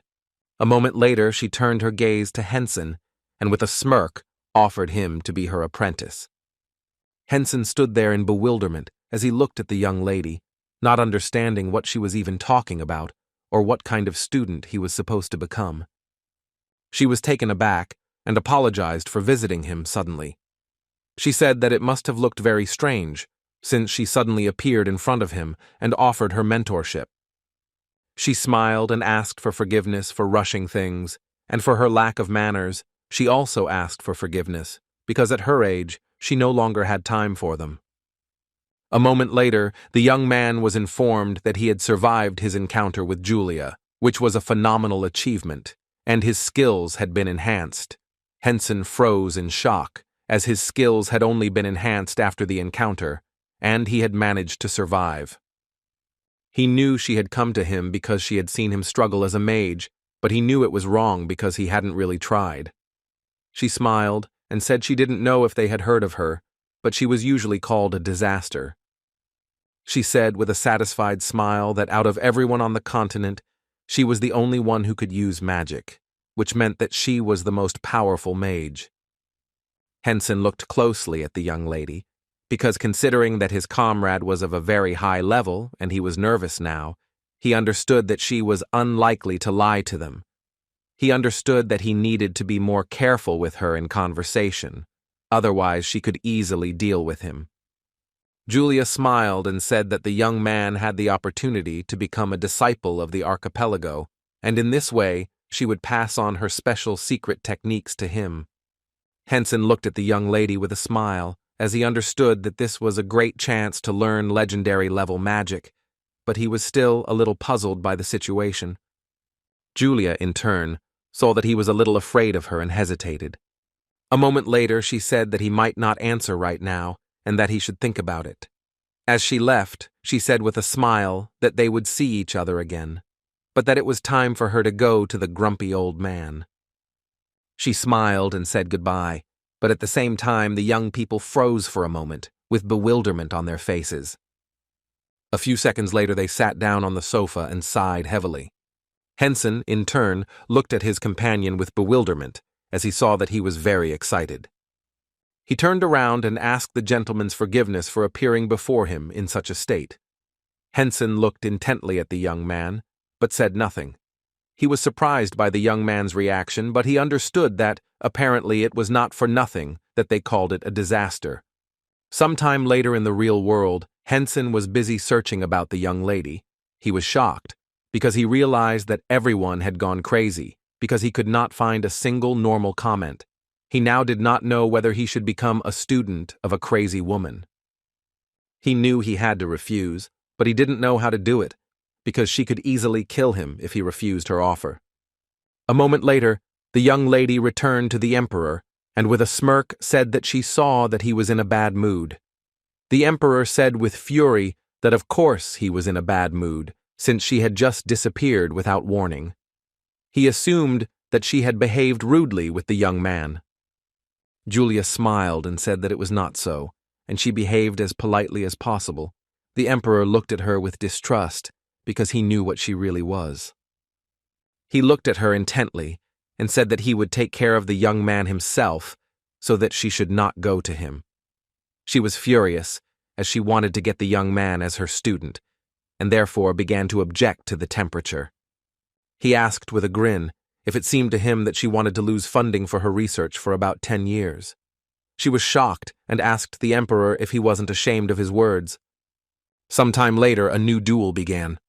In this duel, Lucifer and Ashura clashed. Everyone saw that Ashura also acted as a magician in this duel, but they all knew that they should not forget that at any moment he could change his fighting style. Lucifer looked at his opponent with cold fury, as he saw that he hoped to win with the help of spells. He was furious, as he wanted to quickly deal with his opponent. A few seconds later, the official duel began, and Lucifer immediately rushed to the attack. He was well aware that his opponent could use multiple spells without recharging or restrictions, and thus he had to constantly dodge in order to get close and strike. Lucifer looked at our opponent with a fierce grin, as he assumed that he would issue a first-level attack. But a moment later, Lucifer froze in place and was taken aback by surprise. He screamed and dropped his sword from the unexpected attack. He was surprised because he didn't expect to see black flames. He didn't understand how the young man managed to use something like that.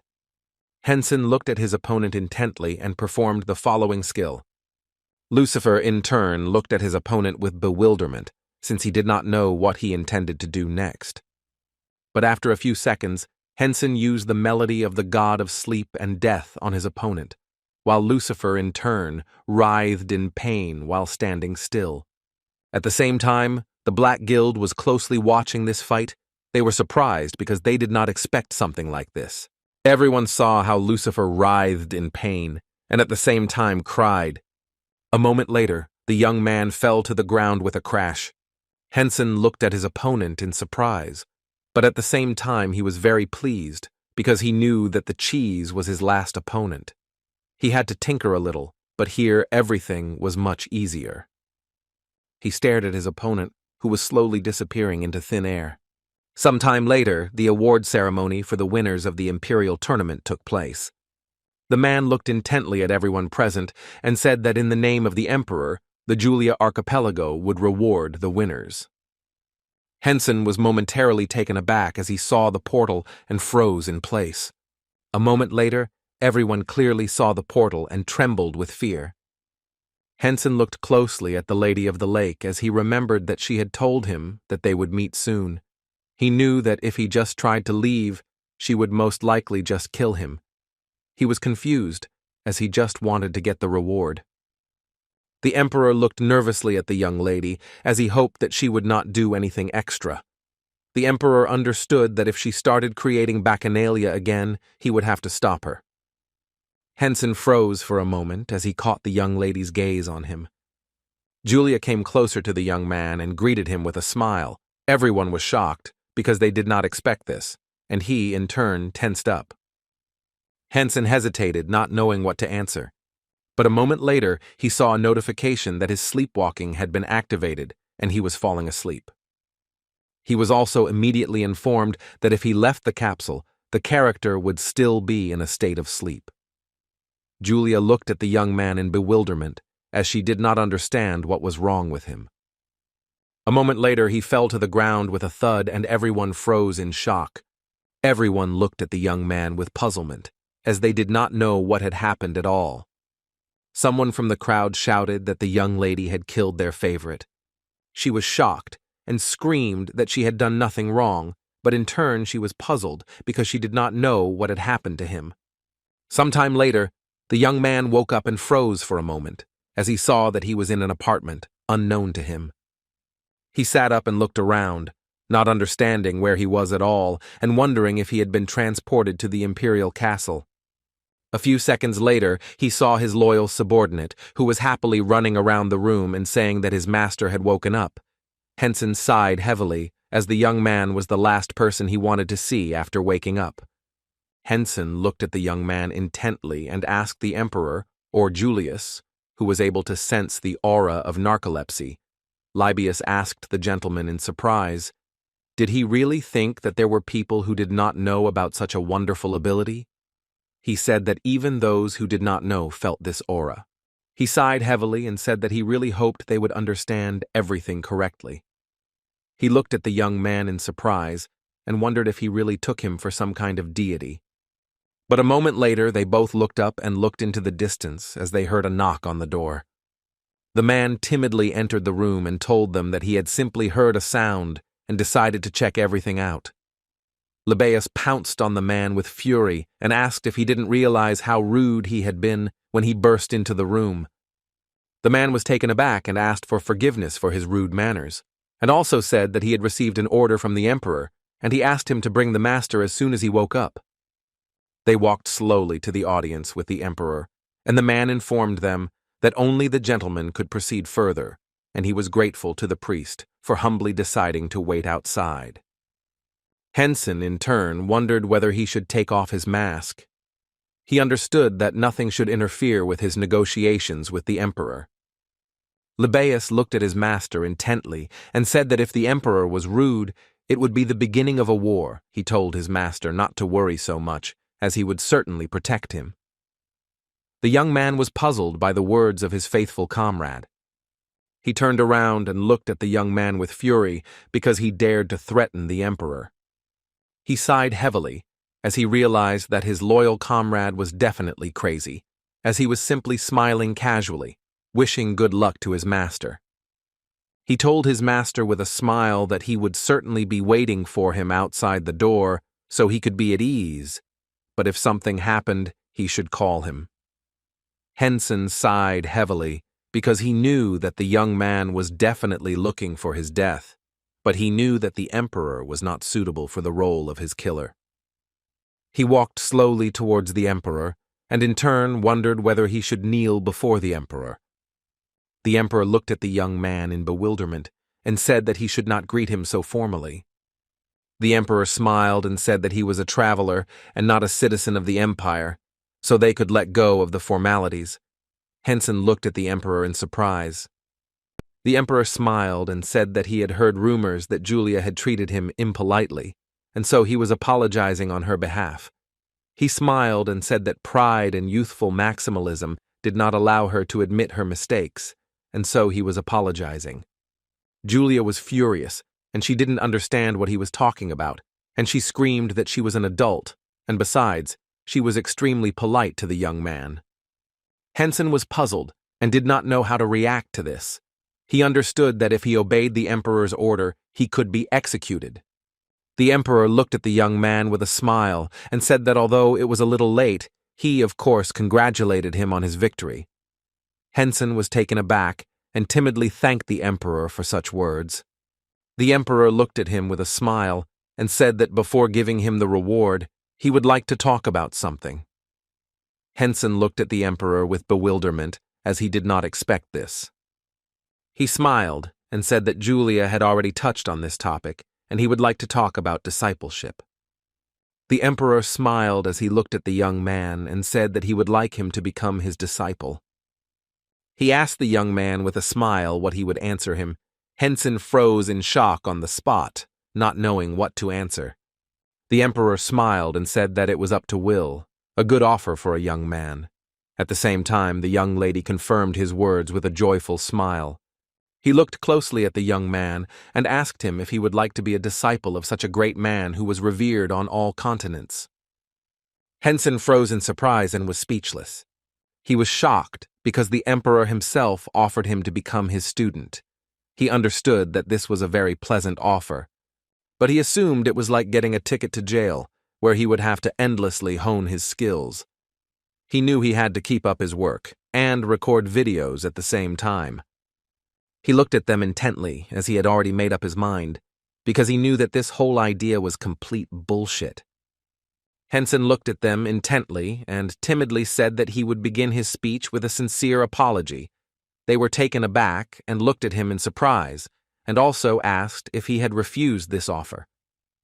The emperor looked at the young man in bewilderment, because he knew that this was surprising, because anyone else would not refuse such an offer, because this was a great opportunity. He knew that everyone would be ready to fight to the death for such a chance.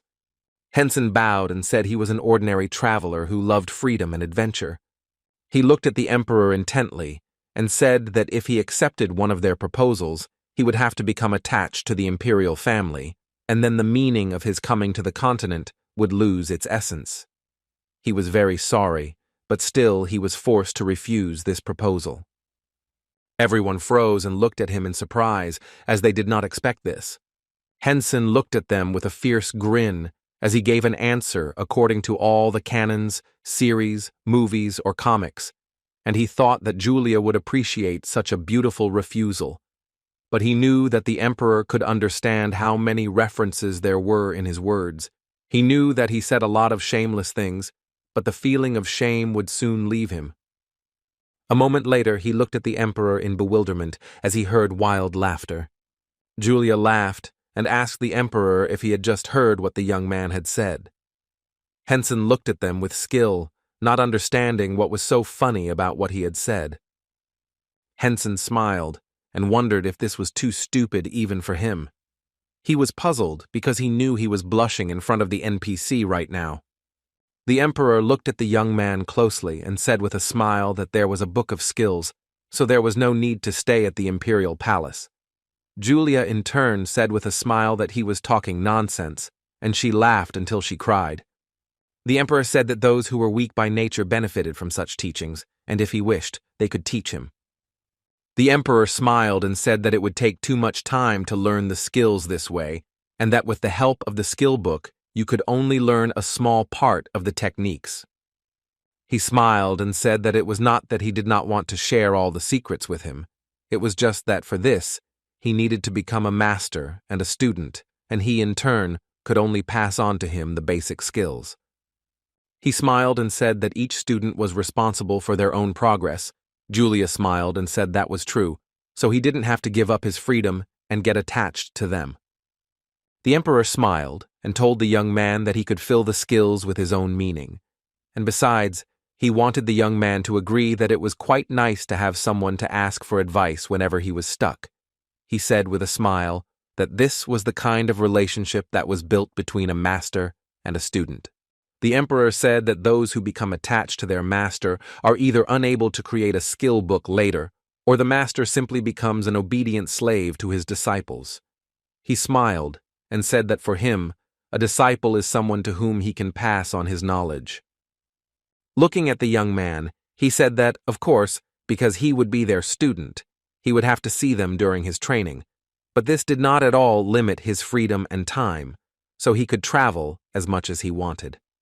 The emperor smiled and said that his honor would be at stake.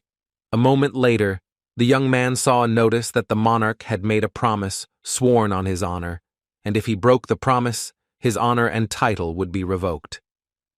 A moment later, the young lady smiled and said that she would also give him an oath. The emperor smiled and asked the young man what he would now say to their words, since they wanted him to accept their offer. Henson thanked them with a happy smile for giving him such an opportunity.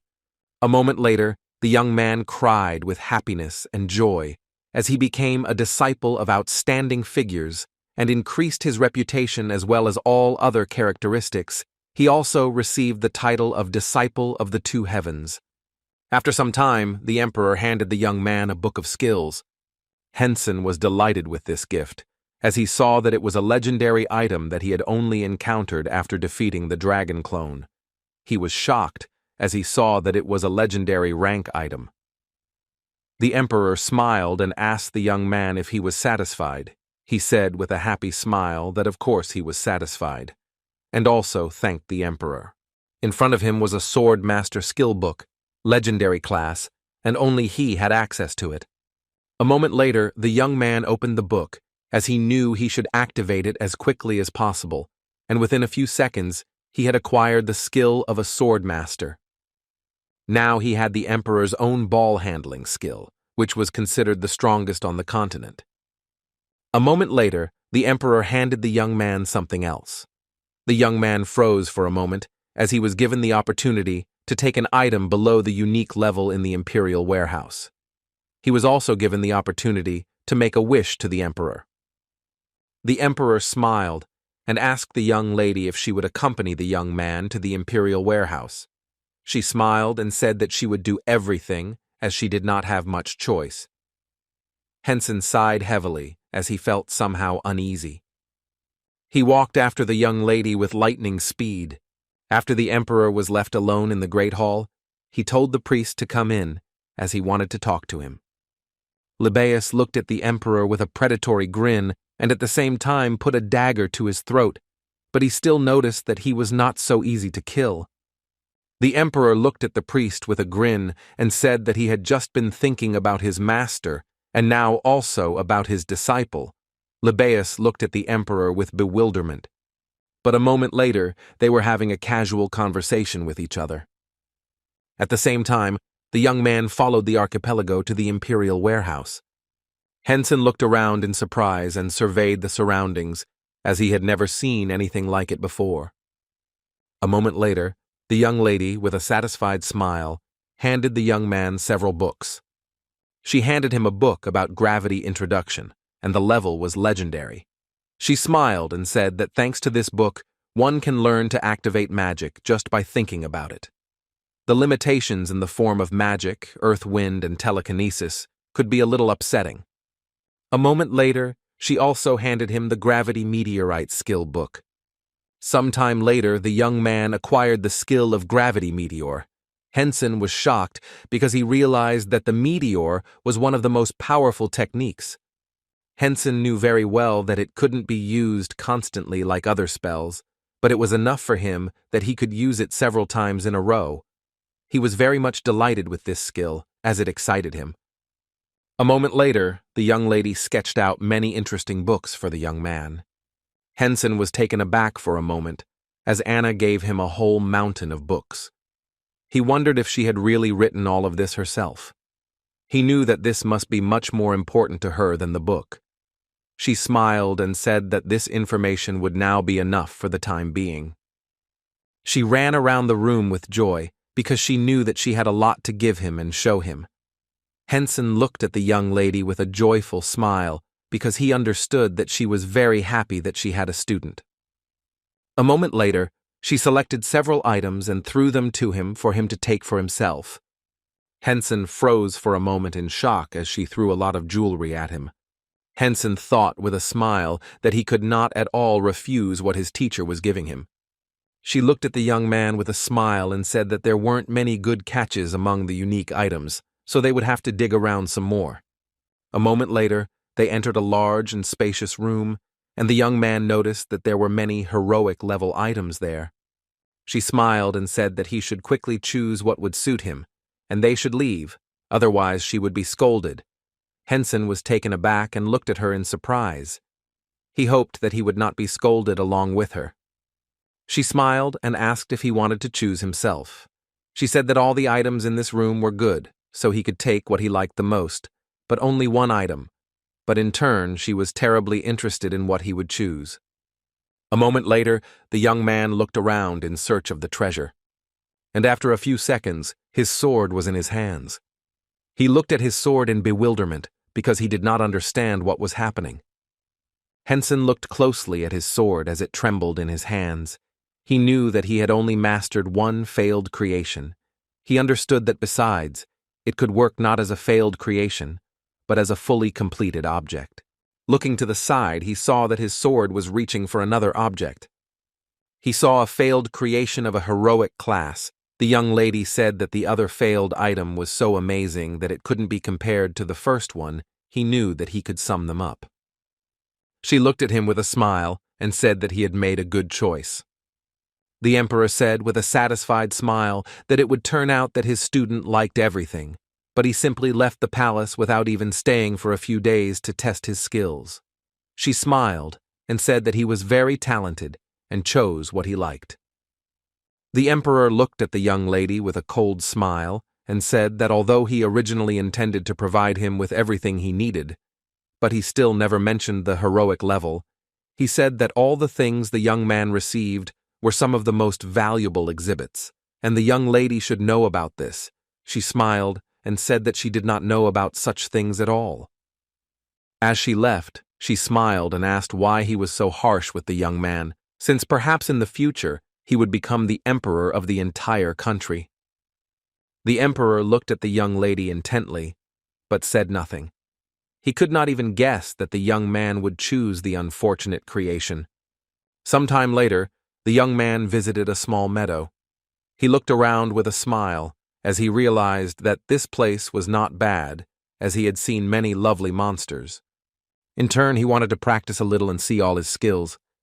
A moment later, he opened his inventory to see what weapons he had. He saw Ayla's unique level branch. He sighed heavily as he knew it required a certain level to use which he didn't have, but a moment later, he saw something in his inventory. Henson looked at the small heroic class ring in surprise. A moment later, he was informed that he was able to synthesize the ring and the branch, but he was also warned that he could not separate the items that had been synthesized. A few seconds later, he was asked if he wanted to synthesize them. He thought for a moment. Henson was a little puzzled and wondered what if he just synthesized them and ended up with some kind of crap, but he decided to do it anyway. After synthesizing, he received a staff, heroic class. He was surprised because he didn't know that he could get such items. Looking closely at the new staff, he realized that with such an effect, it would not be inferior to the legendary level. A moment later, he called upon gravity. He froze when he saw a huge seal above him. A few seconds later, he summoned a meteorite, while everyone was watching this spectacle intently. The young people were shocked as a meteorite was rushing towards them. A few seconds later, a deafening explosion thundered. Everyone was in shock because they did not understand what had happened, and many were injured. Thanksgiving later, the young man was informed that he had destroyed the city's fortress wall, and since he had destroyed the imperial city, his karma points had increased. But a moment later, he saw a notification that his level had been increased, and at the same time, he had new skills unlocked. The young man froze for a moment from the cat's show, as he did not expect such a thing. A moment later, he was informed that he could reduce his karma points. He was shocked, as he realized that this was real cheating. He saw that the range was huge, but the attack power was no joke. He wondered if he would be able to use this skill again after the recovery. A moment later, he looked at his points with tears in his eyes, which were slowly disappearing as he wanted to spend them on a new skill, so he saved them, but now he lost a lot. He was puzzled because he didn't know what would happen to their fortress wall, because he had only just gotten rid of karma points. He hoped that no one would realize that this was his doing. Henson was puzzled because he had only become a student today, and he had already done a lot of things. The young people in turn whispered and said that it seemed that Mrs. Julia had gone out for a walk and was in a bad mood, but still they did not want to chatter in vain and decided to go and fix the wall. Henson glanced sideways at the young men who were discussing Mrs. Julia. He was, of course, glad that they had not realized that he was the one involved in this. But a moment later, the young men looked around in bewilderment, for they did not see the young lady. They were very anxious to see her, but she was nowhere to be seen. Henson sighed heavily and decided that he had worried in vain. He knew that thanks to the teacher, he would properly check the range of the skill next time before opening fire. Henson thought for a moment and decided to first look at his newly acquired skills and then test his fencing. A moment later, he saw his passive divine skill, the death and sleep god's alarm clock. It was said that the god's sleep was so deep that he created his own moon alarm clock, and anyone who heard the sound would fall to the ground dead. Henson was very pleased with this skill, as he knew that it could counteract narcolepsy. He also saw that he had acquired the skill of prophetic dreaming, because they said that the dreams of the god of sleep and death always came true. Henson was pleased with these skills, but he still knew that he needed to level up and then go on a quest to follow the trail. Henson clearly understood that if he found a new trail, he would gain power. After reading the quest information, he realized that he needed to complete the quest before he reached a certain level. He thought for a moment as he remembered that someone had posted that the monsters in the royal castle had become stronger. Henson knew that he needed to become even stronger before he could begin the quest. In turn, he rejoiced in the way that suited him. He looked into the distance with a smile because he knew that he could pump up all his skills in this place and then go on a quest when his level approached the required number. A moment later, he used one of his skills and summoned a meteor shower, causing everyone to run away as his power was simply incredible. Henson looked into the distance with a smile as he thought he would have to postpone the fencing test for a while. At the same time, the young man was burning with rage and malice because Lucifer dared to leave after he had made a shameful spectacle. He was furious because he dared to neglect him. A moment later, the young man angrily called for the secretary. He looked at the secretary with cold fury and told him to find out immediately where Lucifer was now. Zerubbabel was burning with anger and fury, for he knew that he must certainly deal with the young man named Ashura. At the same time, in the temple of the god of sleep and death, everything was quiet. The priest smiled and thanked the young lady for coming to the temple and honoring him with her presence. He looked with admiration at the saint of the god of sleep and death. She looked at him intently and said in a calm manner that she did not need words of gratitude because she was a saint, and this was her direct duty. He smiled and said that in that case he would like to ask her for a favor again. She smiled and said that you are listening to him. The priest looked at her intently and said that this time she would have to go to the Karen Empire. Hanasio was taken aback and looked at him in surprise as she did not understand why she had to go there. He sighed heavily and said that she needed to get something from the emperor because it was a very important thing for both their religion and their ruler. That thing seemed safe since it couldn't be used right now, but once inside the temple, it would reveal its true power. A moment later, the young lady opened her notification window and saw that she had to deliver a sacred relic. Hanaseo sighed heavily and said that the task was normal and there should be no problems. The priest looked closely after the young lady, for he had great hope and faith in her. The priest was very happy because he knew that at least one of the items with divine energy would finally be in their hands. He would be extremely surprised if the emperor easily gave away the sacred relic. However, they still had to unlock the seal. He sighed heavily, since, however, he was not sure that Libius would be able to do everything as it should be. A week after the Imperial Fighters competition, the young man put his skills to use, and with lightning speed his level rose. He sighed heavily and, looking into the distance, said that they had finally finished everything. He knew that now they just had to enter the royal castle, but he also thought that now he should try out his swordsmanship. After a few seconds, he changed his appearance, and at that very moment they entered the castle. A moment later, the young man was taken aback and stood frozen in surprise as he heard a familiar voice. The apostle smiled and told the young man that since he was not harmed, it meant that he had managed to escape from the ancient castle. The priest greeted the apostle with a joyful smile. The apostle smiled and greeted the charming priest. Henson, in turn, came closer to the apostle and asked if he was already the video broadcast in real time. The apostle smiled and said that he would like to immediately move on to explaining the quest. He smiled and said that this time everything would not be as simple as with the dragon's double, and naturally it was not by chance that they gave him a priest to accompany him. Everyone knew clearly that King Fialosa was famous for his honesty and strength. It was this kind of ruler who sat on the throne when he sealed the Demon King's soul fragment. The king who brought the entire kingdom to ruin was different. Now it was about a disgusting child who was always jealous of his father, the prince, whose heart was filled to the brim with jealousy, killed his father and ascended the throne. After he became king, the kingdom gradually began to decline. And at that moment the kingdom declared itself an empire and started a war with the surrounding kingdoms. The king flatly refused to surrender to the empire, as he did not want his power to end, but unfortunately, the outcome was obvious. The emperor was a ruthless man who was accustomed to taking decisive steps. It was only when the Empire's troops stormed into the royal castle that the king realized how serious the situation was and found the Demon King's soul fragment that had been sealed away. The foolish king made a wish on the soul fragment of the Demon King that his kingdom would never fall. Henson, she looked at the apostle and asked if that was why the kingdom was not destroyed. The apostle sighed heavily and said that that was exactly how it was. And when the emperor saw that no matter how many times he killed the king, he continued to rise from the dead, he turned his troops to attack other kingdoms.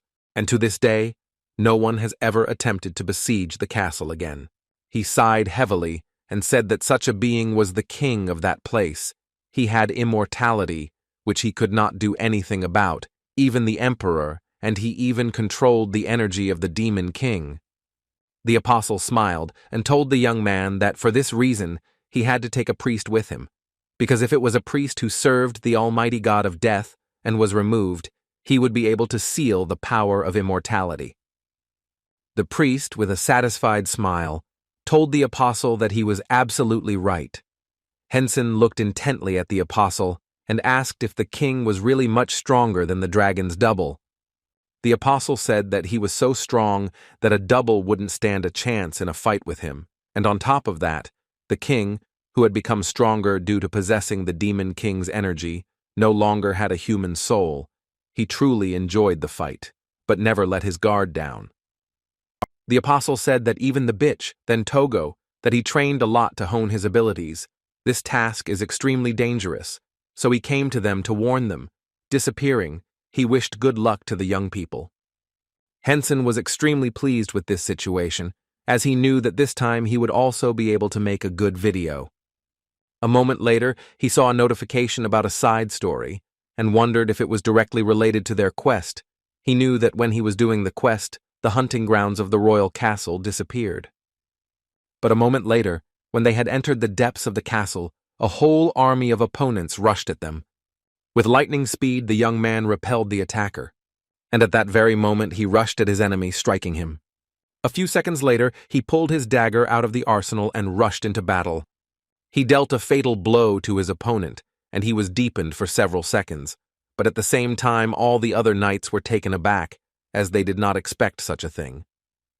Henson looked at his dagger in surprise, as he realized that the emperor's swordsmanship was simply awesome. A moment later his expression changed, and he began to advance on his opponents. At the same time, the knights retreated, as they understood that their end would soon come. But the young man was not going to retreat so easily. He dealt them a through blow. A moment later he used another skill, stunning his opponents. He was surprised, and at the same time felt a pleasant feeling from telekinesis and levitation. With lightning speed he turned his weapon on his opponents. Henson rushed at his opponents with lightning speed, inflicting cut after cut on them. He used one skill that crushed everyone in his path. After some time, the young man sighed heavily, as he saw that his opponents kept coming and coming. He was not sure that his skills were working properly. A moment later he asked his priest to help him a little, and he, with a joyful smile, raised his health. A few seconds later, the young man changed his appearance and used a gravity meteorite. A few seconds later, a deafening explosion thundered. The young men were surprised, but at the same time amazed by this skill, as they were able to easily deal with an entire legion of knights. At the same time, the castle was burning with incredible speed. A moment later, the knight knelt before his master, asked for forgiveness, and said that he would immediately deal with that vile imperial dog. The king looked intently into the distance as he realized that there had been an invasion. He knew that the time had finally come, for he had been waiting a long time for the uninvited guest. The knights were in shock. They did not understand how they could defeat the monster. They knew that they could simply run away. With lightning speed, they rushed into battle. They shouted that he was not a man. They knew that they had to attack him until he was exhausted. But the young man, in turn, was not going to give up. He simply used the bow sword and the flower cutter. Thus, he easily defeated all his opponents. He glanced sideways at the door because he knew that this was the place where the meteorite had fallen. but he saw that the door was as good as new. At the same time, the priest shouted to all the knights that there was an invader in front of them and he had dealt a massive blow to the castle. Henson looked at the young man with fury as he asked him for a favor. But he understood that thanks to the priest, he did not have a second to rest. A moment later, he was ready for battle. But after a few seconds, he heard a crash and was taken aback. A few seconds later, the commander of the knights appeared before them all. He looked at them all with fury and said that he had to intervene because his knights were of no use. He looked at the young man intently and introduced himself, and said that he was the commander of the Royal Knights Order. He said that he was no longer going to stand silently and watch the tyranny of the ruthless empire. He said that the young man was a devil in human form. Henson was shocked because he saw that they had all become monsters, but they still considered themselves human. He understood perfectly well that he had to show them what a real devil is.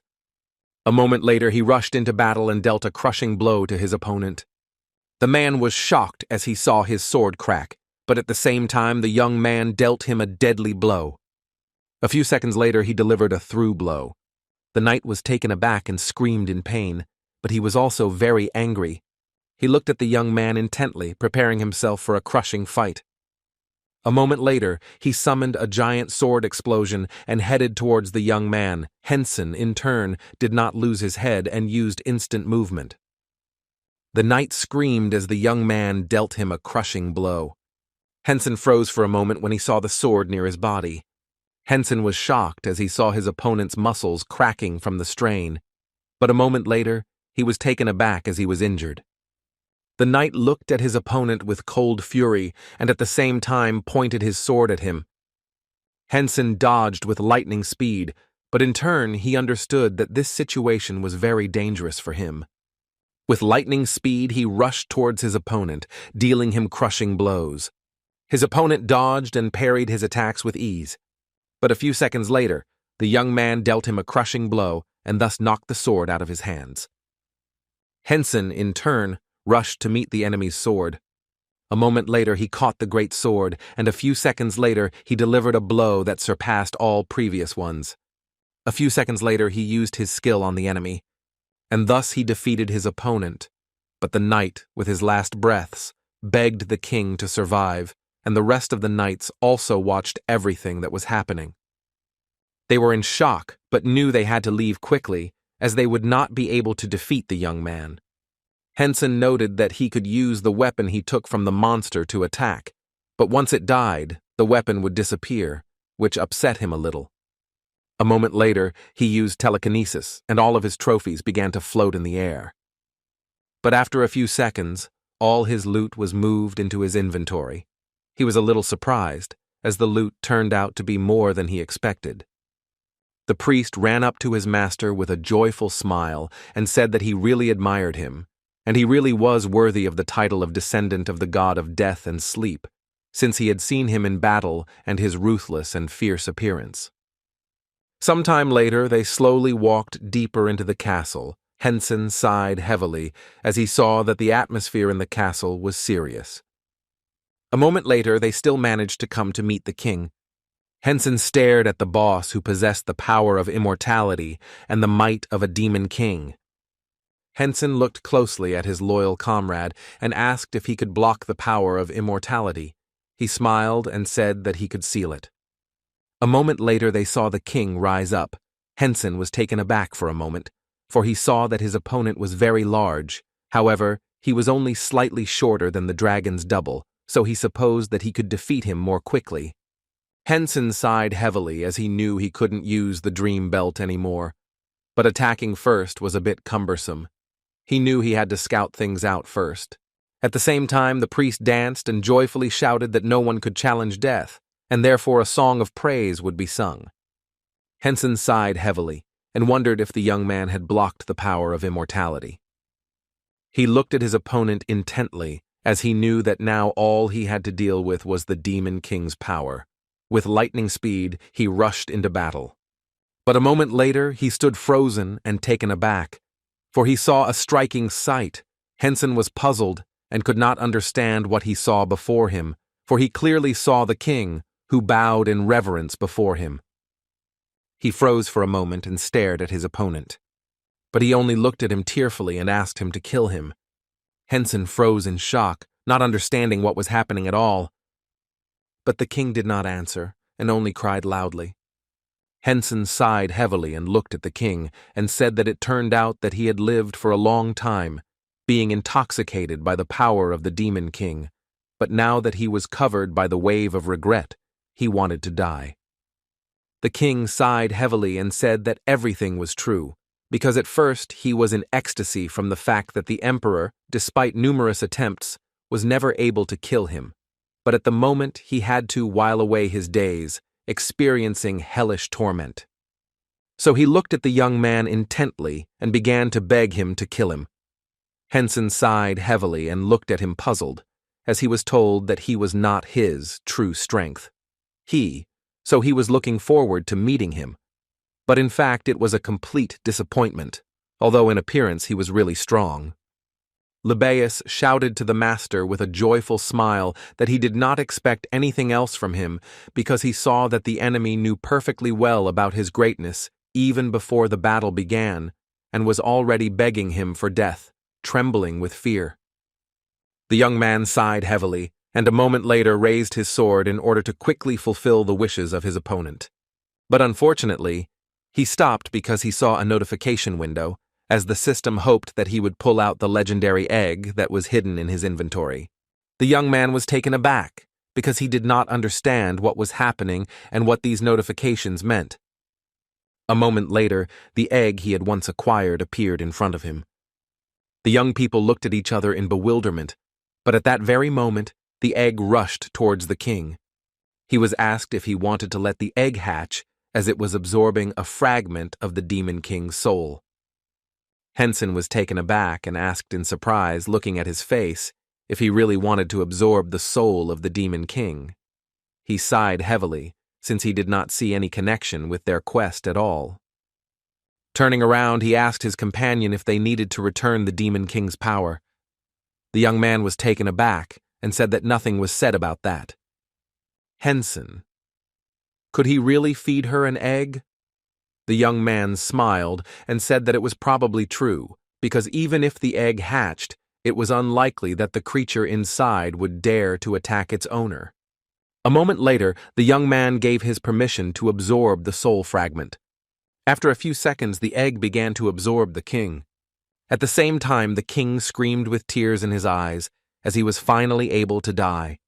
A moment later, the young men saw that the egg was cracking, and the young man was notified that the rating had been raised.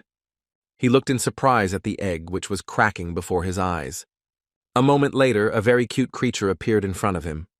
The priest smiled and said that his pet was very cute and he could talk. The creature smiled and said that it could talk. Henson looked closely at his new pet and noticed that it was of legendary rank, higher rank than swordsmanship art or gravity meteor. Looking at the pet, he asked if it copied his magic to absorb the king's immortality power. He smiled and said that he clearly had charm to spare.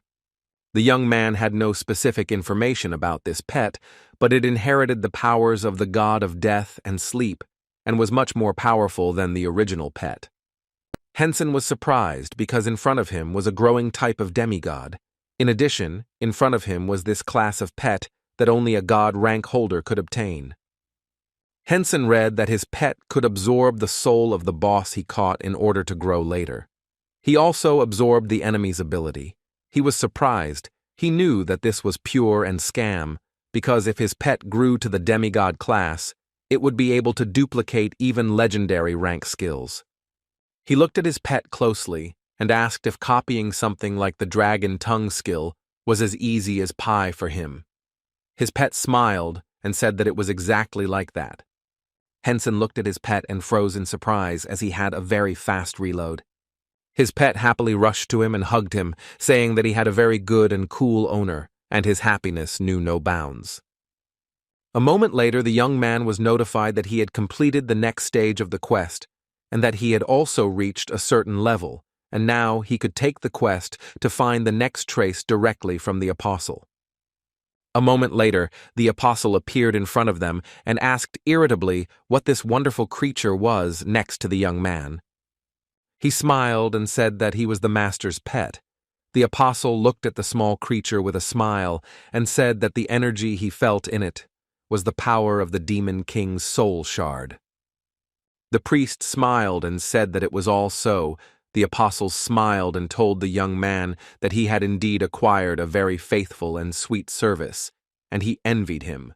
The priest smiled and said that it seemed that the apostle was talking about a faithful and sweet servant, and of course he meant him. The apostle smiled, looking at the young man, and said that he would like to admire the little pet a little longer, but unfortunately he does not have so much time in reserve.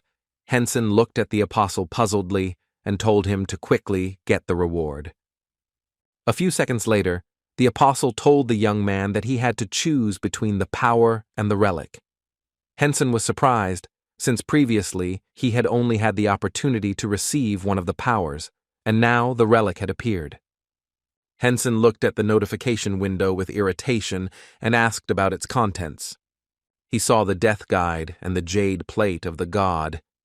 He sighed heavily and said that just looking at the name was enough to know that he should choose strength, but he was still puzzled because he didn't know what was special about the jade plate of the god.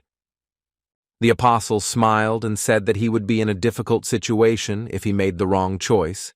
Henson asked irritably if there were no other options. The apostle smiled and told the young man that this was not the first time he had made a choice. He could obtain Death Conductor, an active skill, because in 1 second, lightning would envelop the entire world and cause uncontrollable death. He looked at this skill with admiration because he read about it, and after reading he realized that the skill was very cool, and he could use it once a month and no more. The apostle looked at the young man intently and said that he would now move on to explaining the quest associated with the next stage, which was originally supposed to appear when the young man reached level 150. But since he had already fulfilled all the conditions, he would move on to explaining the next quest at the same time as issuing the reward. He looked at the young man closely and said with a smirk that he could complete the quest once he met the emperor and obtained some of his divine weapons. The apostle smiled and told the young man that it would not be easy for him to meet the emperor. As he disappeared, he said that even a young man with high experience would not be able to rise above level 200 until he obtained a divine weapon. He smiled and wished him luck, as he wanted him to meet the emperor as soon as possible. Henson looked at his priest closely and asked if the apostles did not interact with the cathedral or temple. He did not understand how he could not know that he had become a disciple of the emperor. The young man sighed heavily and said that he seemed not to know, since the respected apostle always wandered the world alone. Henson smiled and said that in that case they should go back to the capital. The priest looked closely at his master, as it seemed to him that he had forgotten something important. Before they left, they saw a notification that they had completed the story dungeon, and the young man was given a reward and experience points. And since they had all completed the story dungeon, it disappeared, and they had to move outside as soon as possible. The young man looked at the emperor in surprise and asked what he had just said. The emperor sighed heavily and said that he had previously informed the priest that he was going to give the divine weapon to the cathedral. The emperor said that after that, he was taken by a messenger from the Church of the God of Death and Sleep to break the seal. He looked at the young man with a puzzled expression and said that it seemed like he hadn't heard anything about it. The priest, with his lightning speed, fell to his knees and shouted to his master that he had committed a mortal sin and deserved death. The emperor sighed heavily as he saw that the priests were having a hard time. The emperor said that the main part of the path leading to the Church of the God of Sleep and Death was not accessible by teleportation, so this distance had to be covered on foot. He looked closely at the young man and said that he would have to cover the entire distance in a month. He knew that in the game time was flowing, otherwise he too could have covered this path in a week. At the same time, the young man burst into tears and said that he deserved to die. The emperor looked at the young man closely and said with a smile that if he was here, then most likely the people from the church would open the seal and give him the divine weapon. He asked the young man if he really needed to get it so urgently. He said that he would prepare a flying boat or some other means of transport for him, which would reach the temple with the speed of lightning. The emperor sighed heavily and said that the construction would take about a week. Henson, with a joyful smile, thanked the emperor and said that he would wait in the empire and at the same time train or hunt. Henson looked at his pet in surprise and asked if something had happened. His pet said he still doesn't have a name. He shouted that in fact for any little devil this is a very important question. Henson thought for a moment about, since he did not know what name he could give him. He looked closely at his pet and asked if he was a man, but his pet, with tears in his eyes, said that he was a girl. Henson smiled and said that he immediately thought that it was a girl in front of him. His comrade smiled and said that she was exactly the same as he was, and until that moment he thought that it was a young man in front of him. Henson looked at the devil with a smile and asked her if she liked the name Tina. She said with a smile that she liked the name very much. At the same time, at the Hero Guild headquarters, Rin was looking through various information.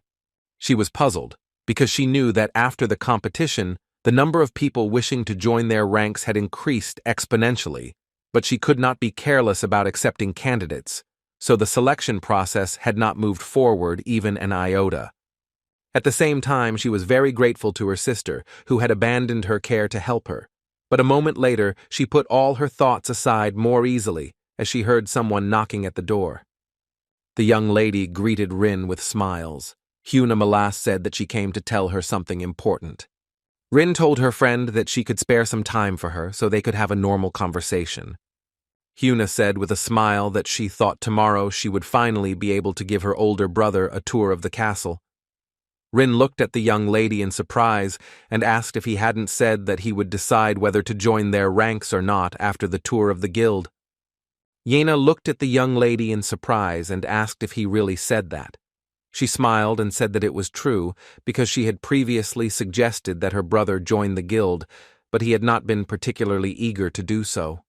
She looked at the young lady intently and said that if he agreed to go on a tour of the guild this time, they would have to score points in their favor to get an affirmative answer from him.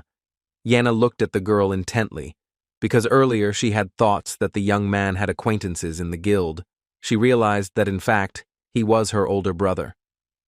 Yena sighed heavily as she couldn't understand her sister's thoughts, but she wondered if her sister would go in the guise of a character that was familiar to them. She looked closely at her friend, because she understood that if they told her the truth, she would hardly believe such a thing, because she was a real fan of Ashura. Yena smiled and asked if she could join them. Rin was surprised as she didn't know her sister wanted to go with them. She smiled and said that she had been working all the time lately, so she was starting to get confused and didn't know if this was real or a game, and if she took this opportunity, she could clear her head a little. The young lady smiled and said that she didn't mind, but she still wanted to ask her brother what he thought about it. Yena smiled and said, "Young lady," that she could put in a good word for her sister. Rin looked at her sister in surprise, as she did not understand why she would say such things. The day after the game was released, a young lady came to her brother and asked if he would mind if Guildmaster Rin and her younger sister were also present during the tour tomorrow. Huna said with a smile that they were her age and very good friends. He looked closely at his sister with his gentle smile, as he realized that his friend had already guessed everything. He sighed heavily and looked at his sister with a soft smile, as he knew that they were well aware of his identity, so it probably didn't matter whether they were there or not, and besides, he assumed that the young lady wanted to test him. He smiled and said that it was not a matter of principle for him, and he was even glad that the head of the guild would personally be present at the excursion. Huna smiled and said that it was really great. She would pass on the answer as soon as possible and return to him. Sometime later, the young man fought his monsters with fury.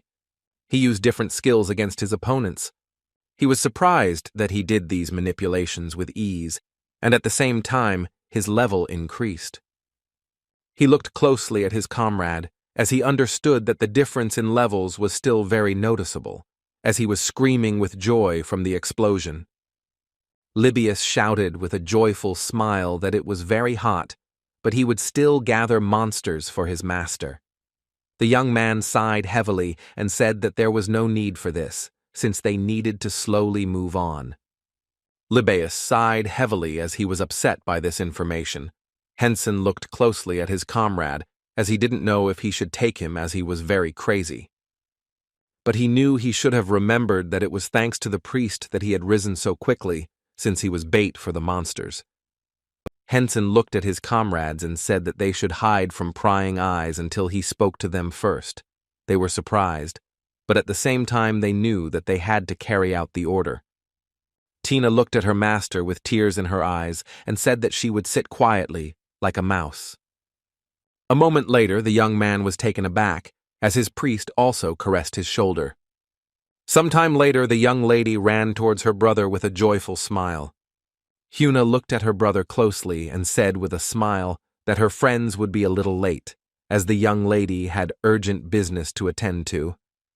A moment later, the young man received a notification from his girlfriend. She wrote that they would be there soon and would try to be very late.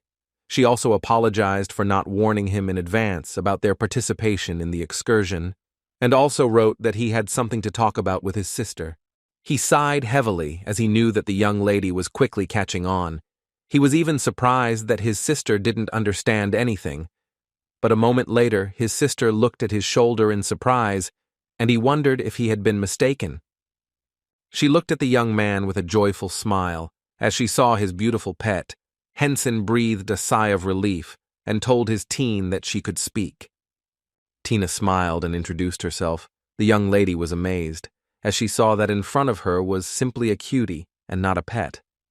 Tina smiled and said that she really liked the cheek, and the young lady squealed with delight because she liked her brother's pet. A moment later, the young man transferred the boss's soul to his pet. Tina looked at her master and the wonderful delicacy with admiration and asked the master if she could eat it. Tina happily embraced her beauty and thanked her master, as he had given her a very valuable gift.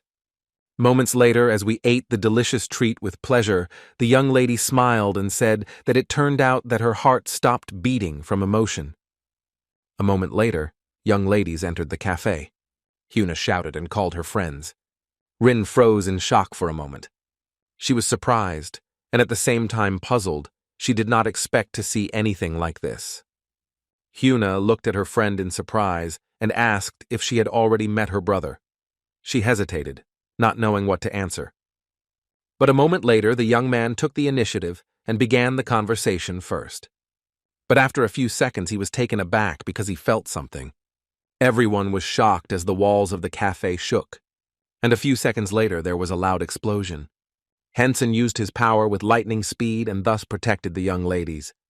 But a moment later, everyone was taken aback as someone called out to Ashura. Julia called her student with a joyful smile and told him that his teacher had arrived. She smiled and asked why he had not looked in on her during his last visit to the imperial palace. Hyuna froze in shock, but a moment later looked at her brother. He was confused, as he had been exposed in a less than ideal way. Hyuna Peshki looked around and searched for the young man. A moment later, everyone started whispering in the street. But everyone was very surprised because several strong people were in one place. The young man put on his signature mask with lightning speed. Hyuna froze in place in surprise and looked at her brother in bewilderment. Julia looked closely at the young man and asked why he left without even seeing her. He sighed heavily and said that it all happened very spontaneously. She sighed heavily and said that if he continued to act like this, she would be upset.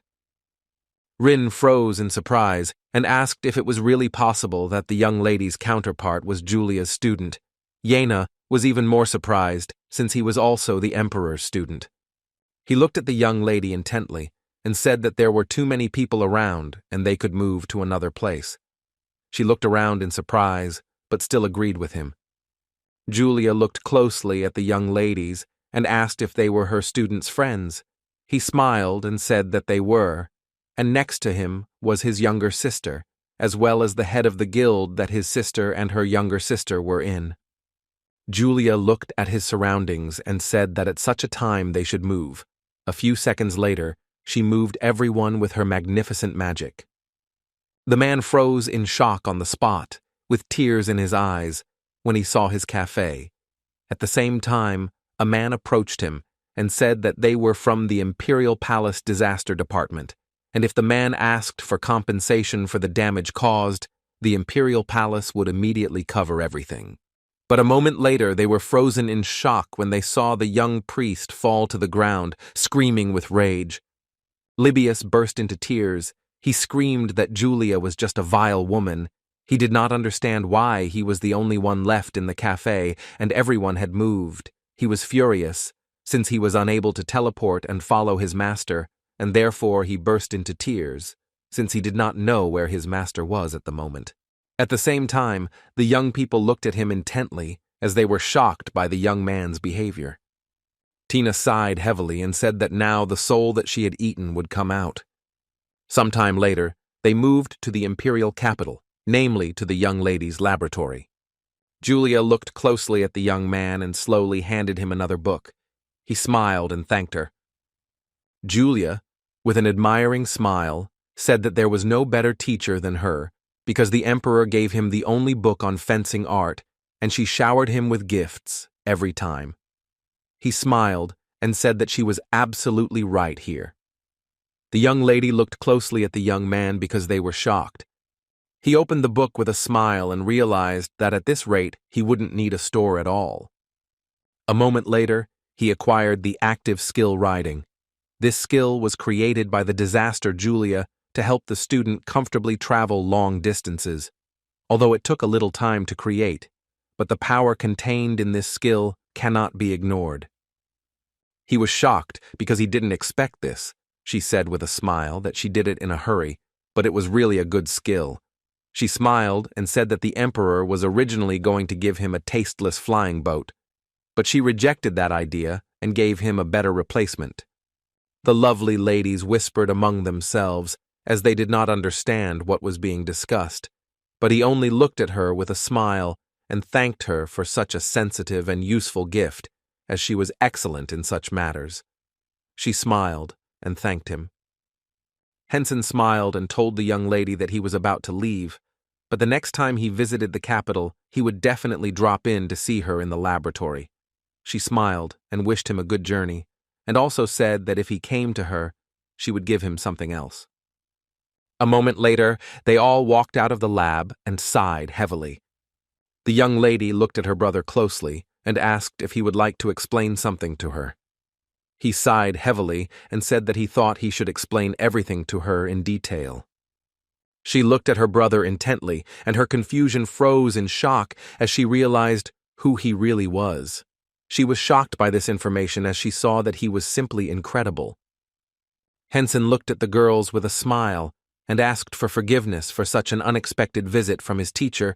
Rin smiled and said that he did not need to apologize, because he himself did not know that something like this would happen. Henson smiled and said he came to see the guild, but ended up causing them trouble. She smiled and said it was okay, and she would give him a personal tour soon. Henson looked around carefully, for he saw that the people's reactions indicated how much they trusted their lord. Henson looked at the girls and said that since it was a small number of elites, the role of the NPCs should be big in situations where there was an attack or need to defend. Rin smiled and said that there was some truth in his words, but their own strength was also quite significant. Rin looked closely at the young man and told him about the guild. She also talked about her cousin, who held the position of head of the guild, only a different one. She looked at the young man with a smile and told him what levels the members of their guild had, as well as about all the branches of the Heroes Guild. The young man was a little surprised, but a moment later he froze and only felt something. He stopped in bewilderment and asked the head of the guild what was in front of him. She sighed heavily and said that in front of him was a dungeon that belonged to the Lord. He was surprised because he did not expect such a thing. She said that in every feudal lord, inside the castle there is a secretly built dungeon, and this castle is no exception. No one could enter this dungeon without the permission of the lord, and there were certain conditions without which it was impossible to get inside. Henson looked at her in surprise and asked if this was really her personal dungeon. She smiled and said that it was true, and there were monsters there that were of a high level, so only those who wanted to level up in the shortest time were allowed inside. She looked at the young man intently and said that as far as she knew, there was also a dungeon in the imperial palace, and she assumed that when he was satisfied with everything, that emperor would also allow him to enter there. He was surprised, but at the same time did not say he was glad, since his guesses turned out to be really true. Yenna said with a smile that the dungeon that belonged to the Lord gave out a lot of experience points. The items dropped were few, but the level rose quickly. He thought for a moment, as he wanted to ask the teacher about the dungeon when he returned to the capital. After all, he knew that he would instantly level up, which was really cool. A moment later, they reached the fortress wall. Rin smiled and said that in order to be prepared for the attacks of monsters from the air, the fortress wall was built on a high cliff. The young people gazed into the distance, enjoying the beautiful view. But a moment later, they were taken aback as they heard a deafening roar. The young lady was shocked. She did not understand what was happening, as they had no notification of the magical barrier being broken. She told the guildmaster that it was very strange, but the wall's strength continued to decrease. Rin was in shock as she knew they were dealing with an invasion, so she suggested everyone go take a look. A few seconds later, they ran to the edge of the wall. The young people were in shock, as something was happening at the base of the wall. They shouted to the Lord that she should not go near the edge of the wall, as it was dangerous there.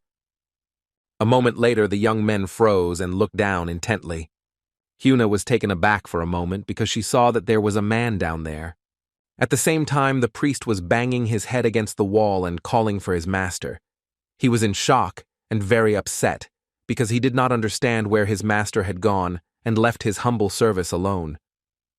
The young man sat down at the table in shock, as he had not expected to see anything like this at all. He realized that he had made a mistake and had left his faithful servant, and he had caused trouble. He looked at the young man with cold fury and shouted at him to come up to him immediately. A few seconds later, the young man, with a joyful smile, was climbing the wall towards his master. Libeus looked at his master with a joyful smile as he managed to find him, and they were shocked as they did not expect this. They understood that even the magical barrier was nothing to the young man. Henson understood that gravity would now work on the young man. With the speed of lightning, he ran up to the young man and struck him with fury. Libeus was taken aback and said that it was his master's hot touch, and he was grateful to him. Henson looked at his girlfriends in a hurry and asked for forgiveness. He said that the young man was a priest and he took him with him for a short time, and he was very sorry that he brought a lot of trouble. The young man with tears in his eyes asked his master for forgiveness. Rin smiled and said that everything was fine and he did not need to apologize. But in turn, she looked closely at the young man, as she knew that the barrier was very strong and could hold back the onslaught of monsters, and the young man managed to break through the barrier with just one blow to the head. Rin looked at the young man closely and said that she thought he had more or less looked around here, and now they could move to the meeting room where the guild members often gathered. He smiled and said that he agreed.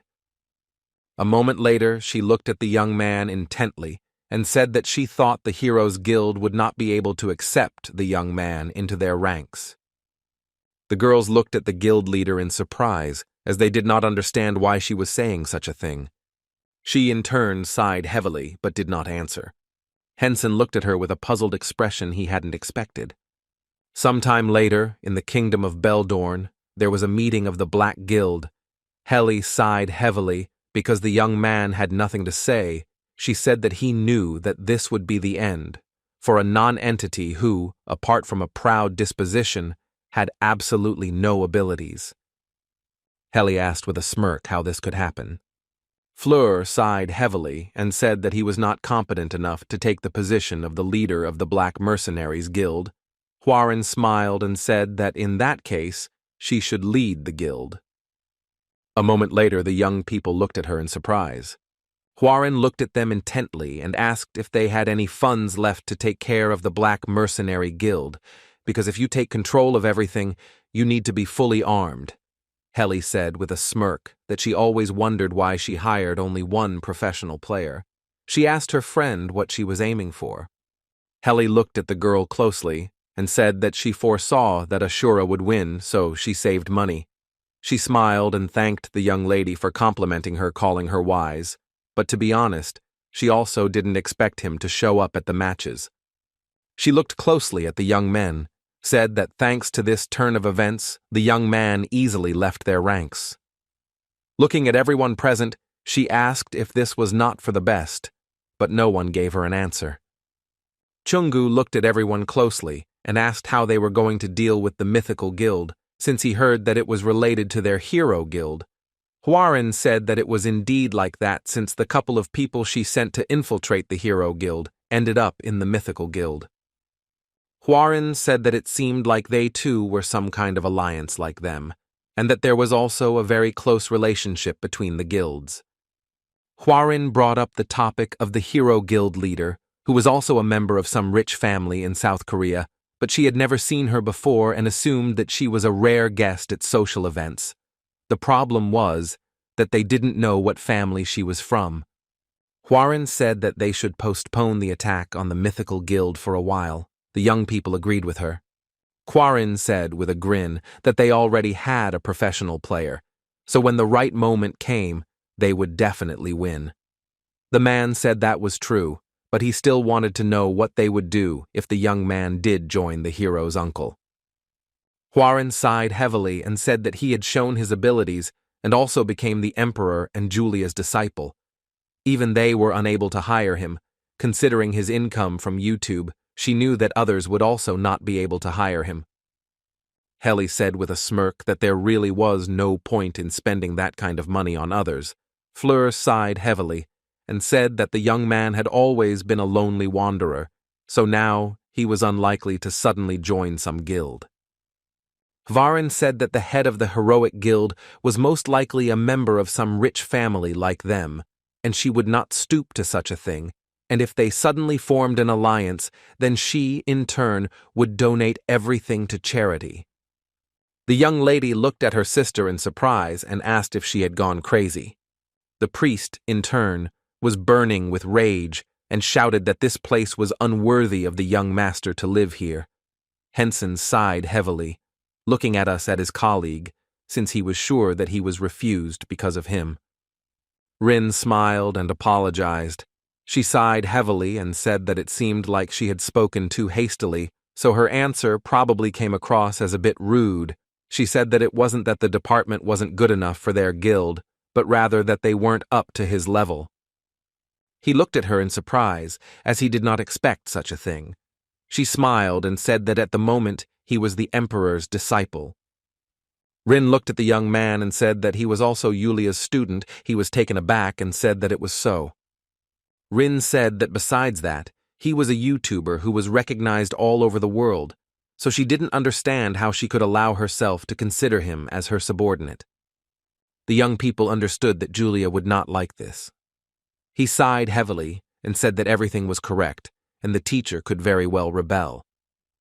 Rin looked at the young man closely and said that for that reason, she thought that recruiting him into their ranks was too difficult a task, so she wanted to propose to him to form an alliance.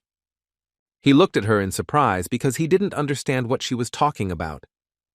She smiled and said that after he registered a one-person guild, they could form an alliance, then he would be able to access the dungeon he saw earlier. Or he could request the support needed for raids. And they were also ready to sell him the necessary items and information at a minimal price. He smiled and asked what was required of him. She looked at him intently and said that only one thing was required of him. He asked in bewilderment what she was talking about. Rin said that if the main scenario was revealed to him, she would like him to share information about it with her, or tell her what kind of story he saw. She looked at him intently and said that after he had gotten all the benefits from the main story, he would just need to tell their guild about it. Rin said that the reason for the creation of the Hero Guild was to clear the main scenario, and that was why only those with a rank higher than the unique rank were allowed into the guild, so that each member could have an impact on the story. Sometime later, the young man moved to the square and carefully considered this proposal. He knew he had to learn some new skills at the store before he hit the road. A moment later, he bought himself a legendary skill. The system also generated a random skill, and he got a legendary one again. Sometime later, the monster growled standing in the forest. The monster was taken aback and looked around as he felt someone's presence. He growled in rage and pain as someone hit him from behind. Henson looked closely at his opponent, whom he had killed with a bow and arrow, but he really liked this new type of activity. Tina said with a happy smile that her master was the best because he dealt with his opponent with lightning speed. Kino told her master with a smile that if he went deeper into the forest, he would run into the boss. He smiled and said that they would head there right away. A moment later, Henson used a Hambrid's destruction arrow. He had recently acquired an active legendary skill. It was one of the techniques of the legendary hero who was said to have saved the continent from destruction. In turn, the young man, with the speed of lightning, applied his skill and, pulling the bowstring, took aim in order to bring down his enemy with a roar. Henson looked closely and saw vital points, which were marked in red. He wondered if an arrow could have some attribute similar to fencing. A moment later, he released his lightning arrow and it flew towards the enemy, and he used a through strike. A few seconds later, the arrow pierced his opponent and flew through him, while it pierced his formidable and powerful body. Henson knew that if he hit the vital points correctly, he could cause critical damage. A moment later, he handed his pet a small treat with a joyful smile. She smiled at him, thanked him for the treat. Henson, in turn, knew that first of all they had to raise each other's level as much as possible, because his narcolepsy could not be active during the next quest. A moment later, he took aim and released several arrows. He looked into the distance with a smirk and wondered if there would be something even more exciting to be seen when he took aim and found his prey. Hyuna Prestrana looked at her brother. She was shocked and did not understand how he could do this to her. She did not understand why he hid the fact that he was a famous hero. She asked if he really had any other secrets from her. He sighed heavily and said that he had a divine-ranked profession. She was shocked because she didn't expect to hear anything like that. She looked at him intently and asked if he was joking. Henson smiled and said that he was called the descendant of the god of sleep and death, and he was none other than the descendant of the most powerful of the gods. Hyuna asked if this was true. He smiled and asked why he would lie to her. She came and said that he had done so until today. He smiled and said that he had already told everything, and now he saw no point in hiding anything else. A moment later, the young man looked closely at his sister and with a smile suggested that she move in. She looked at him in surprise, as she did not understand why he suddenly started talking about moving. He smiled and said that she was in a few days. He had lost the money he earned on YouTube, and he had received more than he expected, so he would like to move immediately. Hyuna smiled and said that she didn't mind, although she liked the current apartment, but she didn't see anything wrong with moving to a better house. He nodded and said that in that case they couldn't look at the house together and choose furniture. She smiled and asked, how about trusting her with the interior design issues? He smiled and agreed. Hyuna looked at her brother and asked if she could watch his next video before it was uploaded to YouTube. He said that his friend always sent him videos before uploading them so they could watch it together. Sometime later, the young man entered the game and sighed heavily, as he knew that he urgently needed to go to the temple of the god of sleep and death. He looked closely at his loyal servant and told him that when the gravity meteorite was activated, he would need to grab onto it tightly. Libaeus was taken aback and said that, as a humble servant, he could not allow himself to touch the body of his great master. He said that this was simply unacceptable. But a moment later, the young man nevertheless put his skill to use, namely horse riding. He was shocked because he was informed of the colossal shock from the serious damage, but he could also adjust the direction of the gravity meteorite. A few seconds later they set off. Henson in turn was puzzled, because he understood that this was just a crazy skill and one small mistake on his part, and he would die. At the same time, the priest was shouting with pleasure and admiring this journey. Henson turned around and sighed heavily, and also looked at his subordinate with bewilderment, since he had completely forgotten about him. Henson sighed heavily, since he understood that he was just an idiot for worrying about the young man. Sometime later they visited the main temple of the god of death and sleep. At the same time, all the priests were actively praying, not sparing their heads and bodies. The bishop looked closely at the young people, for he saw that they were very conscientious believers, and such a vivid demonstration of faith gladdened his heart.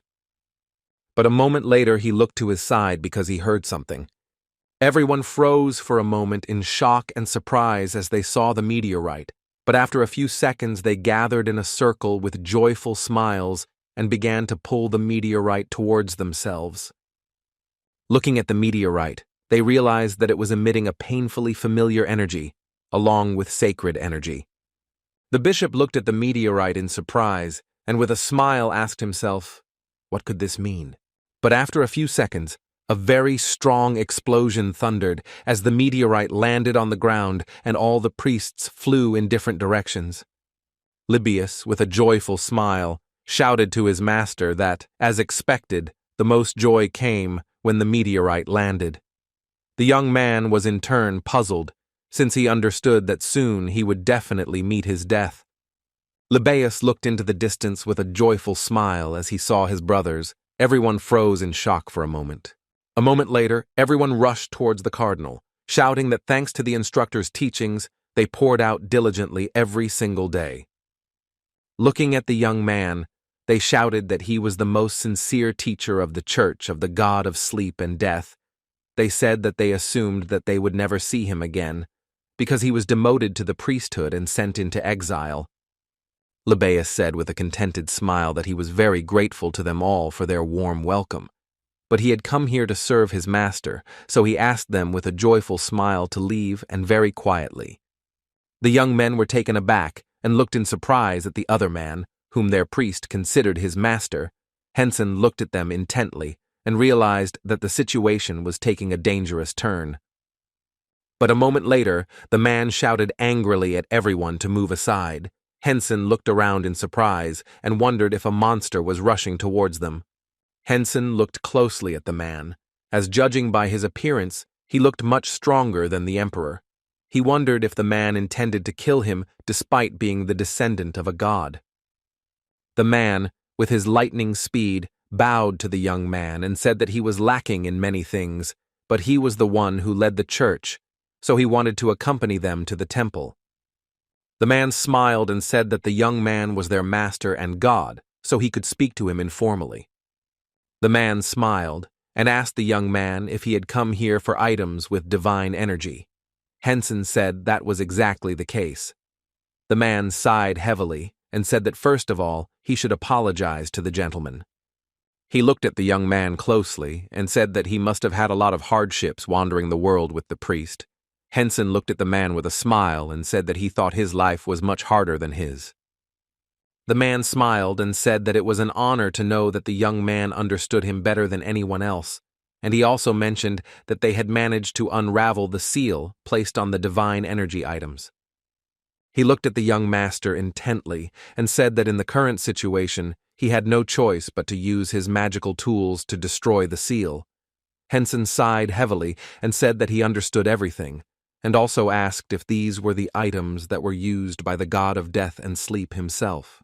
The man said with a satisfied smile that everything was absolutely correct, because it was written in the chronicles that God used them to exterminate other gods and punish evil gods. Henson looked at the man in surprise, since he had not expected this at all.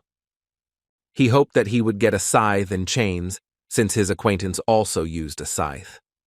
He knew that if he used the scythe and chains, it would be very excellent. A moment later, he looked closely at the small objects and asked if the objects in front of him were indeed objects with divine energy. The man smiled and said that it was so, and these were the most powerful divine objects, and they were the pride of their church. Henson was puzzled by what he saw, as he expected something completely different. At the same time, in the user management office, a man was watching the young man closely. He was puzzled because the young man had already received the items. He knew that even though everything was going according to the script, he never expected the items to be in his hands so quickly. He wondered if it was too early, since the divine professions on other servers hadn't even come close to obtaining items with social energy yet. Cho Min-woo sighed heavily because he knew that since the young man came to the temple, the bishop would give him that very quest, and if he passed this dungeon now, the key to the main scenario would be solved. Originally, this was the main scenario that no one could solve after only 8 months after the release. The young man stared at the fluffy pillow of the god of sleep and death. This pillow is intended exclusively for the god, because if he sleeps on this pillow, he will only have sweet dreams. He was a little surprised because he saw that this pillow increased the speed of recovery, and if you just hold it in your hands, you can take a little nap. He also got a cozy blanket, blessed, and death. They said that if you fall asleep wrapped in this blanket, then you will always be able to sleep sweetly and soundly. Henson looked at these things with admiration because he saw that they were still effective to the point of being will. A moment later, the apostle suddenly appeared before them. The man looked around in confusion, as he did not understand why he suddenly appeared in a temple and not in the imperial palace. He wondered if he had really moved to the main temple of the god of death and sleep. Everyone looked at him in bewilderment, as they did not expect to see him at all. He smiled and said that the seal had been opened, and he wanted to instruct the descendant of God to make the long journey to the main temple after receiving the items with divine energy from the emperor. The man kept looking at him and said that there was no more disrespectful follower in the world.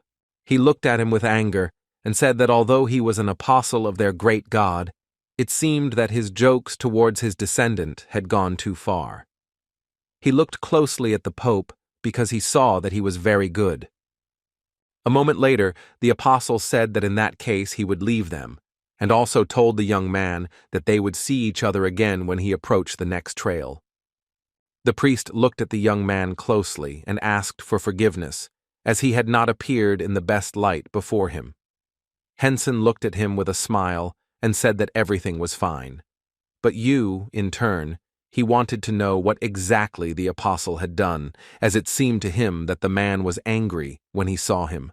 The man sighed heavily and said that a long time ago there was an incident where an apostle ran away with all the sacred relics of the god of sleep and death and his items with divine energy, because when it came to the main altar of religion, it was necessary to carefully preserve all the sacred relics and items with one's divine energy, maintaining their power. He sighed heavily and said, for this reason, most of their headquarters were unable to use a significant amount of scrolls. The church, having lost all of its sacred relics and items with their divine energy, eventually lost its strength and power. He said that originally their religion was the one that ruled the continent but now people completely ignored them, except for the prisoners and isolated representatives of different races. There were almost no followers of the church left. The young man sighed heavily and said that he understood the essence of the problem. The priest smiled and said that if the young man saw the apostle again, he should give him some guidance, and he also thanked the young gentleman for finding the objects with his divine energy. He was puzzled because he knew that he had suffered a lot. He smiled and said that there was no need to thank him, because if he could help in any way, he would certainly lend a helping hand. The priest looked at the young man intently and asked if he could dare to ask him for a favor.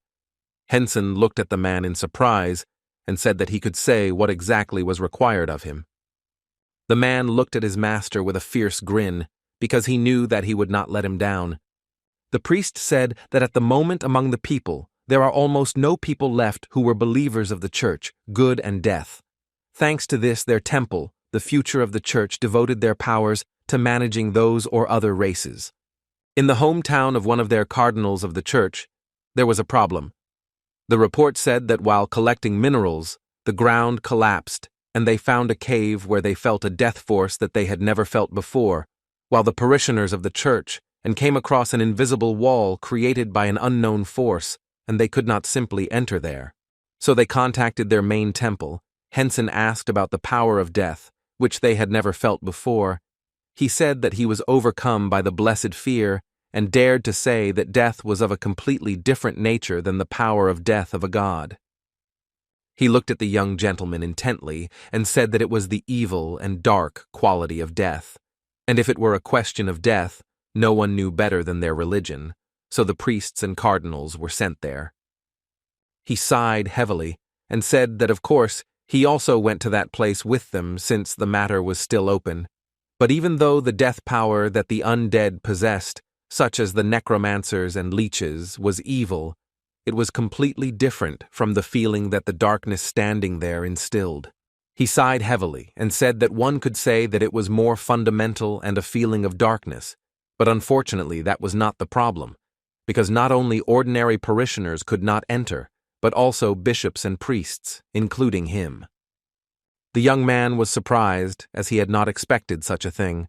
The priest sighed heavily and said that as a result of their research, they had come to the conclusion that it was a cave that only travelers who were between the 150 and 200th levels could enter.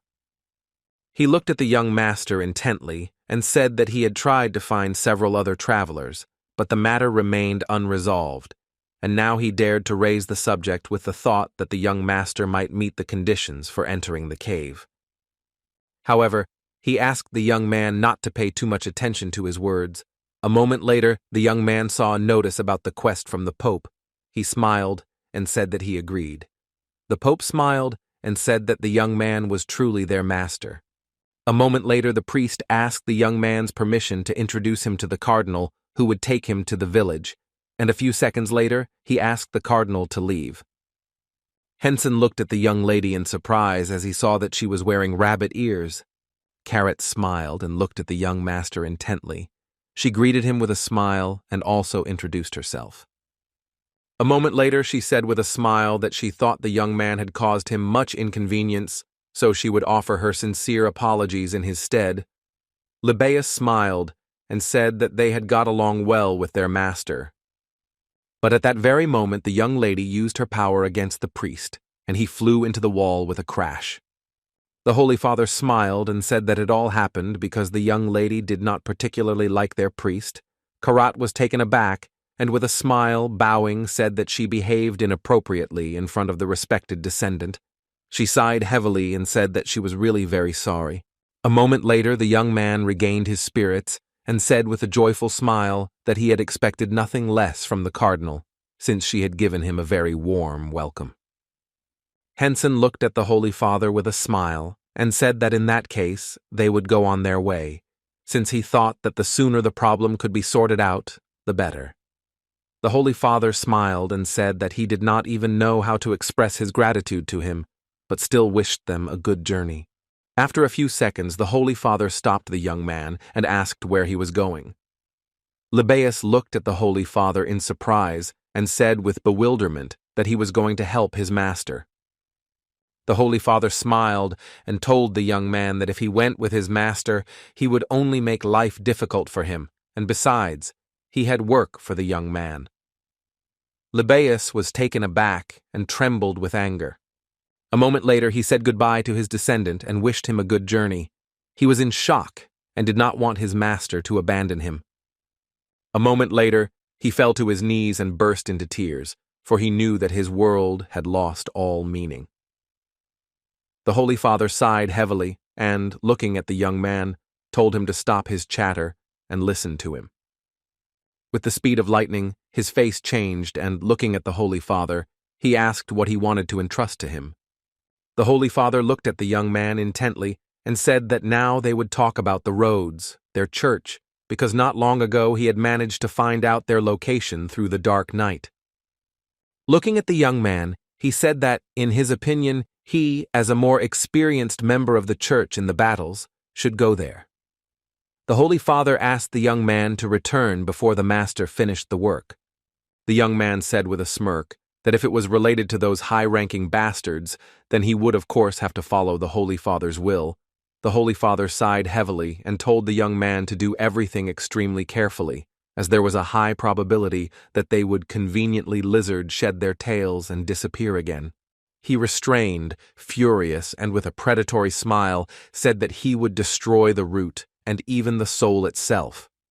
Father looked closely at the young man because he understood that if he released the mad dog, he himself would figure out how and whom to destroy.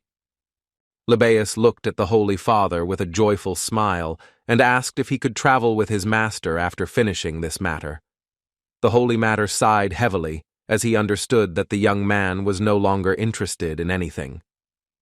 The young lady looked at her master intently and said that originally, in order to fly at high speed, dragons used magic so as not to be weighed down, so that they would not be affected by wind, inertia, or gravity. Henson thought with a fierce grin that later he would have to secretly ask the emperor for one small favor, without the knowledge of teacher Julia, since he liked the comfort with which they moved. He understood perfectly well that he absolutely had to acquire his own flying dragon. A moment later, the young lady pointed in the direction and told the descendant of the god to take a closer look. After a few seconds, he clearly saw this area with the dungeon. There was a sense of rough energy of death. Karat said that this energy contradicts Thanos, the ruler of death.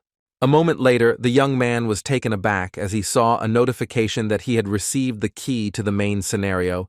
He also saw that he had found the desecrated death shrine, after which the main scenario quest was created. He thought about this situation for a moment. Henson. As he went deeper into the cave, he realized that the reward was the opening of the main scenario. But in turn, he was puzzled, because he did not understand why the main scenario had not yet been revealed. He believed that if he completed the quest, then all users would receive some kind of notification from the server. He knew that they could either obtain an item with divine energy or a relic. He wondered if this meant that revealing the information if it failed would end his activities in the church. He sighed heavily as he knew that he had to be extremely careful. A moment later, he looked at the young lady and asked for a moment of attention. He asked if she would be able to control the area as well as control other people if he did not come out after 10 days. Henson put on his mask with a satisfied smile and realized that he should contact the Hero Guild Master when he woke up, because in any case, the only person from the Hero Guild who could enter the dungeon was her sister.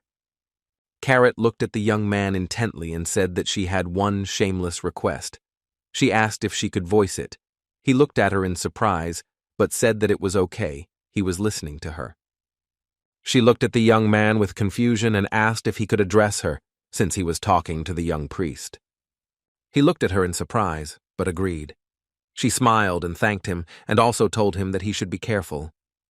A moment later, the young man received a notification that he had entered the cave leading to the Temple of the Fallen Death, and he was also informed that he was the first to unlock the main quest. But a moment later, he saw many notifications. His system was warning him to be on guard as the rotting death denied all existence. He was warned that this dungeon was for the main scenario, and the difficulty level would be much higher compared to the previous levels. Henson sighed heavily, as the fact that the boss was watching him meant that he could see his hunting skills. He was puzzled, as he knew that he had to remain unpredictable. If things were going this way, then he would have to use skills that he had not let out before. A moment later, he heard the sound of footsteps and realized that his opponent was very strong.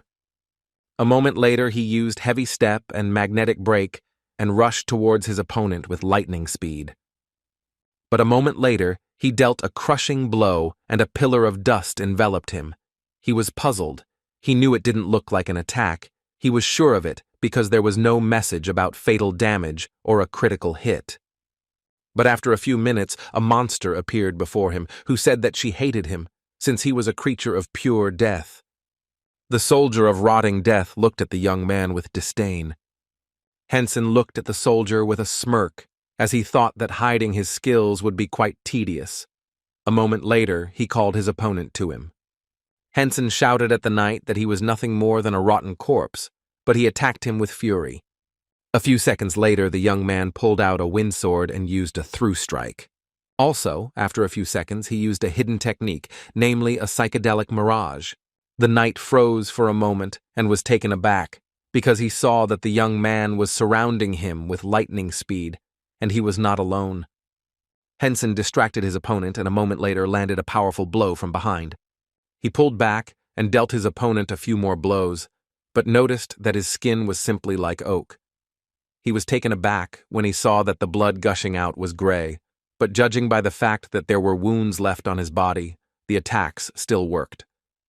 But just in case, the young man wanted to play it safe. A few seconds later, he fired demonic bullets at his enemy. The knight was taken aback and growled in pain. Henson noticed that the knight was distinguished by his special durability rather than strength, but he did not think that his attacks would become more effective from the fact that he would put all his strength into the blow. And since there was an ordinary monster in front of him, it meant that he was not alone, and therefore he needed to save his strength. He was puzzled because he didn't know how he could conserve his strength and deal critical damage at the same time. He knew that it would be very good if he could just hit the vital organs. A few seconds later, the young man dealt minor damage to his opponent and at the same moment opened his inventory. With lightning speed, he took out a destruction arrow from his arsenal. Henson knew that the skill was similar to a special move that would reduce a lot of health, in addition to the damage of the arrow when it hit a vital point. A moment later, he aimed his arrow at his opponent and saw all his vital points. He was very happy because he knew that with his ease, he could crush his enemy. But a moment later, he still canceled the skill and moved the arrow into his inventory. He was puzzled as he noticed that even if he canceled the skill halfway through, he would still use up his energy, but the cooldown time would not start. He knew that it would be nice to have another skill that allowed him to see vital points other than the arrow, but unfortunately, he currently lacked such a skill. At the same time, his opponent growled and screamed. Henson, in turn, used the infinite dagger skill, and with the speed of lightning, threw a whole mountain of daggers at his opponent. At the same moment, he used the falling beam of the sword chi, a through strike. The knight roared in rage and pain as the young man managed to deal him critical damage. A few seconds later, the young man used a large explosion on his enemy, but after the explosion, the knight remained unharmed, and these manipulations only angered him, and a few seconds later, he headed towards his opponent. Henson was taken aback, but a moment later he used the falling moon sword. As well as slashing, the knight was shocked and froze in place while being slashed by the enemy's sword. Henson sighed heavily as he knew that now he didn't have to check his opponent's vital points, and he could simply deliver a crushing strike to the navel like he did with the knight. At the same time, the man was closely watching the young man. As expected, even in a confrontation with an ordinary soldier, he had a hard time. The man enjoyed the spectacle with a fierce grin. He understood that the young man was hiding his abilities or did not realize their value. He was interested in seeing the descendant who did not use divine power. A moment later he sat up, knowing he needed to begin preparing slowly. He looked at his subordinates closely and informed them that the one who betrayed them would be coming to them soon, and it was none other than the descendant of the god of death and sleep. He said with a grin that they should give the guest a warm welcome. A moment later, all his subordinates supported him. He looked at them intently and with a predatory grin, said that if they killed the descendant of the god of sleep and death, the owner would be incredibly happy.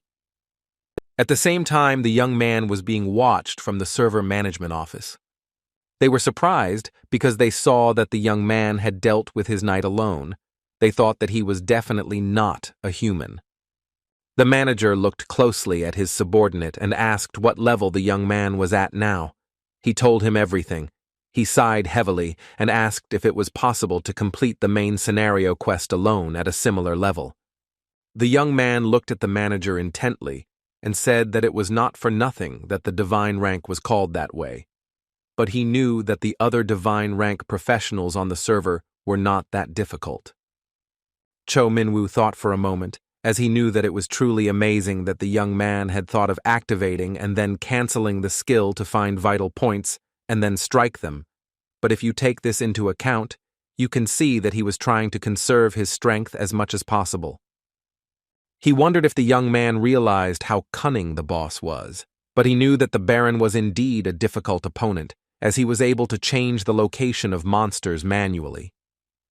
He knew that even when it came to filming videos, dividing the style was still an ineffective solution, and not in the same direction. Of course, if you actively use the skills that had not yet been discovered, then the probability of success increased. Cho Min-woo sighed heavily, as he hoped that the young man would catch the boss no matter what. But the question arose of completing the main scenario quest alone and obtaining items. The young man looked at the leader intently and asked if the user could complete the main quest of the scenario alone. Cho Min-woo sighed heavily and said that although this task was not an easy one, they still should not rule out such a possibility. The man was taken aback and said that in that case the reward would be very significant, and therefore the only thing he could get was either an item with divine energy or power. He asked the leader if such a scenario would not affect the quest to find traces. Cho Min-woo was taken aback and looked at the young man in surprise. The young man looked at his leader in bewilderment and asked if the quest to find traces of which opened at level 400 did not give the opportunity to obtain the last item with divine energy. Cho Min was shocked by this information. A moment later, he saw notifications about an important character, namely the descendants of the god of sleep and death. While other gods only had one item of their divine energy, the god of sleep and death had 3 such items. Cho Min-woo sighed heavily and said that the user receiving multiple of them was planned, so it was not a problem, but this time he would receive an item with divine energy that could only be obtained at level 400. Cho Min-woo was furious, and he knew that the quest was originally designed so that one could only make a breakthrough on the 5th try, and so he knew that it was simply impossible to achieve success on the first try. He was furious and said that this simply could not be, but looking at the young man and all his abilities, as well as his skills, it turned out that he would cope immediately. The young people looked at their leader in bewilderment as they saw that he began to talk to himself. They were excited because they saw that the manager was very busy with work. A moment later, the young man was taken aback and looked at the monitor in bewilderment. They were in shock because they saw a place that was incomprehensible to them. They understood that everything would be destroyed. Cho Min-woo looked at his subordinates with bewilderment, but at the same time he was distracted from writing the explanatory note. He came closer to them and asked what happened as he saw their pale faces. The young man said that now the user had discovered a secret passage that did not lead to the safe zone. Cho Min-woo was shocked because he didn't expect this. Sometime later, the young man dealt with his enemy with lightning speed, but with his last breaths, he cursed him. And after a few seconds, the young man was notified that his level had been increased. He looked at the disappearing body of his opponent with a grin, as he understood that the experience points he was receiving were simply top-notch. Henson sighed heavily, as he knew that he should have reached the safe zone by now, and he wanted to rest a little. A few seconds later, he received a notification that the Death Baron was looking at him. He was furious because he didn't want some stalker looking at him. He understood that he just needed to rest, and the Baron would immediately come for his soul. He had the feeling that the Baron was simply manipulating him, but he was on task, knowing that being constantly under attack was not his style. After a few seconds, he threw all his thoughts away as he saw his pet. He looked at her in surprise and asked what she was doing, while at the same time, Tina was pulling out a large sword and saying that she had to give it to the owner. Henson smiled and said that she should only help him when he suddenly fell asleep. She was puzzled, as she wanted to help him more. But after a few seconds, he handed her the food with a smile. She smiled and asked if she could really sit down. He smiled and said that of course she could eat it, because she had been actively rooting for him the whole time. She smiled and Julia said that she would continue to actively root for him. He thanked her with a smile and wished her a bon appetit. But a moment later, the young man saw that his pet's gaze had changed. After a few seconds, she spat out everything she had eaten, as the taste was disgusting. But she was confused as she had wasted the food. He looked at her in surprise and asked if the night-decaying death had been poisoned. A moment later, she smiled and told the owner that he need not worry about that, as she could find something tasty on her own. A moment later, her gaze was directed in my direction. With lightning speed, she flew into the depths of the tunnel. Henson, in turn, looked at his pet in bewilderment. But at that very moment, Tina found a small hidden room and pressed on the hidden brick. At that very moment, there was a loud roar. She smiled and said that she had dealt with one thing. At the same time, the young man saw and noticed that the Death Baron was puzzled. Tina smiled and shouted that now she would be able to get something tasty. Henson froze for a moment in surprise, as he did not expect such a thing. A moment later, the necessary conditions were met, and the young man in his ease walked into the secret room. He saw the hidden part and entered the secret passage, which began to collapse. Also, the divine power did not allow the Baron to observe him. Henson was glad he had been able to visit what seemed like a blind spot. He knew that since it was a secret passage that was beginning to crumble, it was quite possible that this was a place that had not yet rotted. He understood that since it was said that the necessary conditions had to be met, there was a high probability that something related to the god of death and sleep was waiting for him downstairs, and after a few seconds he approached the laboratory.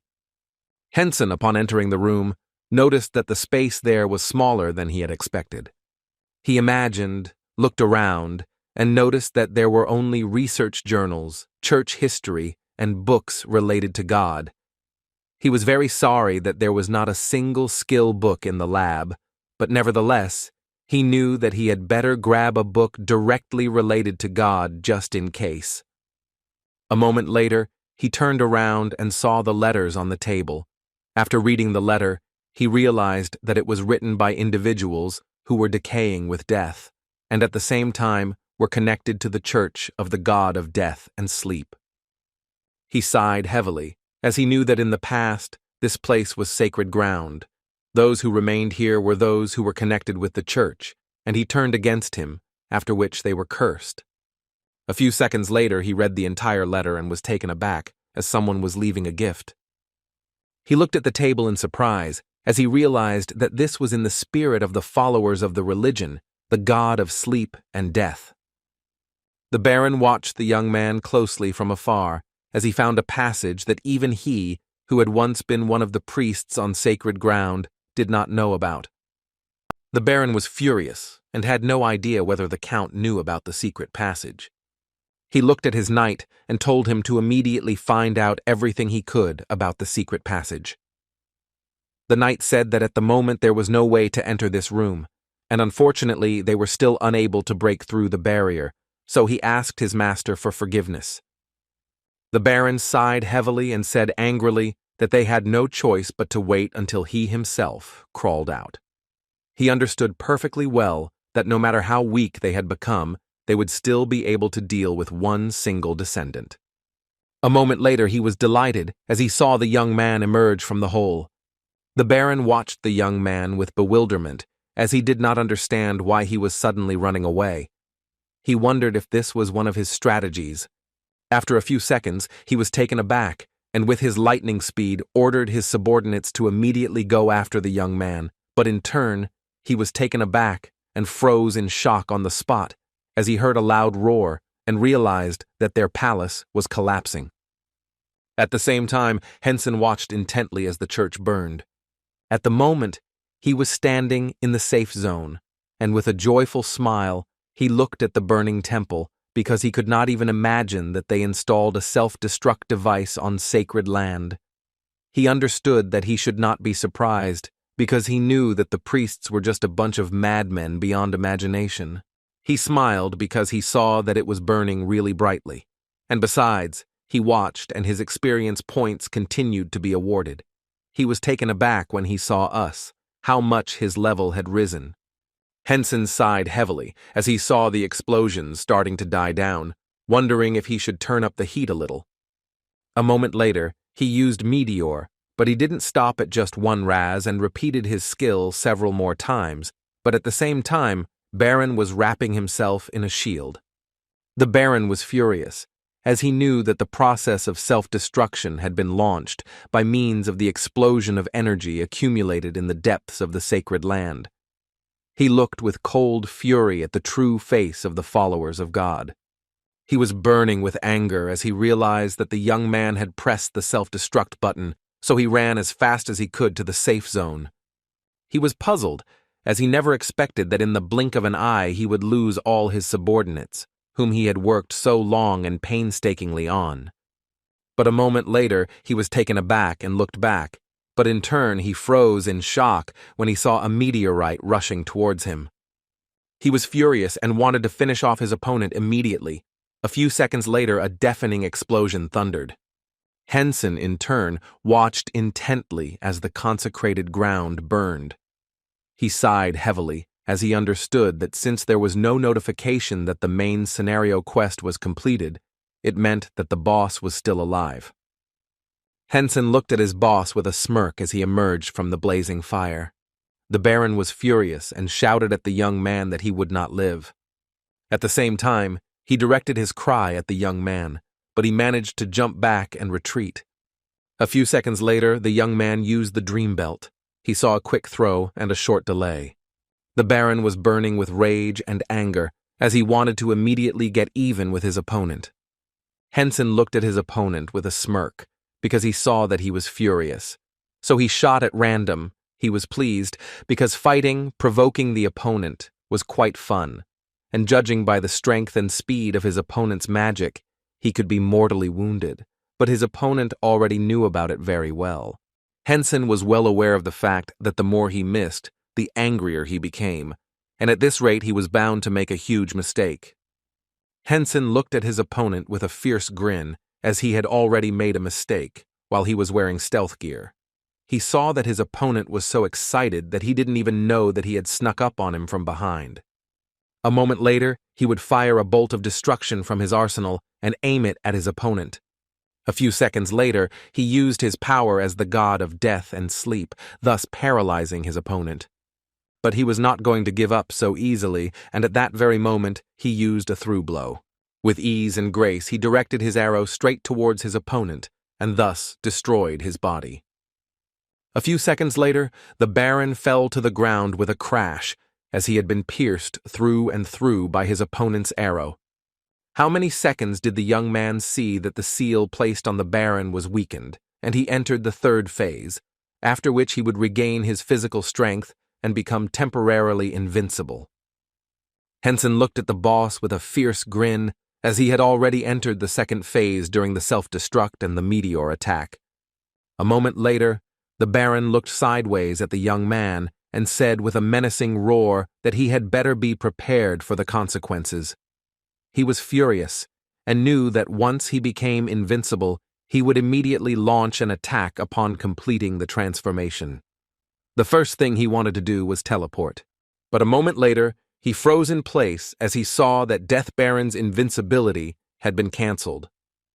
He growled in rage and was taken aback as an arrow pierced his leg and he turned to stone. He was in shock and could not move from the spot as a hail of arrows was overtaking him. He was in shock and understood that he needed to use not movement, but a protective barrier.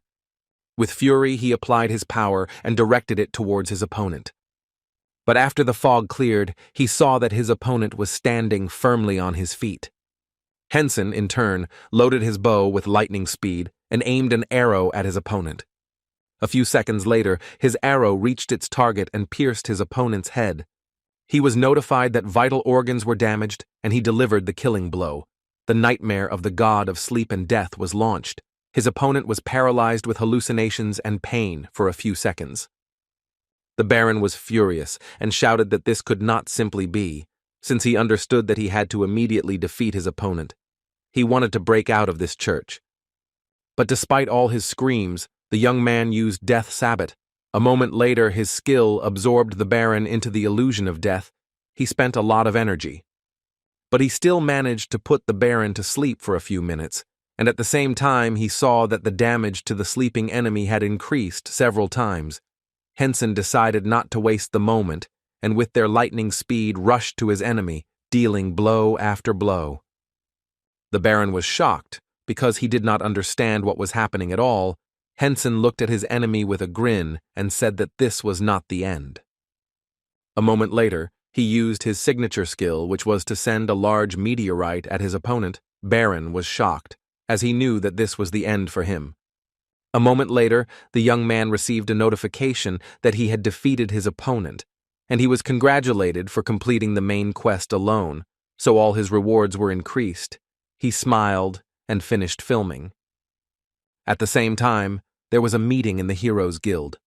The girls looked at the young lady in surprise, as she told them about the god of sleep and death, as well as about religion. No matter how they tried to find any information, they did not come across anything on the way. Rin sighed heavily and asked everyone if they really thought they should give up. The young lady looked at her friend closely and asked if it was okay for Togo to take a little rest, since they had spent a lot of effort searching for at least some information, but in the end, they were still left in the dark. Old Tank said that he also thought that they should rest, because he thought that there was nothing wrong with a little break. Rin smiled and said that they would do so. A moment later, a young man entered the room and said that he had found out everything. He said with a bright and satisfied smile that he had managed to obtain some valuable information. And this information was still about the main scenario. A few minutes later, everyone received a notification that Ashura had completed the first part of the main scenario.